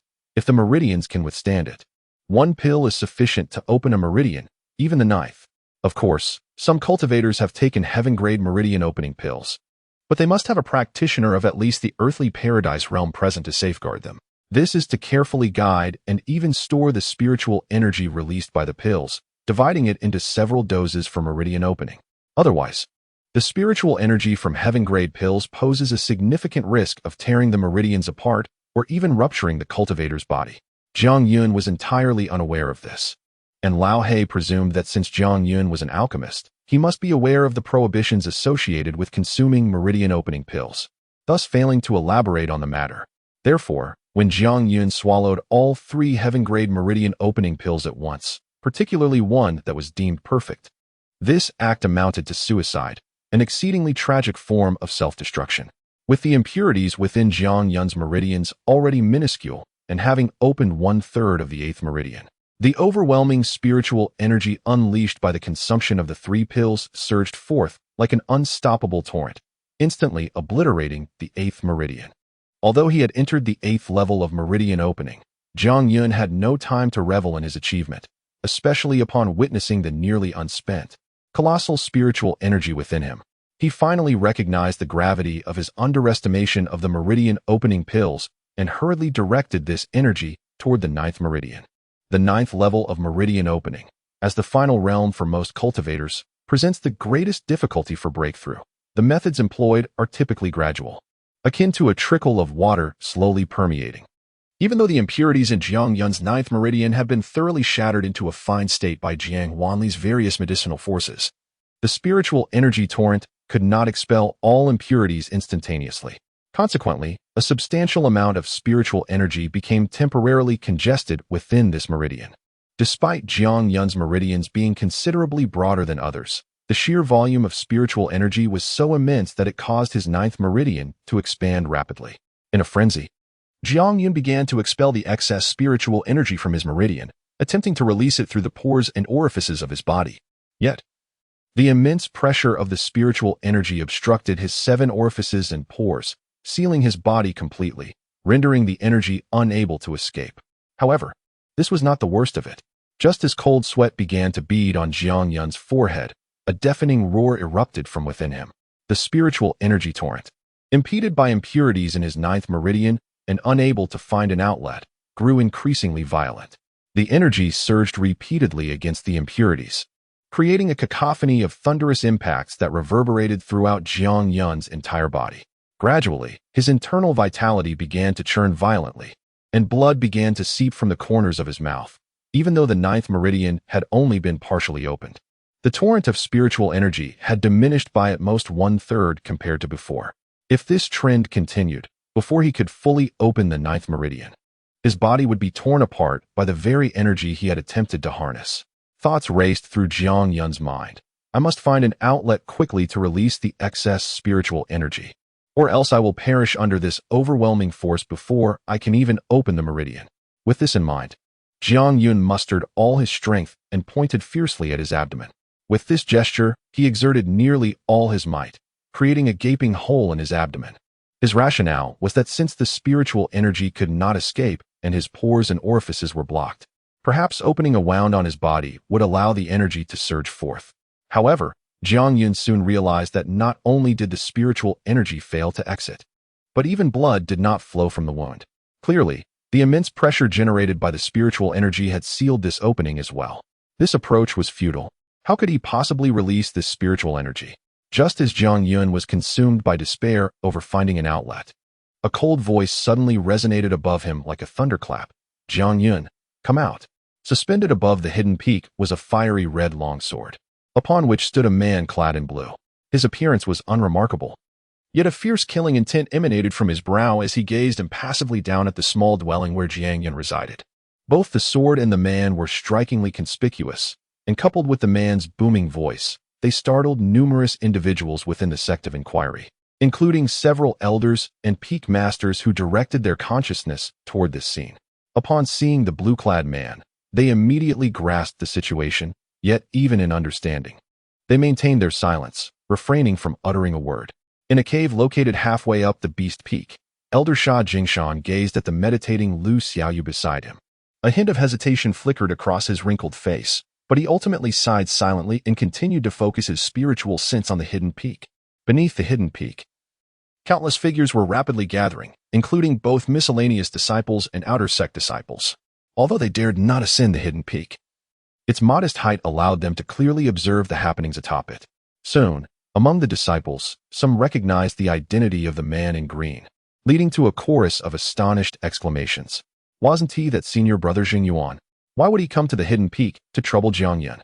Zheng Yuan, an inner sect disciple from the Sword Peak, what could possibly compel him to seek out Jiang Yun?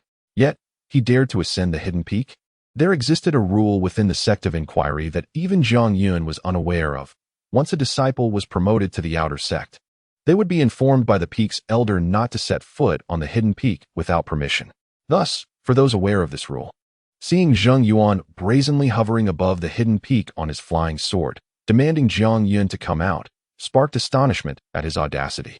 However, they quickly reconciled their surprise, realizing that Zheng Yuan's trouble with Jiang Yun must be for the sake of Fang Yuxuan, possibly instigated by Wei Xingyang, the peak master of the Sword Peak. Wei Xingyang's reputation for protecting his own was notorious within the sect. Given that Jiang Yun had provoked Fang Yuxuan and even caused him some minor distress during the small competition as Fang Yuxuan's master, Wei Xingyang would certainly not let Jiang Yun off lightly. Unable to act personally, he had Zheng Yuan, an inner sect disciple, step in. Should Zheng Yuan indeed breach sect rules and incur the wrath of the sect master, the blame could easily be shifted entirely onto him, allowing Zheng Yuan to bear the consequences. This was indeed Wei Xingyang's plan. In fact, over the past 3 months, Zheng Yuan had visited the hidden peak several times, but Jiang Yun remained trapped within the beast trap forest. Out of frustration, Zheng Yuan had enlisted a miscellaneous disciple to watch below the hidden peak, instructing him to immediately notify him upon Jiang Yun's return. Zheng Yuan could have waited for Jiang Yun beneath the hidden peak or even outside the sect's gates, but he deliberately chose to wait until Jiang Yun returned to the hidden peak to make his entrance, naturally seeking to showcase himself. Despite being an inner sect disciple with a solid foundation in the first realm of fortune and even a modicum of fame, he had no chance to shine in the presence of the dazzling Fang Yuxuan. Therefore, upon receiving Wei Xingyang's command, Zheng Yuan recognized this as a significant opportunity. He resolved not only to teach Jiang Yun a lesson, but also to ensure that everyone witnessed and remembered him. The Sword Peak was not solely represented by Fang Yuxuan. Zheng Yuan also sought recognition. As for Jiang Yun, a mere miscellaneous disciple of the third realm of channeling, relying solely on brute strength, Zheng Yuan dismissed him entirely. The only aspect that gave him pause was whether Jiang Yun still possessed the talisman that had once repelled Fang Yuxuan. After receiving confirmation from Wei Xingyang, any lingering concerns dissipated. At that moment, Zheng Yuan clearly heard the waves of spiritual senses directed at him and the astonished exclamations from numerous disciples. Though his expression remained impassive, a surge of pride welled up within him. This was precisely the effect he desired.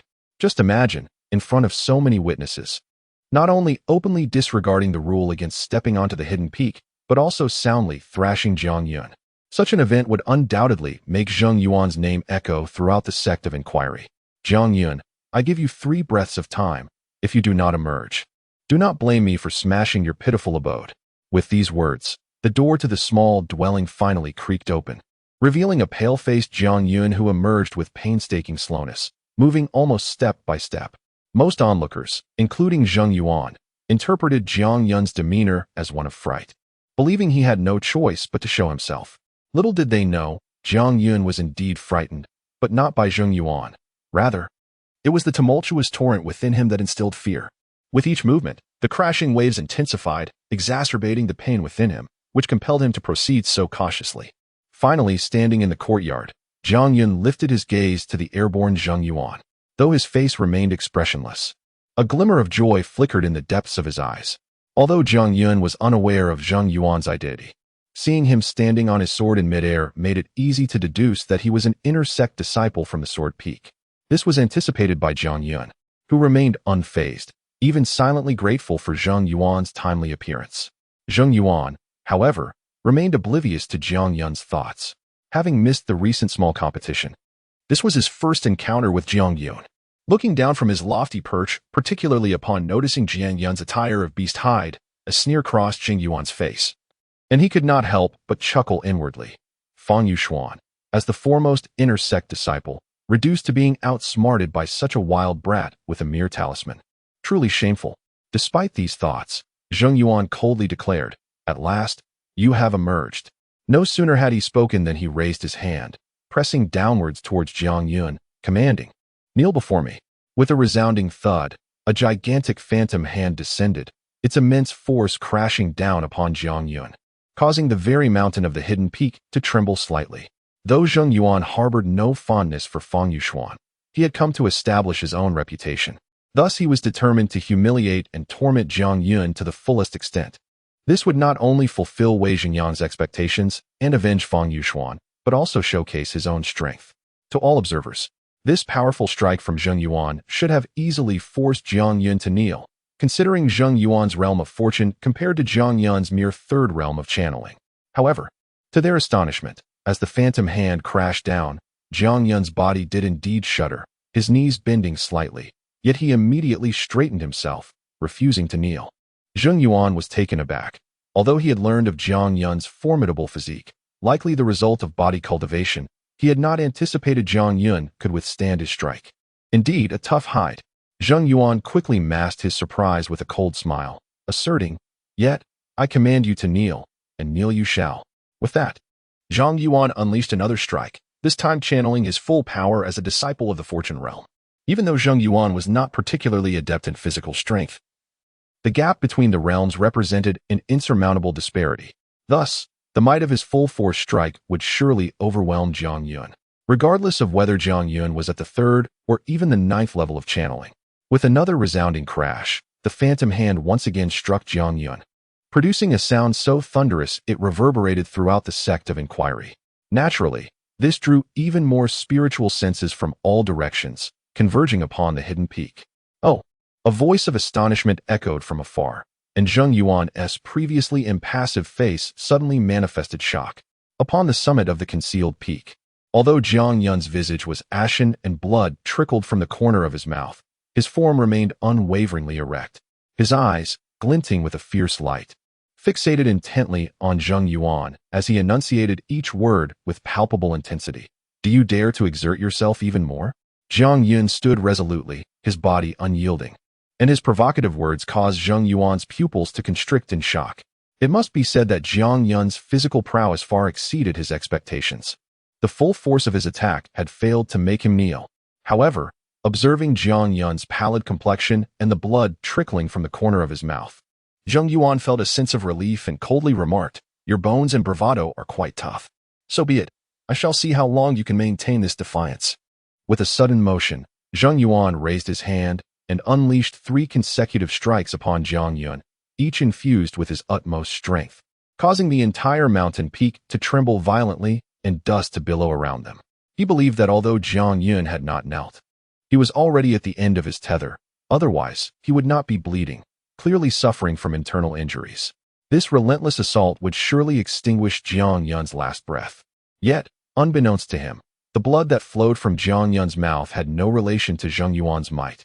It was a result of the turbulent spiritual energy within Jiang Yun, crashing against his 9th meridian. In truth, Jiang Yun's taunts were not mere provocations, but reflections of his genuine thoughts. For with each of Zheng Yuan's powerful strikes against him, the uncontrollable surges of spiritual energy within Jiang Yun found a release. The energy actively adhered to his body, akin to donning a suit of spiritual armor, enabling Jiang Yun's already formidable physique to withstand Zheng Yuan's blows while gradually dissipating the energy. In essence, the harder Zheng Yuan struck, the more energy was consumed, paradoxically making Jiang Yun feel increasingly comfortable. Thus, Jiang Yun earnestly wished for Zheng Yuan's strength to intensify, hastening the depletion of the spiritual energy within him. As Zheng Yuan's 3 strikes landed, the faces of several elders and peak masters, who were closely monitoring the situation, changed subtly, and they instinctively turned their gazes towards the sword peak. Particularly, the master of the heavenly symbol peak furrowed his brow and murmured to himself, "Brother Wei has gone too far this time." While teaching Jiang Yun a lesson could be justified, Zheng Yuan clearly intends to bring about his demise. Even if Jiang Yun survives these 3 strikes, his path of cultivation may very well be irrevocably severed. This sentiment resonated not only with the master of the heavenly symbol peak, but also with the majority within the sect who shared similar thoughts. Zheng Yuan, with his strength at the Blessed Land realm, attacking a mere pulse realm cultivator like Jiang Yun repeatedly was no longer mere bullying. It was akin to cruelty. However, before the debris and dust could settle, Jiang Yun's voice rang out once more. Not enough. Not enough. This power is too feeble, Zheng Yuan. Is this all you can muster as a Blessed Land cultivator? Upon hearing these words, every listener was struck with astonishment, including the peak masters and elders of the Cave Heaven realm. How could Jiang Yun, after enduring what was equivalent to 5 consecutive strikes from Zheng Yuan, still remain largely unscathed? This was utterly inconceivable. Even Zheng Yuan's expression shifted dramatically as he blurted out, "Impossible. Are you perhaps at the Blessed Land realm?" As cultivators, they understood well that battles between different realms were overwhelmingly one-sided. The lower realm simply had no chance of resistance. This principle was akin to an ironclad law, never before broken. Yet Jiang Yun's current situation seemed to shatter this law, leading Zheng Yuan to question if Jiang Yun was, like him, also at the Blessed Land realm. However, as soon as the thought escaped his lips, Zheng Yuan realized it was a grave misjudgment. Jiang Yun's performance during the entrance trials was widely acknowledged. He was undeniably a mere mortal. With only 10 months having elapsed since his entry, it was impossible for him to ascend from a mortal to the Blessed Land realm. Indeed, Jiang Yun's voice, tinged with mockery, followed swiftly. "If I were at the Blessed Land realm, you would be kneeling before me now." Zheng Yuan's countenance darkened to an extreme. For one of his standing and prowess to be unable to subdue a mere pulse realm cultivator for such a prolonged period was utterly humiliating. Moreover, in his quest for fame, he had ensured that as many eyes as possible were upon his battle with Jiang Yun. If he failed to bring Jiang Yun down soon, he would indeed gain notoriety, but infamy rather than fame. As if to validate Zheng Yuan's current plight, a voice from the heavenly symbol peak, akin to a mocking finger, echoed, "Zheng Yuan has made a colossal fool of himself. Having such an inner sect disciple within our ranks is a disgrace to our sect." Instantly, voices from the 5 elements peak chimed in. Indeed, after today, Zheng Yuan will likely be expelled from the inner sect. The speakers were all inner sect disciples. Although they belonged to the same sect, competition was encouraged within the sect of inquiry, leading to a less than harmonious atmosphere among the disciples of the 5 peaks. Particularly, the Sword Peak, being the foremost among them, was viewed as a common enemy by the other 4 peaks. Thus, witnessing Zheng Yuan's misfortune, these inner sect disciples seized the opportunity to heap ridicule upon him. Seeking death, these taunts served as a spark that ignited the flames of rage within Zheng Yuan. In his fury and humiliation, he could no longer rely solely on brute strength against Jiang Yun. Instead, he pointed a finger, and the fiery red sword beneath him transformed into a streak of crimson light, lunging directly at Jiang Yun. As a swordsman, strength was indeed Zheng Yuan's weakness. The sword was his true forte, his source of power.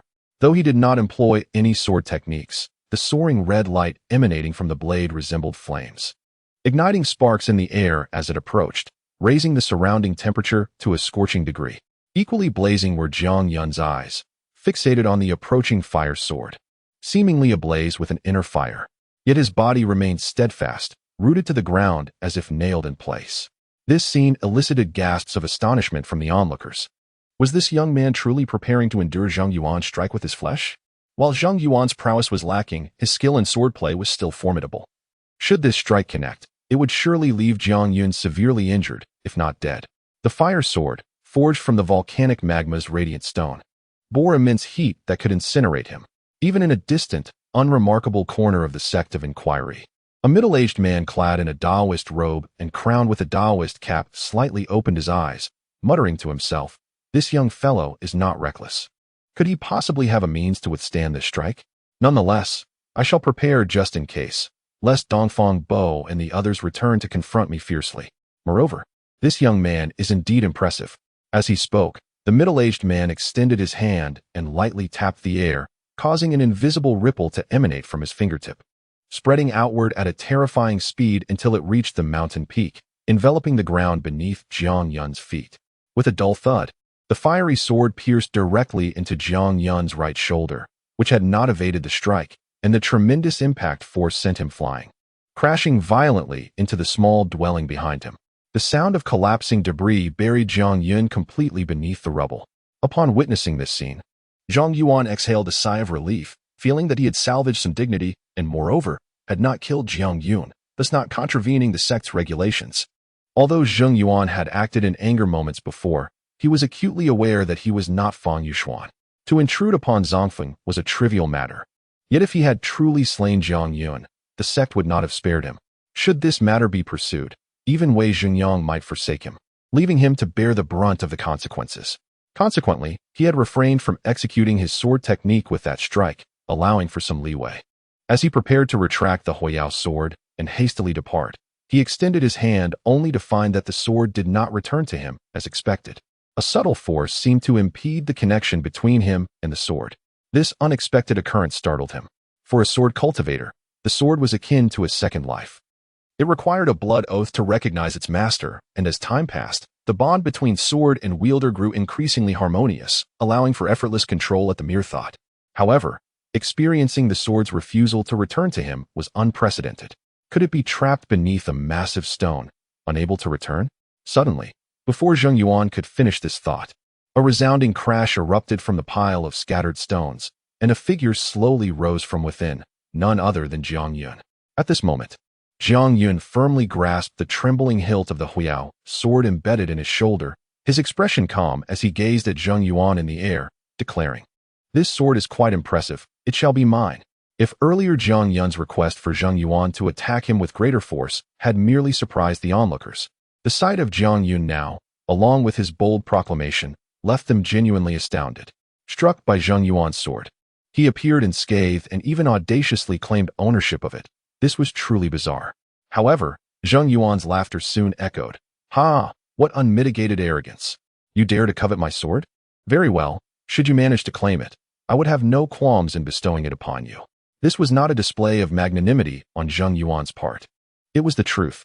The Huiyao sword had already recognized him as its master. To wrest it away, only two avenues existed. First, one would need to kill Zhang Yuan, after which the sword would revert to being unclaimed, available for anyone to take. Second, one would have to erase the mark left by Zhang Yuan's blood within the sword, which required a level of spiritual consciousness surpassing his own, a feat only achievable after reaching the fabled realm. Zhang Yuan held no belief that Jiang Yun could kill him, nor did he think Jiang Yun, devoid of spiritual consciousness, could erase the sword's bond with him. Thus, he felt utterly unrestrained. Naturally, the others shared his skepticism. Yet, Jiang Yun merely smiled faintly, his grip tightening around the hilt as he gradually withdrew the Huiyao sword from his shoulder. Although the sword trembled violently in response to Zhang Yuan's call, seeking to escape Jiang Yun's grasp and return to its rightful owner, Jiang Yun's physical prowess was formidable enough to prevent it from leaving his hand. At that moment, a voice exclaimed in surprise, "Why is there no blood flowing from his wound?" As this realization dawned upon the crowd, they noticed that the injury on Jiang Yun's shoulder, inflicted by the Huiyao sword, exhibited no sign of bleeding. Before they could comprehend the situation, the Huiyao sword in Jiang Yun's grasp began to tremble violently once more. Buzzing. Amidst this tumult, the once crimson blade of the sword began to turn translucent, as if it were being subjected to the flames of a forge. Most understood that this was Zhang Yuan manipulating the sword from the shadows. The Huiyao sword possessed the magma fire within, typically concealed within its blade, and Zhang Yuan could summon this fire at will. Clearly, Zhang Yuan was not prepared to relinquish the sword to Jiang Yun without a fight. Thus, he summoned the magma fire in hopes of compelling Jiang Yun to release it. However, Jiang Yun appeared unaffected, offering a cold smile as a faint mist emanated from his palm, enveloping the Huiyao sword entirely. Under this shroud of mist, not only did the fiery glow of the sword vanish, but its trembling also gradually subsided. Subsequently, Jiang Yun casually stored the now inert sword within his storage ring. Zhang Yuan's expression shifted dramatically, for he had completely lost the connection with the Huiyao sword. In that moment, a genuine panic gripped him. Although he still doubted Jiang Yun's ability to seize his sword, he dared not take any further risks. More importantly, as a practitioner of the fabled realm and an inner sect disciple, being outmaneuvered by a mere outer disciple was an immense disgrace. "I will kill you, Lu Hua." With a roar, Zhang Yuan's figure flickered, transforming into a streak of azure light as he charged toward Jiang Yun, surrounded by countless sparks the size of palms, which appeared at an alarming rate. As he neared Jiang Yun, these sparks coalesced into a serene river of fire, coursing with flames. The river, seemingly calm, incinerated the very air in its path, following Zheng Yuan and Apos' momentum straight towards Jiang Yun. Despite being without his sword, Zheng Yuan, a practitioner of the fabled realm and a swordsman, could still employ sword techniques. The flowing fire technique was originally a lethal strike of the Huiyao sword. Although he lacked the sword to execute the attack, its power remained formidable. It was evident that Zheng Yuan harbored genuine intent to kill Jiang Yun. As Zheng Yuan unleashed this technique, the peak master of Tianfu Peak, Shajing Shan, and others felt a surge of cold light in their eyes, instinctively casting their gazes toward the Sword Dao Peak. They were all acutely aware that despite Zheng Yuan's previous setbacks against Jiang Yun, it was primarily because Zheng Yuan had not unleashed his true strength as a practitioner of the fabled realm. Now that Zheng Yuan had resolved to kill Jiang Yun without hesitation, employing his strongest technique, it was clear that Jiang Yun had no hope of withstanding it.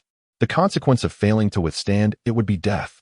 They naturally wished for Jiang Yun to survive, yet they also understood that intervening would mean offending Wei Xingyang. Thus, they hoped fervently for Wei Xingyang to take action himself to halt Zheng Yuan. At that moment, Wei Xingyang remained seated within his cave abode, his seemingly affable countenance betraying a hint of displeasure. Whether Jiang Yun lived or died did not concern him. What troubled him was that if Jiang Yun were to perish, Fang Yuxuan's emotional turmoil would likely deepen. However, compelling himself to rescue Jiang Yun was even more distasteful. Furthermore, he had already emphasized to Zheng Yuan not to kill Jiang Yun, yet now Zheng Yuan openly defied his command, which further irked him. Very well. For the sake of Xin'er, let this young man live a while longer, Wei Zhengyang sighed helplessly, preparing to act discreetly. Meanwhile, the Taoist-robed man, who had earlier released boundless ripples with a mere flick of his hand, finally opened his eyes fully, and with a gaze as piercing as solid light. He gently shook his head, saying, Wei Shidi, to repeatedly put this child in peril, you have gone too far. As the man in the robe spoke, he raised his hand once more, evidently preparing to intervene and save Jiang Yun. However, at that moment, Jiang Yun, who was nearly engulfed by the fiery river, suddenly lifted his hand. To his astonishment, a white orb, no larger than a palm, had appeared in his grasp, and he softly uttered two words that only he could hear, Mysterize.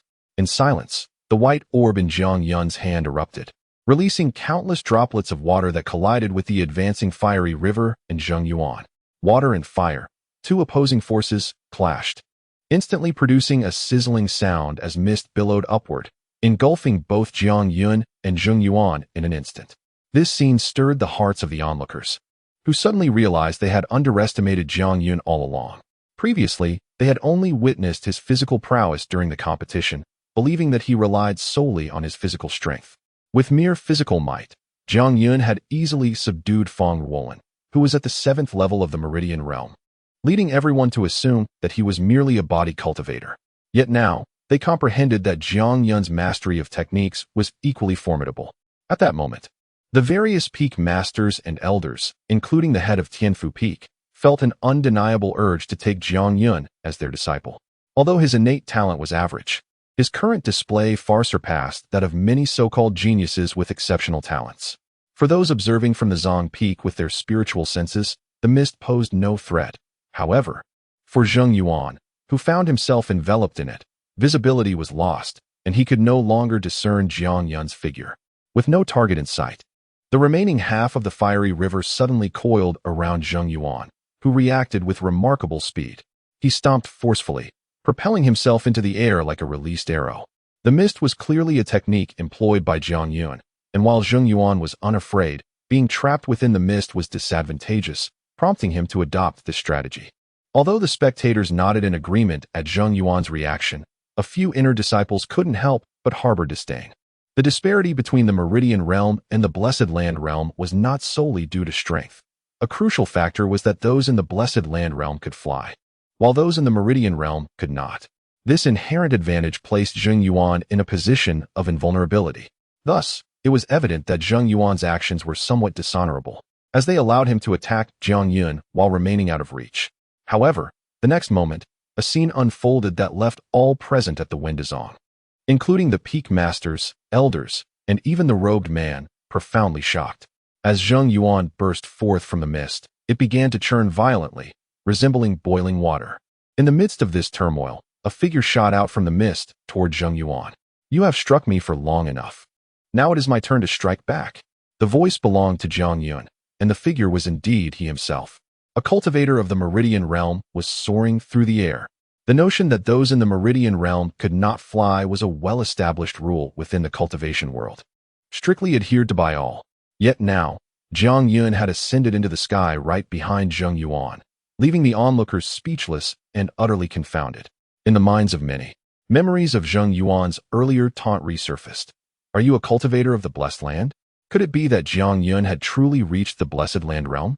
However, someone soon perceived the truth. Look beneath Zhang Yun. The crowd hurriedly focused their attention, discovering that a nearly transparent mist, akin to clouds, supported Zhang Yun's body as he ascended. This mist was so faint that it blended seamlessly with the sky, making it nearly undetectable unless one looked closely, creating the illusion that Zhang Yun was using his own strength to fly.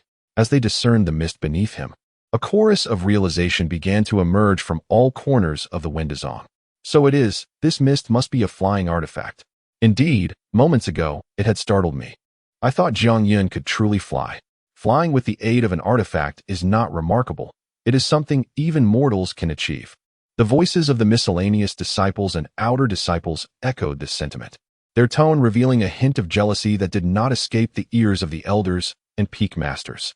Nonetheless, neither the inner disciples nor the elders paid heed to these remarks, for even though they recognized the mist beneath Zhang Yun, their faces were still etched with astonishment. Atop a cliff on the Five Elements peak, the black-clad Wushang observed the mist clouding Zhang Yun's form, a strange glimmer in his eyes as he murmured, "This mist is not an artifact at all. Beneath it, there are at least 100 strands of mist connecting to the dense fog below, allowing the mist to cradle Zhang Yun as he rises, giving the appearance of flight. This is clearly a technique. Achieving such control over spiritual energy requires an incredibly precise mastery, something I cannot accomplish." Wu Shang's observations were entirely accurate. This was indeed the true reason behind Zhang Yun's ability to soar. The miscellaneous and outer disciples, however, could not perceive the fine strands of mist below the cloud, leading them to mistakenly believe it was a flying artifact. Not only Wu Shang saw through it, the peak masters, elders, and inner disciples also grasped the truth, which only deepened their astonishment. A cultivator of the Meridian realm exhibiting such remarkable control over spiritual energy was a testament not only to extraordinary talent, but also to immense dedication and effort. A bittersweet smile crept onto the face of the head of Tianfu Peak as he softly remarked, "Perhaps my greatest error was not taking this rustic youth as my disciple. I wonder if it is still too late." Wei Xingyang, who had initially intended to intervene, was equally taken aback. A powerful thought surfacing in his mind. If Zhang Yun survives, he will pose a significant threat to Fang Yuxuan in the future. This notion startled even Wei Xingyang himself. Yet it was so intensely compelling that after a brief moment of fluctuating emotions, he finally gritted his teeth and resolved. There are ways to resolve any mental block. Today, even if it incurs the leader's wrath, I must eliminate Zhang Yun. He cannot be allowed to grow stronger. Regardless of the astonishment or insight of the crowd, Zhang Yun remained indifferent. With the mist cloud supporting him, he drew ever closer to Zheng Yuan, feeling a surge of exhilaration and liberation within. For within him, the spiritual energy transformed from 3 meridian pills had been substantially depleted due to Zheng Yuan's relentless assaults, particularly the final thrust of the sword, consuming nearly 70 to 80%. While a fair amount still remained, it was within the limits his body could endure. Moreover, the impurities in his 9th meridian had dwindled to a mere 10th, and once it was cleared, it would signify his ascent to the 9th level of the meridian realm, just a step away from the blessed land realm. In truth, Zhang Yun was not a match for Zheng Yuan, even if he were at the 9th level of the meridian realm. To comprehend the vast disparity between the 9-fold meridian and the 1-fold abode, one must acknowledge that the internal spiritual energy differs by nearly 100-fold. Such a tremendous gap cannot be bridged merely by physical prowess. However, Zheng Yuan's timing in his assault on Zhang Yun was flawed. If we consider Zheng Yuan's internal energy to be 100, Zhang Yun's is merely 1. Yet, the energy derived from 3 meridian pills has achieved a remarkable 90, while the chasm between 1 and 100 is insurmountable through brute force alone. The difference between 91 and 100 with Jiang Yun's physical strength coupled with the recently acquired cloud and mist technique from the elder He. Might not allow him to completely close that gap, but it certainly grants him the capability to engage in battle. Now, Jiang Yun is poised to confront Zheng Yuan. As he gazes at the seemingly distant figure of Zheng Yuan, a fierce glint ignites in Jiang Yun's eyes, and a powerful aura of bloodlust surges forth from his body. He extends a finger and softly utters the words, "Miss Slaughter." Boom. The mist cloud that had been supporting him expanded dramatically with this gesture, sweeping past him and transforming into a colossal finger pointing directly at Zheng Yuan. This finger, though appearing ethereal, bore visible fingerprints, and within it seemed to lurk countless ferocious beasts, all unleashing a cacophony of menacing roars. The sheer magnitude of this display was overwhelming. Beneath the hidden peak, numerous disciples gazing upward felt a chill run down their spines at the sound of the beastly roars emanating from within the mist. The power of this singular finger was indeed formidable. Atop the red dust peak, a middle-aged woman with flowing hair furrowed her brow, her ears twitching slightly as she muttered to herself, "This technique does not belong to our sect of inquiry, yet it intriguingly encompasses the path of musical rhythm. I wonder where this youth acquired such knowledge. Nevertheless, he is quite suited for my red dust peak." The cloud and mist technique is not a singular technique, nor is it fixed. It adapts and manifests various forms of attack based on the shifting mist. When cultivated to its pinnacle, it can create an independent realm of clouds and fog, ensnaring foes while allowing the mist to morph into myriad shapes for assault. Jiang Yun has yet to reach such heights. However, he had just utilized a small mist realm to temporarily seal away the fire radiance sword, severing its connection to Zheng Yuan. The mist slaughter is a technique conceived by Elder He, inspired by the bloodlust Jiang Yun amassed after vanquishing numerous ferocious beasts. The bloodlust, when fused with mist, becomes the mist slaughter. Its potency lies not in sheer power, but in intimidation, using the aura of slaughter to unnerve the opponent. Since Zheng Yuan's appearance, Jiang Yun had remained on the receiving end of blows, never countering until now. This was his first proactive strike. At that moment, upon witnessing Jiang Yun trailing closely behind him, soaring through the air, Zheng Yuan's heart was already tinged with trepidation. As he heard the ominous roars emanating from the mist finger, his extensive experience with bloodshed heightened his sensitivity to the aura of slaughter, allowing him to perceive the formidable energy contained within the mist finger more acutely than others. This realization instilled fear in him. He dared not confront Jiang Yun's attack head-on and hastened his escape, seeking to evade the mist finger. Zheng Yuan, being at the abode realm, relied on his spiritual energy for flight. Once he accelerated, the mist finger was indeed unable to pursue him. Nevertheless, Jiang Yun remained undeterred, raising his palm once more. A fire dragon, approximately 10 feet long, surged forth from his hand, not aimed at Zheng Yuan, but rather colliding forcefully with the mist finger. Boom. The impact, while scorching enough to diminish the size of the mist finger, simultaneously propelled it forward with increased velocity, swiftly closing the distance between it and Zheng Yuan, ultimately striking the fiery river encircling him. In an instant, the fiery river collapsed, and despite the mist finger sustaining some damage, its momentum remained unyielding as it struck Zheng Yuan's back. Another thunderous sound erupted, and the mist finger dissipated. Zheng Yuan emitted a pained scream, plummeting like a boulder from the skies, crashing violently to the ground, lying motionless. With the mist cloud no longer supporting him, Jiang Yun also descended, standing beside Zheng Yuan, gazing down at him. After a flicker of hesitation in his eyes, he abruptly raised his hand, revealing the fire radiant sword that belonged to Zheng Yuan, and thrusting it towards his throat. The entire sect of inquiry fell into an eerie silence, all eyes and consciousness fixated on Zheng Yuan. Every face reflected disbelief, for none could fathom what they witnessed. A practitioner of the Meridian realm had inflicted injury upon one of the abode realm. While battles across realms are not uncommon in the world of cultivators, this typically refers to the 9 minor realms within each major realm, not across major realms. The notion of engaging in combat across a significant realm, with the lower realm inflicting harm upon the higher, was deemed utterly impossible in everyone's consciousness. Yet, the evidence lay before them. The fallen Zheng Yuan, seemingly gravely injured and unable to move, served as irrefutable proof. In the absence of any external aid, Jiang Yun had, with a mere mist finger and a fire dragon, managed to injure Zheng Yuan. Furthermore, he now intended to use Zheng Yuan's own sword to end his life. This scene jolted everyone back to reality, altering their expressions dramatically. Many disciples felt a deep sense of trepidation towards Jiang Yun, for after wounding Zheng Yuan, he dared to strike with lethal intent. Setting aside their respective cultivations, the disparity in their identities was significant. A mere disciple of menial status dared to threaten an inter-sect disciple, an unprecedented act in the annals of the sect of inquiry. However, the extraordinary events unfolding atop the hidden peak, especially the series of shocks Jiang Yun had delivered, had never before transpired. Yet, amidst the astonishment, should Jiang Yun truly slay Zheng Yuan, he would undoubtedly face severe repercussions from the sect's regulations. Just then, a chorus of stern voices rang out from all directions. "Stand down, Jiang Yun." Several voices emerged from the elders and peak masters who sought to take Jiang Yun as their disciple. They did not wish for their carefully chosen protege to have his cultivation nullified or face death due to sect rules, hence their urgent interjection to protect him. Jiang Yun was acutely aware of the consequences of killing Zheng Yuan. However, he recalled his grandfather's words, "To show mercy to an enemy is to be cruel to oneself."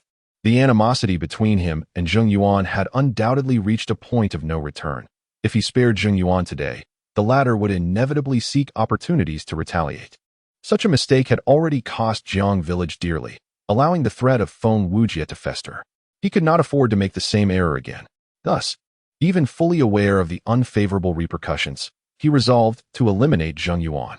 If Jiang Yun had previously wavered, the voices of the peak masters and elders solidified his determination. Clearly, he misinterpreted their intent, believing they sought to shield Zheng Yuan. With a flash of ferocity in his eyes, Jiang Yun's fire radiance sword plunged into Zheng Yuan's throat. Yet, just as he did so, the seemingly motionless Zheng Yuan suddenly reached out, grasping the sword's blade. Although Zheng Yuan had indeed been struck by Jiang Yun's missed finger and sustained some injury, it was not grave. After all, Jiang Yun's misty finger was primarily intended for intimidation rather than direct assault. Furthermore, by the time Jiang Yun executed his move, the spiritual energy derived from the Dan within his body had already been significantly depleted. Additionally, the fiery river surrounding Zheng Yuan absorbed a portion of the force, rendering that finger incapable of inflicting serious injury. The reason Zheng Yuan lay there, immobilized, was not a deliberate act, but rather a consequence of his shaken spirit. Still caught in a state of shock, it was only when the fire-radiant sword pierced his throat, bringing forth excruciating pain, that he finally regained his senses and hastily grasped the sword's hilt. "You dare to kill me?"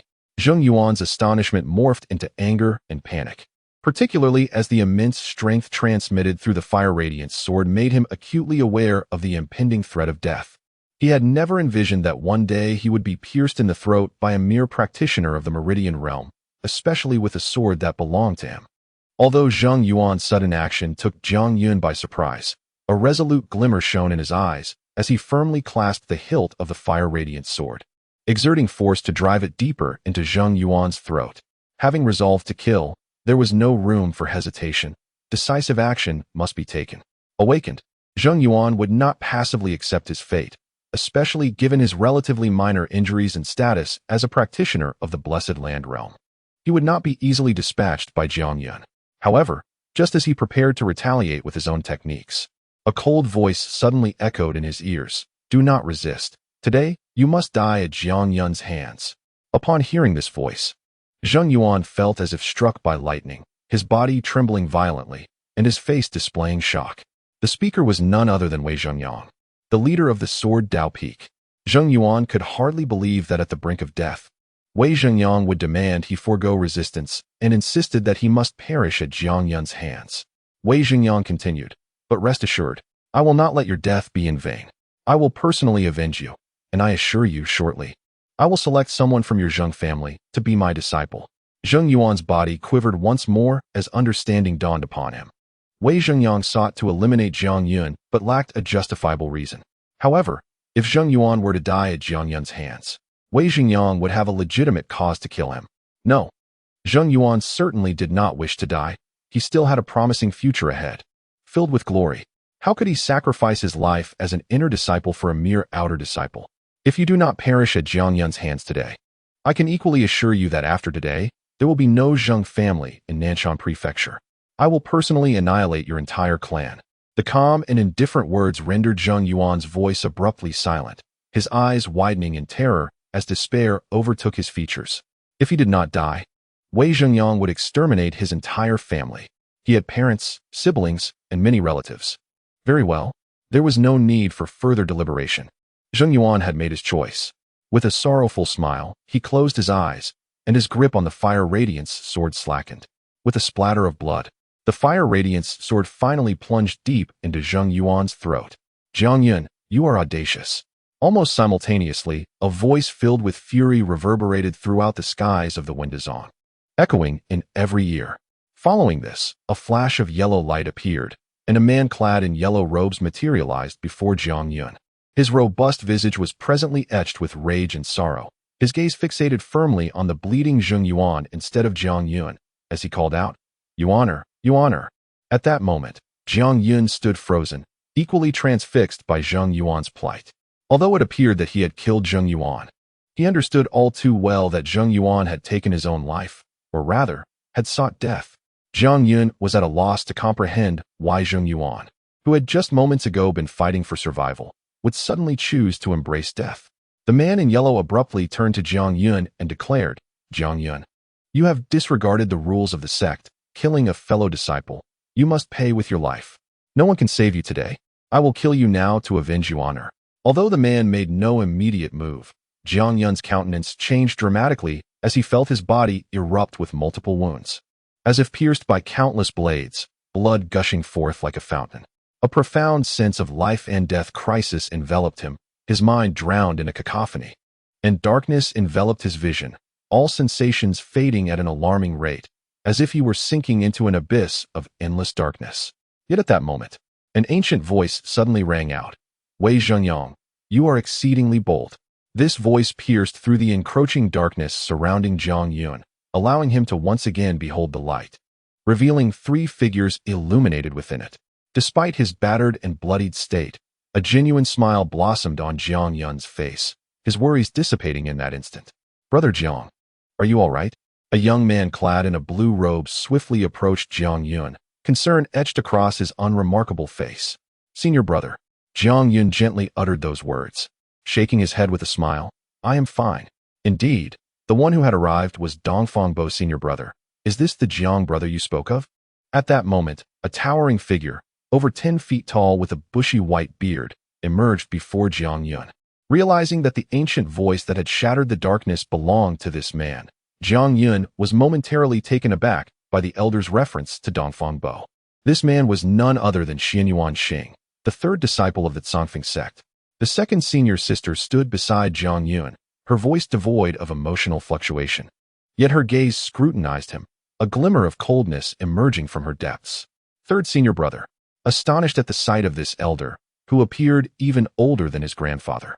Jiang Yun struggled to reconcile that this man was indeed the younger brother of Dongfang Bo and the second senior sister, the third individual to emerge from Tsongfeng thus far.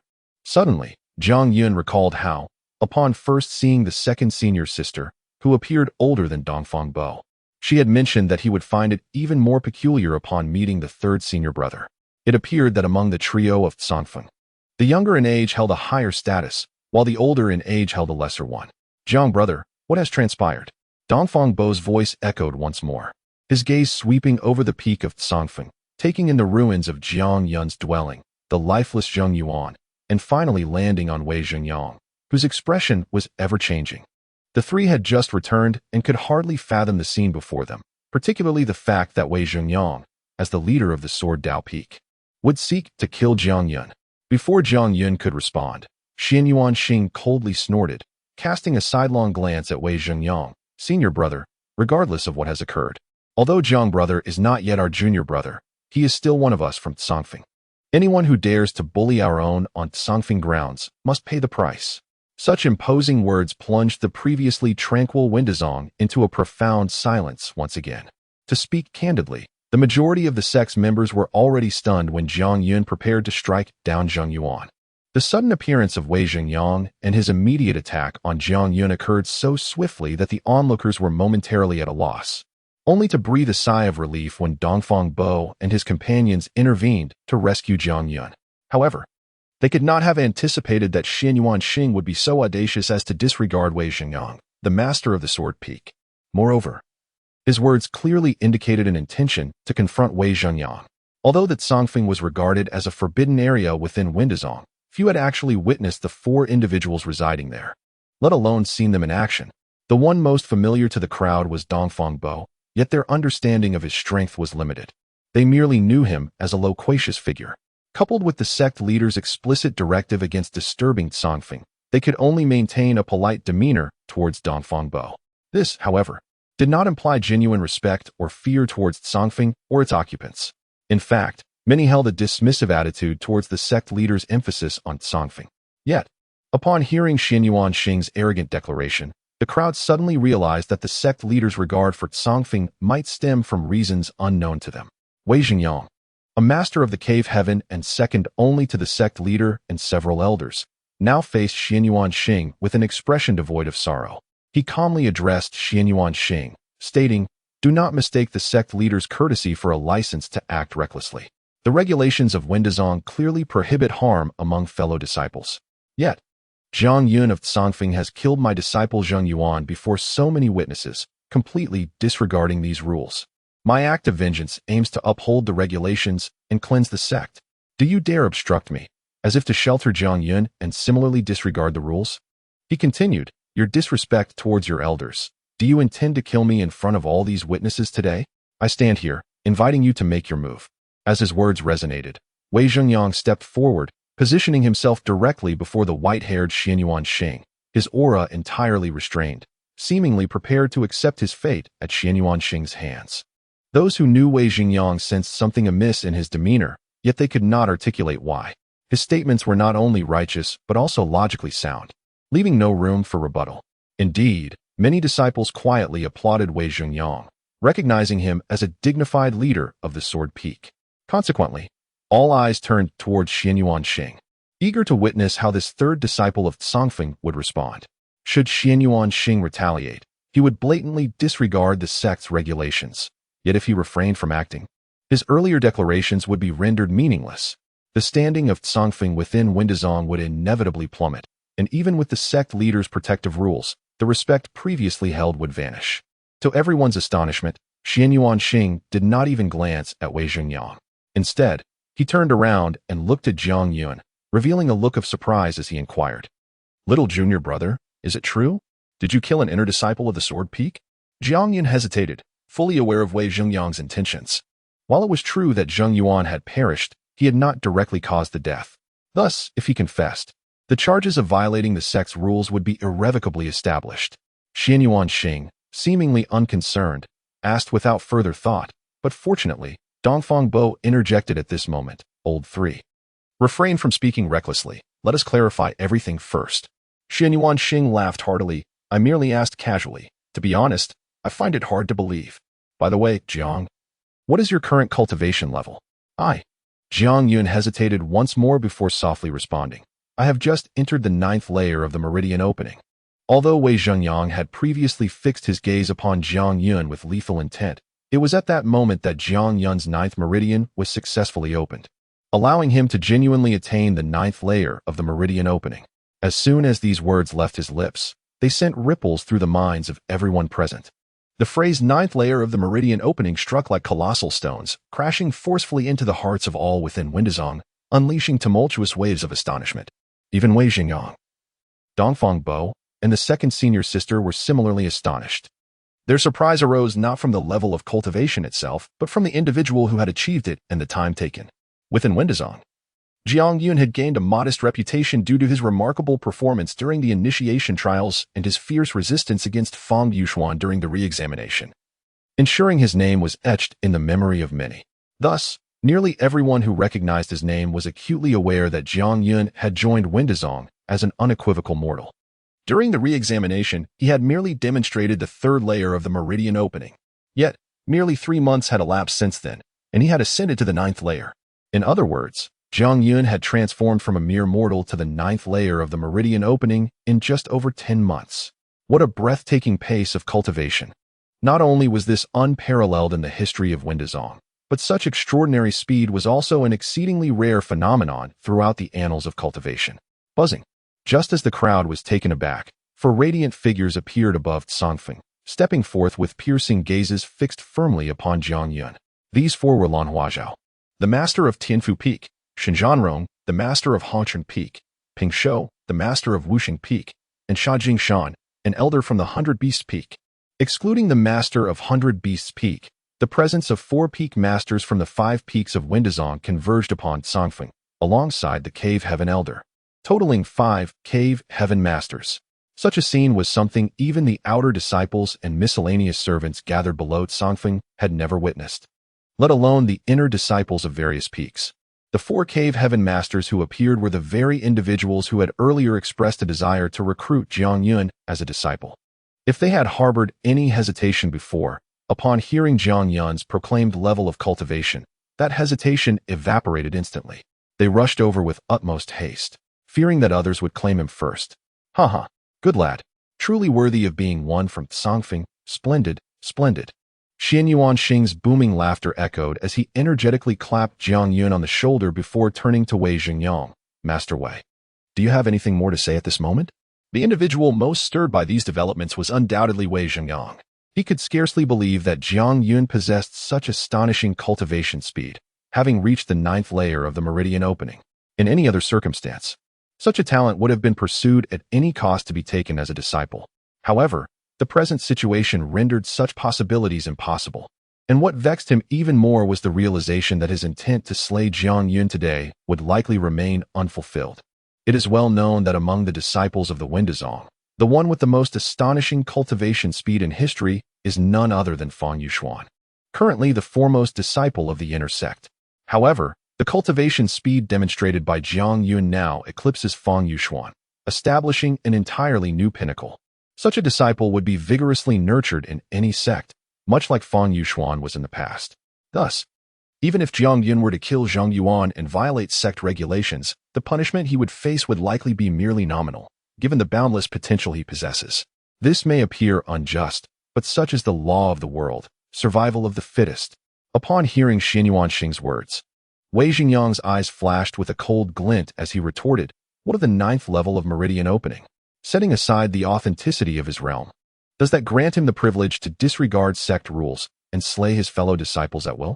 Today, it is evident to all that Jiang Yun has taken Zhang Yuan's life. As the peak master of the sword path, if I do not seek justice for my disciple, I would be failing Zhang Yuan's memory. How could anyone dare to join my sword path in the future if I allow such lawlessness? If we let Jiang Yun off lightly due to his exceptional cultivation speed, it would chill the hearts of the countless disciples of the Windazong. Let it be known, even if he were at the 9th level of the blessed land, a life taken must be repaid with a life. Today, let none stand in my way, or they shall face my wrath." As he spoke, Wei Xingyang's gaze swept slowly over the faces of Lan Huazhao and the other 3, clearly directing his words at them. The 4 could hardly fail to grasp the underlying message, their expressions turning grim. Though they yearned to refute him, Wei Xingyang was speaking the truth. Jiang Yun had violated the sect's rules, and Wei Xingyang seeking justice was entirely justified. Not even the sect master could object to that. It must be said, Wei Xingyang was indeed astute. His words were highly provocative. After he spoke, many disciples gathered around the Tsongfeng began to voice their support. What the peak master says is correct. Perhaps Jiang Yun's claims are mere fabrications. It is impossible to cultivate from a mortal to the 9th level of meridian opening in just 10 months. Even if it were true, what right does he have to kill his fellow disciples indiscriminately? Indeed, we must have an explanation, lest anyone who cultivates swiftly be allowed to flout sect rules. Should we, the slower cultivators, live in constant fear of untimely demise?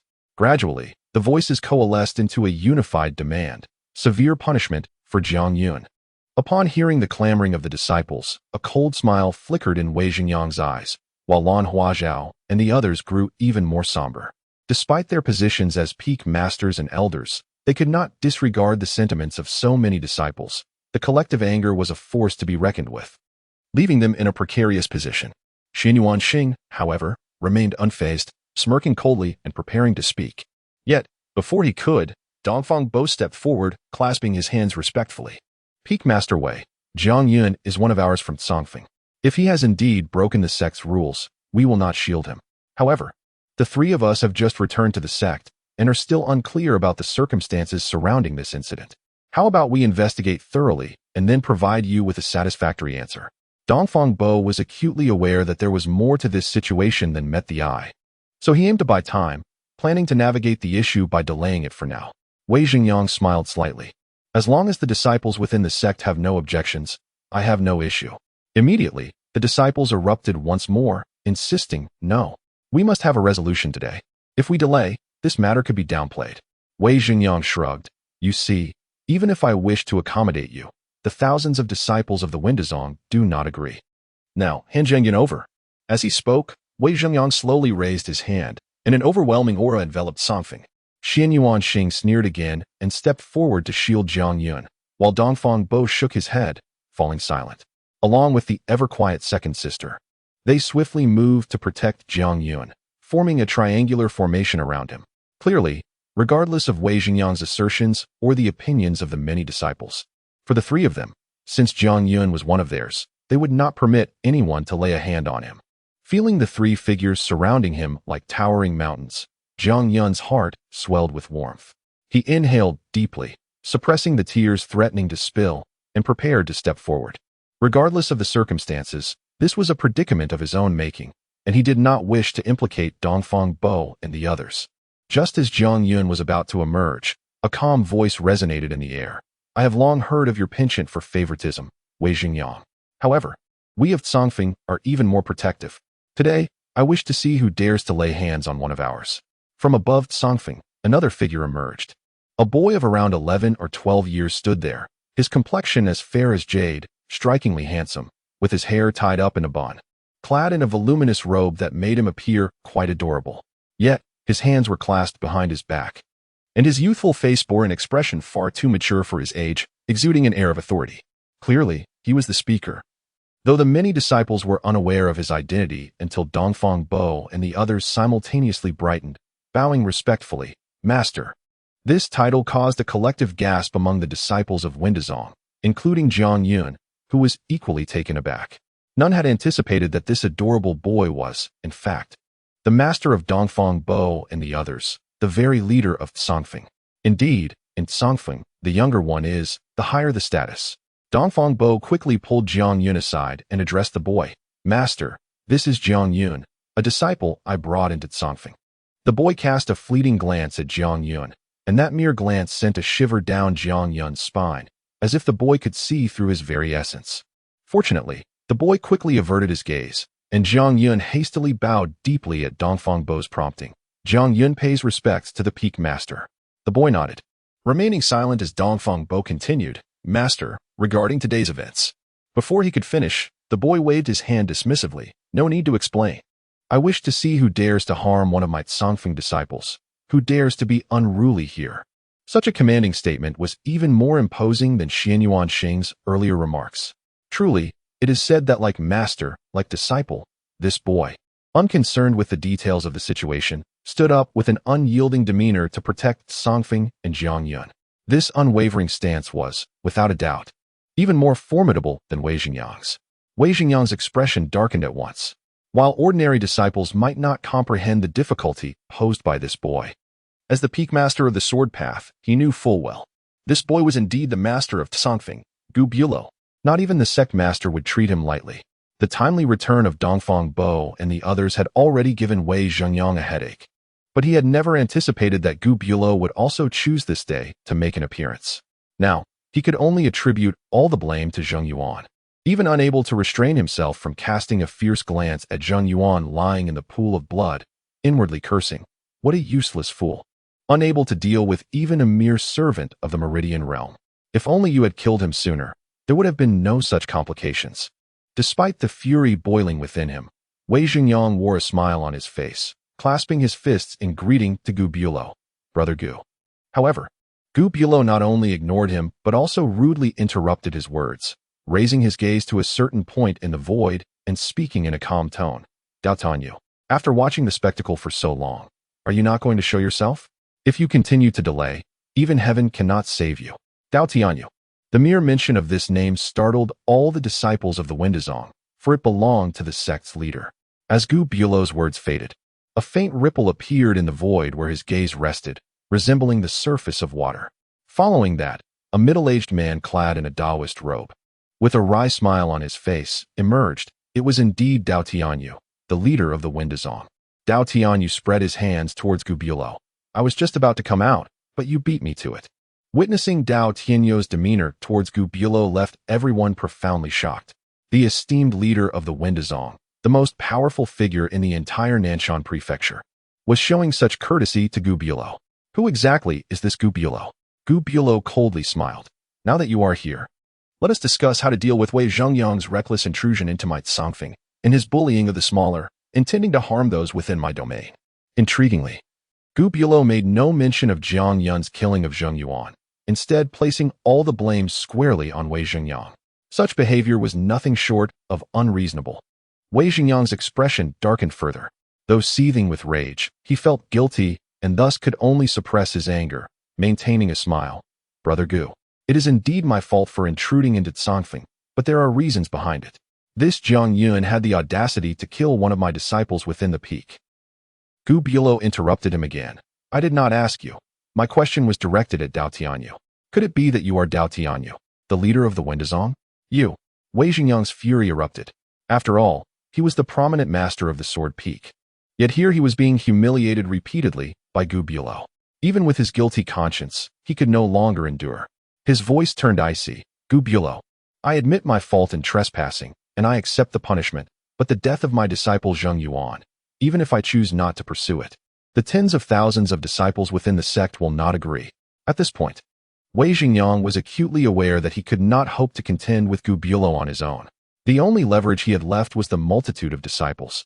No matter how protective or unreasonable Gu Bulo might be, he would never dare to disregard so many disciples. As expected, Wei Zhengyang's words drew a chorus of agreement from the disciples. Indeed, the master of Tsangfeng was overly protective, not discerning right from wrong. This matter, Wei Fengzhu was not at fault. Jiang Yun was the one at fault from the start.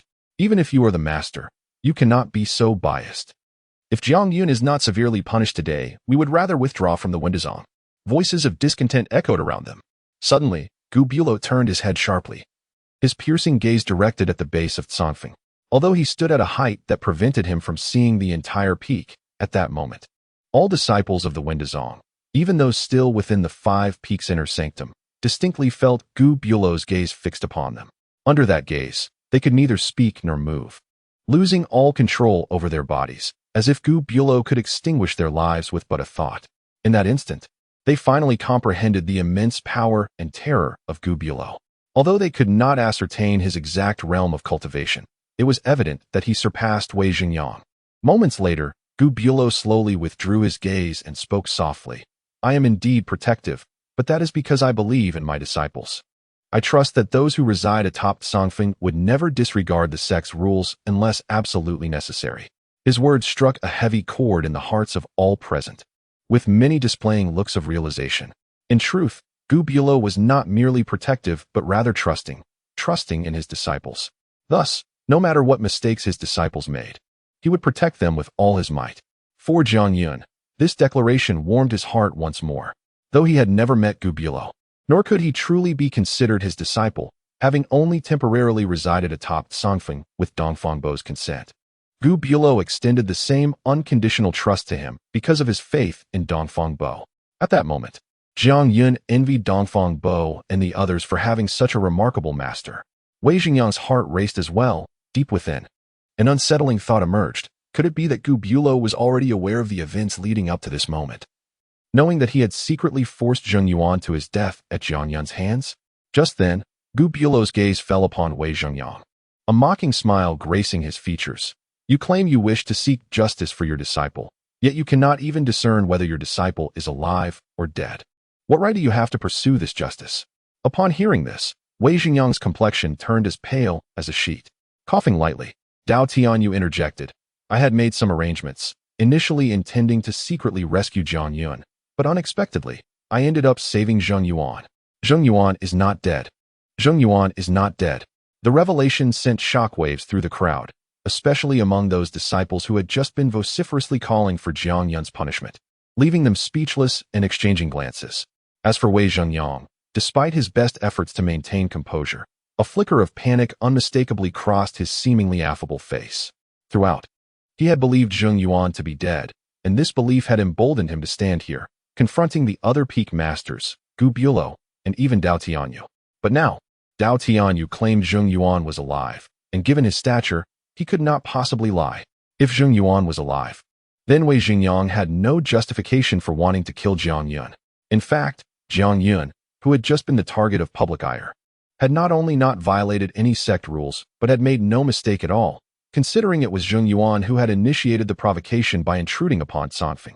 With this in mind, Wei Zhengyang abruptly turned to look at Zheng Yuan, still sprawled in a pool of blood. Yuaner.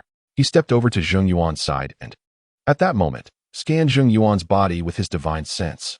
Indeed, though Zheng Yuan lay unconscious, a breath remained, firmly blocked by the fiery sword lodged in his throat. Particularly within his blessed ground, layers of spiritual energy rippled gently, evidently a result of Dao Tianyu's intervention. Wonderful. Yuaner, you truly are not dead. I shall take you back to heal your injuries.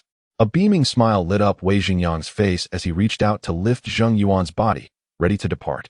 Yet, Gu Bulo's voice rang out once more. Master Wei, do you take my Songfeng for a mere convenience? You come and go as you please. Furthermore, this person has appeared atop my Songfeng. Regardless of his intentions, he cannot escape the sin of trespass. He must remain here in Songfeng for now. Gu Bulo. Wei Xingyang turned around in a fit of rage, his face contorted with anger, and declared, even if Zheng Yuan has committed the crime of trespassing, it is not a crime deserving of death. Rest assured, I will not shield him. Once I return and treat his injuries, I shall personally deliver him to Songfeng for your judgment. However, Gu Bulo chose to disregard Wei Zhengyang entirely and instead turned to Dao Tianyu, saying, Sect Master, you are undoubtedly more familiar with the circumstances than I am. Perhaps you would be so kind as to elucidate how today's matter should conclude. At this moment, even though Wei Zhengyang wished to depart, the fact that Gu Bulo posed the question to Dao Tianyu meant he could not simply walk away. Thus, he anxiously awaited Dao Tianyu's response. Although his demeanor suggested a desperate urgency to return and heal Zheng Yuan's wounds, Dao Tianyu's expression grew increasingly solemn. Today's events began with Zheng Yuan's unauthorized entry into Songfeng, a breach of the sect's regulations.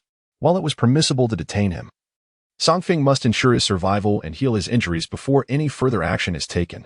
Upon hearing Dao Tianyu's decision, Wei Zhengyang's expression shifted dramatically, and he opened his mouth to protest, but Dao Tianyu silenced him with a cold glare. Dao Tianyu then addressed Jiang Yun, stating, although Jiang Yun acted out of self-defense and injured Zheng Yuan, his intent to cause harm cannot be overlooked. However, since Wei Zhengyang has already taken action against him, the punishment shall be 1 month of reflection in Songfeng, during which he is forbidden to leave. That concludes today's proceedings. Everyone may disperse.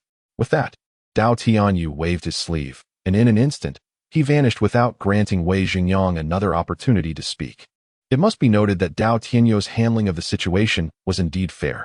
Both Zheng Yuan and Jiang Yun had violated the sect's rules. Yet both were also severely injured, thus rendering their punishments balanced. Realizing he could no longer take Zheng Yuan back to the Sword Dao Peak, Wei Zhengyang fell silent after a brief contemplation, laid Zheng Yuan's body down, cast a cold glance at Jiang Yun, and similarly departed.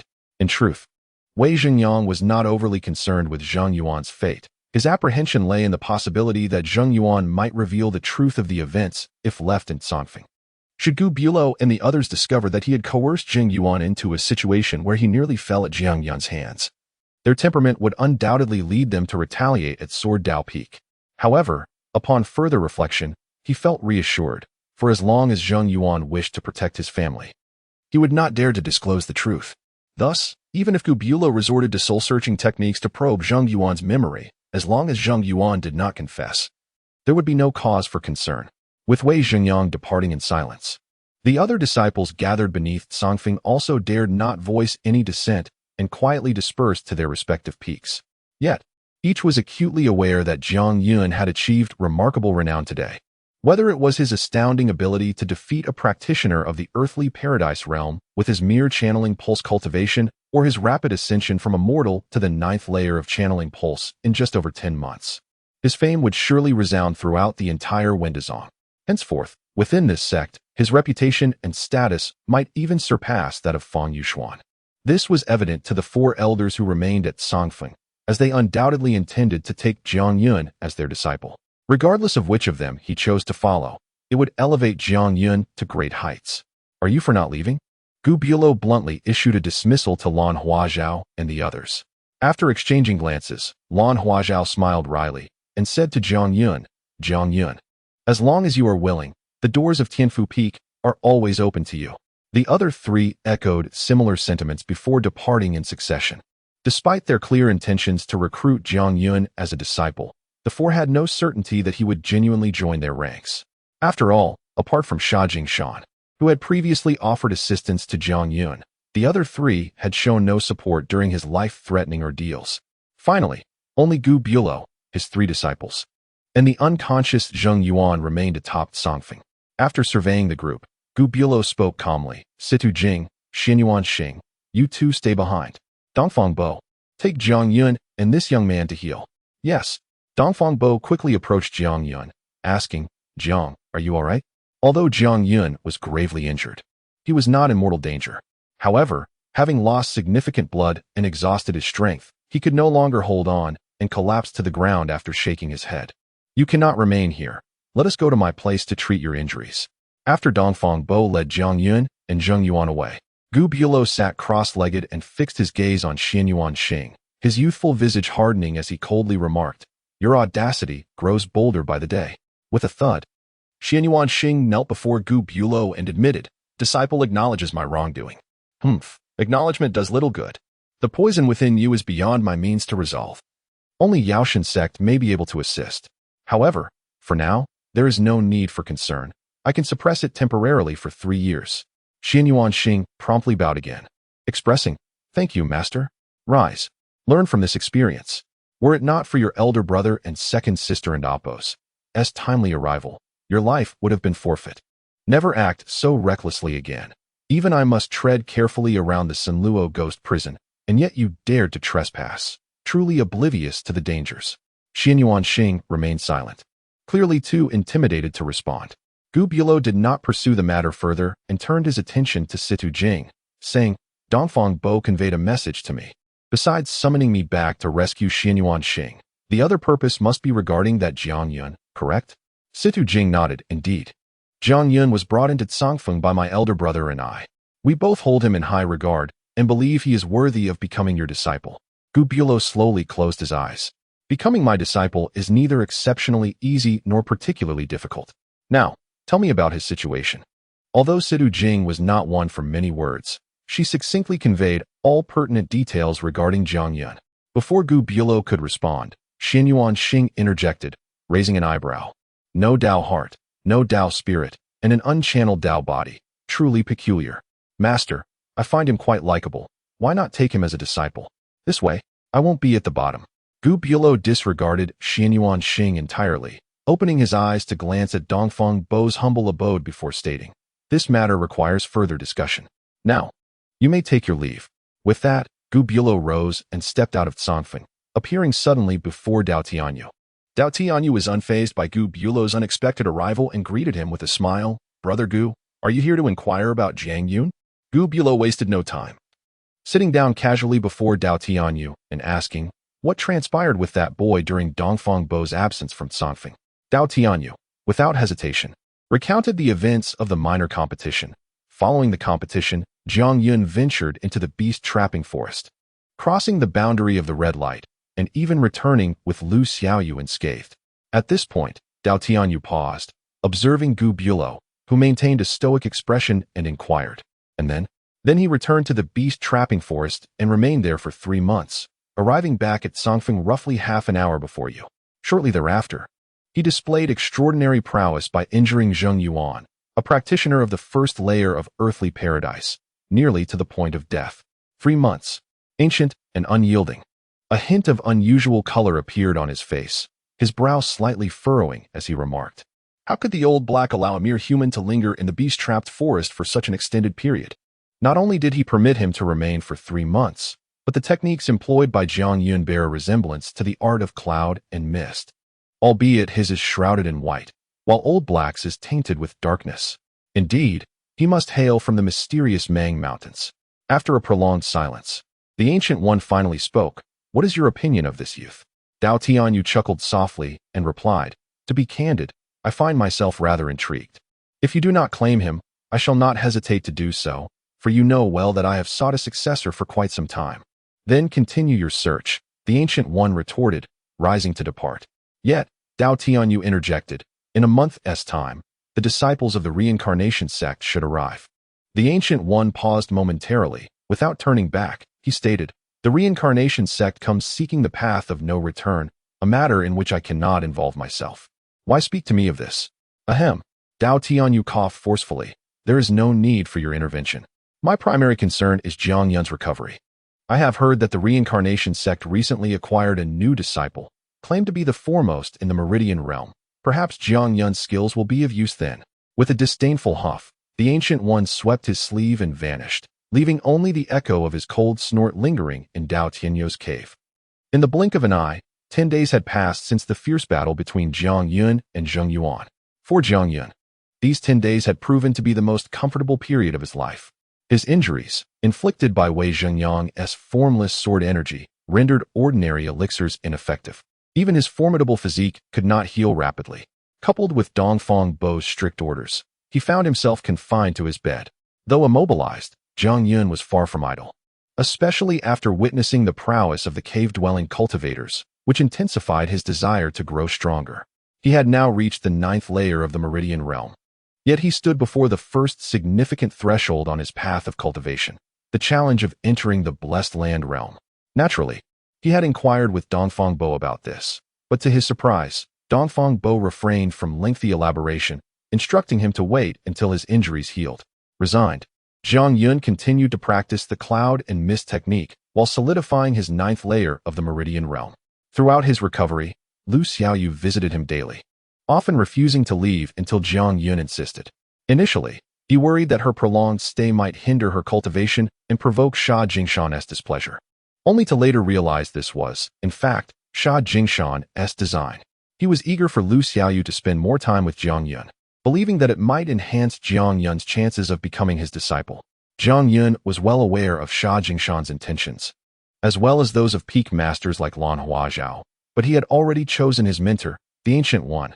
He often recalled the Ancient One's words, indeed, I am protective, but that is because I believe in my disciples. To have such a master is a source of pride for anyone. Thus Jiang Yun resolved to seek the Ancient One as his mentor immediately after his recovery. On this particular day, Lu Xiaoyu arrived again, yet she was noticeably different. Her words had diminished significantly, and the smile that usually adorned her face had vanished. After persistent questioning from Jiang Yun, she finally revealed her troubled heart. Lu Xian had perished, lost within the beast-trapped forest. Lu Xian, a servant disciple of the 100 Beasts Peak, was also a friend of Lu Xiaoyu. Had he not promptly informed Jiang Yun of Lu Xiaoyu's deception by Feng Wulan, she might have met her end in the forest long ago. Upon hearing this news, Jiang Yun was momentarily stunned, but he quickly realized that Lu Xian's death must have been orchestrated by Feng Wulan or Wei Zhengyang.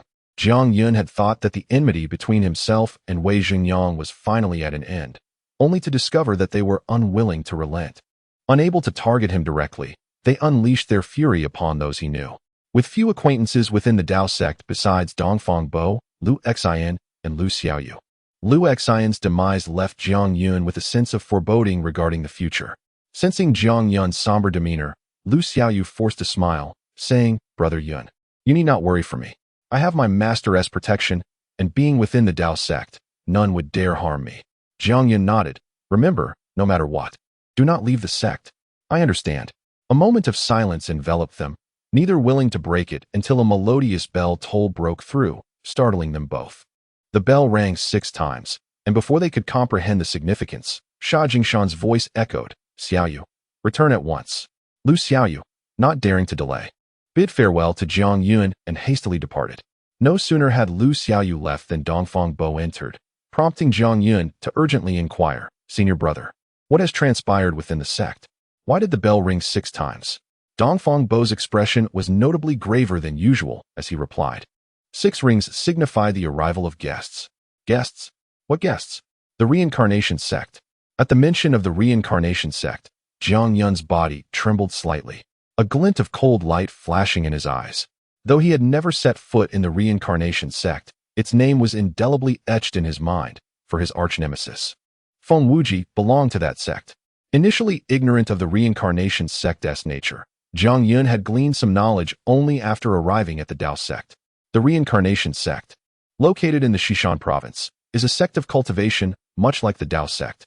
However, while the Tao sect exclusively accepts human disciples, the reincarnation sect imposes no such restrictions. Any disciple deemed worthy, regardless of their lineage, is welcomed into their fold. This lack of restrictions has resulted in a complex environment within the reincarnation sect, where competition among disciples is exceptionally fierce and brutal, where everything is determined by strength and even the elimination of fellow disciples is permissible. While many sects disdain the reincarnation sect's practices, they cannot deny that the disciples nurtured in such a chaotic environment often possess strength surpassing that of their counterparts in other sections. This formidable strength has bred the reincarnation sect's arrogance and dominance. Those who encounter their disciples during their travels typically avoid them, fearing to provoke their ire. Yet, Jiang Yun could not fathom why the reincarnation sect would come to the Tao sect. Because of the path of no return. The path of no return? Dongfang Bo's expression remained serious as he gazed toward the southwest. You may not know this, but the world we inhabit is called the Shanhai realm. The land beneath our feet is, in fact, merely an island. The Shanhai realm? Jiang Yun sat up abruptly, astonished. An island? A vast island, larger than you can possibly imagine. This island is known as Wushan, named for its 5 towering peaks, each designated by the cardinal directions. We of the Tao sect reside upon the southern mountain, and beyond this island lies an ocean, which we refer to as the Realm Sea. The expanse of the boundary sea is vast, divided into internal and external seas, stretching endlessly. It is said that if one can traverse the boundary sea, they may reach another world, the Great Wasteland. However, the boundary sea is fraught with peril, teeming with life, and inhabited by various formidable clans, such as the Sea Clan. Throughout history, many powerful beings have ventured into the boundary sea, yet most have never returned, leaving one to wonder whether they truly reached the Great Wasteland or perished within the depths of the boundary sea. Dongfang Bo's calm narration unfolded before Jiang Yun like a grand tapestry, revealing an island dominated by 5 colossal mountains, encircled by a boundless ocean. With the ocean as a boundary, one side is the Mountain Sea realm, while the other is a realm known as the Great Wasteland. What then? Is the road of no return? This is a lengthy tale. A hint of concern creased Dongfang Bo's solemn expression. Although our lives may appear tranquil, in reality, every being on Wushan Island exists perpetually on the brink of danger. These words deepened Jiang Yun's confusion, yet he refrained from questioning further, aware of Dongfang Bo's temperament. Once he began to speak, he would surely provide a thorough explanation. The boundary sea has been gradually encroaching upon Wushan Island, particularly in the past few millennia, where its rate of consumption has accelerated dramatically. According to estimations by several powerful beings, it will not be long, perhaps a millennium, perhaps a century, or even just a decade, before Wushan Island is entirely engulfed by the boundary sea. At that point, the Mountain Sea realm will be left devoid of mountains, with only the ocean remaining. Upon reaching this point, Dongfang Bo paused, exhaling deeply before continuing. Should that day arrive, then not only mortals, but even we, the cultivators, and even the strongest among us in the Cave Heaven realm, would likely meet our demise. For all life on Wushan Island, that would be an apocalyptic disaster. Jiang Yun's breath grew heavy. What Dongfang Bo spoke of was something he had never heard of nor could fathom. Yet, he knew Dongfang Bo would not deceive him. Death had never concerned him, but he cared for Mang Mountain and Jiang Village, unwilling to see his loved ones perish in the boundary sea one fateful day. Was there truly no way to counter this? With numerous powerful beings on Wushan Island, they surely would not sit idly by, would they? Dongfang Bo nodded, saying, in fact, as early as several millennia ago, the major sects and clans on Wushan Island had begun seeking solutions. And they indeed found a feasible method to forge a path to the great wasteland above the boundary sea. Jiang Yun's heart stirred. The road of no return? Yes, the road of no return. Dongfang Bo nodded again. Only cultivators can undertake this endeavor. Thus, every sect and clan must dispatch representatives. Although Jiang Yun had never seen the ocean and had no understanding of the dangers of the boundary sea, he could imagine based on Dongfang Bo's brief description, that opening a path to another world would be exceedingly challenging. Yet, he could not comprehend how this related to the arrival of the reincarnation sect. The road of no return, 9 out of 10 do not return. Regardless of the sect or clan, once dispatched to the road of no return, the likelihood of return is almost non-existent. Consequently, over time, no one was willing to go, forcing the major sects and clans to determine who would go and who would not through competitions. Jiang Yun furrowed his brow. Competitions? Yes, every 5 years. The sects and clans of Wushan Island hold a drawing, pairing off for contests. The victors need not send representatives, while the losers must dispatch someone to forge the road of no return. If they refuse, they become enemies of all cultivators. This time, the opponent drawn by the Windazong is none other than the reincarnation sect. Jiang Yun finally understood. Although establishing the road of no return would benefit countless lives, few would be willing to sacrifice their own for others. Yet, the road of no return cannot remain uncharted. Hence this method of coercively sending representatives. Will we win this time? Dongfang Bo did not respond immediately. Instead, he gazed deeply at Jiang Yun before shaking his head. I fear not. Not possible. Jiang Yun was taken aback. Do we not have Feng Yuxuan, Xiao Yishu, and the elders of the various peaks? Are they not powerful? The participants in the competition can only be disciples at the pulse-connecting stage. And among the disciples of Windazong, aside from you, I truly cannot think of anyone stronger than you. Dongfang Bo explained. Pulse-connecting stage? Jiang Yun was momentarily stunned before leaping to his feet. Then I shall participate. Although Jiang Yun harbored no particular fondness for Windazong, as a disciple of the sect, he was willing to step forward to fight on its behalf. However, Dongfang Bo shook his head. Originally, you were indeed eligible, but the time agreed upon with the reincarnation sect was over 20 days later. Unexpectedly, they arrived early. And now your injuries have not fully healed, nor is your realm completely stabilized. The disciples of the reincarnation sect are ruthless in their attacks. Thus, you cannot go. Jiang Yun wished to argue, but Dongfang Bo would not permit him to speak. Moreover, the reincarnation sect has recently accepted a new disciple whose talent is extraordinary. Hailed as the foremost among those in the pulse-connecting stage. With him present, even in your peak condition, you would not stand a chance against him. It would be a fruitless endeavor. The foremost among the pulse-connecting stage? What is his name? Feng Wuji. If Jiang Yun had previously felt ambivalent about participating in the competition, upon hearing the name Feng Wuji, he resolutely stood up, his demeanor firm. I will take part. Although there were still 4 years until the fateful day of their promised battle, now that he had encountered Feng Wuji, Jiang Yun did not wish to retreat. As for Feng Wuji's reputation as the foremost among the pulse-connecting stage, Jiang Yun dismissed it.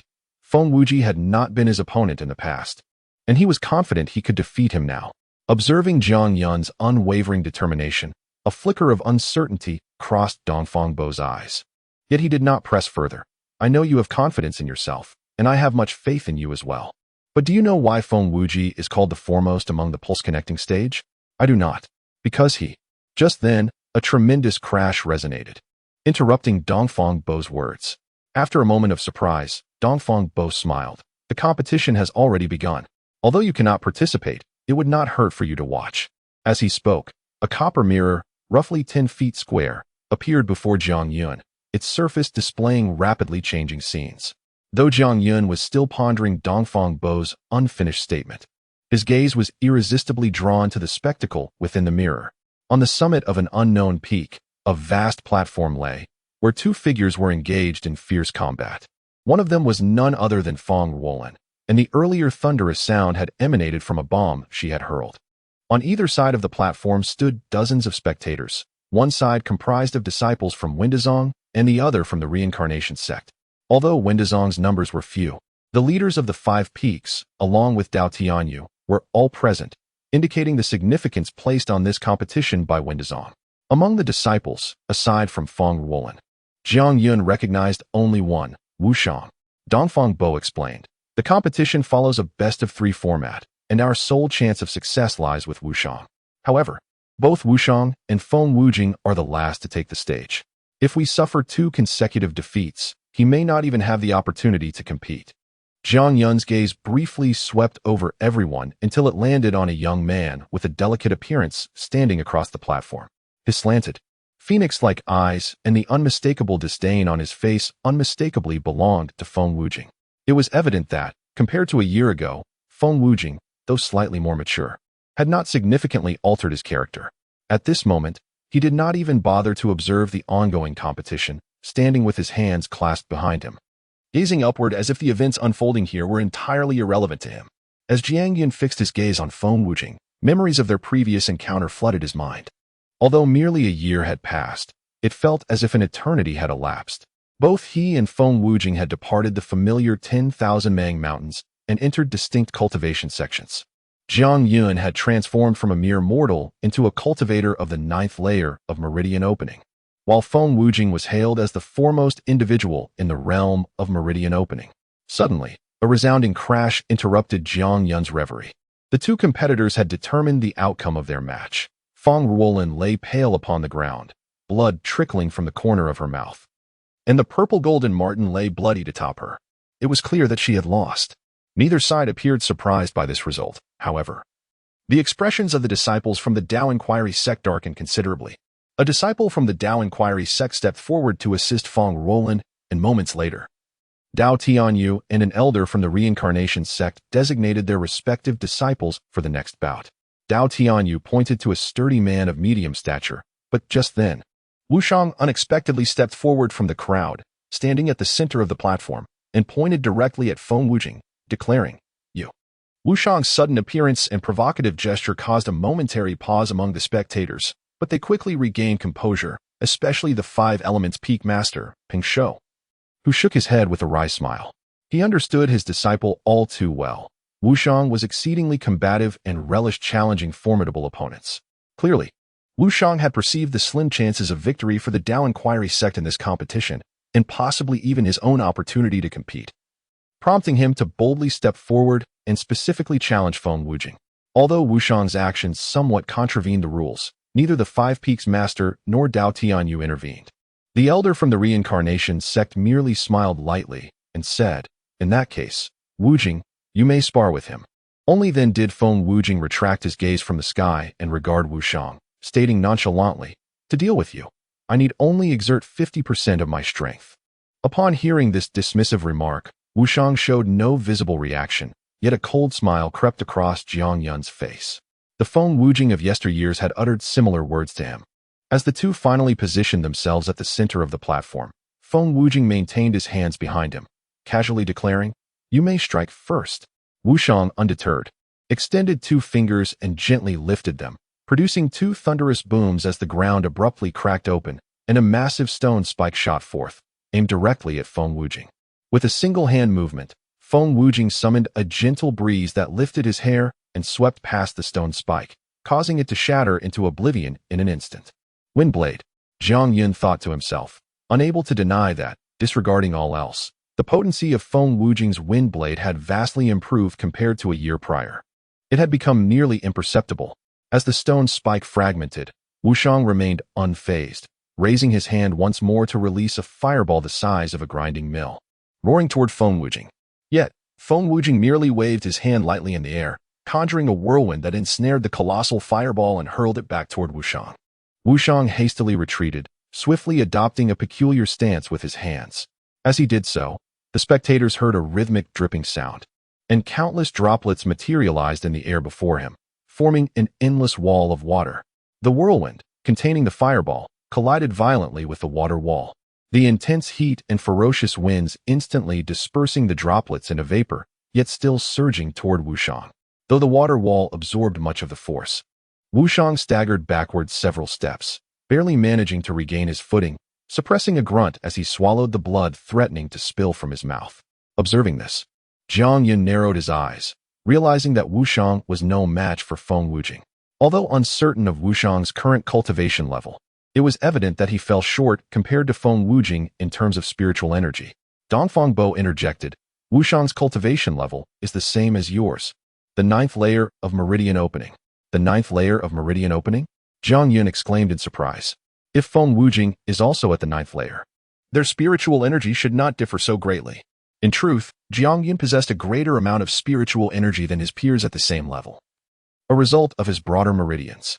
However, He could not fathom that Feng Wujing's meridians were similarly expansive, leaving him perplexed by the situation.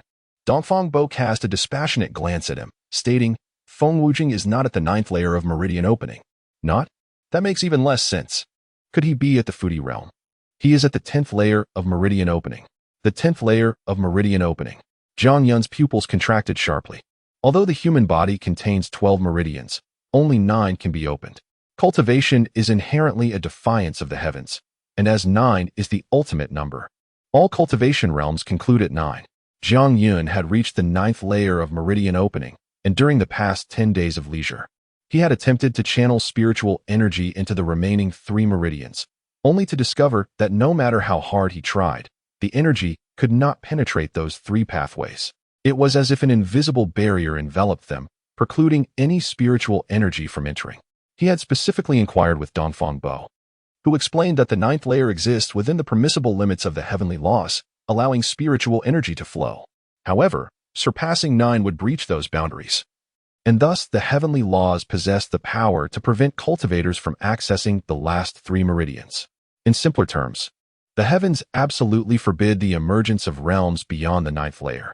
Yet now, Feng Wujing had astonishingly reached the 10th layer of meridian opening, leaving Jiang Yun both astonished and incredulous, unable to restrain himself from exclaiming, how did he achieve this? Through external forces, or rather, by employing power not of this world to forcibly open the 10th meridian. Power not of this world? Jiang Yun was taken aback. The power of the great wilderness realm?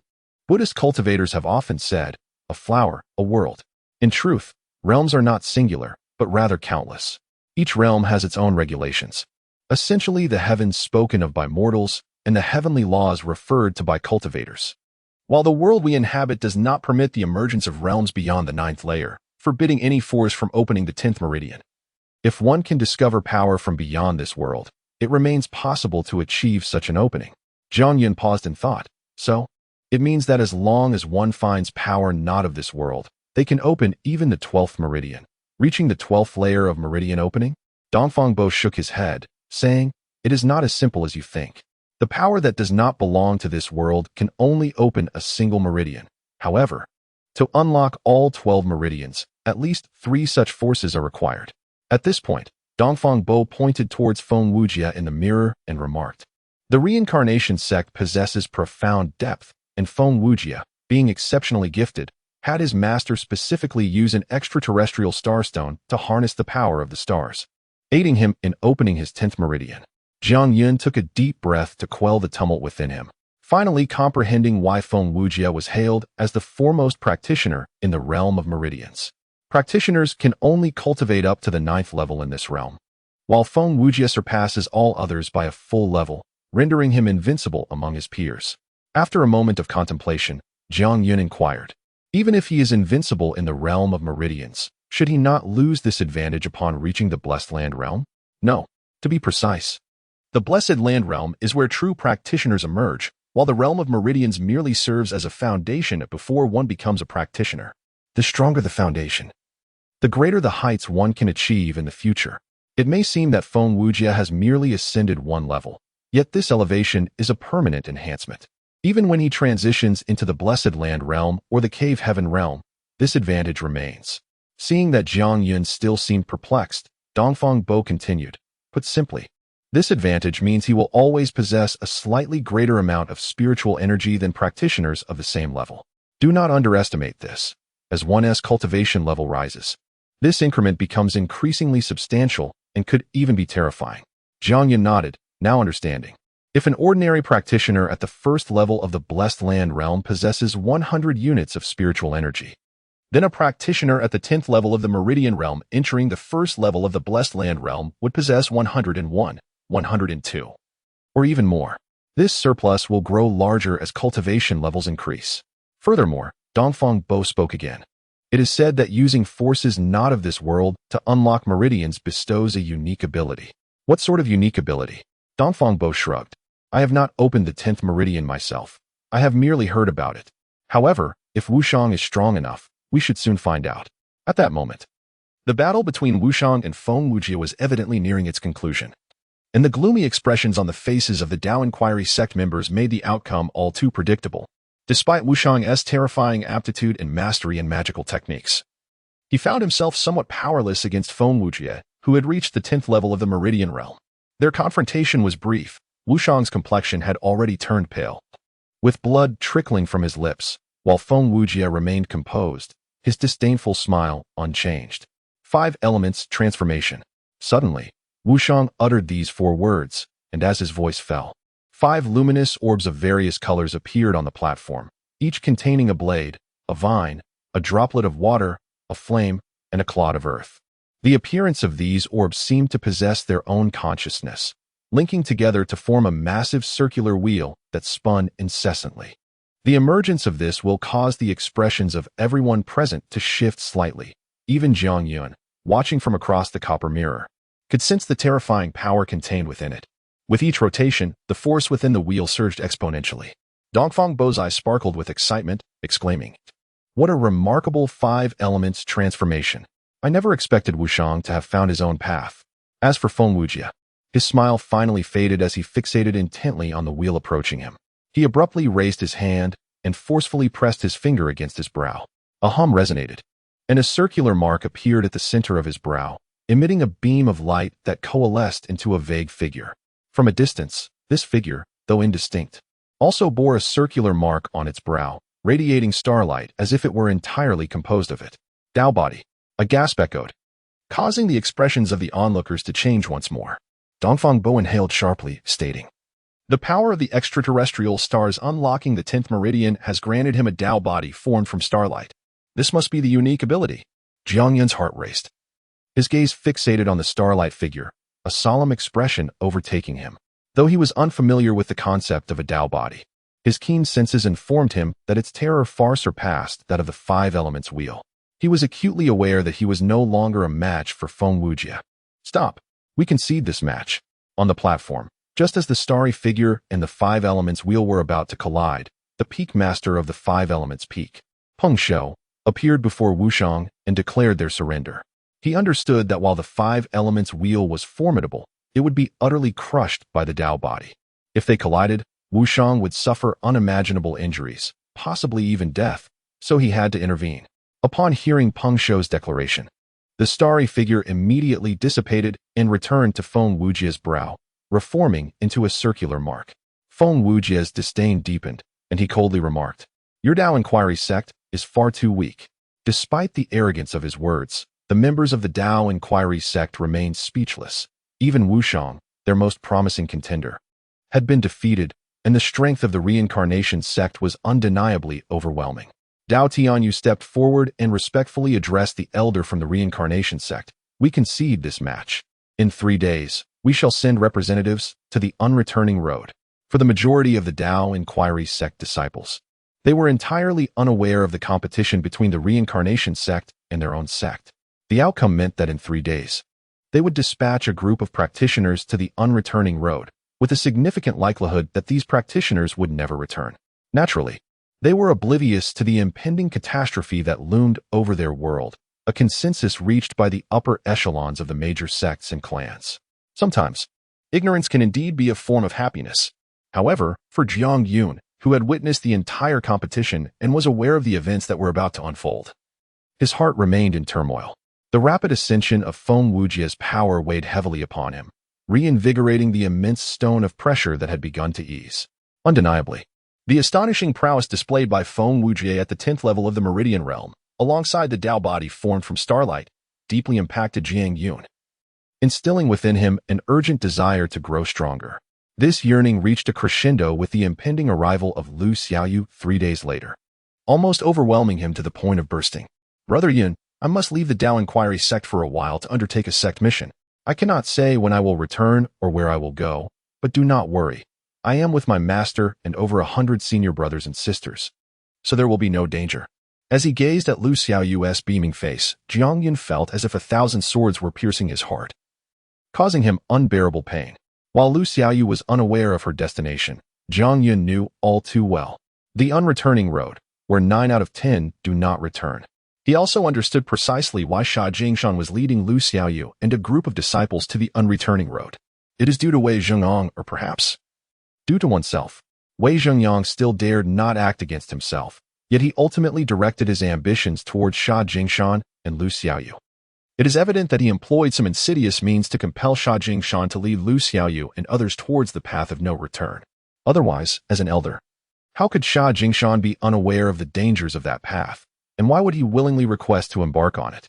Although Jiang Yun yearned for Lu Xiaoyu to remain, he understood that, given his identity and strength, it was an unattainable wish. If even Sha Jingshan could not stand against Wei Zhengyang, what chance did he have? Even if he could somehow manage it, without Sha Jingshan's protection, Lu Xiaoyu's situation within the sect would likely become even more perilous.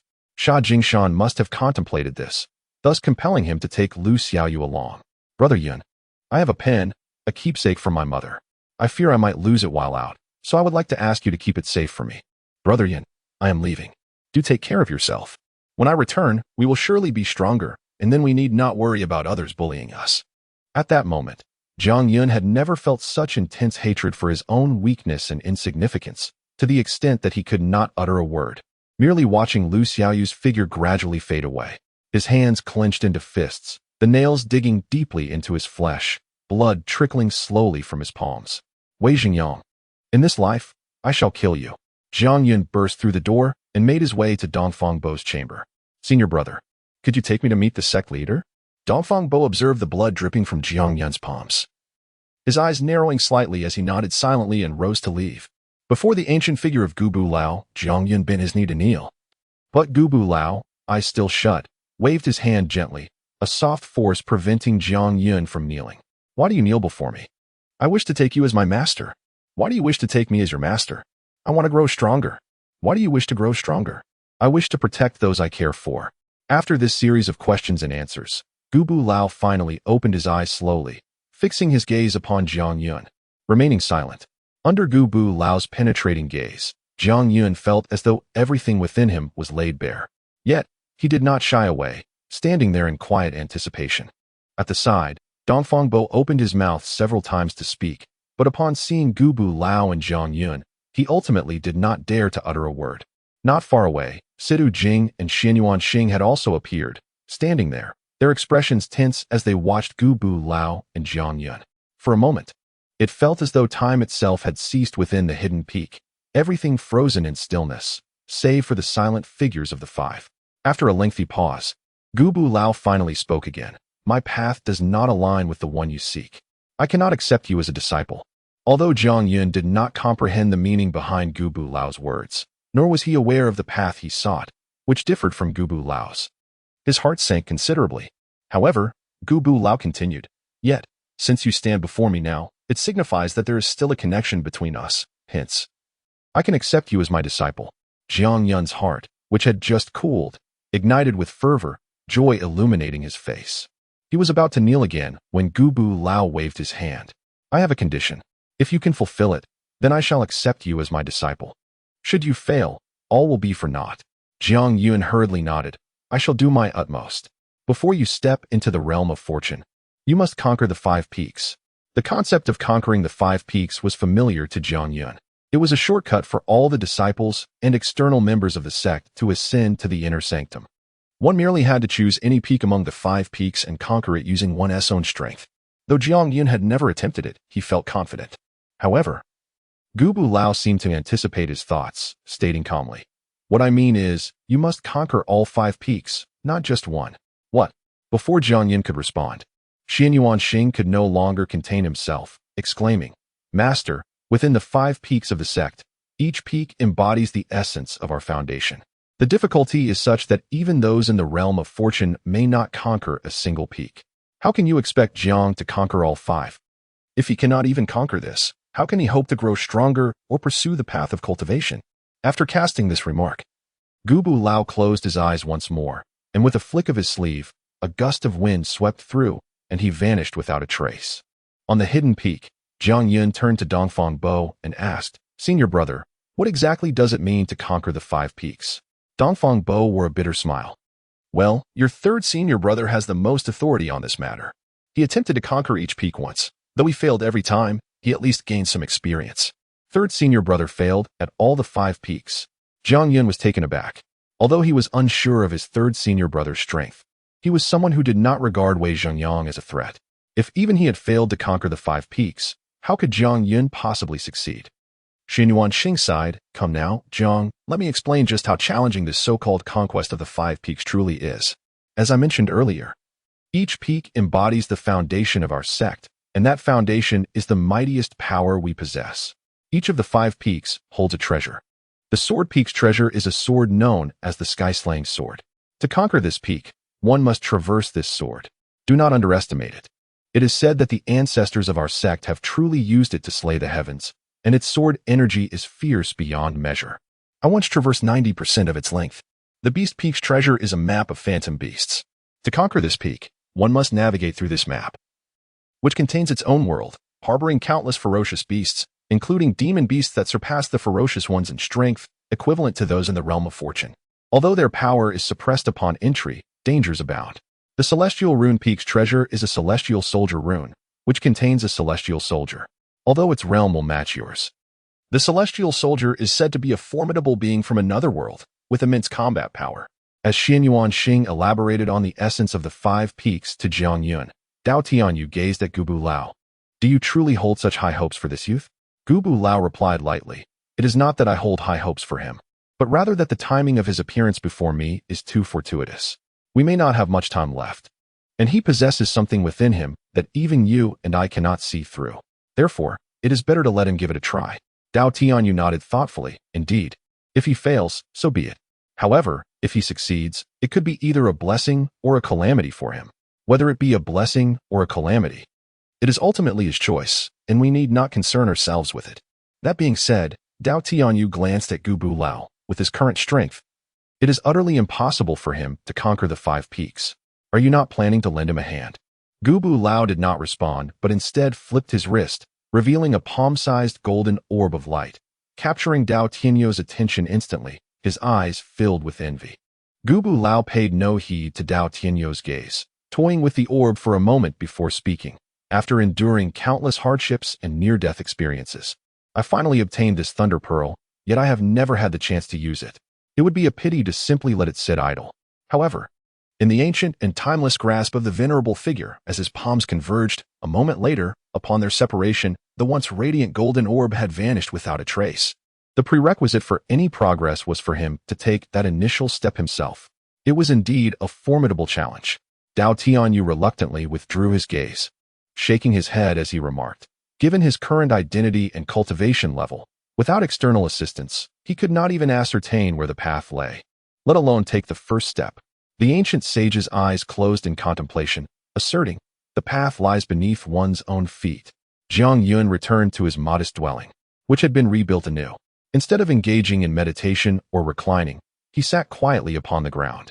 From Xin Yuanxing's revelations, he had come to comprehend the profound depths of the 5 peaks and the formidable challenges that awaited him. Even with his superior strength, far exceeding that of his peers, success seemed unattainable. Although Dongfang Bo and others had proffered various suggestions, such as seeking external aids akin to Feng Ruolin, equipping himself with talismans, magical artifacts, and companion beasts, striving to gather whatever could enhance his prowess, he pondered where he could possibly procure such items. Talismans, magical artifacts, and companion beasts were all immensely valuable. Not only he, but even most inner disciples would find it challenging to possess any. The only external aid he could seek was the crafting of some elixirs, utilizing the Black Stone's assistance to maximize their potency. Beyond that, he had no alternatives. However, concocting elixirs required materials, and even though his elder brother He could provide some, he could not indefinitely rely on him. Thus, it seemed only one path remained. Jiang Yun envisioned Feng Wujin's ethereal form, shimmering with starlight, and clenched his fists resolutely. I shall unlock the 10th meridian. If I could also open the 11th and 12th, perhaps I could succeed. After all, my master's directive was for me to conquer the 5 peaks before entering the blessed realm.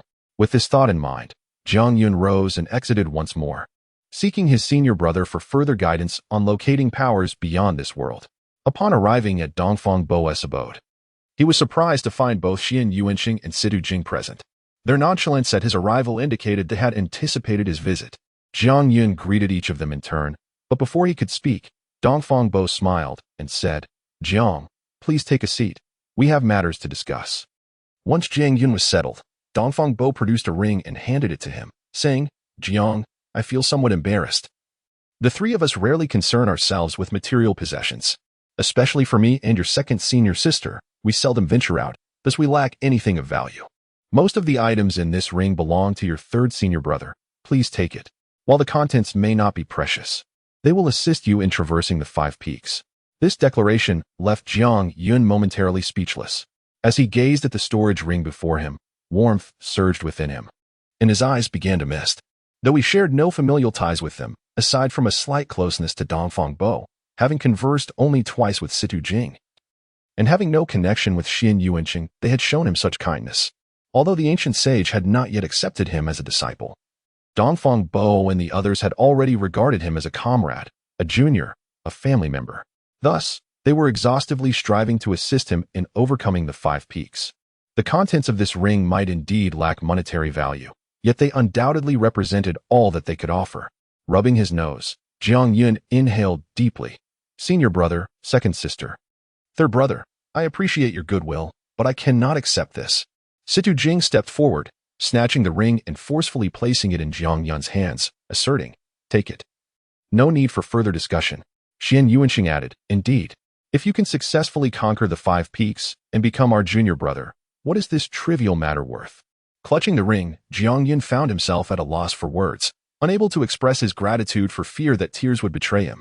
Yet he understood that from this moment forth, apart from Jiang Village and Lu Xiaoyu, he had gained 3 more individuals whom he cherished. "Well then," Dongfang Bo said with a smile as he lightly patted Jiang Yun on the shoulder, "what are your thoughts regarding the 5 peaks?" Jiang Yun took a deep breath, carefully stowing the ring before calming his emotions to articulate, "I aspire to unlock the remaining 3 meridians." To this ambition, Dongfang Bo and the others were not overly surprised. Yet they shook their heads gently, for the difficulty was on par with traversing the 5 peaks. Dongfang Bo spoke first, in the realm of Shanhai. "Whether it be the spiritual energy we humans absorb, the essence of the sun and moon the demonic beasts draw upon, or the death energy consumed by the ghost clan, even the medicinal effects contained within elixirs, all derive from the earthly powers of Shanhai. Thus, breaking the laws of the realm to unlock the remaining 3 meridians is impossible. As for those entities imbued with powers from other worlds, they are rare and elusive. Even the vast resources of the reincarnation sect likely hold only the single celestial stone. Had it not been for Feng Wujin's exceptional talent and his rare lineage among the Wind Clan, they would not have permitted him to use it." Upon hearing this, Jiang Yun was momentarily taken aback. "Feng Wujin is of the demonic race of the Wind Clan?" "Indeed," Dongfang Bo replied with curiosity. "Did you not know? He hails from the 10,000 Mang Mountains, which is inhabited entirely by demonic beings." This revelation struck Jiang Yun with profound impact, causing him to stand abruptly. Bewildered, all of them are demonic beings? Though Jiang Yun had never disclosed his origins, Dongfang Bo and the others surmised he must have come from the 10,000 Mang Mountains. They refrained from questioning why he, a human, could thrive there. Yet, witnessing Jiang Yun's reaction left them puzzled. Xian Yuanqing nodded. "It should be all of them. I once attempted to enter the 10,000 Mang Mountains, but was thwarted by a demonic cultivator, leading to a fierce skirmish, which ended in a stalemate. He informed me that the Mang Mountains do not welcome humans. And if I recall correctly, that demonic cultivator was of the Lu clan, named Lu Tianren. Lu clan, Lu Tianren. Wind clan, Feng Wujin. All demonic beings." In that moment, Jiang Yun's thoughts erupted like an explosion, a cacophony of ideas flooding his mind, plunging him into confusion. Since discovering that Jiang Village belonged to the demonic race, he had refrained from perusing texts related to them or seeking knowledge about the 10,000 Mang Mountains. Thus he now realized how alien he was to both the mountains and the myriad of clans residing within. While in the Mang Mountains, Jiang Yun seldom interacted with others. Yet upon venturing deeper into unfamiliar territories, his grandfather would invariably introduce him to local villages, allowing him to meet various individuals. However, whether the villagers were kind or domineering, Jiang Yun had never considered that they were not human but demonic beings, especially Lu Tianren, whom Jiang Yun recognized as the strongest in the Mang Mountains. The village chief of Lu Village, it was precisely Lu Tianren's reputation that had kept the Feng village subdued for 6 long years. Were all the villages inhabited by demonic beings? Were all the villagers within those villages demonic? Jiang Yun murmured softly to himself. Jiang Yun's words prompted Dongfang Bo and the others to exchange glances, after which Xianyuan Xing continued. The demon race comprises a multitude of varieties, with the most common being beast-like demons. Next are plant-like demons, such as those from the Willow clan. Aside from these two categories, the remaining demon races are extremely rare, such as the Wind clan, which embodies the essence of wind, along with mountains and rivers that can also transform into demons. The rarer the demon race, the stronger its power, as they possess the ability to attain sentience and cultivate themselves into demons, a feat significantly more arduous than that of other races. Hence, each one is endowed with exceptional talent, often harboring innate abilities. For instance, Feng Wuji, belonging to the Wind clan, possesses the innate gift of controlling the wind. Jiang Yun gradually found his composure. To him, there was little difference between the demon race and the human race. It was merely the shocking revelation regarding the true nature of the 100,000 Mang Mountains that had thrown him into disarray. Now, upon hearing about Feng Wuji's talent, he nodded, recalling that old He had mentioned this before. The demon race's superior mastery of sorcery stems from many of them being manifestations of the various forces of nature. As a wind demon, Feng Wuji's command over the wind clearly surpassed that of human cultivators.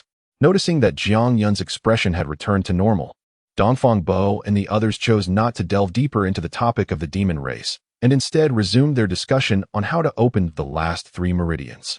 Unfortunately, they could not reach any conclusions, but this was to be expected. If it were that simple to open the last 3 meridians, Feng Wuji, who had achieved the 10th level of meridian passage, would not have become the foremost figure in that realm. Nevertheless, Jiang Yun felt immense gratitude towards the 3 of them. Just as he was preparing to return to his own contemplation, Dongfang Bo called out to him again. Xiaoyu has come to bid you farewell. Has Tishi? Xiaoyu was the affectionate nickname Dongfang Bo had for Lu Xiaoyu. At the mention of those 3 words, Jiang Yun's body trembled slightly, and he nodded gently. Dongfang Bo continued, you can probably guess the reason behind this. Though you may be quite upset, I advise you to refrain from provoking Wei Zhengyang and Feng Yushuan again, as you still need to venture up Sword Path Peak, and the foundation of each peak is under the control of its respective master. Jiang Yun remained silent for a moment before replying. Rest assured, senior brother, I will not act impulsively. That's good. Dongfang Bo suddenly slapped his forehead, saying, I almost forgot. Zheng Yuan has also requested to accompany Xiaoyu and the others. However, before leaving, he asked me to pass this sword on to you, stating that he would reclaim it from you based on his strength in the future. The news that Zheng Yuan was also heading towards the path of no return surprised Jiang Yun, who speculated that it must be related to his earlier plea for death. However, he did not expect Zheng Yuan to entrust the Fire Radiance sword to him. As Jiang Yun grasped the sword, he could distinctly feel that it had lost its master. In truth, there was no deep-seated grudge between Jiang Yun and Zheng Yuan, and the act of Zheng Yuan gifting him the sword shifted Jiang Yun's perspective towards him. I will wait for him. Jiang Yun stored the Fire Radiance sword and departed from Dongfang Bo's dwelling. Upon returning to his small room, he sat cross-legged and fell into deep contemplation.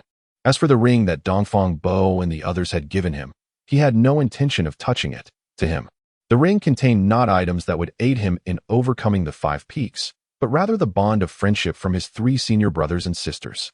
Material possessions hold a price, but friendship is priceless. He was reluctant to exploit it. After an entire day and night of contemplation, Jiang Yun garnered no insights. Thus, he resolved to stand up and exited his small room, wandering aimlessly atop the hidden peak until he reached a precipice. Opposite the cliff was a waterfall cascading down in a magnificent torrent. Jiang Yun had never held a particular affinity for water, but since learning the cloud and mist technique, he had developed a certain fondness for it. Mist, after all, originates from water. Even during his battle with Zheng Yuan, he had utilized the water from the winding stream that spiraled around the hidden peak to perform the cloud and mist technique, astonishing everyone in succession. Now, gazing at the waterfall before him and listening to its deafening roar, Jiang Yun sat down, fixating his gaze for a moment before suddenly beckoning with his hand. A stream of water flowed into his palm, merging into his body, transforming into a mist arrow that surged towards the 10th meridian. Despite its sharpness, the mist arrow could advance no further when it was mere inches away from the 10th meridian, evidently unable to breach the invisible barrier formed by the power of the heavenly path. Jiang Yun was not surprised by this outcome. He never entertained the illusion that a mere mist could shatter such a barrier. This was simply an unconscious attempt. As the mist arrow dissipated, he chose not to try again, but instead focused intently on the waterfall, sinking once more into his thoughts. Little did he know, at that moment atop the hidden peak, for individuals, including Gu Bulo, were silently observing him, as was Dao Tianyu, the leader of the Dao sect. Only they understood the nature of Jiang Yun's contemplation, and they were eager to see if he could discover the path to break the established rules. Time slipped away gradually as Jiang Yun remained deep in thought, his figure becoming akin to a statue, utterly motionless, his gaze seemingly frozen upon a prominent rock beneath the waterfall. Although Hidden Peak was not particularly high, the waterfall plunged from a height of 100 feet, still carrying immense force that crashed down upon the rock, sending countless droplets flying. The rock had likely endured the waterfall's relentless impact for an eternity, yet it was certain that since the waterfall's inception, it had been withstanding the ceaseless onslaught, day in and day out, resulting in a noticeable indentation on its surface where it met the waterfall's flow. Jiang Yun's gaze was fixated precisely on that indentation. And as days turned into nights, on the 6th day, a spark of realization ignited in his eyes. This rock, much like the seemingly insurmountable barrier of the heavenly path, was incredibly solid, yet, under the constant impact of the waterfall, it had formed a dent. Dripping water can penetrate stone, could I, too, employ a similar method to breach the barrier? With this thought, Jiang Yun abruptly rose to his feet, taking a decisive step forward. This moment caused all those who were watching him to widen their eyes in astonishment. Jiang Yun was perched at the precipice's edge. This step was akin to stepping into the void. However, he did not plummet, for at the moment he stepped forward, a stream of water from the waterfall transformed into mist, suspending beneath his feet, supporting him as he landed upon the rock. This scene prompted Xianyuan Xing to exclaim in awe, "Jiang, my dear brother, your mastery over spiritual energy has reached an extraordinary level." Dongfang Bo and Sidu Jing nodded in agreement. To effortlessly convert water into mist in such a seamless manner was something they could not have accomplished in their earlier days. After gently touching the indentation, Jiang Yun sat cross-legged atop the rock, positioning himself to absorb the waterfall's impact. What is he attempting to do? Xianyuan Xing furrowed his brow. Surely he doesn't mean to employ the method of dripping water to penetrate stone? If he truly thought so, he would be gravely mistaken. Dongfang Bo shook his head. Setting aside the fact that the process of dripping water penetrating stone requires an immense amount of time, the barrier formed by the heavenly path can only be shattered by forces that do not belong to this realm. Even if he were to sit here for 10,000 years, it would be in vain. Situ Jing softly remarked, perhaps he has a different plan in mind. Jiang Yun harbored no ulterior motives. He genuinely intended to employ the method of persistent effort to dismantle the barriers before him. However, he was acutely aware that this endeavor would require an extensive passage of time, and he could not remain seated indefinitely. Thus, after a brief interlude, the water cascading upon Jiang Yun's form began to evaporate gradually, as if he were transformed into a furnace of extraordinary heat. Each droplet that made contact would dissipate into wisps of mist, which then surged into his being. Initially, only the water that touched his body would turn to vapor. Yet as time elapsed, the flowing waters surrounding him also began to transform into mist. Increasingly, the fog enveloped him, obscuring him from view until he was entirely consumed. Jiang Yun remained in this meditative state for 10 days, and when the period elapsed, the once thundering waterfall, plummeting 100 feet, had vanished entirely, replaced by what seemed like an endless expanse of mist, rendering the scene akin to a celestial realm. The expressions of Dongfang Bo and his companions reflected their reluctance. While they were astonished by the potency of Jiang Yun's technique, they understood that such a method could not breach the heavenly barriers. In truth, Jiang Yun had also come to this realization, yet he was at a loss for alternative strategies, unwilling to cease or concede. Moreover, he had indeed reaped rewards from his efforts. 10 consecutive days of relentless manipulation of spiritual energy to perform the cloud and mist technique had solidified his cultivation at the 9th level. With the 9 meridians within his body interconnected, allowing the spiritual energy to circulate continuously and converge in his dantian, forming a lake of spiritual energy shrouded in mist. He even sensed a faint pressure emanating from the celestial order, pressing upon his form and the lake of spiritual energy within him. A clear indication that he was on the brink of entering the realm of fortunate land. The number 9 is the utmost limit, beyond which one must ascend anew, starting afresh. If he knew how to enter the realm of fortunate land, and if he so desired, he could commence the process of consolidating it. Yet, he was decidedly unwilling. The demands of the ancient elder, the accomplishments of Feng Wuji at the 10th meridian, and especially the existence of Wei Xingyang compelled him to at least open the 10th meridian. After another 5 days had passed, Jiang Yun finally opened his eyes. Despite the calmness of his countenance, he knew it was time to relinquish his efforts. The relentless assault of the misty waters had failed to even slightly loosen the heavenly barrier, and persisting further would be devoid of purpose. As he gazed at the surroundings still shrouded in the overwhelming fog, a smile began to emerge on his tranquil face, accompanied by a hint of nostalgia. This ethereal scene evoked memories of his youth spent in his grandfather's quaint wooden cabin, where he would soak in medicinal baths. Each time, the steam rising from the boiling water would fill the entire cabin, and amidst the swirling mist, he could barely discern his grandfather's benevolent visage. Jiang Yun closed his eyes once more, yet in his mind's eye, he vividly envisioned his grandfather, the mist-laden cabin, the large wooden tub, and the youthful version of himself.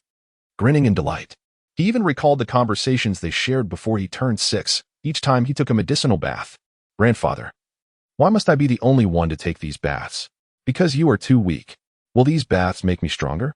Yes, they will fortify your body and amplify your strength. Then can I shatter a boulder like Brother Zhonglei?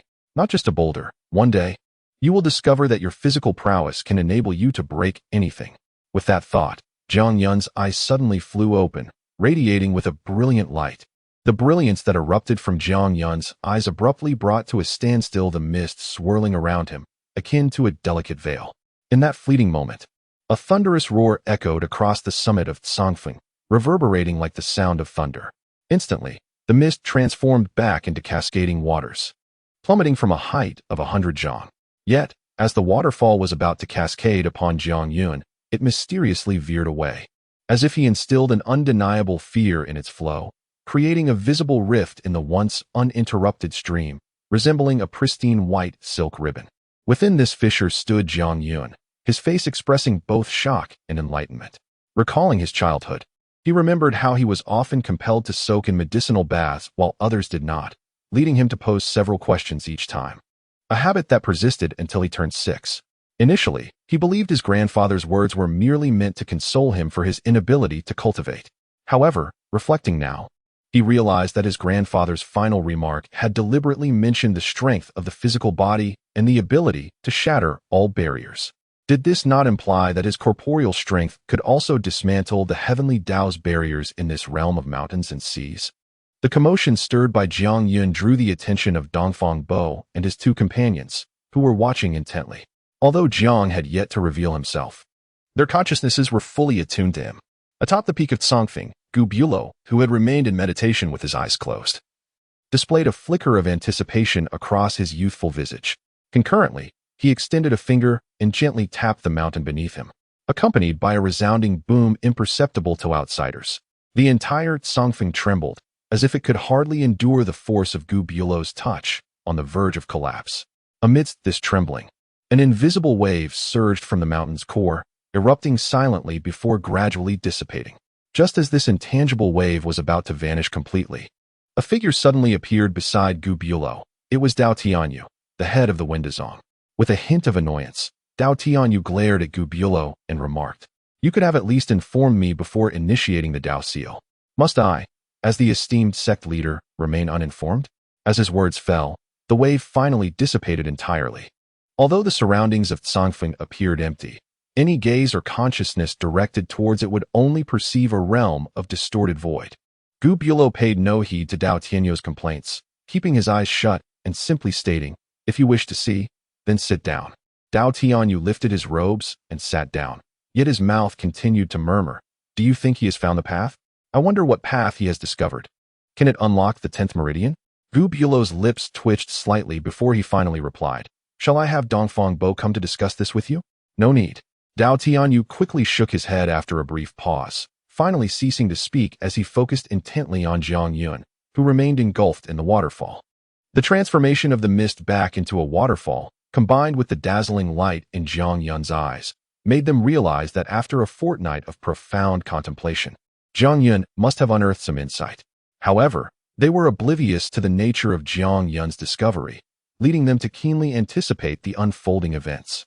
Unbeknownst to him, Jiang Yun remained unaware of the happenings outside. His mind echoed with his grandfather's words, "It is not merely about shattering a large stone. One day you will discover that your physical strength can enable you to shatter everything."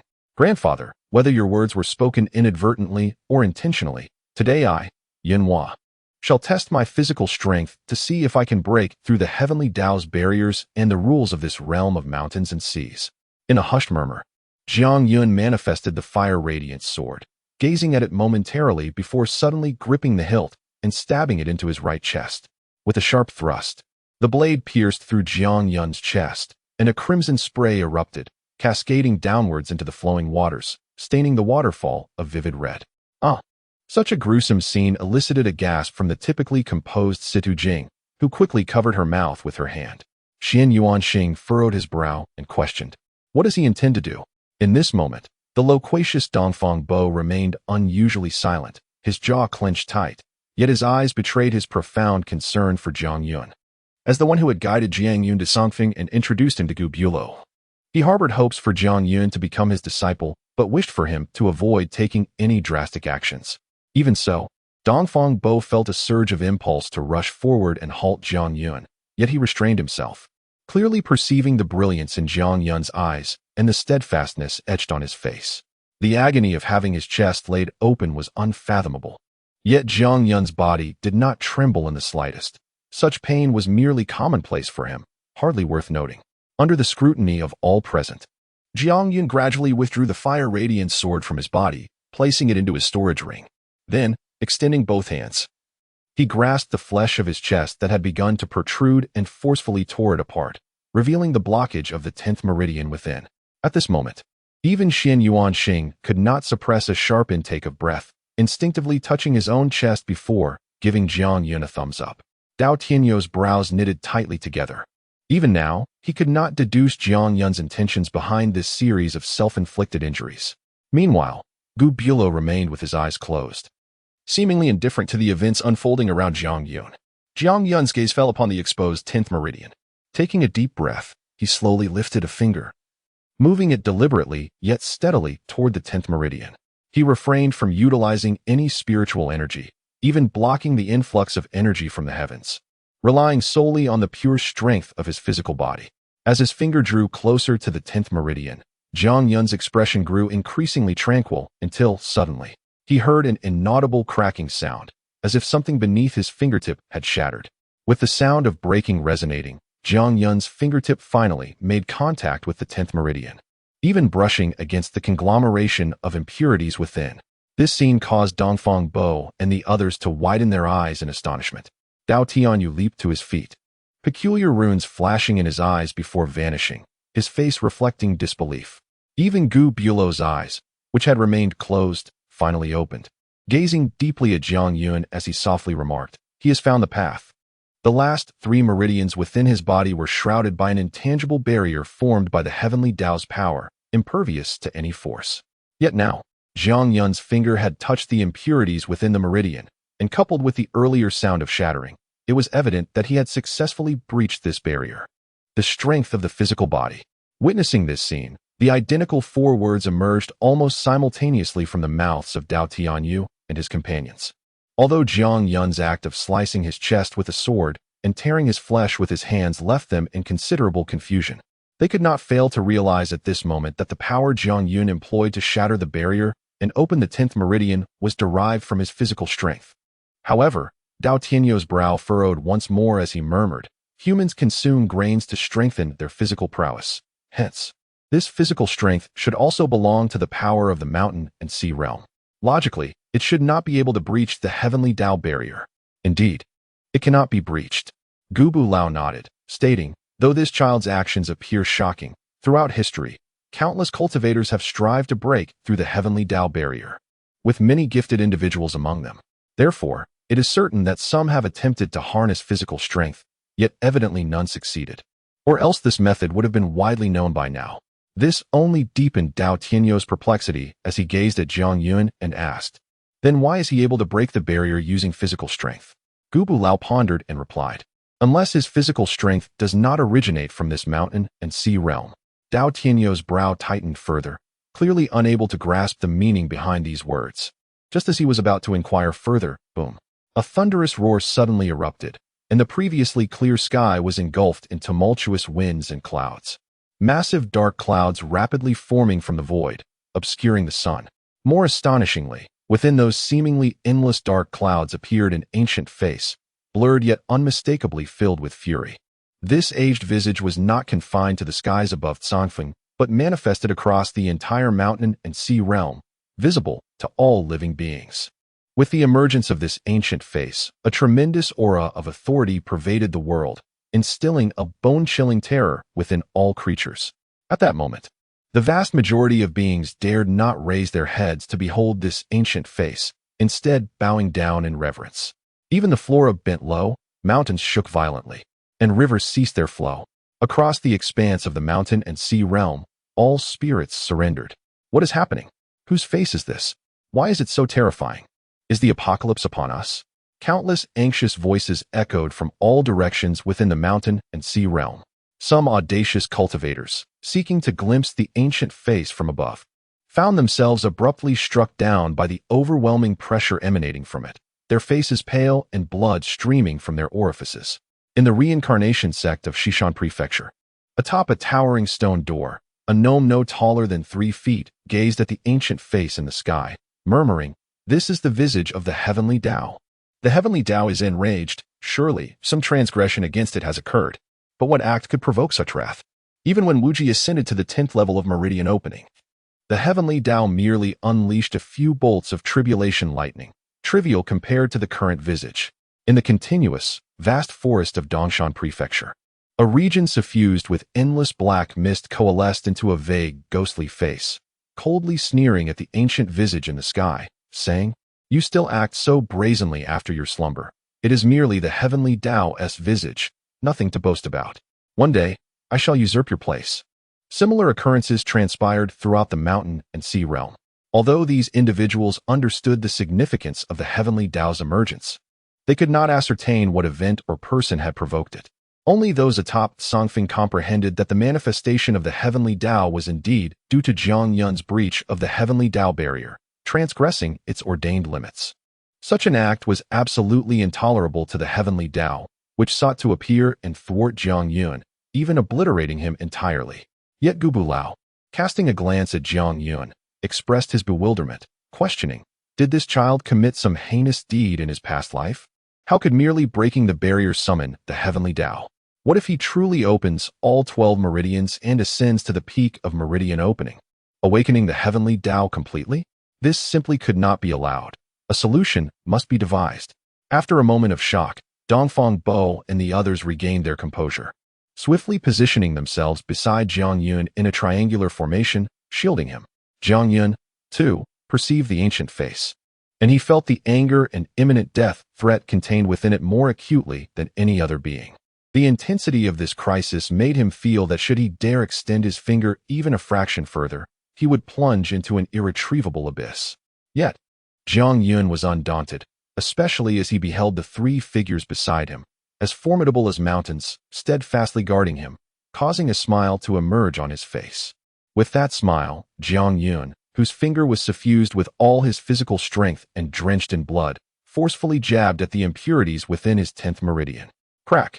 A crisp sound of rupture resonated as the solidified impurity was cracked open by the force of his finger. Boom! Thunder rumbled once more, and the sky, drenched in inky darkness, became entirely black, rendering visibility impossible, while the ancient face suddenly opened its mouth, seemingly uttering a single word. As the word escaped, it transformed into a thick bolt of black lightning, descending from the heavens, ruthlessly striking towards Jiang Yun. To the untrained eye, this lightning appeared unremarkable, yet as it fell, it left behind an endless black void in its wake. From a distance, it resembled an interminable black waterfall bridging the heavens and the earth. It was easy to imagine that even if Jiang Yun were at the 9th level of the Blessed Land, or even in the 9th level of the Cave Heaven realm, Being struck by this black lightning would result in his immediate obliteration. In that instant, Dongfang Bo suddenly sat cross-legged, hands forming a circle at his chest, addressing Jiang Yun. Focus on opening your 10th meridian. As his words fell, Dongfang Bo closed his eyes, murmuring incantations. The world deems my path vast, yet it appears humble. Only the great seems humble. If it were not, it would be trivial. As he chanted, a blue light erupted above his head, blossoming in the air and splitting into three, racing towards the black lightning. Boom, boom, boom. 3 resounding explosions reverberated as the 3 blue lights collided with the black lightning, diminishing its power by a third. However, Dongfang Bo coughed up 3 mouthfuls of blood, his complexion pale, and he became visibly weakened, nearly collapsing. The remaining 2/3 of the black lightning, undeterred, continued its deadly descent towards Jiang Yun. Wherever the divine manifests, the energy follows. Where the energy flows, the essence arrives. These all interrelate to form the natural order. The voice of Situ Jing followed, as 3 beams of various colors surged from her body, intercepting the black lightning and weakening it further by another third. At last, the voice of Xianyuan Xing resonated. I possess 3 treasures, cherish them dearly. The first is compassion. The second is frugality, and the third is the humility to not seek to be the foremost in the world. Boom. The 3 of them struck in succession, finally dissipating the ominous black lightning entirely. Although they were each gravely injured, they still made every effort to remain seated, shielding Jiang Yun in their midst. Witnessing this scene, Jiang Yun gritted his teeth, his eyes filled with countless blood vessels, and a thought of surrender flickered in his mind. He was unafraid of death, yet he did not wish for Dongfang Bo and the others to suffer unwarranted calamity because of him. However, as if sensing his thoughts, Dongfang Bo's faint voice reached his ears at that moment. No matter what, do not give up. I am still waiting for you to become my little junior brother. These words stirred Jiang Yun, causing his previously still fingers to tremble slightly. Yet, immediately thereafter, with renewed vigor and force, he relentlessly struck towards his 10th meridian. Buzzing. The sky erupted with a deafening roar, and the anger etched upon the face of the aged figure became increasingly pronounced, clearly indicating that the actions of Dongfang Bo and the others had thoroughly provoked him. A bolt of black lightning, 10 times larger than before, erupted from his mouth, striking towards Jiang Yun. The sheer pressure emitted by this lightning caused blood to flow from the 7 orifices of Dongfang Bo and the others. Though they yearned to continue aiding Jiang Yun, it was evident that they were powerless to do so. Fortunately, at that moment, Dao Tianyu suddenly appeared above the 4 of them, his yellow robe billowing without wind, expanding to envelop them beneath. As he gazed at the descending black lightning, Dao Tianyu did not act immediately. Instead, his aura surged dramatically, and 2 peculiar runes manifested in his eyes, as the black lightning drew ever closer. Just as it was about to strike Dao Tianyu's head, the 2 runes in his eyes shot forth, exploding into countless points of light, which surged towards the lightning and merged into it. The once unstoppable black lightning, imbued with overwhelming power, came to a sudden halt, as if frozen in time, utterly motionless. Remarkably, the black hue began to dissipate at an astonishing speed. Within mere moments, the lightning had transformed into an ethereal absence, as if it had vanished entirely. Only then did Dao Tianyu lower his gaze to the 4 beneath him, directing his attention towards Gu Bulo. I can delay this lightning for no more than a quarter of an hour. Gu Bulo exhaled 2 words. That is sufficient. After uttering this, Gu Bulo closed his eyes, seemingly slipping into slumber, while Jiang Yun continued to exert his physical strength, striving to open his 10th meridian. Jiang Yun was unaware of the time and struggle it took Feng Wuji to achieve this feat. He only knew that every point he struck, though loosening the impurities, also bore the weight of the power contained within, striking directly at himself. The excruciating agony threatened to shatter his teeth, compounded by the considerable loss of blood, rendering his complexion increasingly pallid. Yet, despite this, his face remained resolute, his fingers incessantly piercing forth as if it had become instinctual, never pausing even for a moment. Meanwhile, tens of thousands of miles away from the Windazong, streaks of light began to emerge, each illuminating a figure exuding formidable energy. The heavens expressed their wrath. Though the majority were unaware of its target, some powerful figures closer to the Windazong could vaguely deduce that the fury of Tianyin was aimed at the Windazong. Thus, they sought to discover the unfolding events within. As for those inside the Windazong, Although Gu Bulo had activated the Dao seal, distorting the surroundings of Tsongfeng into a void, the sheer magnitude of the black lightning, descending directly upon the Tsongfeng, was unmistakably aimed at it.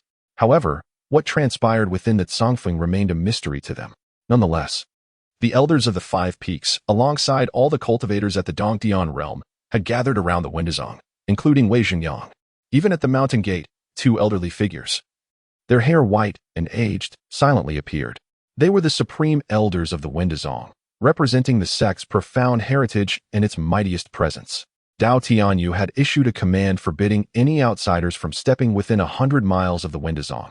As the quarter-hour mark approached, urgency flickered in Dao Tianyu's eyes as he turned to Gu Bulo. Hurry. Done. Gu Bulo's eyes snapped open, rising to his feet and stepping into the air, appearing about 100 feet above Tsongfeng. Upon taking this step, his body seemed to elongate slightly. Even his youthful visage matured, transforming him from a boy to a young man of 16 or 17 years. The change in appearance was astonishing, yet more terrifying was the aura emanating from him, surging rapidly and coalescing into substance, eliciting a moment of shock on the aged face above. As Gu Bulo's aura reached its zenith, he suddenly opened his mouth and released a long stream of golden breath, enveloping a golden orb of light. As this breath was expelled, Gu Bulo instantly reverted to his youthful form, though now with a hint of pallor, and the immense aura he had previously emitted vanished without a trace. However, the golden breath surged in the air, expanding into a massive length and spiraling before darting towards Jiang Yun. Buzz! The golden breath coiled around Jiang Yun like a dragon, and as it spun, Jiang Yun's form began to gradually fade away. Just as Jiang Yun completely vanished, countless points of light surged from the void above Dao Tianyu, re-entering his sight and transforming into two fleeting runes. Freed from the rune's binding, the black lightning re-emerged. However, instead of striking down, it remained suspended in the air, seemingly at a loss without Jiang Yun as its target. Even the aged face in the sky displayed a hint of bewilderment. In an instant, the entire world seemed to descend into a state of complete stillness, yet the oppressive atmosphere grew increasingly heavy, as if on the verge of exploding. Fortunately, after nearly a quarter of an hour, the black lightning and the aged visage began to slowly dissipate. In the blink of an eye, the tumultuous clouds vanished, leaving behind a clear sky, as though nothing had ever occurred. Simultaneously, Jiang Yun heard Gu Bulo and Apos' voice. This breath of mine can conceal your aura for a year, allowing you to evade the heavenly laws of this realm. Furthermore, I shall grant you a thunderbolt pearl, which I brought back from the thunderbolt realm. It contains the power of thunder. When ingested, it will dissolve into spiritual energy, guiding it into your 11th meridian, offering the hope of unlocking it. However, if you cannot open the 11th meridian within a year, Tianyan will return, and at that time, no one will be able to save you. Take care. As the voice of the ancient elder faded away, a palm-sized golden orb materialized before Jiang Yun, yet he did not spare it even a glance. The scenes that unfolded after he shattered the barrier of the heavenly Tao were vividly etched in his mind, whether it was Dongfang Bo and his companions aiding him in dissipating the first bolt of black lightning, or Dao Tianyu using two runes to block the second, and ultimately the elder's gift of Dao Qi. Jiang Yun understood that they were exerting their utmost to assist him, and he could not let their hopes go unfulfilled. However, he had yet to open his 10th meridian, rendering the radiant thunder pearl, no matter how exceptional, currently unusable to him. It was best to disregard it for now. Though the elder's Dao Qi completely concealed Jiang Yun's aura, he remained seated atop a massive stone amidst the Tsongfeng waterfall, still capable of absorbing spiritual energy to mend his increasingly frail body. Thus, while absorbing the natural energies of the Shanhai realm, he continued channeling his physical strength to break through the 10th meridian, striving to transcend the limits of the 9th realm. In the sky above, the elder, now resembling a youthful boy, swept his sleeve and returned the weary Dongfang Bo and his companions to their respective abodes. He then stepped forward to sit atop the peak of Tsongfeng, gazing at Dao Tianyu as he declared, "In this year, unless the sect faces a life-or-death crisis, do not allow any matter or person to disturb Tsongfeng." Dao Tianyu's complexion was equally pale, particularly as his once bright eyes had lost much of their luster. Upon hearing the elder's words, he nodded in acknowledgement. After a brief pause, he continued, "His physical strength, combined with the radiant thunder pearl you provided, can at most allow him to open the 11th meridian, yet he would still not attain the great perfection of the meridian realm. Is that not somewhat regrettable? The elder replied calmly, "Do you know that I once had a named disciple from the demon clan?" This remark caused Dao Tianyu to pause in confusion, uncertain as to why the elder would suddenly bring up a demon disciple. The elder, seemingly uninterested in a response, continued, "After acquiring the radiant thunder pearl, I could not utilize it myself, but I would not hesitate to allow others to use it, especially my disciples. Initially, I bestowed this pearl upon my demon disciple, hoping to aid him in breaking through his 10th meridian." At this point, Dao Tianyu began to grasp the implications, yet remained silent, fixated on the elder. The outcome was that the demon disciple was obliterated in an instant by the thunderous power contained within the pearl, so swift that I could not intervene in time to save him. If memory serves, the demon clan possesses the most formidable physical bodies among all clans, and my named disciple possessed the celestial demon body. The elder fell silent, while Dao Tianyu stood there, lost in thought until, after a moment, he returned to reality. His expression grim as he remarked, "The celestial demon body, ranked third among the 10 demon physiques, is far more formidable than Jiang Yun's current physique. Giving the radiant thunder pearl to Jiang Yun is not assistance. It is essentially a death sentence. What is your true intention?" At this juncture, Dao Tianyu fully comprehended the underlying meaning of the elder's sudden statements. Not only would Jiang Yun be unable to achieve the great perfection of the meridian realm, but merely surviving the might of the radiant thunder pearl would be a stroke of luck. "It is of little consequence. I merely seek to validate some of my conjectures." "Ah, it seems we have guests arriving, and as the sect leader, you ought to make an effort to entertain them." Despite the resentment boiling within Dao Tianyu as he gazed at the elder, whose eyes were firmly shut, he could not ignore the 4 powerful auras already approaching outside the sect. With a frustrated stomp, he declared, "Elder, should the opportunity arise in the future, I will definitely request a different guardian." With that, Dao Tianyu vanished, and Songfeng returned to a state of tranquility. Yet at that moment, the elder slowly opened his eyes, scanning over his 3 disciples before ultimately fixing his gaze upon Jiang Yun, who remained at the center of the waterfall. While others could not perceive Jiang Yun, the elder could, for the concealing aura belonged to him. Observing Jiang Yun, the elder mused, "To break the barrier of this realm's heavenly Tao through sheer physical strength indicates that his power does not originate from this realm. However, the aura surrounding him undeniably belongs to the Shanghai realm, suggesting he has lived here for at least a decade. Even if he hails from another world, the augmentation of his physical power still occurred within this realm. Thus, only one possibility remains, though he grew up in the Shanghai realm. His physical strength was cultivated gradually with assistance from someone or something from another world. The individual capable of such a feat must undoubtedly be a formidable force, perhaps even stronger than myself. The purpose of this strong entity's actions is evidently to enable Jiang Yun to shatter the barrier of this realm's heavenly Tao and ascend to the 10th level of the Meridian realm. Having meticulously orchestrated these events, they would surely not allow Jiang Yun to perish easily. Therefore, they must have left behind something or some power within Jiang Yun, sufficient to save his life during a life-threatening moment. Once the Radiant Thunder Pearl is activated, it will undoubtedly manifest when Jiang Yun faces true peril. When it appears, I shall glean some clues about that powerful being, which may serve to confirm my suspicions. That person intentionally brought Jiang Yun to my attention. This is the true intention behind the Elder's decision to grant the Radiant Thunder Pearl to Jiang Yun, aiding him in opening the 11th meridian, despite the pearl's formidable power. While even Dao Tianyu could not fathom the Elder's thoughts, Jiang Yun remained blissfully unaware of the underlying currents at play.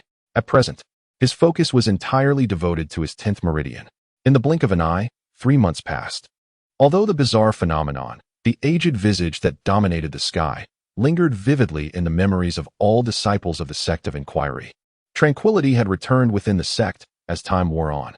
However, Songfeng, once designated as a forbidden area, had grown even more foreboding, with Dao Tianyu issuing orders forbidding anyone from stepping foot near it. Moreover, several disciples maintained a constant vigil beneath Songfeng. The disciples speculated that the renowned Jiang Yun was currently in seclusion, striving to break through to the fortune realm. His explosive cultivation speed had finally garnered the sect's attention, prompting the enhancement of their defenses to prevent further incidents akin to the one involving Zheng Yuan. Above Songfeng, on the cliff opposite the waterfall, Dongfang Bo and his companions took turns sitting vigil for days on end. Though they could neither see nor sense Jiang Yun's presence, they were aware that he remained within the waterfall. As for the elder, he remained seated at the peak of Tsangfeng, eyes closed, seemingly indifferent to Jiang Yun's situation. However, on this day, the elder's eyes suddenly flew open, bright and piercing, as he gazed into the waterfall and beheld the unseen Jiang Yun. At this moment, Jiang Yun was entirely enveloped in a layer of black filth, and those who drew near would catch a whiff of an unpleasant stench. Yet Jiang Yun remained oblivious to the odor, his face instead radiating joy. After exhaling a long breath, a gentle mist rose around him, washing away the grime and revealing a grotesque wound that nearly spanned his entire upper body. In the span of 3 months, despite the continuous influx of spiritual energy into Jiang Yun's body, he was unable to heal a grievous wound due to his determination to channel his physical strength to open the 10th meridian. Even as the wound neared closure, he would forcefully tear it open once more. One can only imagine the torment he endured during this period. Fortunately, the suffering proved worthwhile, for now. The last vestiges of impurities remained within the 10th meridian. Just one final push. Jiang Yun slowly raised his finger, revealing that the flesh had entirely worn away, exposing stark white bone. The impurities within the meridian were exceedingly hard, and even with Jiang Yun's formidable physical form, months of relentless friction had eroded his flesh. He tightly shut his eyes, and when he opened them again, his bony fingertip plunged fiercely into the last remnant of impurity within the 10th meridian. With a thunderous sound, audible only to him, the 10th meridian was finally cleared. This signified that at this moment, Jiang Yun became the second person in the realm of mountains and seas to transcend the boundary of 9, the 10th meridian realm. However, before he could revel in the joy of success, a warm current surged through every part of his body, organs, muscles, skin, bones, and even his blood.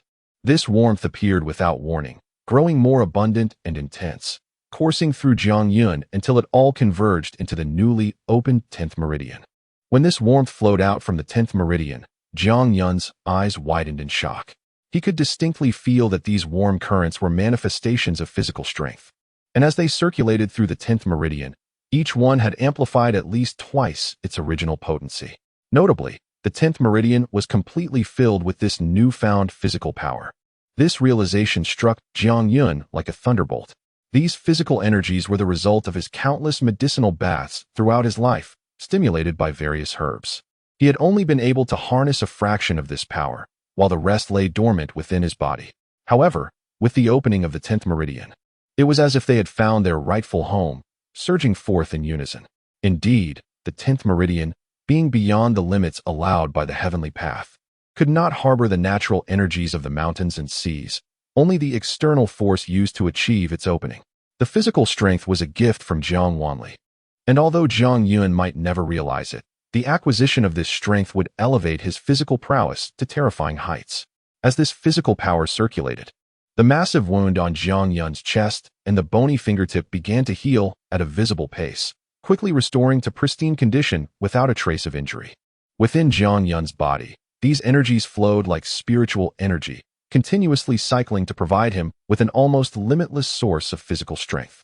Moreover, with each cycle, they incrementally enhanced the resilience and strength of every part of his body. In essence, from this moment forth, Jiang Yun's physique would perpetually exist in a state of being tempered. Observing Jiang Yun, the ancient figure known as Gubu Lao could see him. Yet he was oblivious to the monumental changes occurring within Jiang Yun's body. This transformation was precisely the clue he sought regarding that formidable individual. Nevertheless, the speed at which Jiang Yun had opened the 10th meridian in merely 3 months left Gubu Lao quite satisfied. If he could harness the Thunder Pearl effectively, he might well open the 11th meridian within a year. Now, he found himself genuinely anticipating the outcome. Suddenly, Gubu Lao's voice rose a pitch as he noticed Jiang Yun had taken out the Thunder Pearl and was scrutinizing it closely. To attempt to open the next meridian immediately after just stabilizing the 10th was rather reckless. Gubu Lao felt compelled to caution Jiang Yun, but ultimately decided against it, thinking it might be beneficial for him to learn a lesson through hardship. At the same time, his right hand discreetly rested upon the earth of Tsangfeng, ready to intervene should Jiang Yun face any danger while absorbing the Thunder Pearl. Even Dao Tianyu was unaware that, Despite Gubu Lao's seemingly indifferent demeanor towards Jiang Yun's well-being, he harbored a fondness for him. As he had previously stated, he trusted his disciple. Since Jiang Yun was brought to Tsangfeng by Dongfang Bo, Gubu Lao would not harbor ill will towards him. Moreover, he was greatly pleased with the process through which Jiang Yun had opened the 10th meridian. Thus, although the Thunder Pearl posed potential risks, Gubu Lao had long since devised contingency plans to ensure Jiang Yun's safety. Seeing Jiang Yun's recent achievements, Gubu Lao felt a tinge of displeasure at his apparent overconfidence, prompting him to impart a lesson. However, he misjudged Jiang Yun. While others might indeed require time to stabilize their newly opened meridian, Jiang Yun needed none. The stabilization of a realm signifies the body's adaptation to the growth of cultivation and spiritual energy. Yet, Jiang Yun and Appo's 10th meridian realm, which enhanced physical strength, was uniquely suited to the emergence of the latent power within him. Thus, upon opening the 10th meridian, it had already stabilized instantaneously. In fact, as he ascended through future realms, as long as his physical strength progressed accordingly, he would not need to invest additional time in stabilization.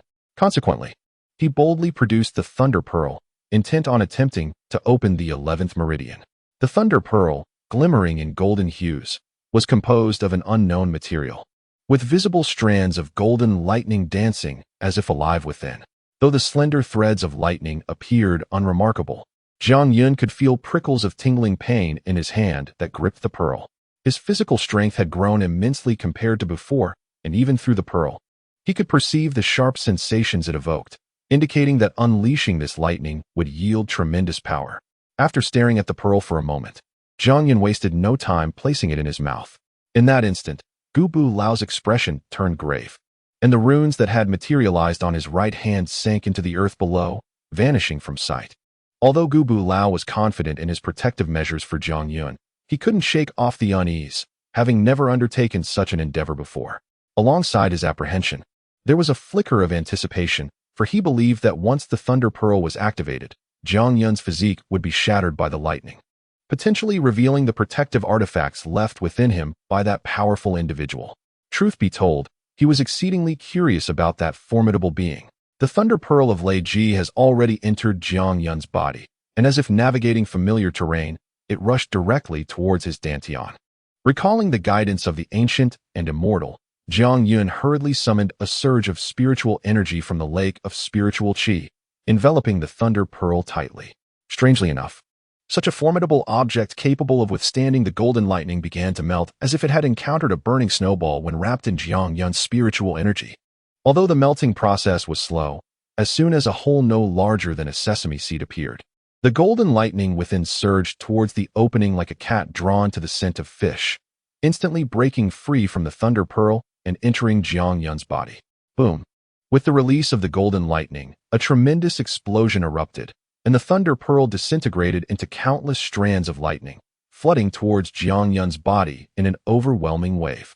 Witnessing this scene, even Jiang Yun, who possessed great courage, could not help but change his expression, his entire body tingling with fear. He had always believed that the Thunder Pearl was merely a vessel for containing the lightning. He never anticipated that it was, in fact, composed entirely of golden lightning. At this moment, the Thunder Pearl exploded and transformed into myriad strands of lightning, each containing power no less potent than the solitary bolt of lightning it had housed before.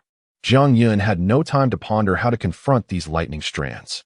Years of survival in the Mang Mountain had honed his swift reflexes, and as he sensed impending danger, he instinctively called upon the physical strength he had just acquired, transforming it into countless strands to meet the oncoming lightning. Boom, boom, boom.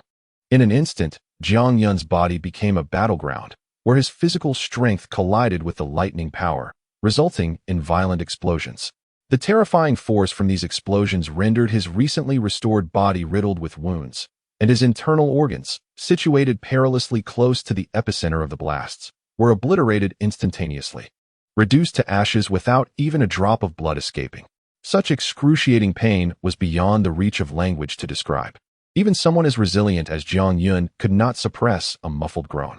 However, unbeknownst to him, as the first wound appeared on his body, a glimmer of brilliance shot from the ancient and immortal eyes, causing the countless runes surrounding Jiang Yun, resembling tadpoles, to momentarily pause. His physical form had not turned to dust. Since encountering Zhang Yun, he had witnessed countless individuals who astonished others, yet he had never been truly impressed, until this moment, when he was profoundly shaken. The power of lightning from the Thunder Pearl could even obliterate the demonic bodies of the demon clan, yet Zhang Yun's form had withstood it. Could it be that the protective item left by that powerful being had activated? Yet, I sensed nothing.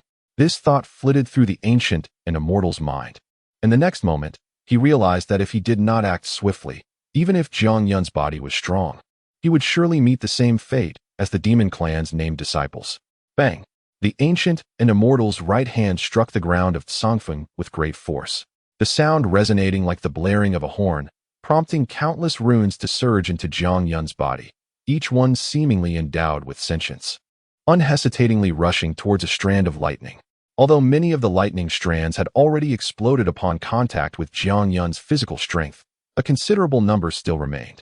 Once these runes precisely entwined each strand of lightning, despite the fierce writhing and struggling of the lightning, they could not escape, ultimately yielding to the rune's binding.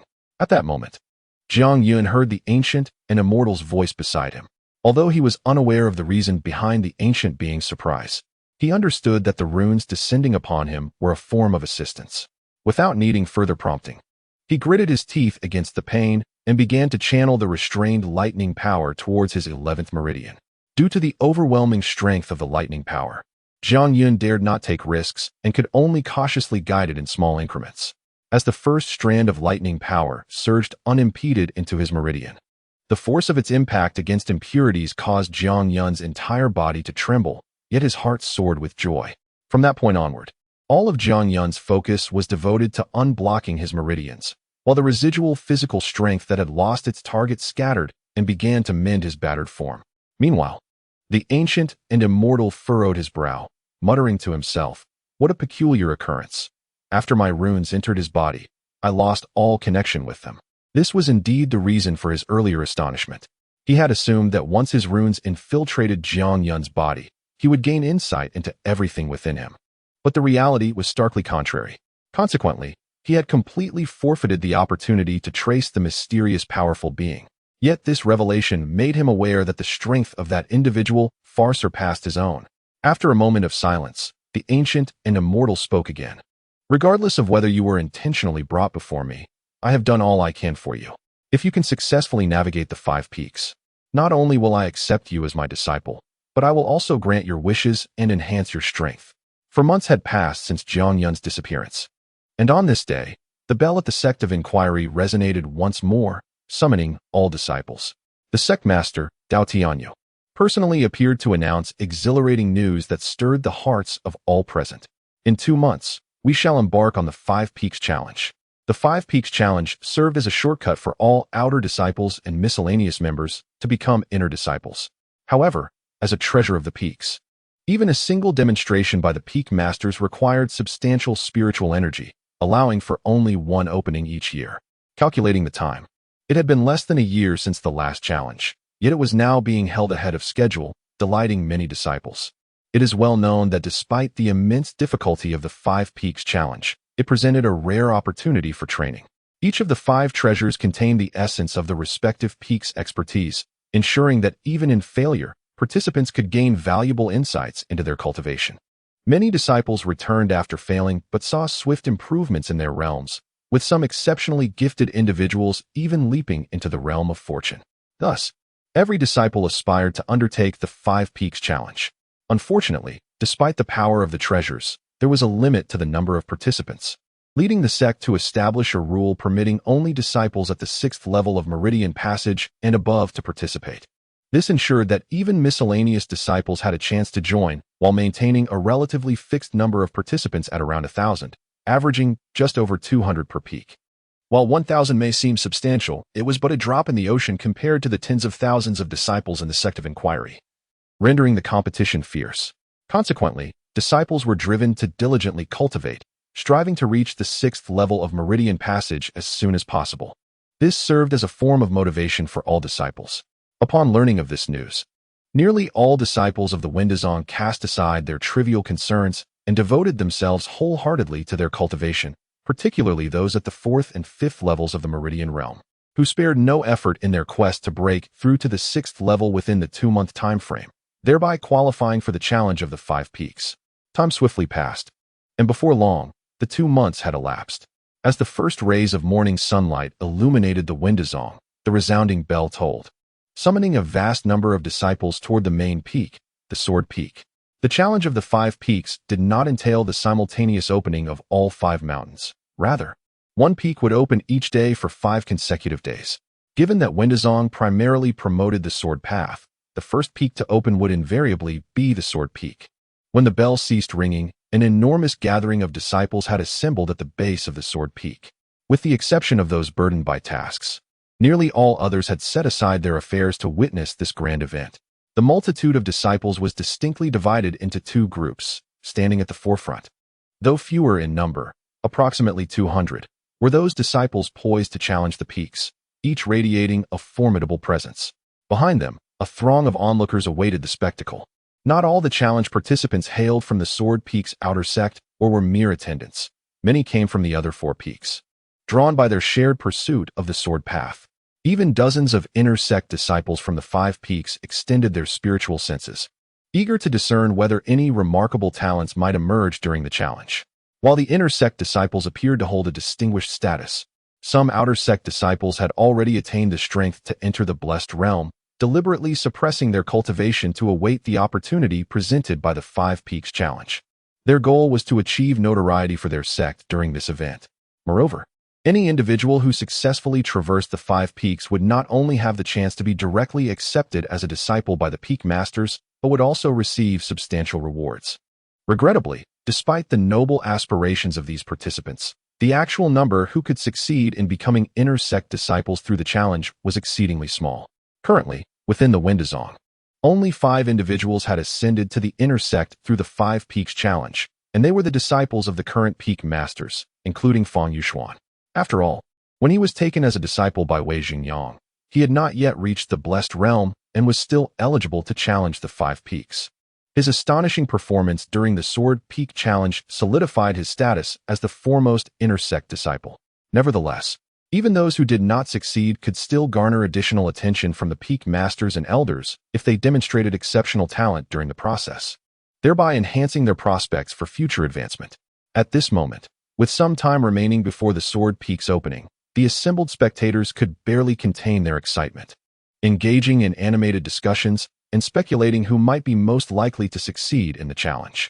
I cannot say for certain whether others will succeed, but I am confident that Wushang from the 5 Elements Peak will undoubtedly prevail, declared one disciple.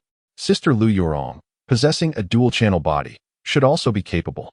Her cultivation speed has already reached the 8th level of the Meridian realm, and it is said she is trained in a unique technique.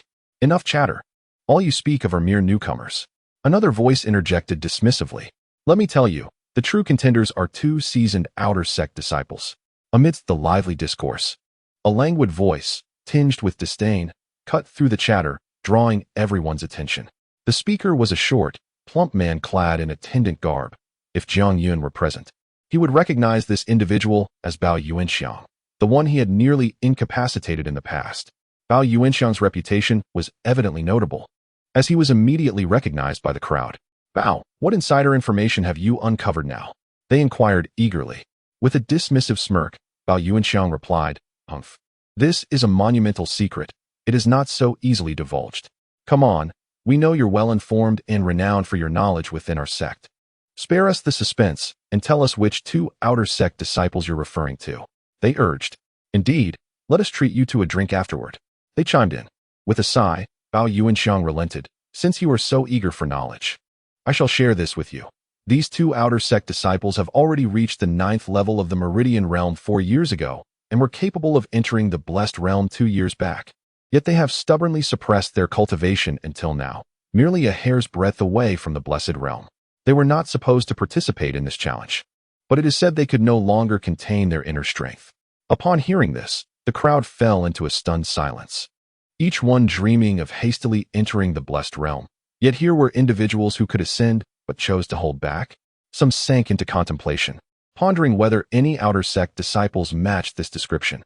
This is to lay a solid foundation. Bao Yuanxiang remarked with a satisfied grin. Though one can only be deemed a cultivator upon entering the blessed realm, the meridian realm serves as the foundation. The sturdier the foundation, the lesser the difficulty in future advancements. The crowd's curiosity intensified. Who are these two individuals, endowed with such extraordinary perseverance and patience? With a sly grin, Bao Yuanxiang teased, I shall not reveal their identities just yet. Surely, you are also eager to know about another individual? Who? The crowd inquired. Bao Yuanxiang remained silent, casting his gaze toward the concealed peak. The crowd quickly grasped that the individual he referenced was Jiang Yun. The battle between Jiang Yun and Zheng Yuan had left a profound impact on all who witnessed it. A meridian realm cultivator facing a blessed realm disciple, nearly vanquishing the latter. Such prowess would undoubtedly garner anticipation for the Five Peaks challenge. Nonetheless, ever since that battle, Jiang Yun had not shown himself for over half a year, likely in pursuit of the blessed realm. It seemed improbable that he would emerge at this juncture to challenge the Five Peaks. Moreover, having gained renown from that battle, he would likely have been accepted as a disciple by one of the peak masters or even the sect leader, rendering the challenge unnecessary. The crowd engaged in animated conversation, while Bao Yuanxiang's disdain deepened. Humph! You all display such ignorance yet refuse to admit it. Who informed you that he has reached the 9th level of the Meridian Realm? Who told you he is attempting to enter the Blessed Realm? He himself declared it. Moreover, he defeated senior brother Zheng Yuan. One could not achieve that without being at the 9th level of the Meridian Realm. Pointing at those who had spoken, Bao Yuanxiang continued, You all simply echo each other. You believe his words without question? I could claim I am at the 9th level of the Blessed Realm. Would you believe me? Has he provided any evidence? As for defeating senior brother Zheng Yuan, there is certainly an underlying story there. The crowd's curiosity was piqued, and they clamored for more. What is the underlying story? Bao Yuanxiang lowered his voice conspiratorially. According to Master Shao, Jiang Yun must have consumed a powerful elixir on that day, placing his inner energy in a state of extreme intensity, thus enabling him to unleash such remarkable prowess. However, this also inflicted significant damage upon his body, which likely explains his lengthy absence. He is most probably in recovery. Upon hearing the name Master Shao, all the disciples instantly fell silent in reverence. For Master Shao was the only second-tier alchemist within the Wendazong. Naturally, this lent considerable credence to Bao Yuanxiang's revelation.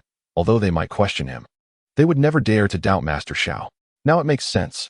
I was wondering how someone could elevate from a mere mortal to the 9th level of the Meridian Realm in just 10 months. It turns out he consumed elixirs. I have also heard from some senior brothers that Jiang Yun's condition on that day was rather peculiar. So this is what transpired. It led me to regard him as a role model, only to discover he is a deceiver of considerable magnitude. Humph. Now I find myself rather eager for him to challenge the Five Peaks, allowing us to witness his true prowess. In an instant, all the disciples cast their gazes toward Songfeng, their faces betraying disdain. Observing the crowd's reaction, Bao Yuanxi couldn't help but feel a tinge of sympathy for Jiang Yun, silently reflecting, Jiang Yun, do not hold it against me. These words were all instigated by Feng Ruolin. Who asked you to provoke her? It turns out that after Jiang Yun's battle with Zheng Yun, his fame soared dramatically, even trending toward a reputation that could rival Feng Yuxuan's. While Feng Yuxuan remained oblivious within the sword cavern, his sister Feng Ruolin could not remain idle. She could not tolerate a once derided individual rising to such prominence, thus concocting these slanderous tales, disseminated through Bao Yuanxi's mouth, to suppress Jiang Yun further.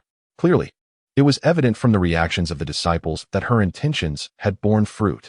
At this moment, aside from the disciples, Dao Tianyu also directed his attention towards Songfeng. Unbeknownst to anyone, the reason the challenge to the Five Peaks commenced early was that Dao Tianyu sought to await Jiang Yun's emergence from seclusion, thus enabling him to open the path once more. He was unsure of Jiang Yun's current circumstances, but at the very least, he hoped nothing untoward had occurred. That wretched Gubulo, what scheme is he concocting to confine me outside Songfeng? Just wait. This time I shall fulfill my promise, given the chance.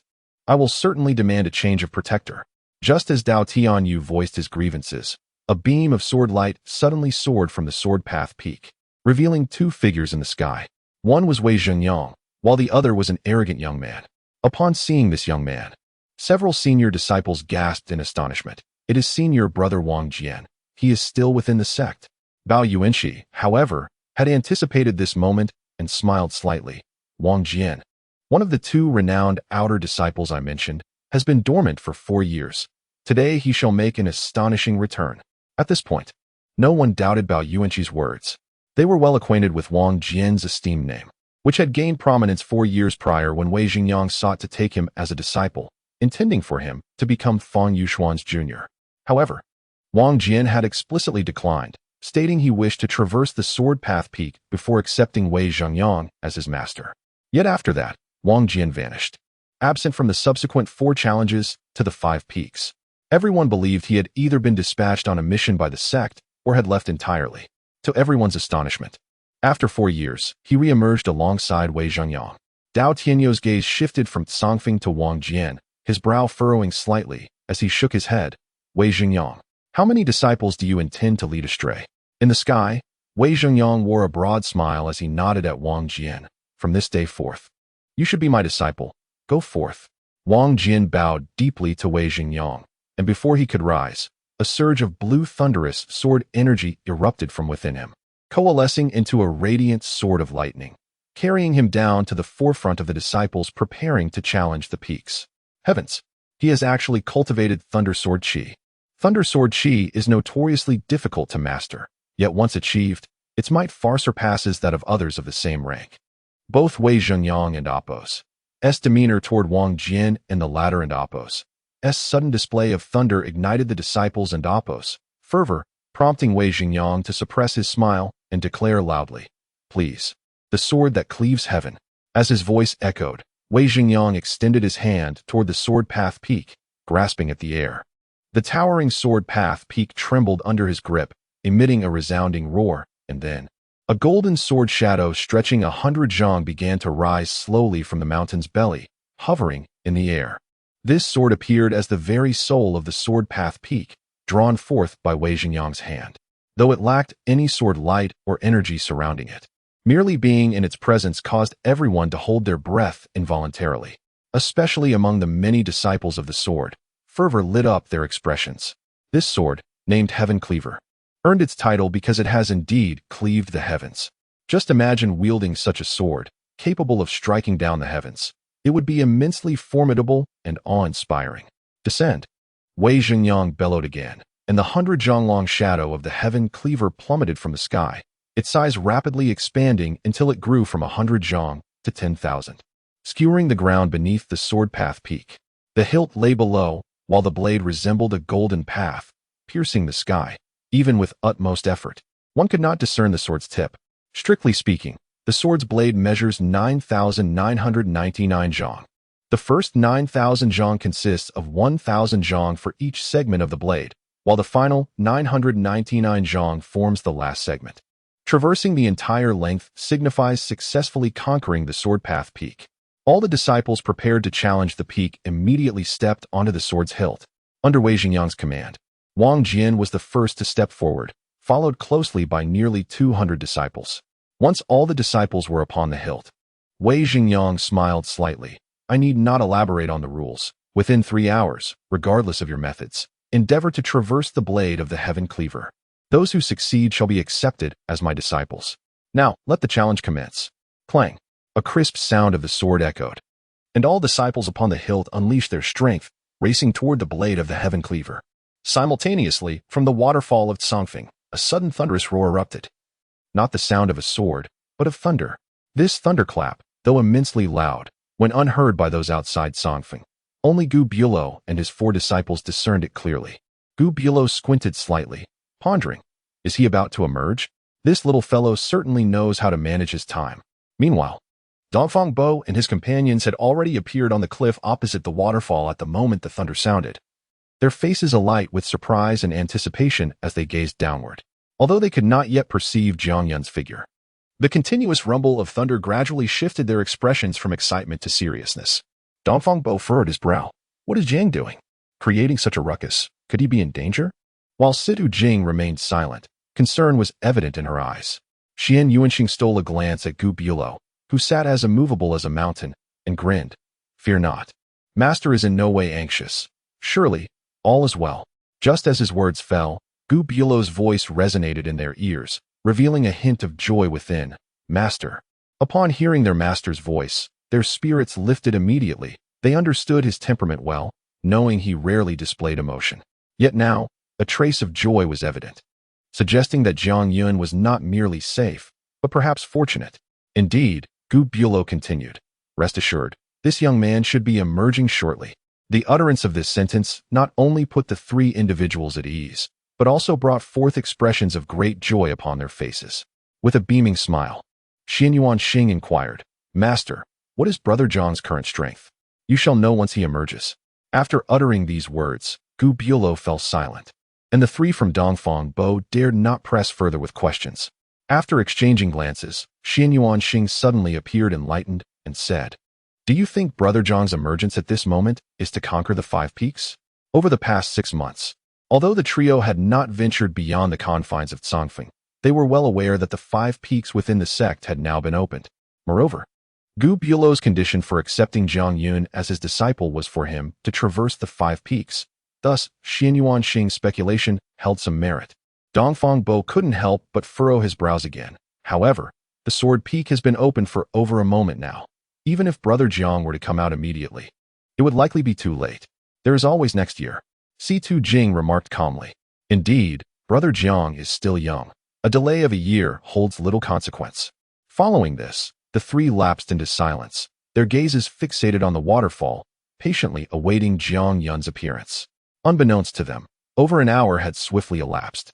During their waiting, the competition on the Zhantian sword had escalated to a fever pitch.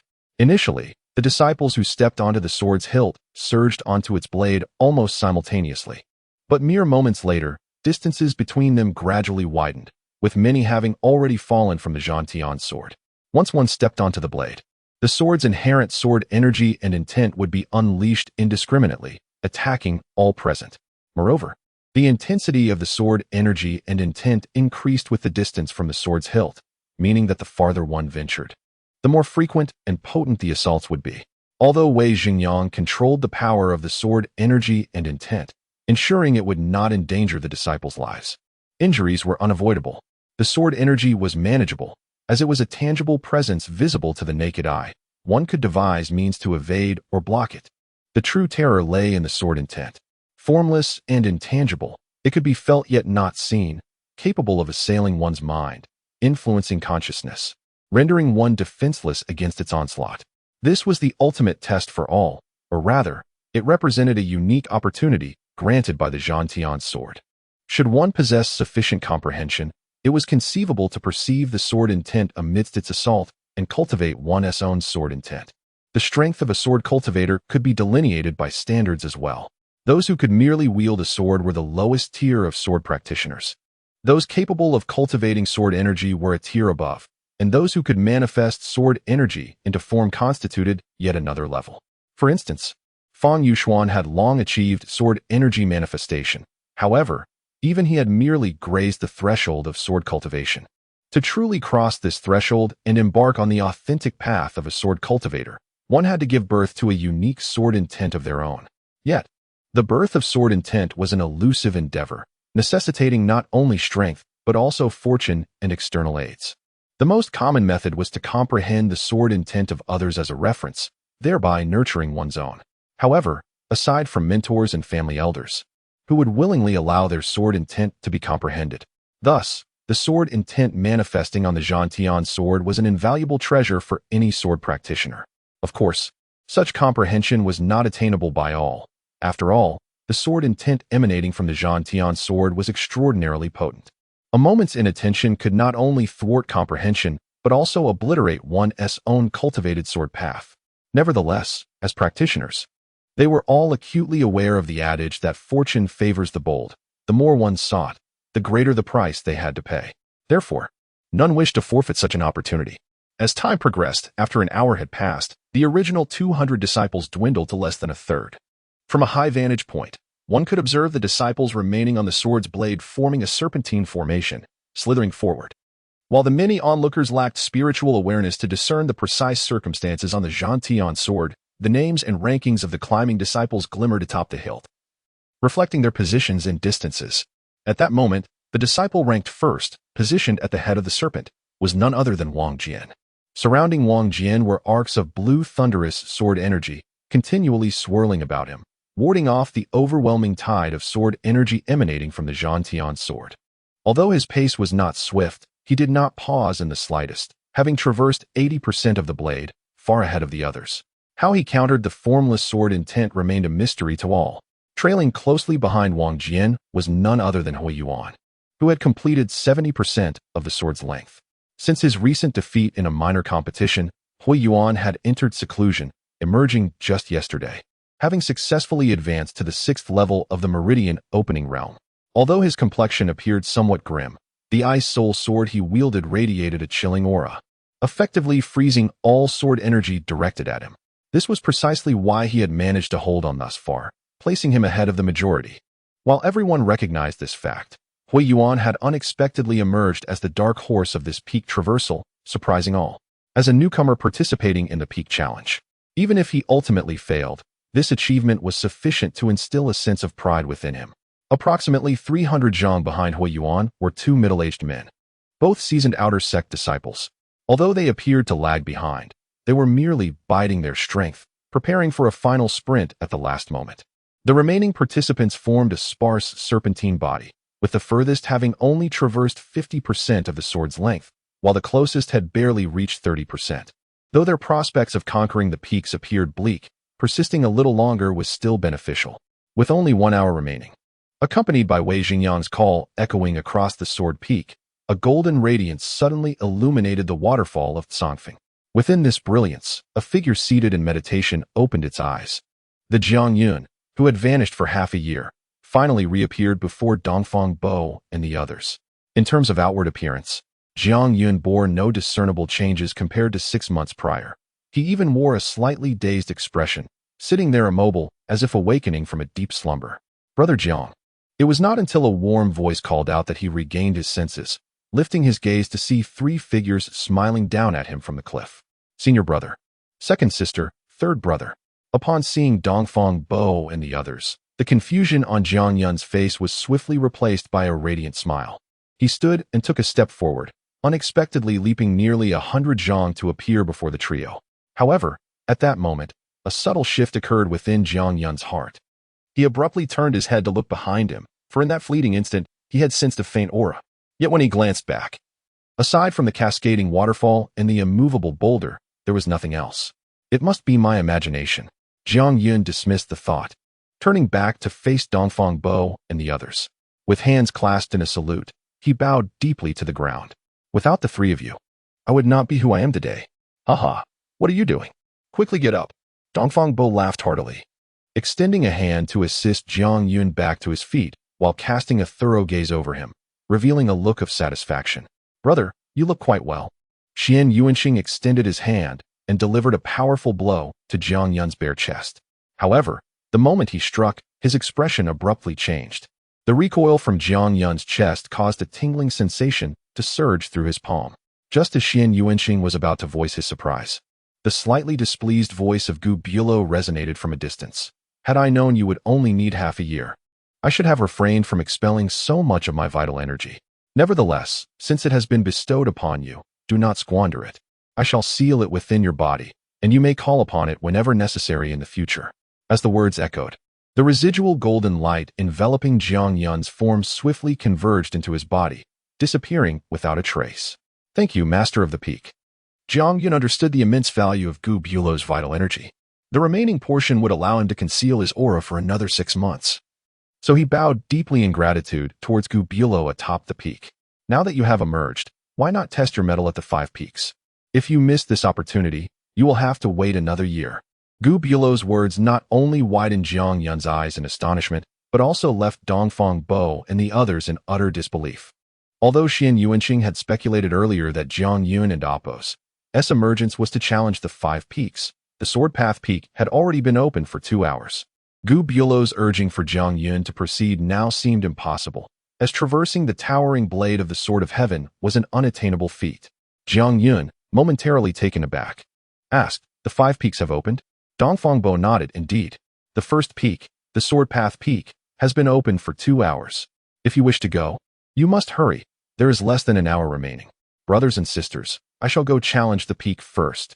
With that declaration, Jiang Yun's figure shot forth like a bolt of lightning towards the base of the peak, and as he moved, a flicker of thunder crackled around him. This sudden turn of events left Dongfang Bo and the others exchanging glances, but snapping back to reality, Dongfang Bo exclaimed, "Jiang, at least put on some clothes." Before he could finish, the trio swiftly followed in Jiang Yun's wake, hastening towards the Sword Path Peak. Regardless of Gu Bulow's intentions or whether Jiang Yun would succeed in overcoming the Sword Path Peak, as members of the Tsang Peak, they felt compelled to witness it firsthand. Below Tsang Peak, the more than a dozen outer disciples responsible for guarding the area grumbled, lamenting that while others could attend the peak challenge, they were bound to remain here without the slightest chance of leaving. Is there really a need for this guard? Gu Peak Master's reputation for favoritism has long surpassed that of Wei Peak Master, who would dare intrude upon Tsang Peak. Another disciple remarked, "It's been half a year. We haven't even seen a ghostly shadow. There's no way anyone would come." Just as the disciple finished speaking, a shadow suddenly darted past their view. While they were still questioning their own vision, 3 more figures followed closely behind, equally fleeting. What was that? Did you see it? Or am I truly seeing ghosts? For figures. Look, there are supposedly only 5 individuals on Tsang Peak. And now for have appeared at such speed, it must be disciples of Gu Peak Master. Given their direction, they are headed to Sword Path Peak. Could they be preparing to participate in the challenge? Regardless of whether they are or not, with only one Gu Peak Master remaining at Tsang Peak, there seems to be little need for us to stay here. Let us go take a look. This suggestion was immediately met with unanimous agreement.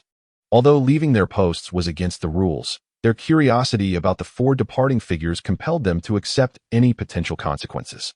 Almost simultaneously with Jiang Yun's descent from Tsang Peak, Dao Tianyu, who had been closely monitoring the performance of the disciples on the Sword of Heaven, suddenly trembled. Incredulity etched across his face. Jiang Yun has emerged? In just half a year, he has already returned? Could it be that he has ultimately failed? But wait, if he failed, how could he dare to approach the Sword Path Peak? Is he intending to challenge it?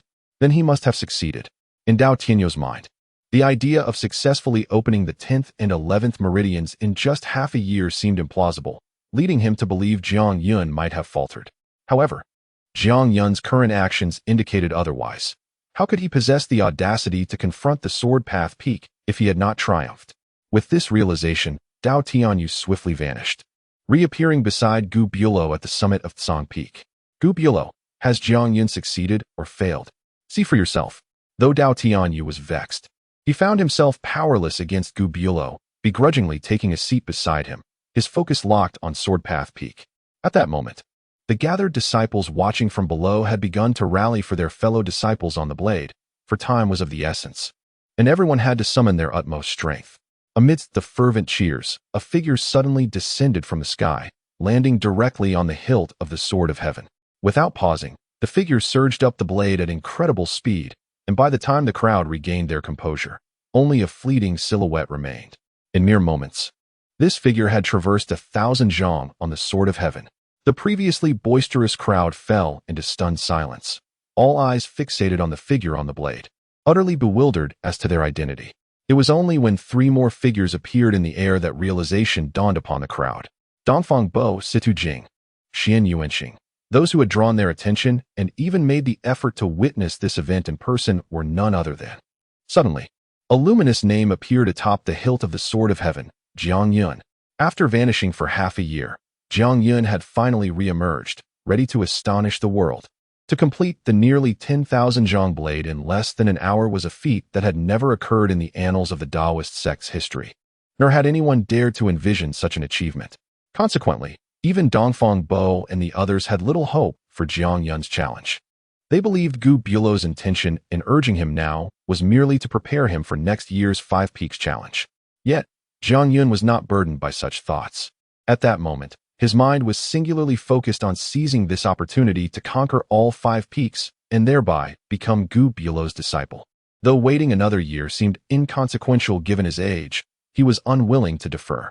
The 5-year pact with Feng Wujian, the fate of Lu Xiaoyu who had ventured into the abyss and would not return, and the looming disaster that could descend upon Wushan Island at any moment all rendered time exceedingly precious. Thus, upon stepping onto the Sword of Heaven, He unhesitatingly accelerated to his utmost speed, racing towards the blade's tip. As for the countless sword energies striking at him from all directions, he made no effort to defend against them, allowing them to pierce his body and produce a cacophony akin to firecrackers. Though these sword energies were sharp, penetrating his formidable physique was an improbable feat. Even the sword intent capable of assailing the mind was shattered instantaneously upon entering Jiang Yun's body, obliterated by the golden lightning coursing through him, woven into a web of thunder. Although the essence of the sword intent is formless and intangible, it cannot breach the net of thunder, especially considering that the thunderous power within Jiang Yun's body emanates from Lei Jitian, a realm purely of thunder. Apart from the ancient elder, no one is aware that Jiang Yun's cultivation has reached the pinnacle of the Tongmai realm in the Shanhai realm, specifically, the 11th layer of Tongmai. With the assistance of the ancient elder's Tao patterns, although the process of opening the 11th meridian was excruciating, Jiang Yun encountered no further troubles. In fact, he accomplished it with remarkable swiftness, even faster than when he opened the 10th meridian, owing to the potency of the thunderous power surpassing that of his physical strength. In just 2 months, he successfully advanced to the 11th layer of Tongmai. This implies that during his 5 months of seclusion, he could have severed ties with the ancient elder's Tao energy. However, at that moment, the ancient elder urged him to continue his meditation and cultivate his Tao body. Utilizing powers not belonging to this world to open the meridians grants each power a unique ability, the Tao body. Jiang Yun had witnessed Feng Wuji's formidable star power Tao body, a force so immense that he had no means of resistance at that time. The so-called Tao body, although it may sound akin to a doppelganger, is significantly more advanced, for the Tao body is an embodiment of the Tao itself. By opening the 2 meridians with both physical and thunderous powers, Jiang Yun could attain 2 Tao bodies, one being the physical Tao body and the other the thunder Tao body. Thus, during the remaining month, Jiang Yun devoted himself to cultivating his Tao body. Yet, whether he succeeded in this endeavor remains unknown even to the ancient elder. Nevertheless, even without mastering the Tao body, Jiang Yun's cultivation at the 11th layer of Tongmai is sufficient to grant him superiority over all within the Tongmai realm. Therefore, to onlookers, aside from the terrifying sounds of collision echoing around them, they beheld Jiang Yun's figure darting past the sword's body with astonishing speed. 1,000 zhong, 2,000 zhong, 3,000 zhong. Meanwhile, at the sword's hilt, Jiang Yun's name ascended with equal rapidity from the very bottom. Among the last few disciples traversing the blade of the Zhantian sword, they gritted their teeth, resisting the onslaught of sword energy and intent while pulling out various medicinal pills and armors, struggling to advance inch by inch. Suddenly, a fierce wind surged from behind them, startling their expressions. How could there be wind amidst the sword energy and intent? Before they could comprehend the phenomenon, the gust had already swept past their bodies, and upon regaining their senses, they could only glimpse a figure already 100 zhong away. Who could that be? They were all dumbfounded, some even rubbing their eyes in disbelief. On the Zhantian sword, within a distance of 1,000 zhong, one could perhaps sprint with great speed. However, beyond that distance, the frenzied sword energy and intent would undoubtedly slow anyone down. Even Wang Jian, who currently led the way, was progressing step by step. Yet now, someone had zipped past 3,000 zhong like a whirlwind, which deeply shocked them. Simultaneously, Wei Xingyang, who hovered in the air controlling the Zhantian sword, finally noticed Jiang Yun. Upon witnessing Jiang Yun's astonishing velocity, a dark expression crossed his face. Damn it! What benefits did that ancient elder bestow upon him? In just half a year, his cultivation has surpassed that of his battle with Zheng Yuan. Could it be that the recent celestial phenomenon was due to him? Has he, like Feng Wuji, also opened the 10th meridian? Countless questions flashed through Wei Xingyang's mind. While he could easily eliminate Jiang Yun with his control over the Zhantian sword, he was certain that the attention of the ancient elder, Dao Tianyu, and everyone else was fixated on Jiang Yun. If Jiang Yun were to perish on the Zhantian sword, it would be evident to all that it was his doing. Fine, let him revel in his moment. I refuse to believe that within the remaining time, he can traverse the entirety of the Zhantian sword's blade. The last 1,000 zhong of the blade was something even Feng Yuxuan had nearly failed to complete. Moreover, although I cannot take action, should you manage to catch up with Wang Jian, I shall certainly allow him to deal with you. With that thought, Wei Xingyang's mood finally settled somewhat, and he averted his gaze from Jiang Yun, directing it instead toward Wang Jian, who was nearing the completion of 9,000 zhang of the sword and Apos S body. He chose not to observe Jiang Yun, yet at this moment, everyone not on the sword's body had their attention captured by Jiang Yun, their faces displaying expressions of utter disbelief. Especially among the many disciples gathered around Bao Yuanxiang, one suddenly exclaimed, Bao Diding. Didn't you just say he is not at the 9th layer of Taomai? Yes, Bao Yuanxiang. You just claimed he relied on medicinal power to defeat Zheng Yuan, and was severely injured, spending the last half year in recovery? Bao Yuanxiang, like the others, could hardly believe his own eyes. Hearing their remarks, he could only brace himself and respond, That's not what I said. It was Master Xiao who stated it. Now, he truly hoped Feng Ruolin could witness this with her own eyes. Alas, Feng Ruolin did not come, as she was busy with the final preparations for the forthcoming challenge at the 100 Beasts Peak. Moreover, in her eyes, no one in the world could compare to her brother, thus she held no interest in the Sword Path challenge. Although Master Xiao's name had some effect, the astonishing reality before them raised questions in many disciples' minds regarding his words. Aside from the numerous disciples, the astonishment on the faces of the peak masters, elders, and inner disciples grew even more pronounced, for they possessed spiritual awareness and could observe Jiang Yun's performance on the sword's body. Lan Huazhao, the master of Tianfu Peak, shook his head with a wry smile. It seems I have missed out on a remarkable disciple. That ancient elder is indeed fortunate. Although Jiang Yun had not directly rejected Lan Huazhao's intention to accept him as a disciple, as a Dongtian cultivator, he could hardly be oblivious to Jiang Yun's thoughts. Meanwhile, atop the peak of Tsangfeng, Dao Tianyu gaped in astonishment, but then burst into laughter. Ancient elder, Jiang Yun must have opened the 11th realm. Although the ancient elder remained silent, a rare, uncontainable smile graced his youthful visage. Simultaneously, Wang Jian, who was nearing the final stretch of the sword's body, suddenly heard Wei Xingyang's voice. Wang Jian, if someone catches up to you, do not hesitate, and regardless of who it is, exert your utmost to eliminate them. In light of these reflections, my foremost objective now is to become an outer disciple. Fortunately, that moment is drawing near. As he spoke, a confident smile graced Jiang Yun's face, and he turned his gaze inward, for within his very being, 5 meridians flowed freely and unobstructed. In less than half a month, Jiang Yun had ascended from an ordinary mortal to a practitioner at the 5th level of meridian unblocking, and this was a result of his conscious restraint. Alas, his grandfather had laid such a solid foundation that even his desire to cultivate at a slower pace was futile. However, the 6th level of meridian unblocking marks a critical juncture. I shall temporarily suspend my cultivation until my realm is thoroughly stabilized before unblocking the remaining meridians. Rising to his feet, Jiang Yun exited his modest courtyard, inhaling the crisp mountain air, which lifted his spirits considerably. The 5-year pact with Feng Wuji had weighed heavily upon his heart like a colossal stone. It was not that he feared Feng Wuji, but rather the formidable force of the reincarnation sect behind him. Especially after entering the Wenda sect, he had come to a clear realization, not only Jiang village, but even the combined strength of all the villages in the Mongshan region would pale in comparison to that of a singular sect. Yet now, with his astonishing speed of cultivation and the wondrous abilities of the Black Stone, the weight on Jiang Yun's heart had lightened significantly. After gazing at the mountain scenery for a moment, he suddenly smacked his forehead and exclaimed, I have been at Songfeng for nearly half a month, and I have yet to pay my respects to that esteemed second sister. Such a lapse is truly inexcusable. Despite being a wild man emerging from Mang Mountain, Jiang Yun was taught by his grandfather from a young age the importance of etiquette. In Mang Mountain, the delineation of territories was quite distinct. Hence, upon entering an unfamiliar area, the first course of action was to pay a visit to the territory's master to avert unnecessary troubles.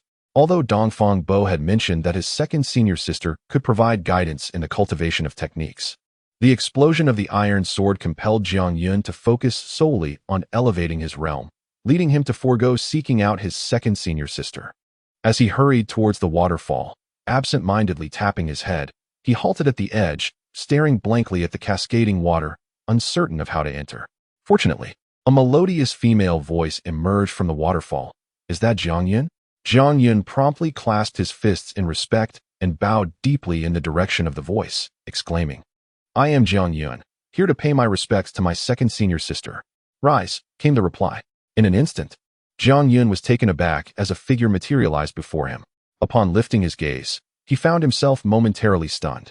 Before him stood a middle-aged woman, whose graceful demeanor and striking beauty belied her apparent age of at least 40. Noticing Jiang Yun's bewilderment, the middle-aged beauty smiled gently and remarked, "Are you curious as to why, as the second senior sister, I appear older than the eldest brother?" "Indeed, it is somewhat perplexing," Jiang Yun acknowledged, nodding slightly in agreement. The middle-aged beauty did not offer an explanation. Instead, she remarked, "When you finally meet the third disciple, you may find it even more perplexing." Jiang Yun felt a sense of confusion brewing within him, yet he dared not inquire further. He lowered his head and said, "I should have come to pay my respects to the second sister sooner, but I have been preoccupied with my cultivation during this time. I hope the second sister does not take offense. It is of no consequence. Your intentions are more than sufficient," the middle-aged beauty replied. Suddenly, with a flick of her wrist, she produced a talisman and said, "Consider this a token of our meeting." Jiang Yun hastily waved his hands, saying, "I appreciate your kindness, second sister, but there is no need for such a gift. Take it, it is of little value, merely a substitute talisman I crafted during my leisure. Should you ever find yourself in a perilous situation, ignite this talisman, and it may very well save your life." A substitute talisman.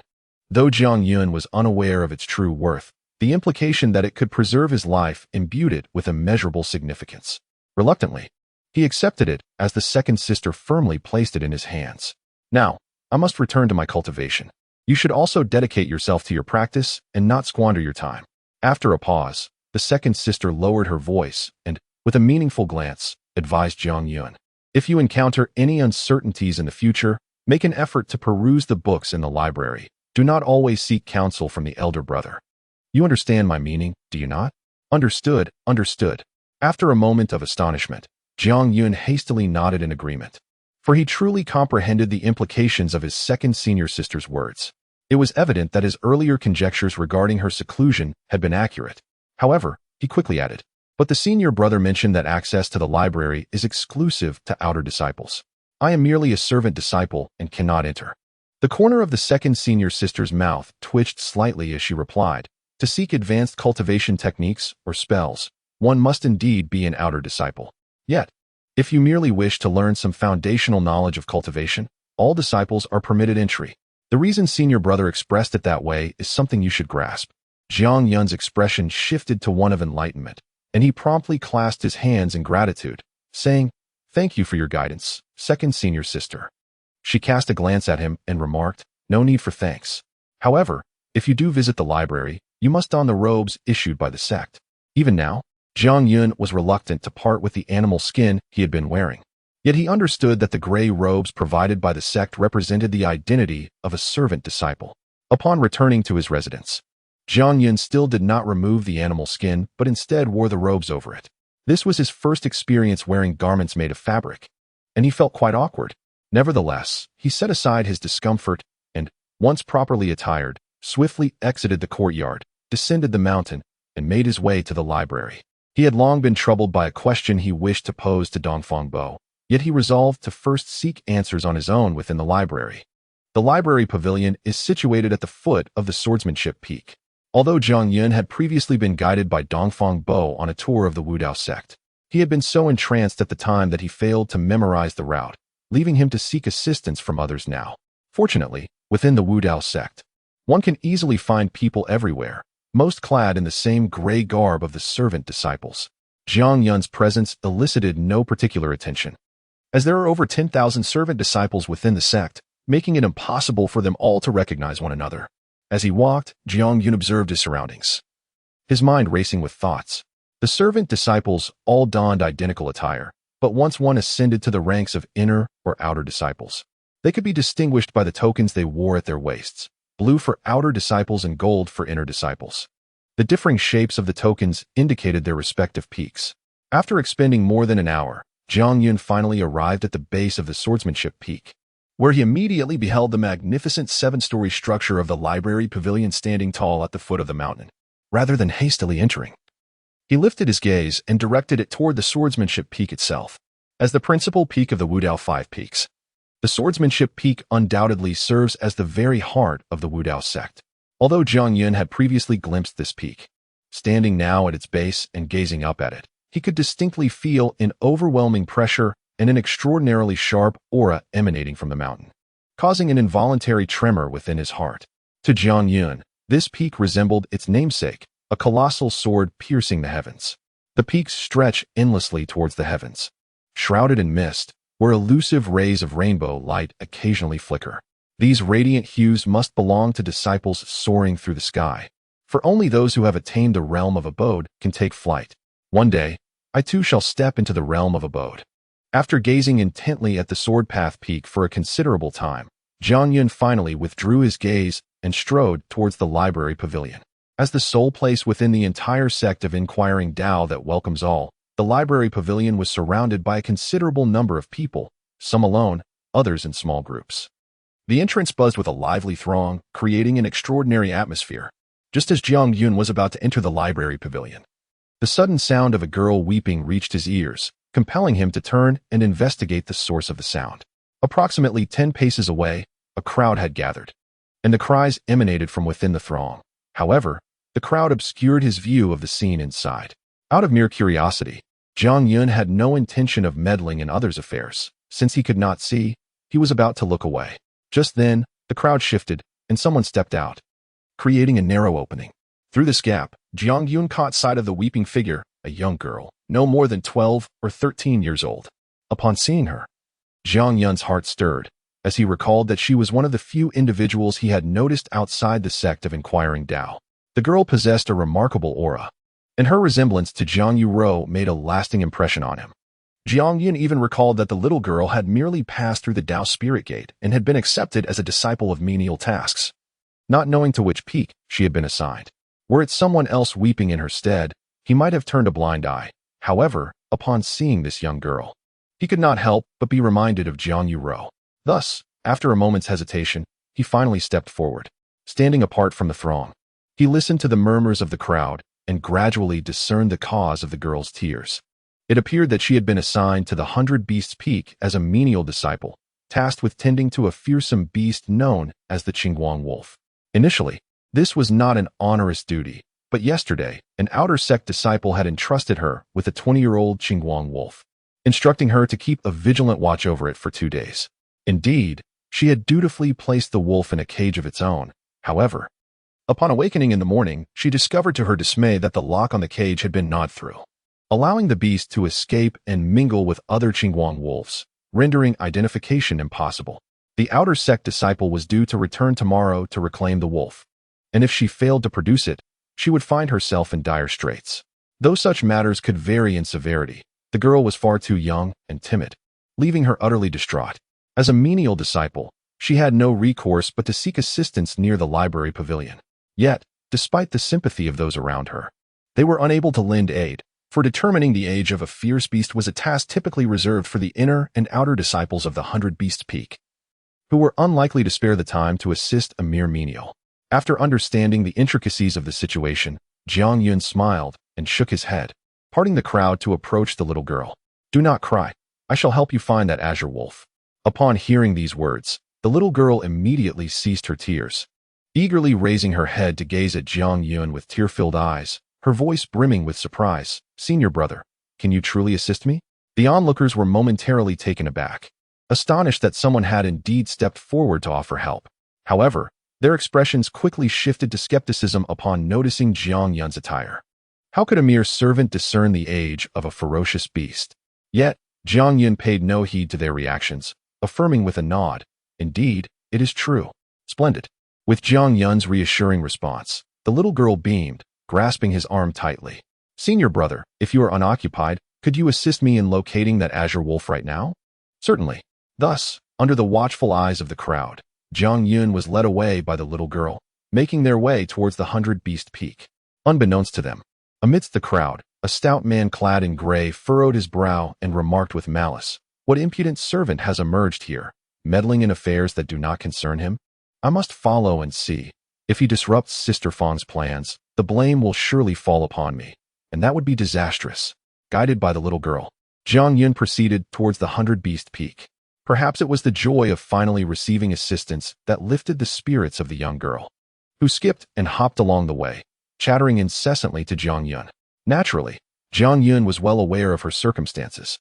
The girl's name was Lu Xiaoyu, who had just turned 12, 2 years older than Zhang Yuro, and she had already reached the second stage of pulse circulation.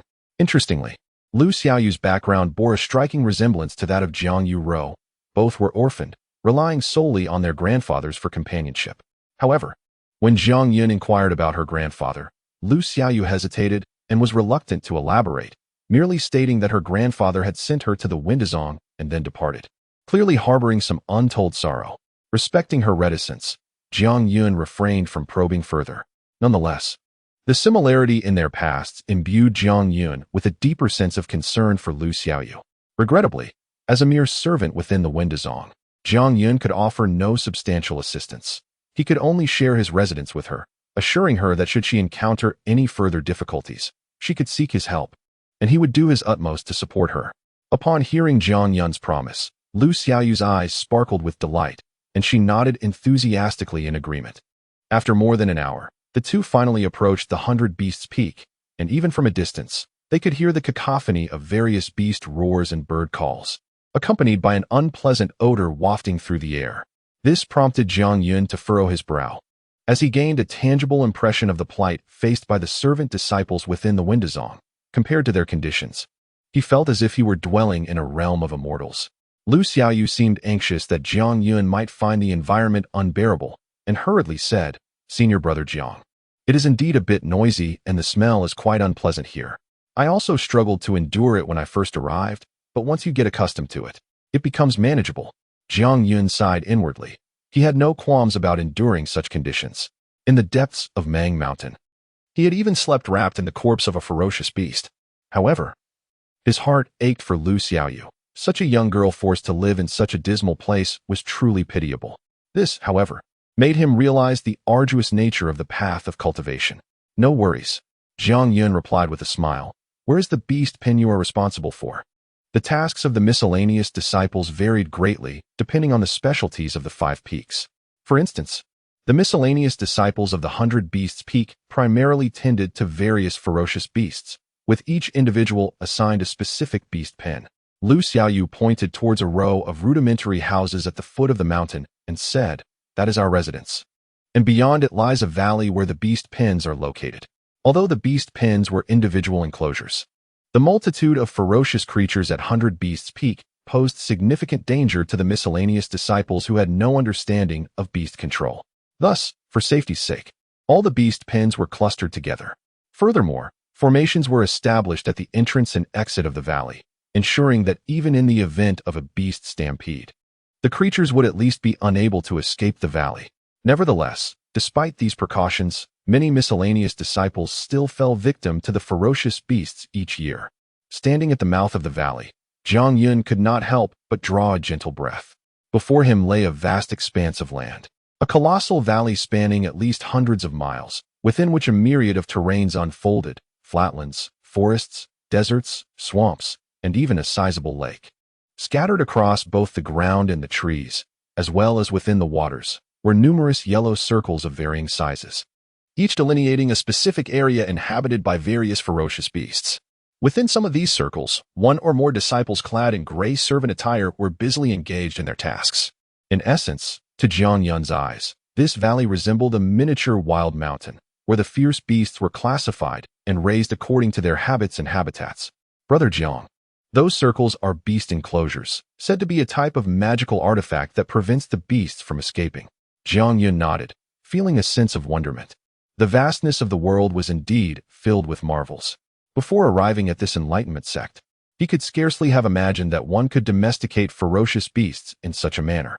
However, he pondered that ferocious beasts living under such confinement for an extended period might gradually lose their innate ferocity. Consequently, even if they could be harnessed by cultivators, their utility might be limited. Naturally, Jiang Yun refrained from voicing this thought, retracting his gaze as he said, "Lead me to the beast enclosure you oversee." "Yes, brother Jiang. Please stay close to me." Although the formation to enter the valley is not complex, if one were to inadvertently lose their way, I would be unable to guide you back. Understood. Jiang Yun was utterly ignorant of formations, hence he dared not be careless. He followed closely behind Lu Xiaoyu, cautiously stepping into the valley. After traversing several beast enclosures, he finally arrived at the enclosure overseen by Lu Xiaoyu. This enclosure spanned approximately 100 feet and housed 21 azure wolves, some seated, others lying down within. Upon Jiang Yun's arrival, most of the azure wolves immediately rose, their jade-green eyes glinting with a mysterious light as they fixated intently on him. Their jaws agape, drool dripped from their sharp fangs, clearly indicating their keen interest in the unfamiliar face before them. On their way, Lu Xiaoyu had proudly informed Jiang Yun that most of the miscellaneous disciples at the 100 Beasts Peak were tasked with caring for 10 ferocious beasts. However, due to her exceptional spirit, she had been specifically assigned to 10 to 20 azure wolves of 10 years. Jiang Yun, unfamiliar with the notion of exceptional spirit, merely sensed a peculiar aura emanating from Lu Xiaoyu, who had effortlessly passed the Tao spirit barrier. Thus, this so-called spirit must pertain to the Tao spirit. With 21 azure wolves present, the additional wolf must indeed be the one of 10 years, and if Jiang Yun could identify it, he would be doing Lu Xiaoyu a significant favor. Paying no heed to the wolves' menacing stares, he cast a sweeping glance around before redirecting his focus to a cage nestled in the corner of the enclosure. The cage, crafted from solid iron, featured bars as thick as a child's arm, and the entrance was secured by a broken iron lock, which had snapped into 2 pieces. Lu Xiaoyu pointed at the iron lock, her voice laced with fury. I cannot fathom whether these wolves have conspired, but in the dead of night, they dared to gnaw through the lock in my absence, releasing that 20-year-old azure light wolf. Upon hearing this, Jiang Yun's eyes narrowed slightly, a glimmer of coldness flickering within them. Noticing Jiang Yun's silence, Lu Xiaoyu continued to inquire, Senior Brother Jiang, how do you discern the age of these azure light wolves? Is it necessary to enter their den? Jiang Yun nodded, affirming, indeed, one must enter to observe. Lu Xiaoyu hastily retrieved a fragrant pouch from her person, extending it towards Jiang Yun. If you intend to enter, you must take this pouch. It will prevent the azure light wolves from attacking you. However, even with the pouch, it is best to avoid close proximity, especially any physical contact, for if you draw too near, the scent of a person will overpower that of the pouch, inciting the wolf's ferocity. Jiang Yun glanced at the pouch, a fleeting thought crossing his mind, and replied nonchalantly, no need. Simply unlock the den and allow me to enter. No need. Lu Xiaoyu's eyes widened in disbelief. These azure light wolves are untamed and recognize only the pouch, not humans. It is far too perilous for you to enter without it. Jiang Yun smiled faintly. Rest assured, they will certainly recognize me. Yet, Lu Xiaoyu remained resolute, shaking her head adamantly. Even if they do recognize you, it is still too dangerous without the pouch. I shall accept any punishment rather than allow you to proceed unprotected. Under Lu Xiaoyu's insistence, Jiang Yun could only accept the pouch with a resigned smile and stepped into the realm of the azure light wolves. As Jiang Yun entered the beast enclosure, the presence of the fragrant pouch he wore caused the previously vigilant Qinguang wolves to lose interest after a few sniffs. Lazily returning to their original positions, Jiang Yun paid no heed to the wolves and instead approached the beast cage, crouching down to examine it closely for a moment, his expression darkening.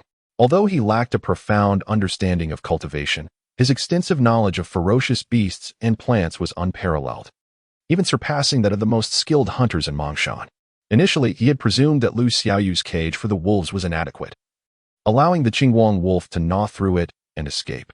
However, upon observing the sturdy iron cage and lock, he realized that the situation was far more complex than he had anticipated. Familiar with the Qinguang wolves, having previously captured and studied them, Jiang Yun was acutely aware that despite their ferocity, their teeth were not nearly as sharp as one might believe. Certainly, they could not sever a lock forged from pure iron. Moreover, the break in the lock was exceedingly smooth, devoid of any bite marks, indicating it had been cleaved by some sharp instrument. As a low-tier ferocious beast, the Qinguang wolf would not possess the knowledge to wield such tools, leading Jiang Yun to conclude that the lock had been deliberately severed by human hands. This implied that someone had intentionally released the 20-year-old Qinguang wolf into the pack, aiming to place the burden of negligence upon Lu Xiaoyu, thereby ensuring her punishment. Moreover, to gain entry into the realm of beasts, one must possess knowledge of the intricate formations and adorn oneself with fragrant pouches. Thus, Jiang Yun could deduce that the individual who severed the iron chains must undoubtedly belong to the 100 Beasts Peak. there exists a substantial possibility that this person is the outer sect disciple who entrusted the 20-year-old Azure Light Wolf to Lu Xiaoyu. However, Jiang Yun found it perplexing why this individual would go to such lengths to entrap Lu Xiaoyu. Turning back to glance at Lu Xiaoyu, who stood outside the beast enclosure with a face full of anxiety and concern, Jiang Yun could hardly believe that at merely 12 years of age, and so naive to the ways of the world, she had already attracted the ire of someone upon her entrance into the Windazong. After pondering for a moment, Jiang Yun could not arrive at a conclusion and decided to temporarily set aside his doubts, opting instead to inquire directly with Lu Xiaoyu later. For now, the pressing matter was to locate the 20-year-old Azure Light Wolf. With this thought, Jiang Yun finally rose to his feet and approached the nearest Azure Light Wolf. This particular wolf, measuring approximately 2 meters in length, lay lazily on the ground, its eyes half closed, seemingly oblivious to Jiang Yun's approach until he suddenly reached out to touch its body. This scene caused Lu Xiaoyu's expression to shift dramatically, her mouth agape. She nearly cried out in alarm. Fortunately, her quick reflexes allowed her to cover her mouth with her hand, stifling the scream. Yet her face was etched with panic and worry. She had explicitly told Jiang Yun to avoid any physical contact with the Azure Light Wolf. So why did he disregard her warning? If he were to be bitten or even killed by the wolf, would she not be the one to blame for this catastrophe? Although anxious, without a fragrant sachet, Lu Xiaoyu dared not enter the beast enclosure and could only stand outside, nervously observing. As Jiang Yun's palm made contact with the body of the Azure Wolf, its nostrils flared, and its eyes suddenly opened wide, emitting 2 fierce beams of light. Its massive head swiftly turned, and it opened its gaping maw, viciously lunging toward Jiang Yun's hand. Yet at that moment, Jiang Yun began to chant incantations, his eyes widening with intensity.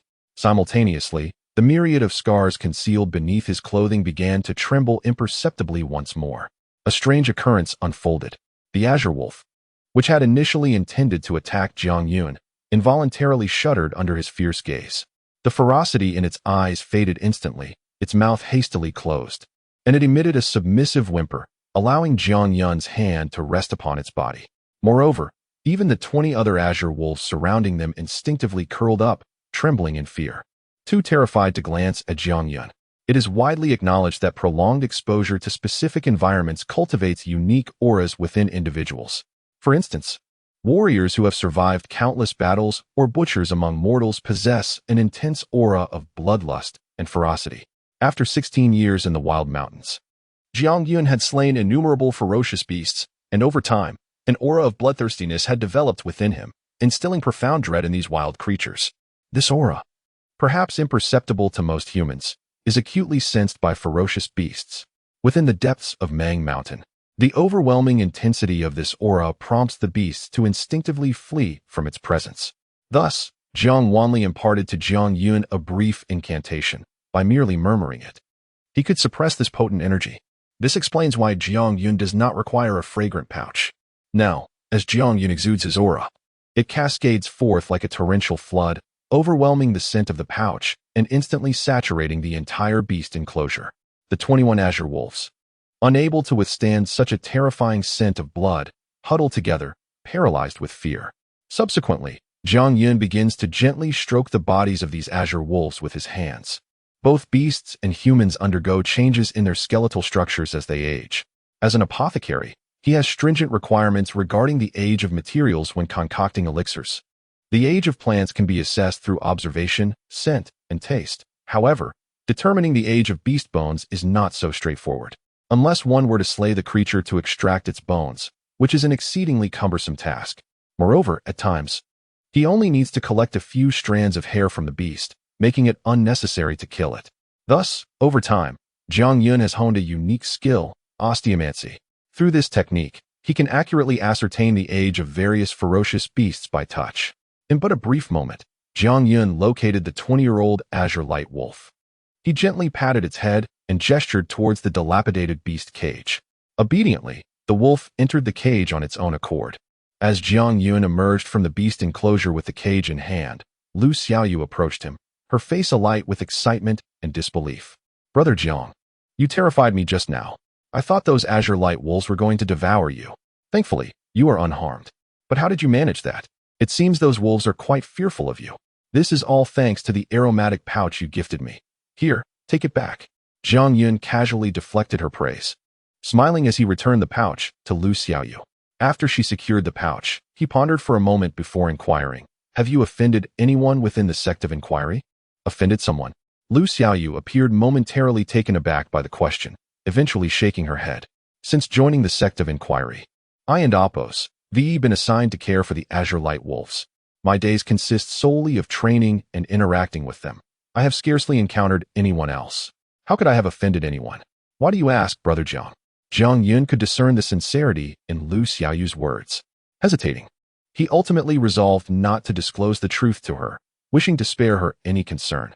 Thus, he replied with a smile, "Oh, it's nothing. I was merely curious.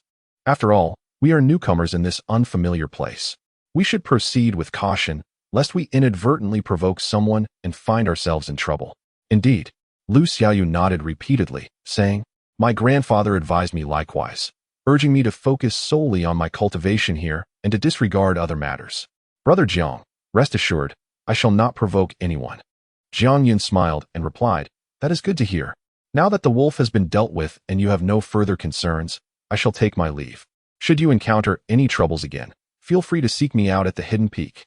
Although Jiang Yun was aware that someone was likely scheming against Lu Xiaoyu, as a mere disciple of the miscellaneous division, he felt powerless to assist her and could only hope she remained vigilant.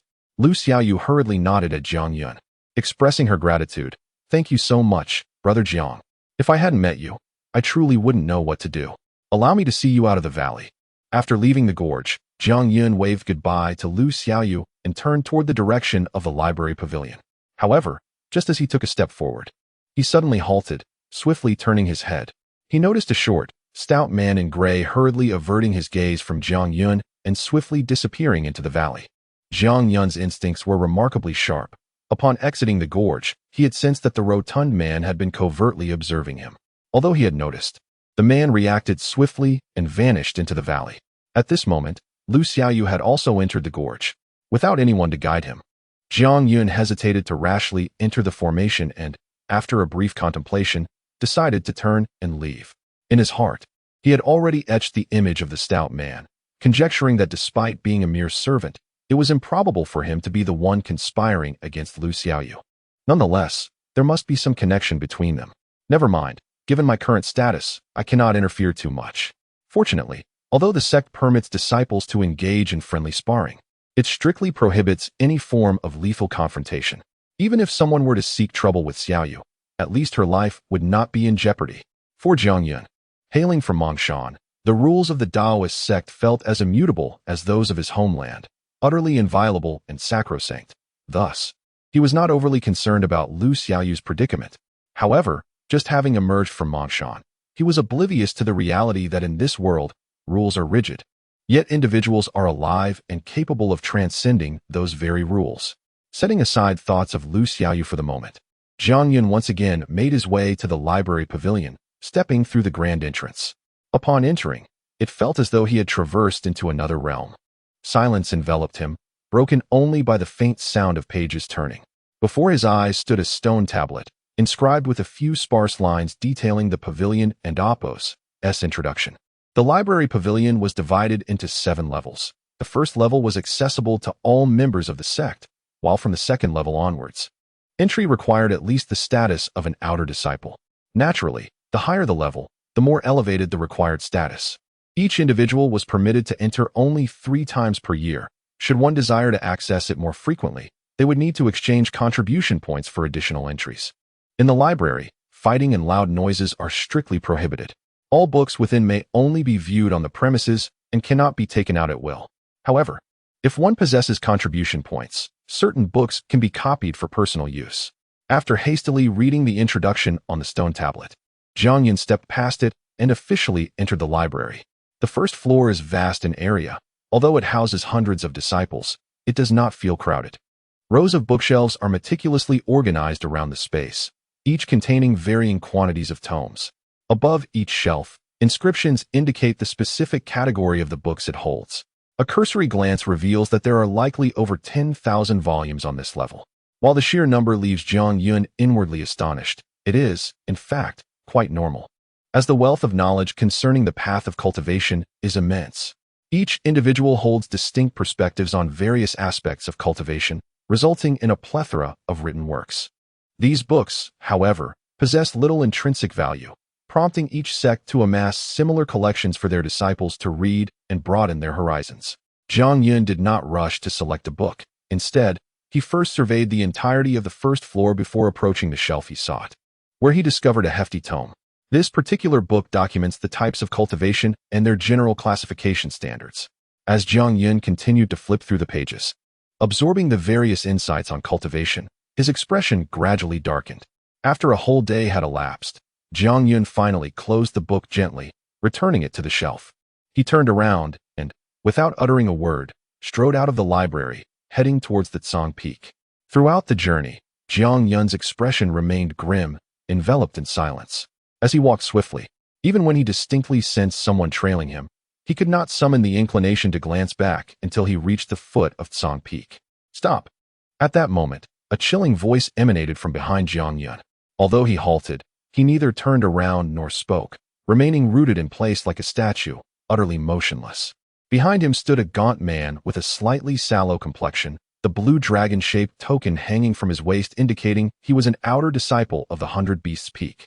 Beside him lay a formidable tiger, its entire body a striking yellow and measuring nearly 10 feet in length. Observing Zhang Yun's back, the man furrowed his brow, a look of displeasure crossing his yellowed face as he sneered. A mere servant dares to put on airs. It seems a lesson is in order. Go. Sever one of his arms, so he remembers this. With a commanding shout, the yellow tiger leaped into the air, its jaws wide open, lunging ferociously towards Zhang Yun.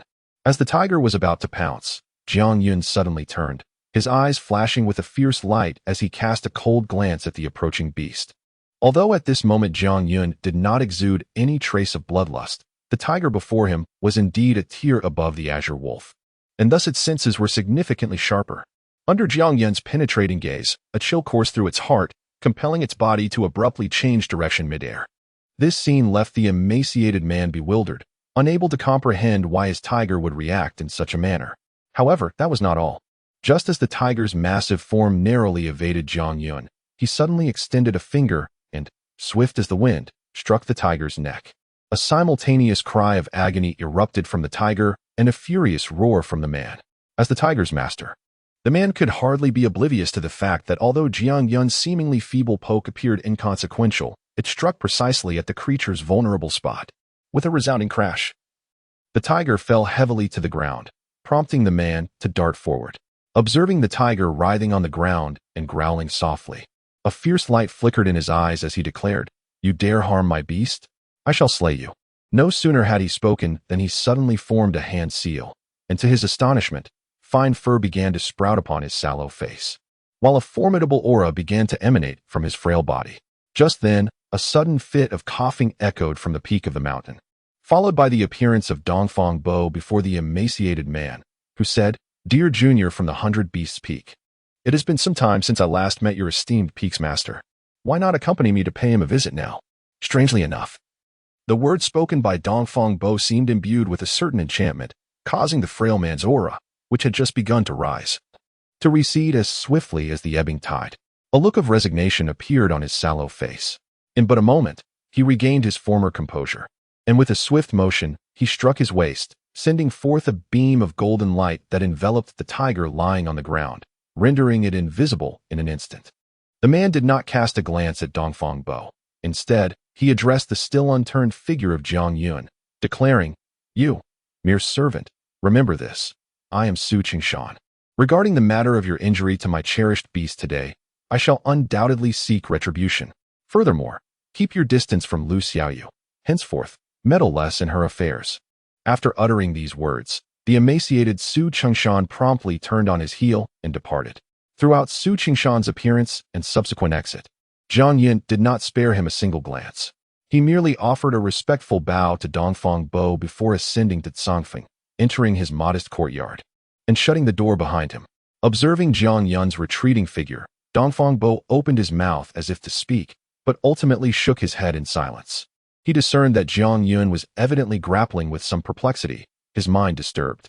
Upon returning to his quarters, Jiang Yun, unusually, refrained from his usual practice. Instead, he reclined on his bed, eyes closed, appearing as if in slumber.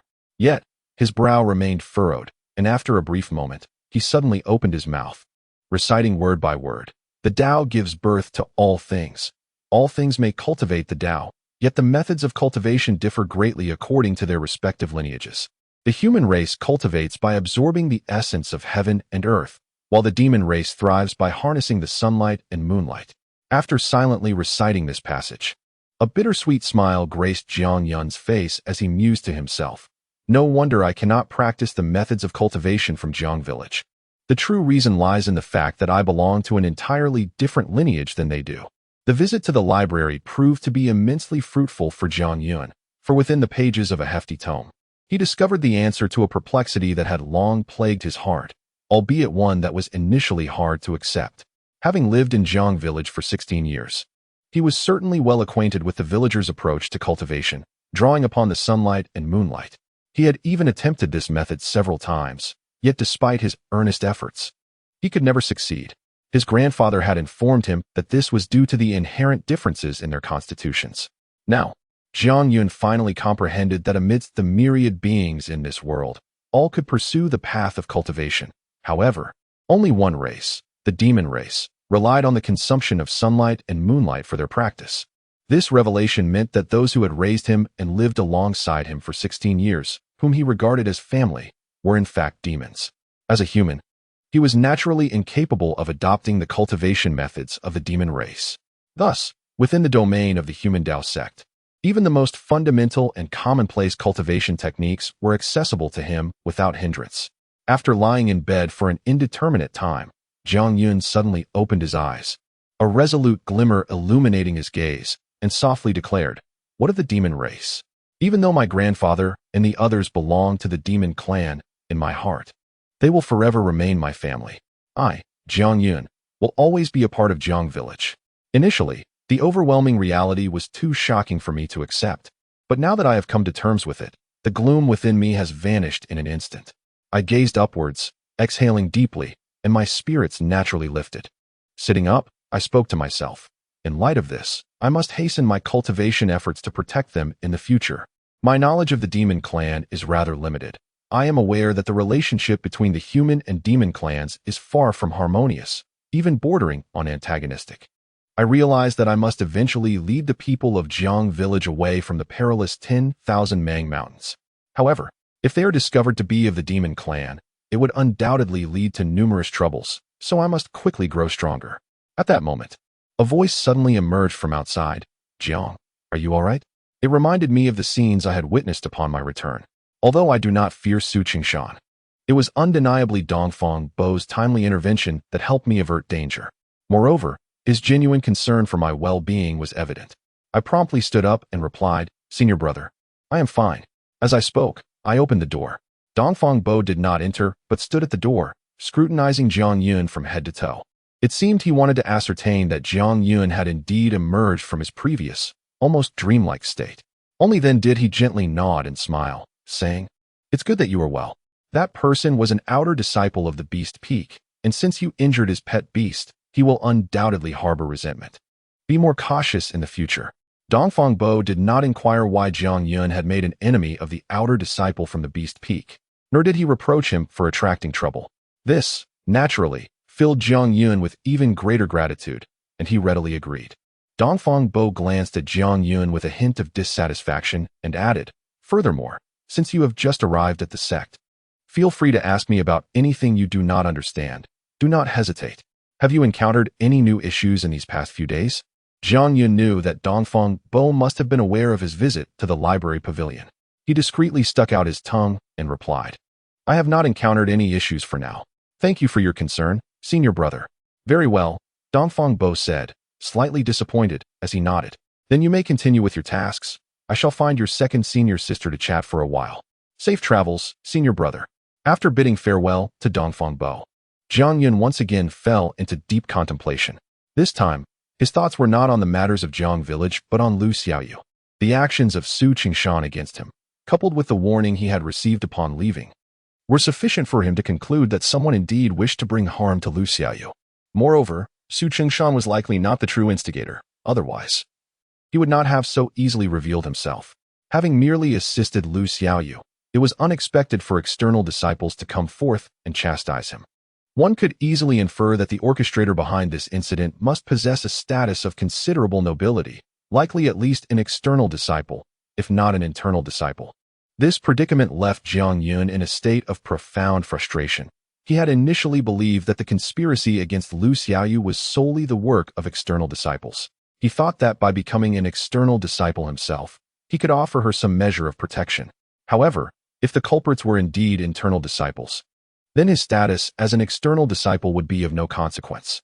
After all, internal disciples represent the true core of the sect, and in the event of a conflict between internal and external disciples, the sect would invariably side with the latter without inquiry into the circumstances. Ultimately, Jiang Yun could not devise a satisfactory resolution to this dilemma and thus shook his head, reiterating, regardless of what the adversaries intend to pursue, at the very least, Xiaoyu is not in danger of losing her life. As for the matter of having injured Su Qingshan's cherished beast, which had prompted threats of retaliation from him, Jiang Yun dismissed it entirely from his mind. However, a new contemplation arose regarding the appearance of the senior brother, which evidently instilled a sense of trepidation in Su Qingshan, compelling him to depart without uttering a word. This prompted Jiang Yun to reassess the identity of the senior brother and the other three individuals from Canfeng. They were likely not merely custodians of sundries as he had previously assumed. This question, of course, would remain unanswered, and after a brief period of reflection, Jiang Yun chose to relinquish it. No matter what their true identities were within the sect, the senior brother was undoubtedly his benefactor. Subsequently, Jiang Yun finally redirected his focus back to his cultivation. He had reached the 5th level of the meridian opening stage, equivalent to Feng Wujin at that time. However, it was likely that he had long since entered the reincarnation sect. As an inner disciple, he must have received the sect's special care, and it was probable that his current cultivation had surpassed the 5th level, ascending to a higher realm. No, I must not indulge in any complacency. I need to exert even greater effort. Since the senior brother advised me to stabilize my foundation first, I shall delve into the study of techniques. The art of techniques is one of the motivations propelling Jiang Yun on his path of cultivation. When he was in Mang Mountain, he had witnessed the villagers of Jiang Village employing various techniques on numerous occasions, particularly his grandfather. Each time they encountered a formidable beast, his grandfather would effortlessly point a finger. That seemingly ordinary gesture could, at times, cause the earth to tremble, creating fissures that would engulf the beast. At other times, it could prompt wild grass to grow rampant, transforming into tendrils that ensnared the creature. Even the wind blades unleashed by Feng Wujin during their confrontation stirred a hint of envy within him. Lamentably, at that time, he was merely a mortal. Now, he had finally become a cultivator, having attained the 5th level of meridian opening, with spiritual energy emanating from him, enabling him to perform techniques. Reflecting on this, Jiang Yun took out an introductory fire technique manual and began to study it earnestly. After an entire day had passed, a spark the size of a fingernail suddenly flared up from the tip of his outstretched right index finger, emitting a faint warmth. Gazing at the flickering spark, which seemed on the verge of extinguishment, Jiang Yun's countenance displayed a fleeting excitement, quickly transforming into perplexity. Furrowing his brows, he muttered to himself, according to the texts, in the 3rd realm of channeling, one should be able to condense the inner spiritual energy to produce a fireball the size of a palm. Yet, having reached the 5th realm, where my spiritual energy can be projected outward, I ought to create a fireball as large as a watermelon. Why then, am I only able to conjure such a diminutive spark? The methods and processes are correct. What could possibly be amiss? As he pondered aloud, Jiang Yun continued to summon a succession of sparks from his fingertips, while deep in contemplation. Meanwhile, in his chamber, Dongfang Bo suddenly smiled faintly and spoke softly, "Junior sister, might you offer him some guidance?" The voice of the junior sister echoed promptly. "I have stated before, if he were to impress me in his cultivation, I might consider providing some pointers, but as it stands, that is not the case. Moreover, the master opens the door, but the cultivation lies within the individual. If he requires assistance with such trivial matters, he shall never achieve great success in this lifetime." Dongfang Bo shook his head, responding, "But does he not lack a master at this moment?" The junior sister retorted coldly. There are over 10,000 disciples within the Taoist sect without a master. Am I to guide each of them individually? Dongfang Bo chuckled awkwardly. I merely jest, but should you truly consider offering guidance, I would not concur. After all, cultivation not only requires one's own effort, but also emphasizes the concept of enlightenment. We, too, have traversed this path step by step in our early days. It remains uncertain how long it will take our dear brother Jiang to uncover the root of the issue. After a moment of silence, the second junior sister spoke again. Among us, the third junior brother was the quickest, grasping the essence in merely 3 days. We shall observe and see how long it takes him. A day later, a sudden cheer erupted from Jiang Yun's room. I understand. After a night of relentless contemplation and study, despite the bloodshot eyes and pale complexion, Jiang Yun wore a joyful smile as he gazed at the egg-sized flame of spiritual energy in his palm. He exhaled deeply, stating, while externalizing spiritual energy does enhance its power, a significant portion is squandered in the process, resulting in mere sparks. In other words, to unleash the full potential of my techniques, I must first learn to control the spiritual energy within me, ensuring not a single bit is wasted. However, how can I better harness my spiritual energy? As Jiang Yun fell into deep thought once more, a voice resonated quietly from the peak of the hidden summit. He discovered it in just 1 day. This child not only cultivates at an astonishing pace, but possesses remarkable insight as well. The second junior sister softly remarked, I cannot ascertain the depth of his comprehension, but his swift identification of the problem surely stems from his acute observation skills. I find myself increasingly curious about what his life was like before joining the Wendazong. A mortal, untouched by the realm of cultivation, should not possess such keen perceptiveness. I share your curiosity. Dongfang Bo nodded in agreement. However, our master has advised against probing into an individual's past. Thus, unless he chooses to disclose it, we should refrain from inquiring. The second junior sister replied nonchalantly. Perhaps he truly has the potential to become our fourth junior brother. At this, Dongfang Bo fell silent, gazing intently in the direction of Jiang Yun, his face betraying a hint of anticipation. Suddenly, Jiang Yun burst out of the room and began to rummage through the ground of the courtyard. After some time, he had amassed a collection of small stones, each roughly the size of a fist. Without returning indoors, he plopped down on the ground, spreading the stones before him. After placing a stone bowl beside them, he fixed his gaze upon the stones, and a stream of spiritual energy shot forth from his fingertips, abruptly surging into the stones. Like a whirlwind, the scattered energy instantly agitated the stones, while more energy continued to emanate from Jiang Yun's fingertips, merging with the stones. This spectacle inevitably captured the attention of Dongfang Bo and the second junior sister. What is he doing? She wondered aloud. It seems he intends to gather all the stones into the bowl using spiritual energy. The second junior sister let out a rare laugh, exclaiming, "Ha! He has yet to learn to walk, and he is already thinking of running." Although this method may seem rather foolish, it indeed enhances one's control over spiritual energy. However, it lacks a crucial step. After countless attempts, during which he drained his spiritual energy to the point of exhaustion, Jiang Yun found himself unable to lift even a single stone. He paused his efforts and fell into deep contemplation once more. Suddenly, a spark of realization illuminated his eyes. No, spiritual energy is ethereal, akin to the wind. If I wish to lift the stone, I must first transform the spiritual energy into the shape of a finger. Subsequently, Jiang Yun ceased his futile attempts to directly lift the stone with spiritual energy. Instead, he focused intently on shaping the energy emitted from his fingertips into a distinct form. Failure after failure, once, twice, 10 times, until after 3 days, the spiritual energy flowing from his fingertips finally coalesced into the shape of 2 fingers in midair. Although it was exceedingly crude, it managed to gently grasp a stone and tremulously place it into a nearby bowl.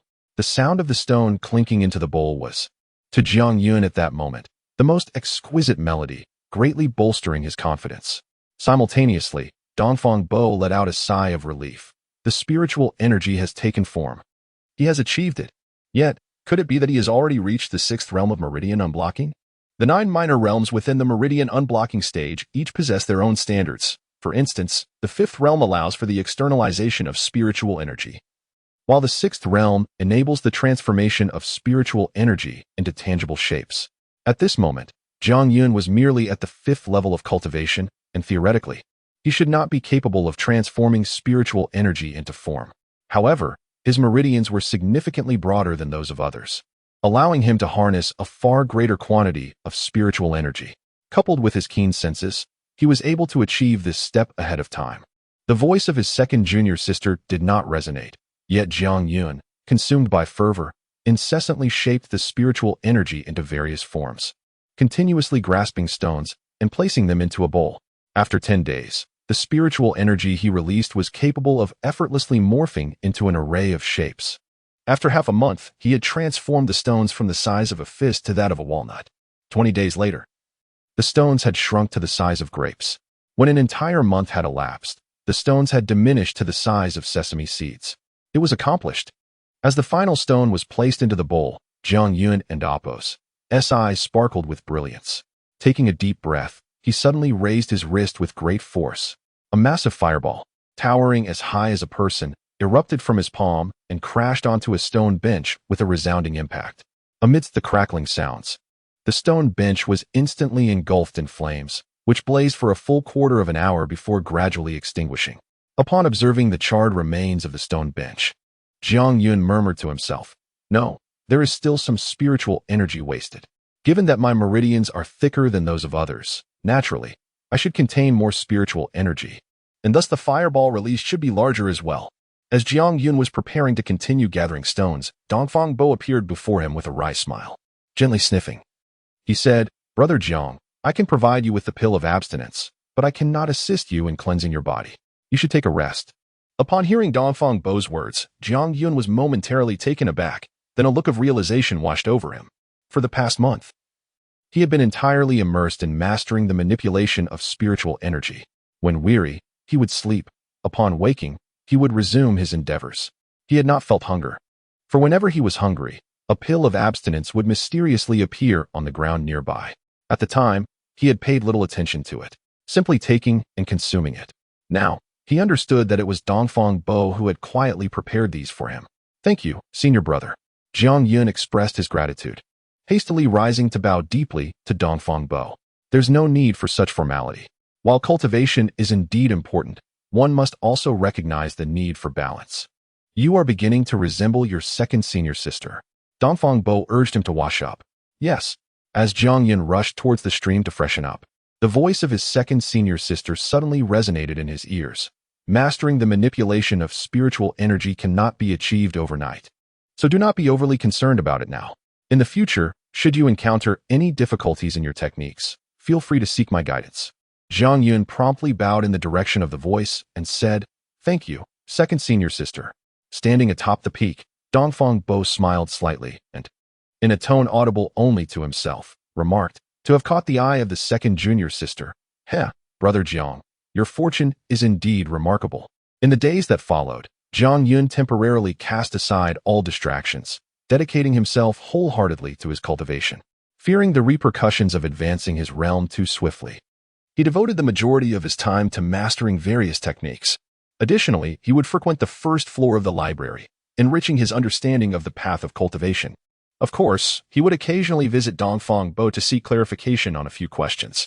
To his surprise, not only did Su Chengshan, the outer disciple from Baishou Peak, refrain from seeking revenge, but there were also no further incidents involving Lu Xiaoyu. In fact, Lu Xiaoyu had made a point to visit him at Songfeng on several occasions, inquiring after his well-being. As time passed, their relationship blossomed into a close bond, with Lu Xiaoyu unconsciously regarding Jiang Yun as an elder brother, while he sincerely viewed her as a younger sister. Overall, this lifestyle brought Jiang Yun a profound sense of fulfillment and satisfaction. One day, after concluding his training, Jiang Yun opened his eyes to behold the black stone in his hand. Despite his frequent visits to the library and his indirect inquiries to Dongfang Bo regarding the stone's origin and purpose, he had yet to uncover any substantial information. Furthermore, as a servant, he lacked access to any cultivation-related items and felt too embarrassed to request assistance from Dongfang Bo or his second senior sister. Consequently, he had not utilized the stone since acquiring it. However, after today, he hoped to finally experiment with the stone once more. Today marks exactly 6 months since Jiang Yun arrived at the Ask Dao sect, and it is time for the re-examination. According to Dongfang Bo, if Jiang can successfully pass today's assessment, the sect will reward the disciples with various cultivation items. Although these are merely mediocre elixirs, there may be some treasures imbued with the essence of Tao among them. With a stroke of good fortune, it might even transform this stone back into water. As Jiang Yun mused, 3 resonant chimes suddenly echoed throughout the Ask Tao sect, reaching Jiang Yun's ears as he toyed with the black stone. His eyes brightened with realization. Has it finally arrived? He understood that this was the bell summoning the disciples, signifying that the re-examination was about to commence. The re-examination is not akin to the initial entrance trials, which involved overcoming 3 challenges. Instead, it directly assesses the disciples' cultivation level. The passing criterion requires all newly admitted disciples to elevate their realm by at least 1 level from their original state. Naturally, the greater the advancement, the more substantial the benefits for the disciple. Failure to pass the re-examination results in an automatic demotion, regardless of one's status upon entry. For the miscellaneous disciples, this demotion entails expulsion from the Ask Tao sect. The purpose of the re-examination is twofold. Firstly, to encourage disciples to diligently cultivate, instilling a sense of urgency, and secondly, to rectify any oversights that may have occurred during the initial trials, ensuring that promising disciples are not overlooked, thereby granting them a second chance. After the re-examination, there will be additional minor competitions primarily focused on skill enhancement, aimed at honing the disciples' combat abilities. Some individuals possess exceptional talent in their cultivation, yet they lack practical combat experience. When facing opponents, their strength becomes ineffective, ultimately leading to their demise at the hands of adversaries of inferior realms. Indeed, for any sect to thrive and flourish, it must engage in conflict, much like the wisdom imparted by Jiang Wanli to Jiang Yun. In this world, the weak are devoured by the strong. Thus, sects do not prohibit the sparring among disciples. Rather, each peak organizes a minor competition annually, and every 3 years, the entire sect holds a grand contest. In summary, the re-examination is of utmost importance to all newly initiated disciples. Throughout the history of the Wenda sect, there have been numerous instances where individuals who initially performed poorly in the entrance trials later excelled in the re-examination, resulting in their immediate elevation in status. Furthermore, it is said that Fang Yuxuan, currently hailed as the foremost inner disciple of the Wenda sect, remarkably advanced 4 realms during his re-examination and showcased his prowess in the competitions, propelling him from an outer disciple to an inner disciple, ultimately becoming a disciple of the Peak Master, thus soaring to unprecedented heights. As Jiang Yun felt a flicker of ethereal light, the black stone was concealed once more within his dantian. Upon stepping through the door, he was greeted by the beaming visage of Dongfang Bo, who inquired, "Jiang, my dear brother, are you feeling nervous?" Jiang Yun, with a smile upon his face, replied, "Not at all." Although Jiang Yun had only spent half a year in the sect of Wendao, with the guidance of his erudite senior brother Dongfang Bo and his adept senior sister in magical arts, coupled with his own innate understanding and the wealth of tomes in the library, he was no longer the novice who had been utterly ignorant of cultivation. Dongfang Bo merely mentioned it in passing. Yet he vividly recalled how Jiang Yun had swiftly ascended to the 3rd level of the Meridian Opening Realm in just 1.5 hours. And the incident of him injuring a tiger with a mere finger remained fresh in his memory. Moreover, even he could not discern Jiang Yun's current level of cultivation, which left him unconcerned about Jiang Yun's reevaluation. By the way, has your senior sister taught you the minor techniques you needed? She has indeed. Not long ago, Jiang Yun specifically sought his senior sister's counsel regarding a method to conceal his cultivation level, aiming to retain some strength during the reevaluation. While many aspired to make a name for themselves in the reassessment, Jiang Yun, conversely, preferred to remain atop the hidden peak, cultivating alongside Dongfang Bo and his senior sister rather than becoming a disciple of the 5 peaks of Wendao. Furthermore, given his astonishingly rapid progress in cultivation, should word of it spread, it could prove detrimental, potentially attracting unwarranted troubles. Thus, his sole requirement for the reevaluation was to pass. Dongfang Bo patted Jiang Yun on the shoulder and said, "That's good. I have some matters to attend to and will be away for a few days, possibly up to half a month. I won't be accompanying you for today's reevaluation." "All right." Dongfang Bo nodded at Jiang Yun, and with a flick of his sleeve, a vibrant green leaf materialized beneath him, swiftly growing to a length of about 10 feet as it caught the wind. In a flash of light, the leaf bore Dongfang Bo into the sky, vanishing from sight in an instant. Although Jiang Yun was quite familiar with Dongfang Bo, He had never inquired about his cultivation level nor witnessed him display any form of magic. Today marked the first occasion for such a revelation. However, Zhang Yun was not overly astonished. He believed that both Dongfang Bo and the second senior sister must possess at least the cultivation of the blessed land, making it entirely reasonable for them to fly using their tools. As he gazed at Dongfang Bo's receding figure, Zhang Yun found himself preoccupied with another matter.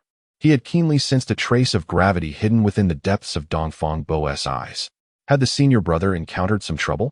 Despite his growing suspicion, Zhang Yun hesitated to inquire, as the senior brother had not spoken of any issues.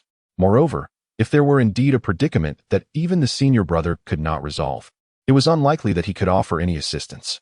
Nevertheless, unease gnawed at Zhang Yun, prompting him to head to the waterfall, intending to inform the second senior sister of his concerns. However, upon his arrival at the waterfall, he was taken aback to discover that she too had vanished. This realization struck him with clarity. Something must have transpired at Songfeng, and the simultaneous disappearance of both his senior brother and sister likely pertained to the Songfeng Peak Master or the third senior brother. The two had yet to make an appearance. Standing before the waterfall, Zhang Yun pondered for a moment before turning away and descending from the hidden peak. Regardless of the challenges faced by his senior brothers, he felt powerless to assist. It would be more prudent to first pass this reevaluation, and then seek opportunities to inquire if there were ways in which he could contribute. In the blink of an eye, Zhang Yun had descended the hidden peak. Yet he halted abruptly upon noticing a young lad clad in gray, who was restlessly pacing at the foot of the mountain, seemingly awaiting someone in Appo's arrival. A slight frown creased Zhang Yun's brow, for he recognized the boy. This individual was Lu Xian, a servant disciple of the 100 Beasts Peak, aged 15, who had joined the Windazong 3 years prior. Though somewhat timid in demeanor, he possessed a kind heart and shared a relatively amicable rapport with Lu Xiaoyu. As their residences were in proximity, they had exchanged words on several occasions. At that moment, Lu Xian glanced up and spotted Zhang Yun, his face instantly lighting up with joy as he hurried over, clasping his fists and greetings, Brother Jiang. Zhang Yun returned the gesture, saying, "There is no need for formalities, Junior Brother Lu. What brings you here? Are you looking for me?" "Indeed." Lu Xian's expression shifted from delight to one of urgency. His voice tinged with anxiety. "Brother Jiang, there is grave news." These words sent an inexplicable chill through Zhang Yun's heart, an ominous premonition rising within him. Although he and Lu Xian had exchanged pleasantries a few times, their relationship had not yet reached the level where one would seek the other's assistance in times of trouble. The only plausible conclusion was that the matter at hand did not concern Lu Xian, but rather Lu Xiaoyu. In the fleeting moments of contemplation, Zhang Yun inquired solemnly, "Has something happened to Xiaoyu?" "Indeed," Lu Xian nodded. "This morning, junior sister Lu unexpectedly received a mission that requires her to leave the sect for a period of time." "A mission?" Zhang Yun furrowed his brow. "Only outer disciples are qualified to undertake missions. As mere miscellaneous disciples, what task could possibly be assigned to us?" "Where is Xiaoyu?" "She has already departed." "What?" Zhang Yun's expression shifted dramatically. "How long has she been gone? And to where? What is the nature of this task?" "I do not know." Lu Xian shook his head repeatedly. "She came to me and mentioned that if she completed this task and returned, she would immediately be promoted to an outer disciple. She specifically instructed me to keep it a secret from you, claiming it was meant to be a surprise." "Nonsense." Zhang Yun's tone suddenly grew stern. "Today marks the day of reevaluation. According to sect rules, if one fails to attend, they will be expelled from the sect. Not only is she unqualified to accept a mission, but if such a task did exist, she should have at least avoided today." "Indeed." Observing Zhang Yun's anger, Lu Xian felt a twinge of fear, yet summoned the courage to continue. "I initially thought little of it, but after her departure, the more I pondered, the more unsettling it became. Thus, I hurried to seek out Brother Jiang, hoping you might have a way to locate her." Zhang Yun shook his head. If he did not even know where Lu Xiaoyu had gone, how could he possibly find her? After a brief moment of contemplation, he asked again, "Who was it that assigned her this mission? I find myself at a loss. Had she not come to bid me farewell, I would have remained oblivious to her undertaking." Taking a deep breath, Zhang Yun compelled himself to regain his composure, swiftly analyzing the situation in his mind.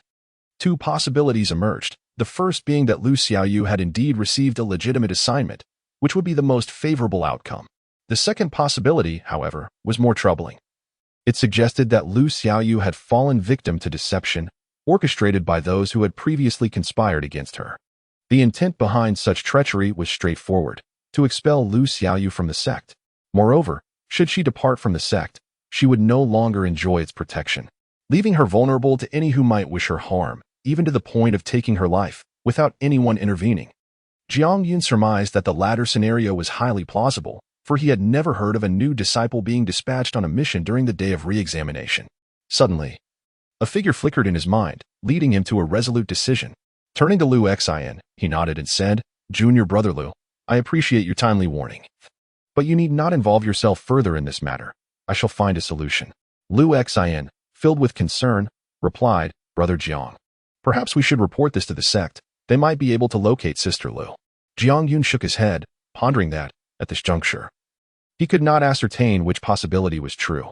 Even if Lu Xiaoyu had indeed been wronged, without any evidence, reporting to anyone would be futile.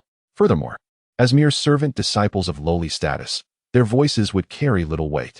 Even with evidence, the sect would likely disregard their concerns. Do not confide this matter to anyone.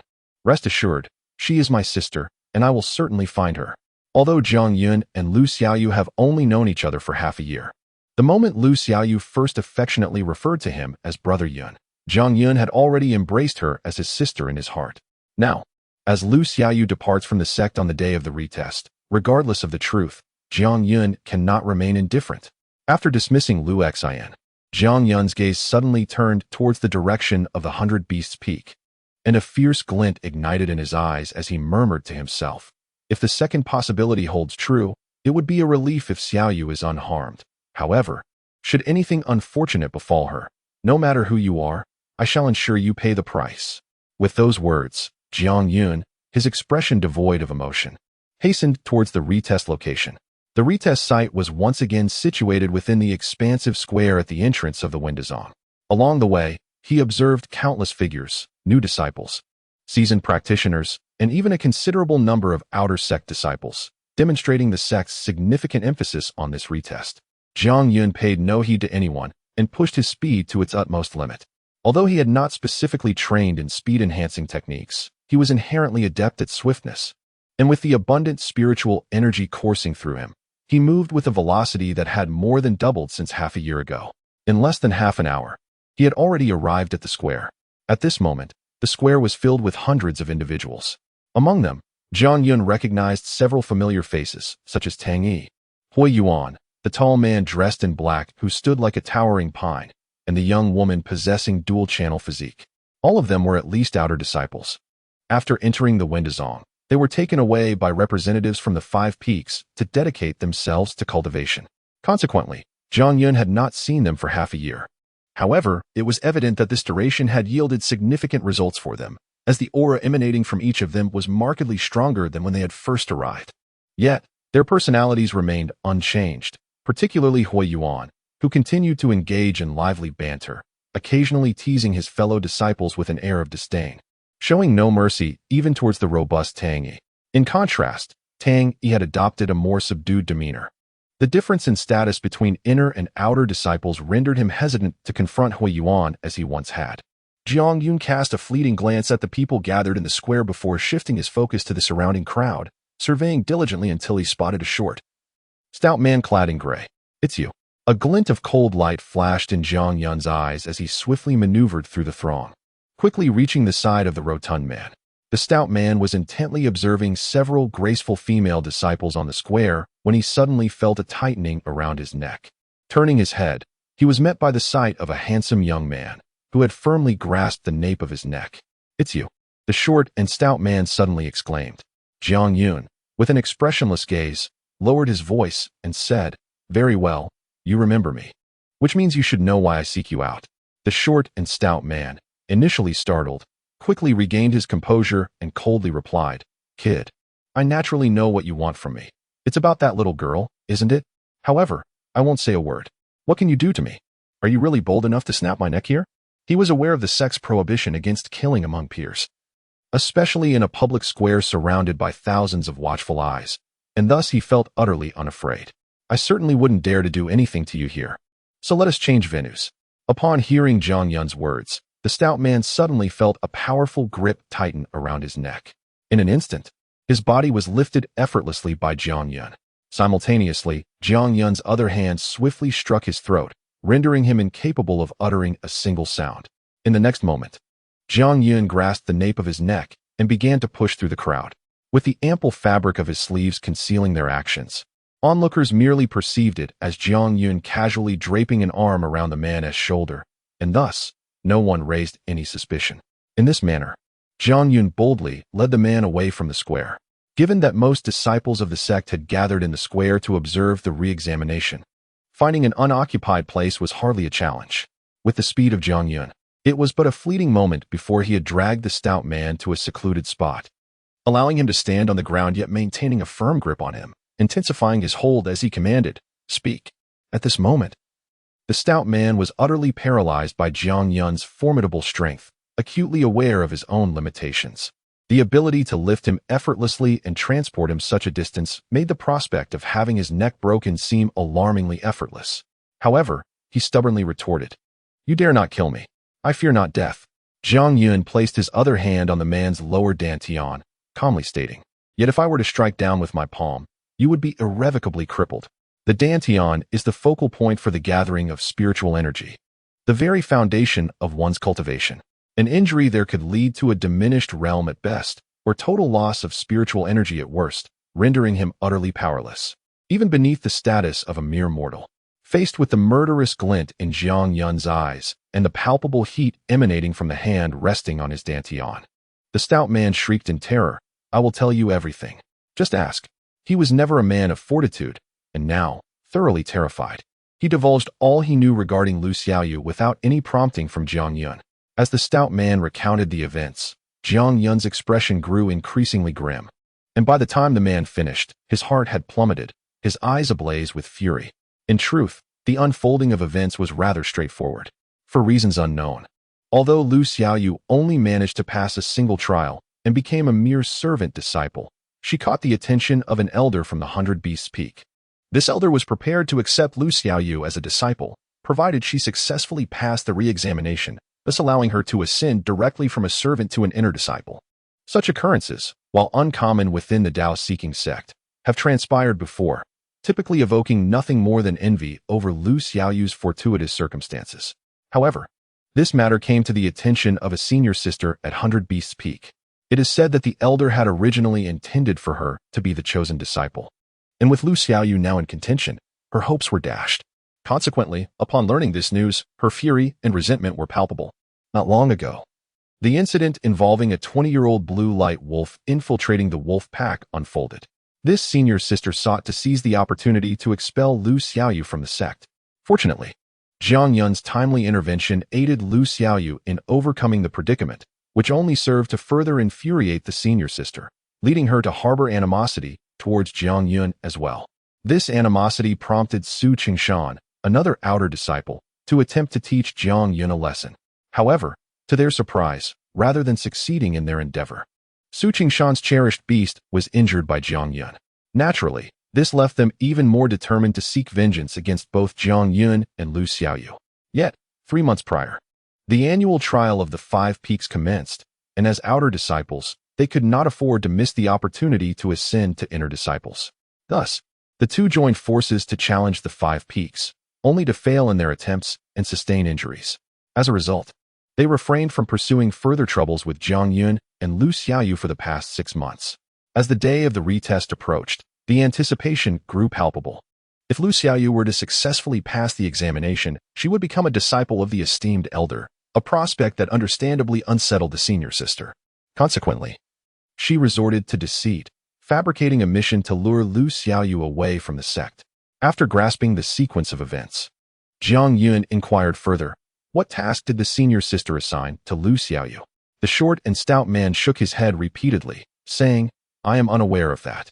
Regardless, the senior sister's intention was to ensure that Lu Xiaoyu could not participate in the retest, leading to her expulsion from the sect.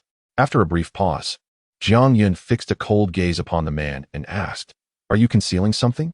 Not at all. The stout man quickly forced a smile, replying, Senior brother, you can see for yourself that my cultivation is weak, and as a mere servant, I merely accepted a small favor from the senior sister to keep an eye on Lu Xiaoyu. I have not engaged in any other matters. And I have disclosed everything I know. Jiang Yun's expression grew even colder as he retorted, nothing at all. Humph.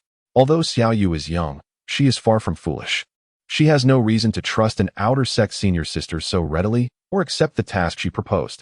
The stout man blinked and replied, well, senior brother, you are aware of the stark disparity in status among the three types of disciples within our sect. As servants, even if we harbor doubts, we dare not disobey the commands of outer sect disciples. This is indeed the truth.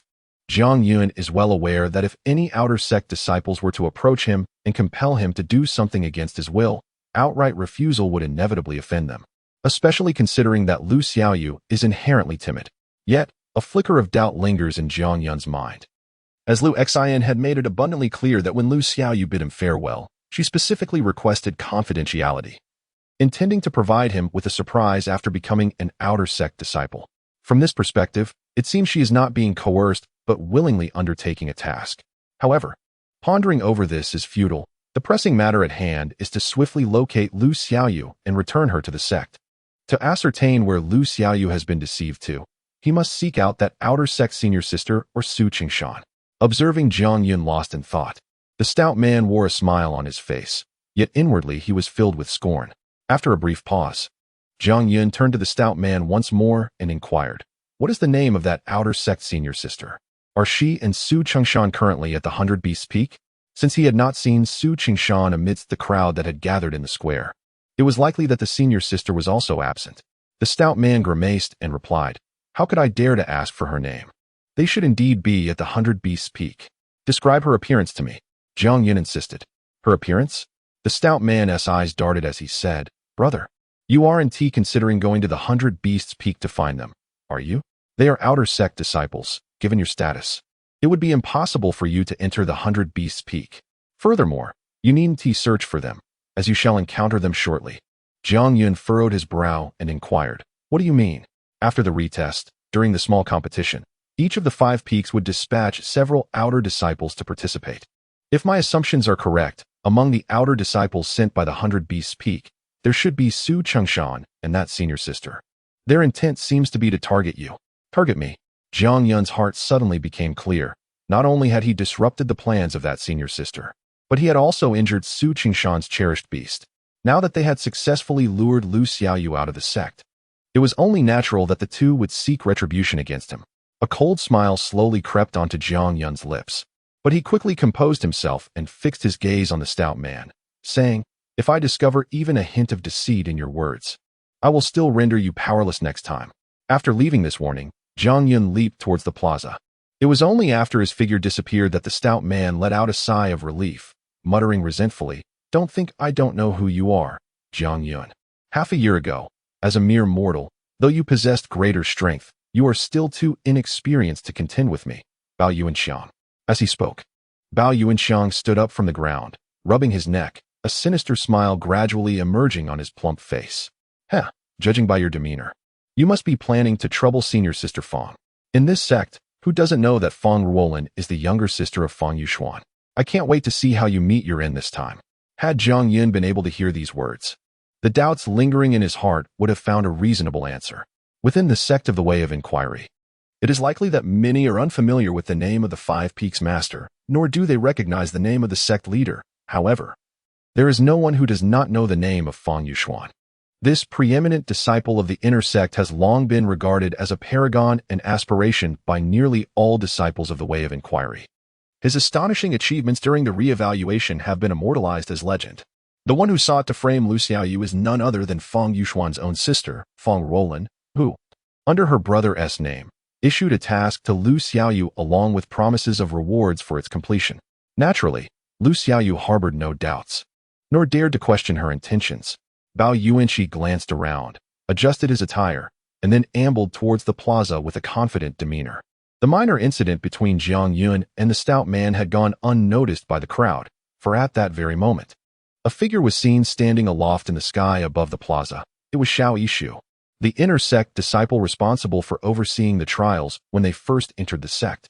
Although he stood alone, His cultivation at the level of fortunate land was more than sufficient to preside over this reevaluation, and his presence signified that the assessment was about to commence.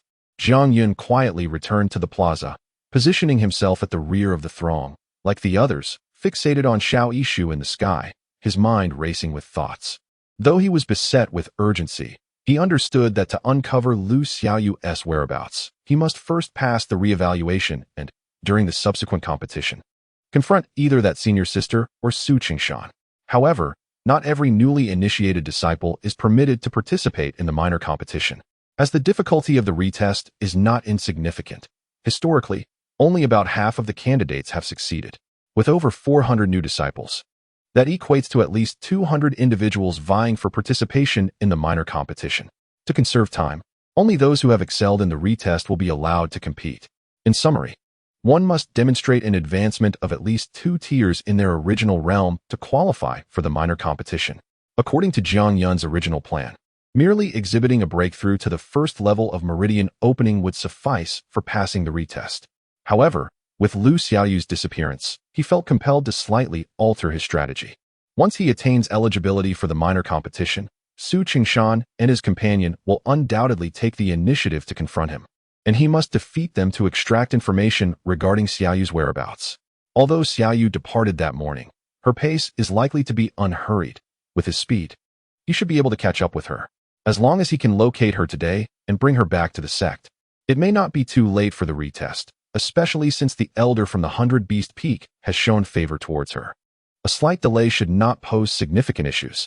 If Xiaoyu indeed becomes an inner sect disciple, then even if that outer sect senior sister harbors grievances, she would likely be restrained by the sect's regulations from acting recklessly. As long as Xiaoyu is unharmed, he can afford to teach those two a lesson during the competition, allowing Xiaoyu to vent her frustrations, thereby bringing this matter to a satisfactory conclusion. The thoughts that surged within Jiang Yun's mind gradually brought a semblance of calm to his heart. At that moment, the indifferent voice of Xiao Yishu resonated, commanding silence. As Xiao Yishu's words fell, he waved his large sleeve, and 5 beams of white light shot forth from its folds, descending upon the square below. 5 orbs, each the size of a fist, hovered silently at a height equal to that of a person, radiant with shifting luminescence. Spirit testing orbs, a voice from the crowd exclaimed. Recognizing the objects, Jiang Yun, too, identified these orbs and exhaled softly, whispering to himself in a voice audible only to his ears. What fortune it is that the spirit testing orbs are employed for the assessment. Thus, there is no need to conceal my cultivation. Concerning the reevaluation, Jiang Yun had long sought information and learned that the sect of inquiry traditionally utilized 3 methods for this process.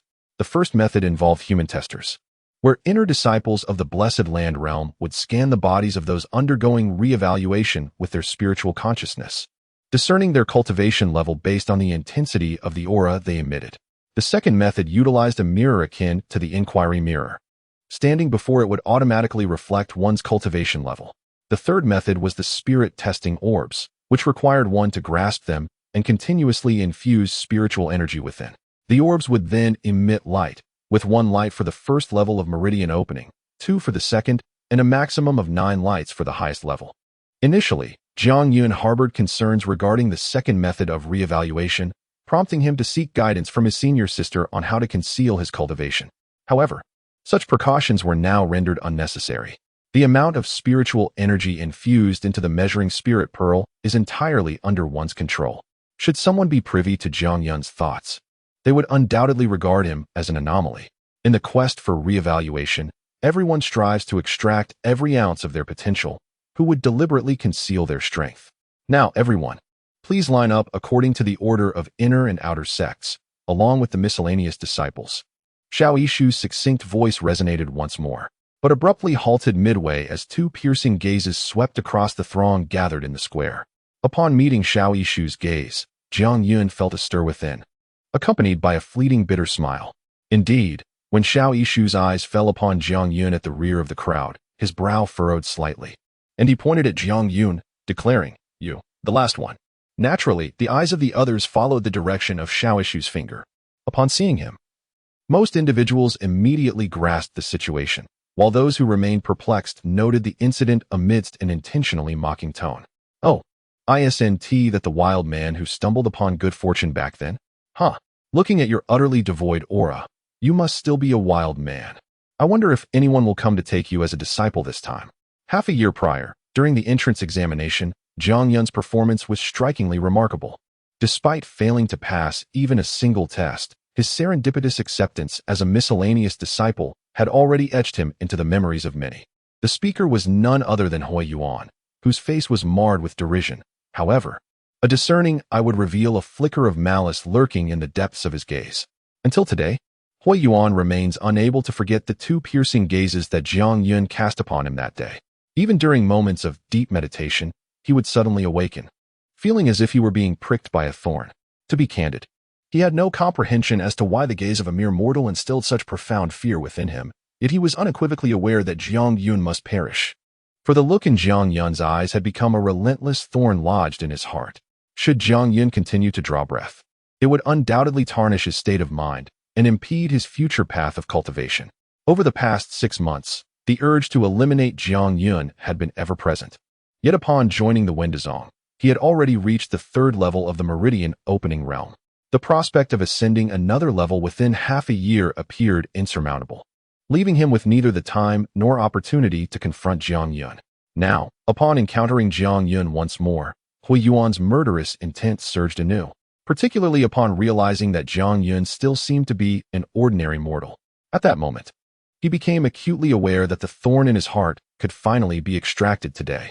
Xiao Yishu's fingers, Hui Yuan's words, and the collective expressions of enlightenment from those around him, even the faint glimmer of malice concealed in Hui Yuan's eyes, all these did not escape Jiang Yun's notice. However, he chose to disregard them entirely, fixating instead on the 5 spirit-testing orbs before him. A thought flitting through his mind. Could there be a trace of Tao intent within these orbs? While Jiang Yun indeed had a pressing need for items imbued with Tao intent, he hoped fervently that he would not encounter them at this moment. However, he was not particularly worried. After all, that black stone resided within his dantian. Even if the spirit-testing pearl harbored profound intentions, it should not detonate. The re-examination commenced. Hui Yuan, you are first. At that moment, Xiao Yishu's voice resonated once more, naturally diverting everyone's attention from Jiang Yun.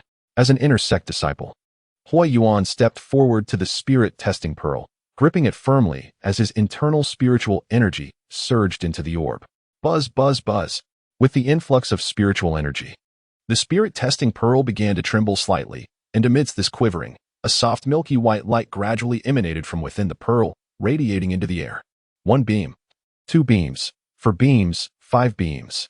Witnessing these 5 beams of white light, most faces immediately displayed expressions of envy and astonishment. Even Xiao Yishu, rarely impressed,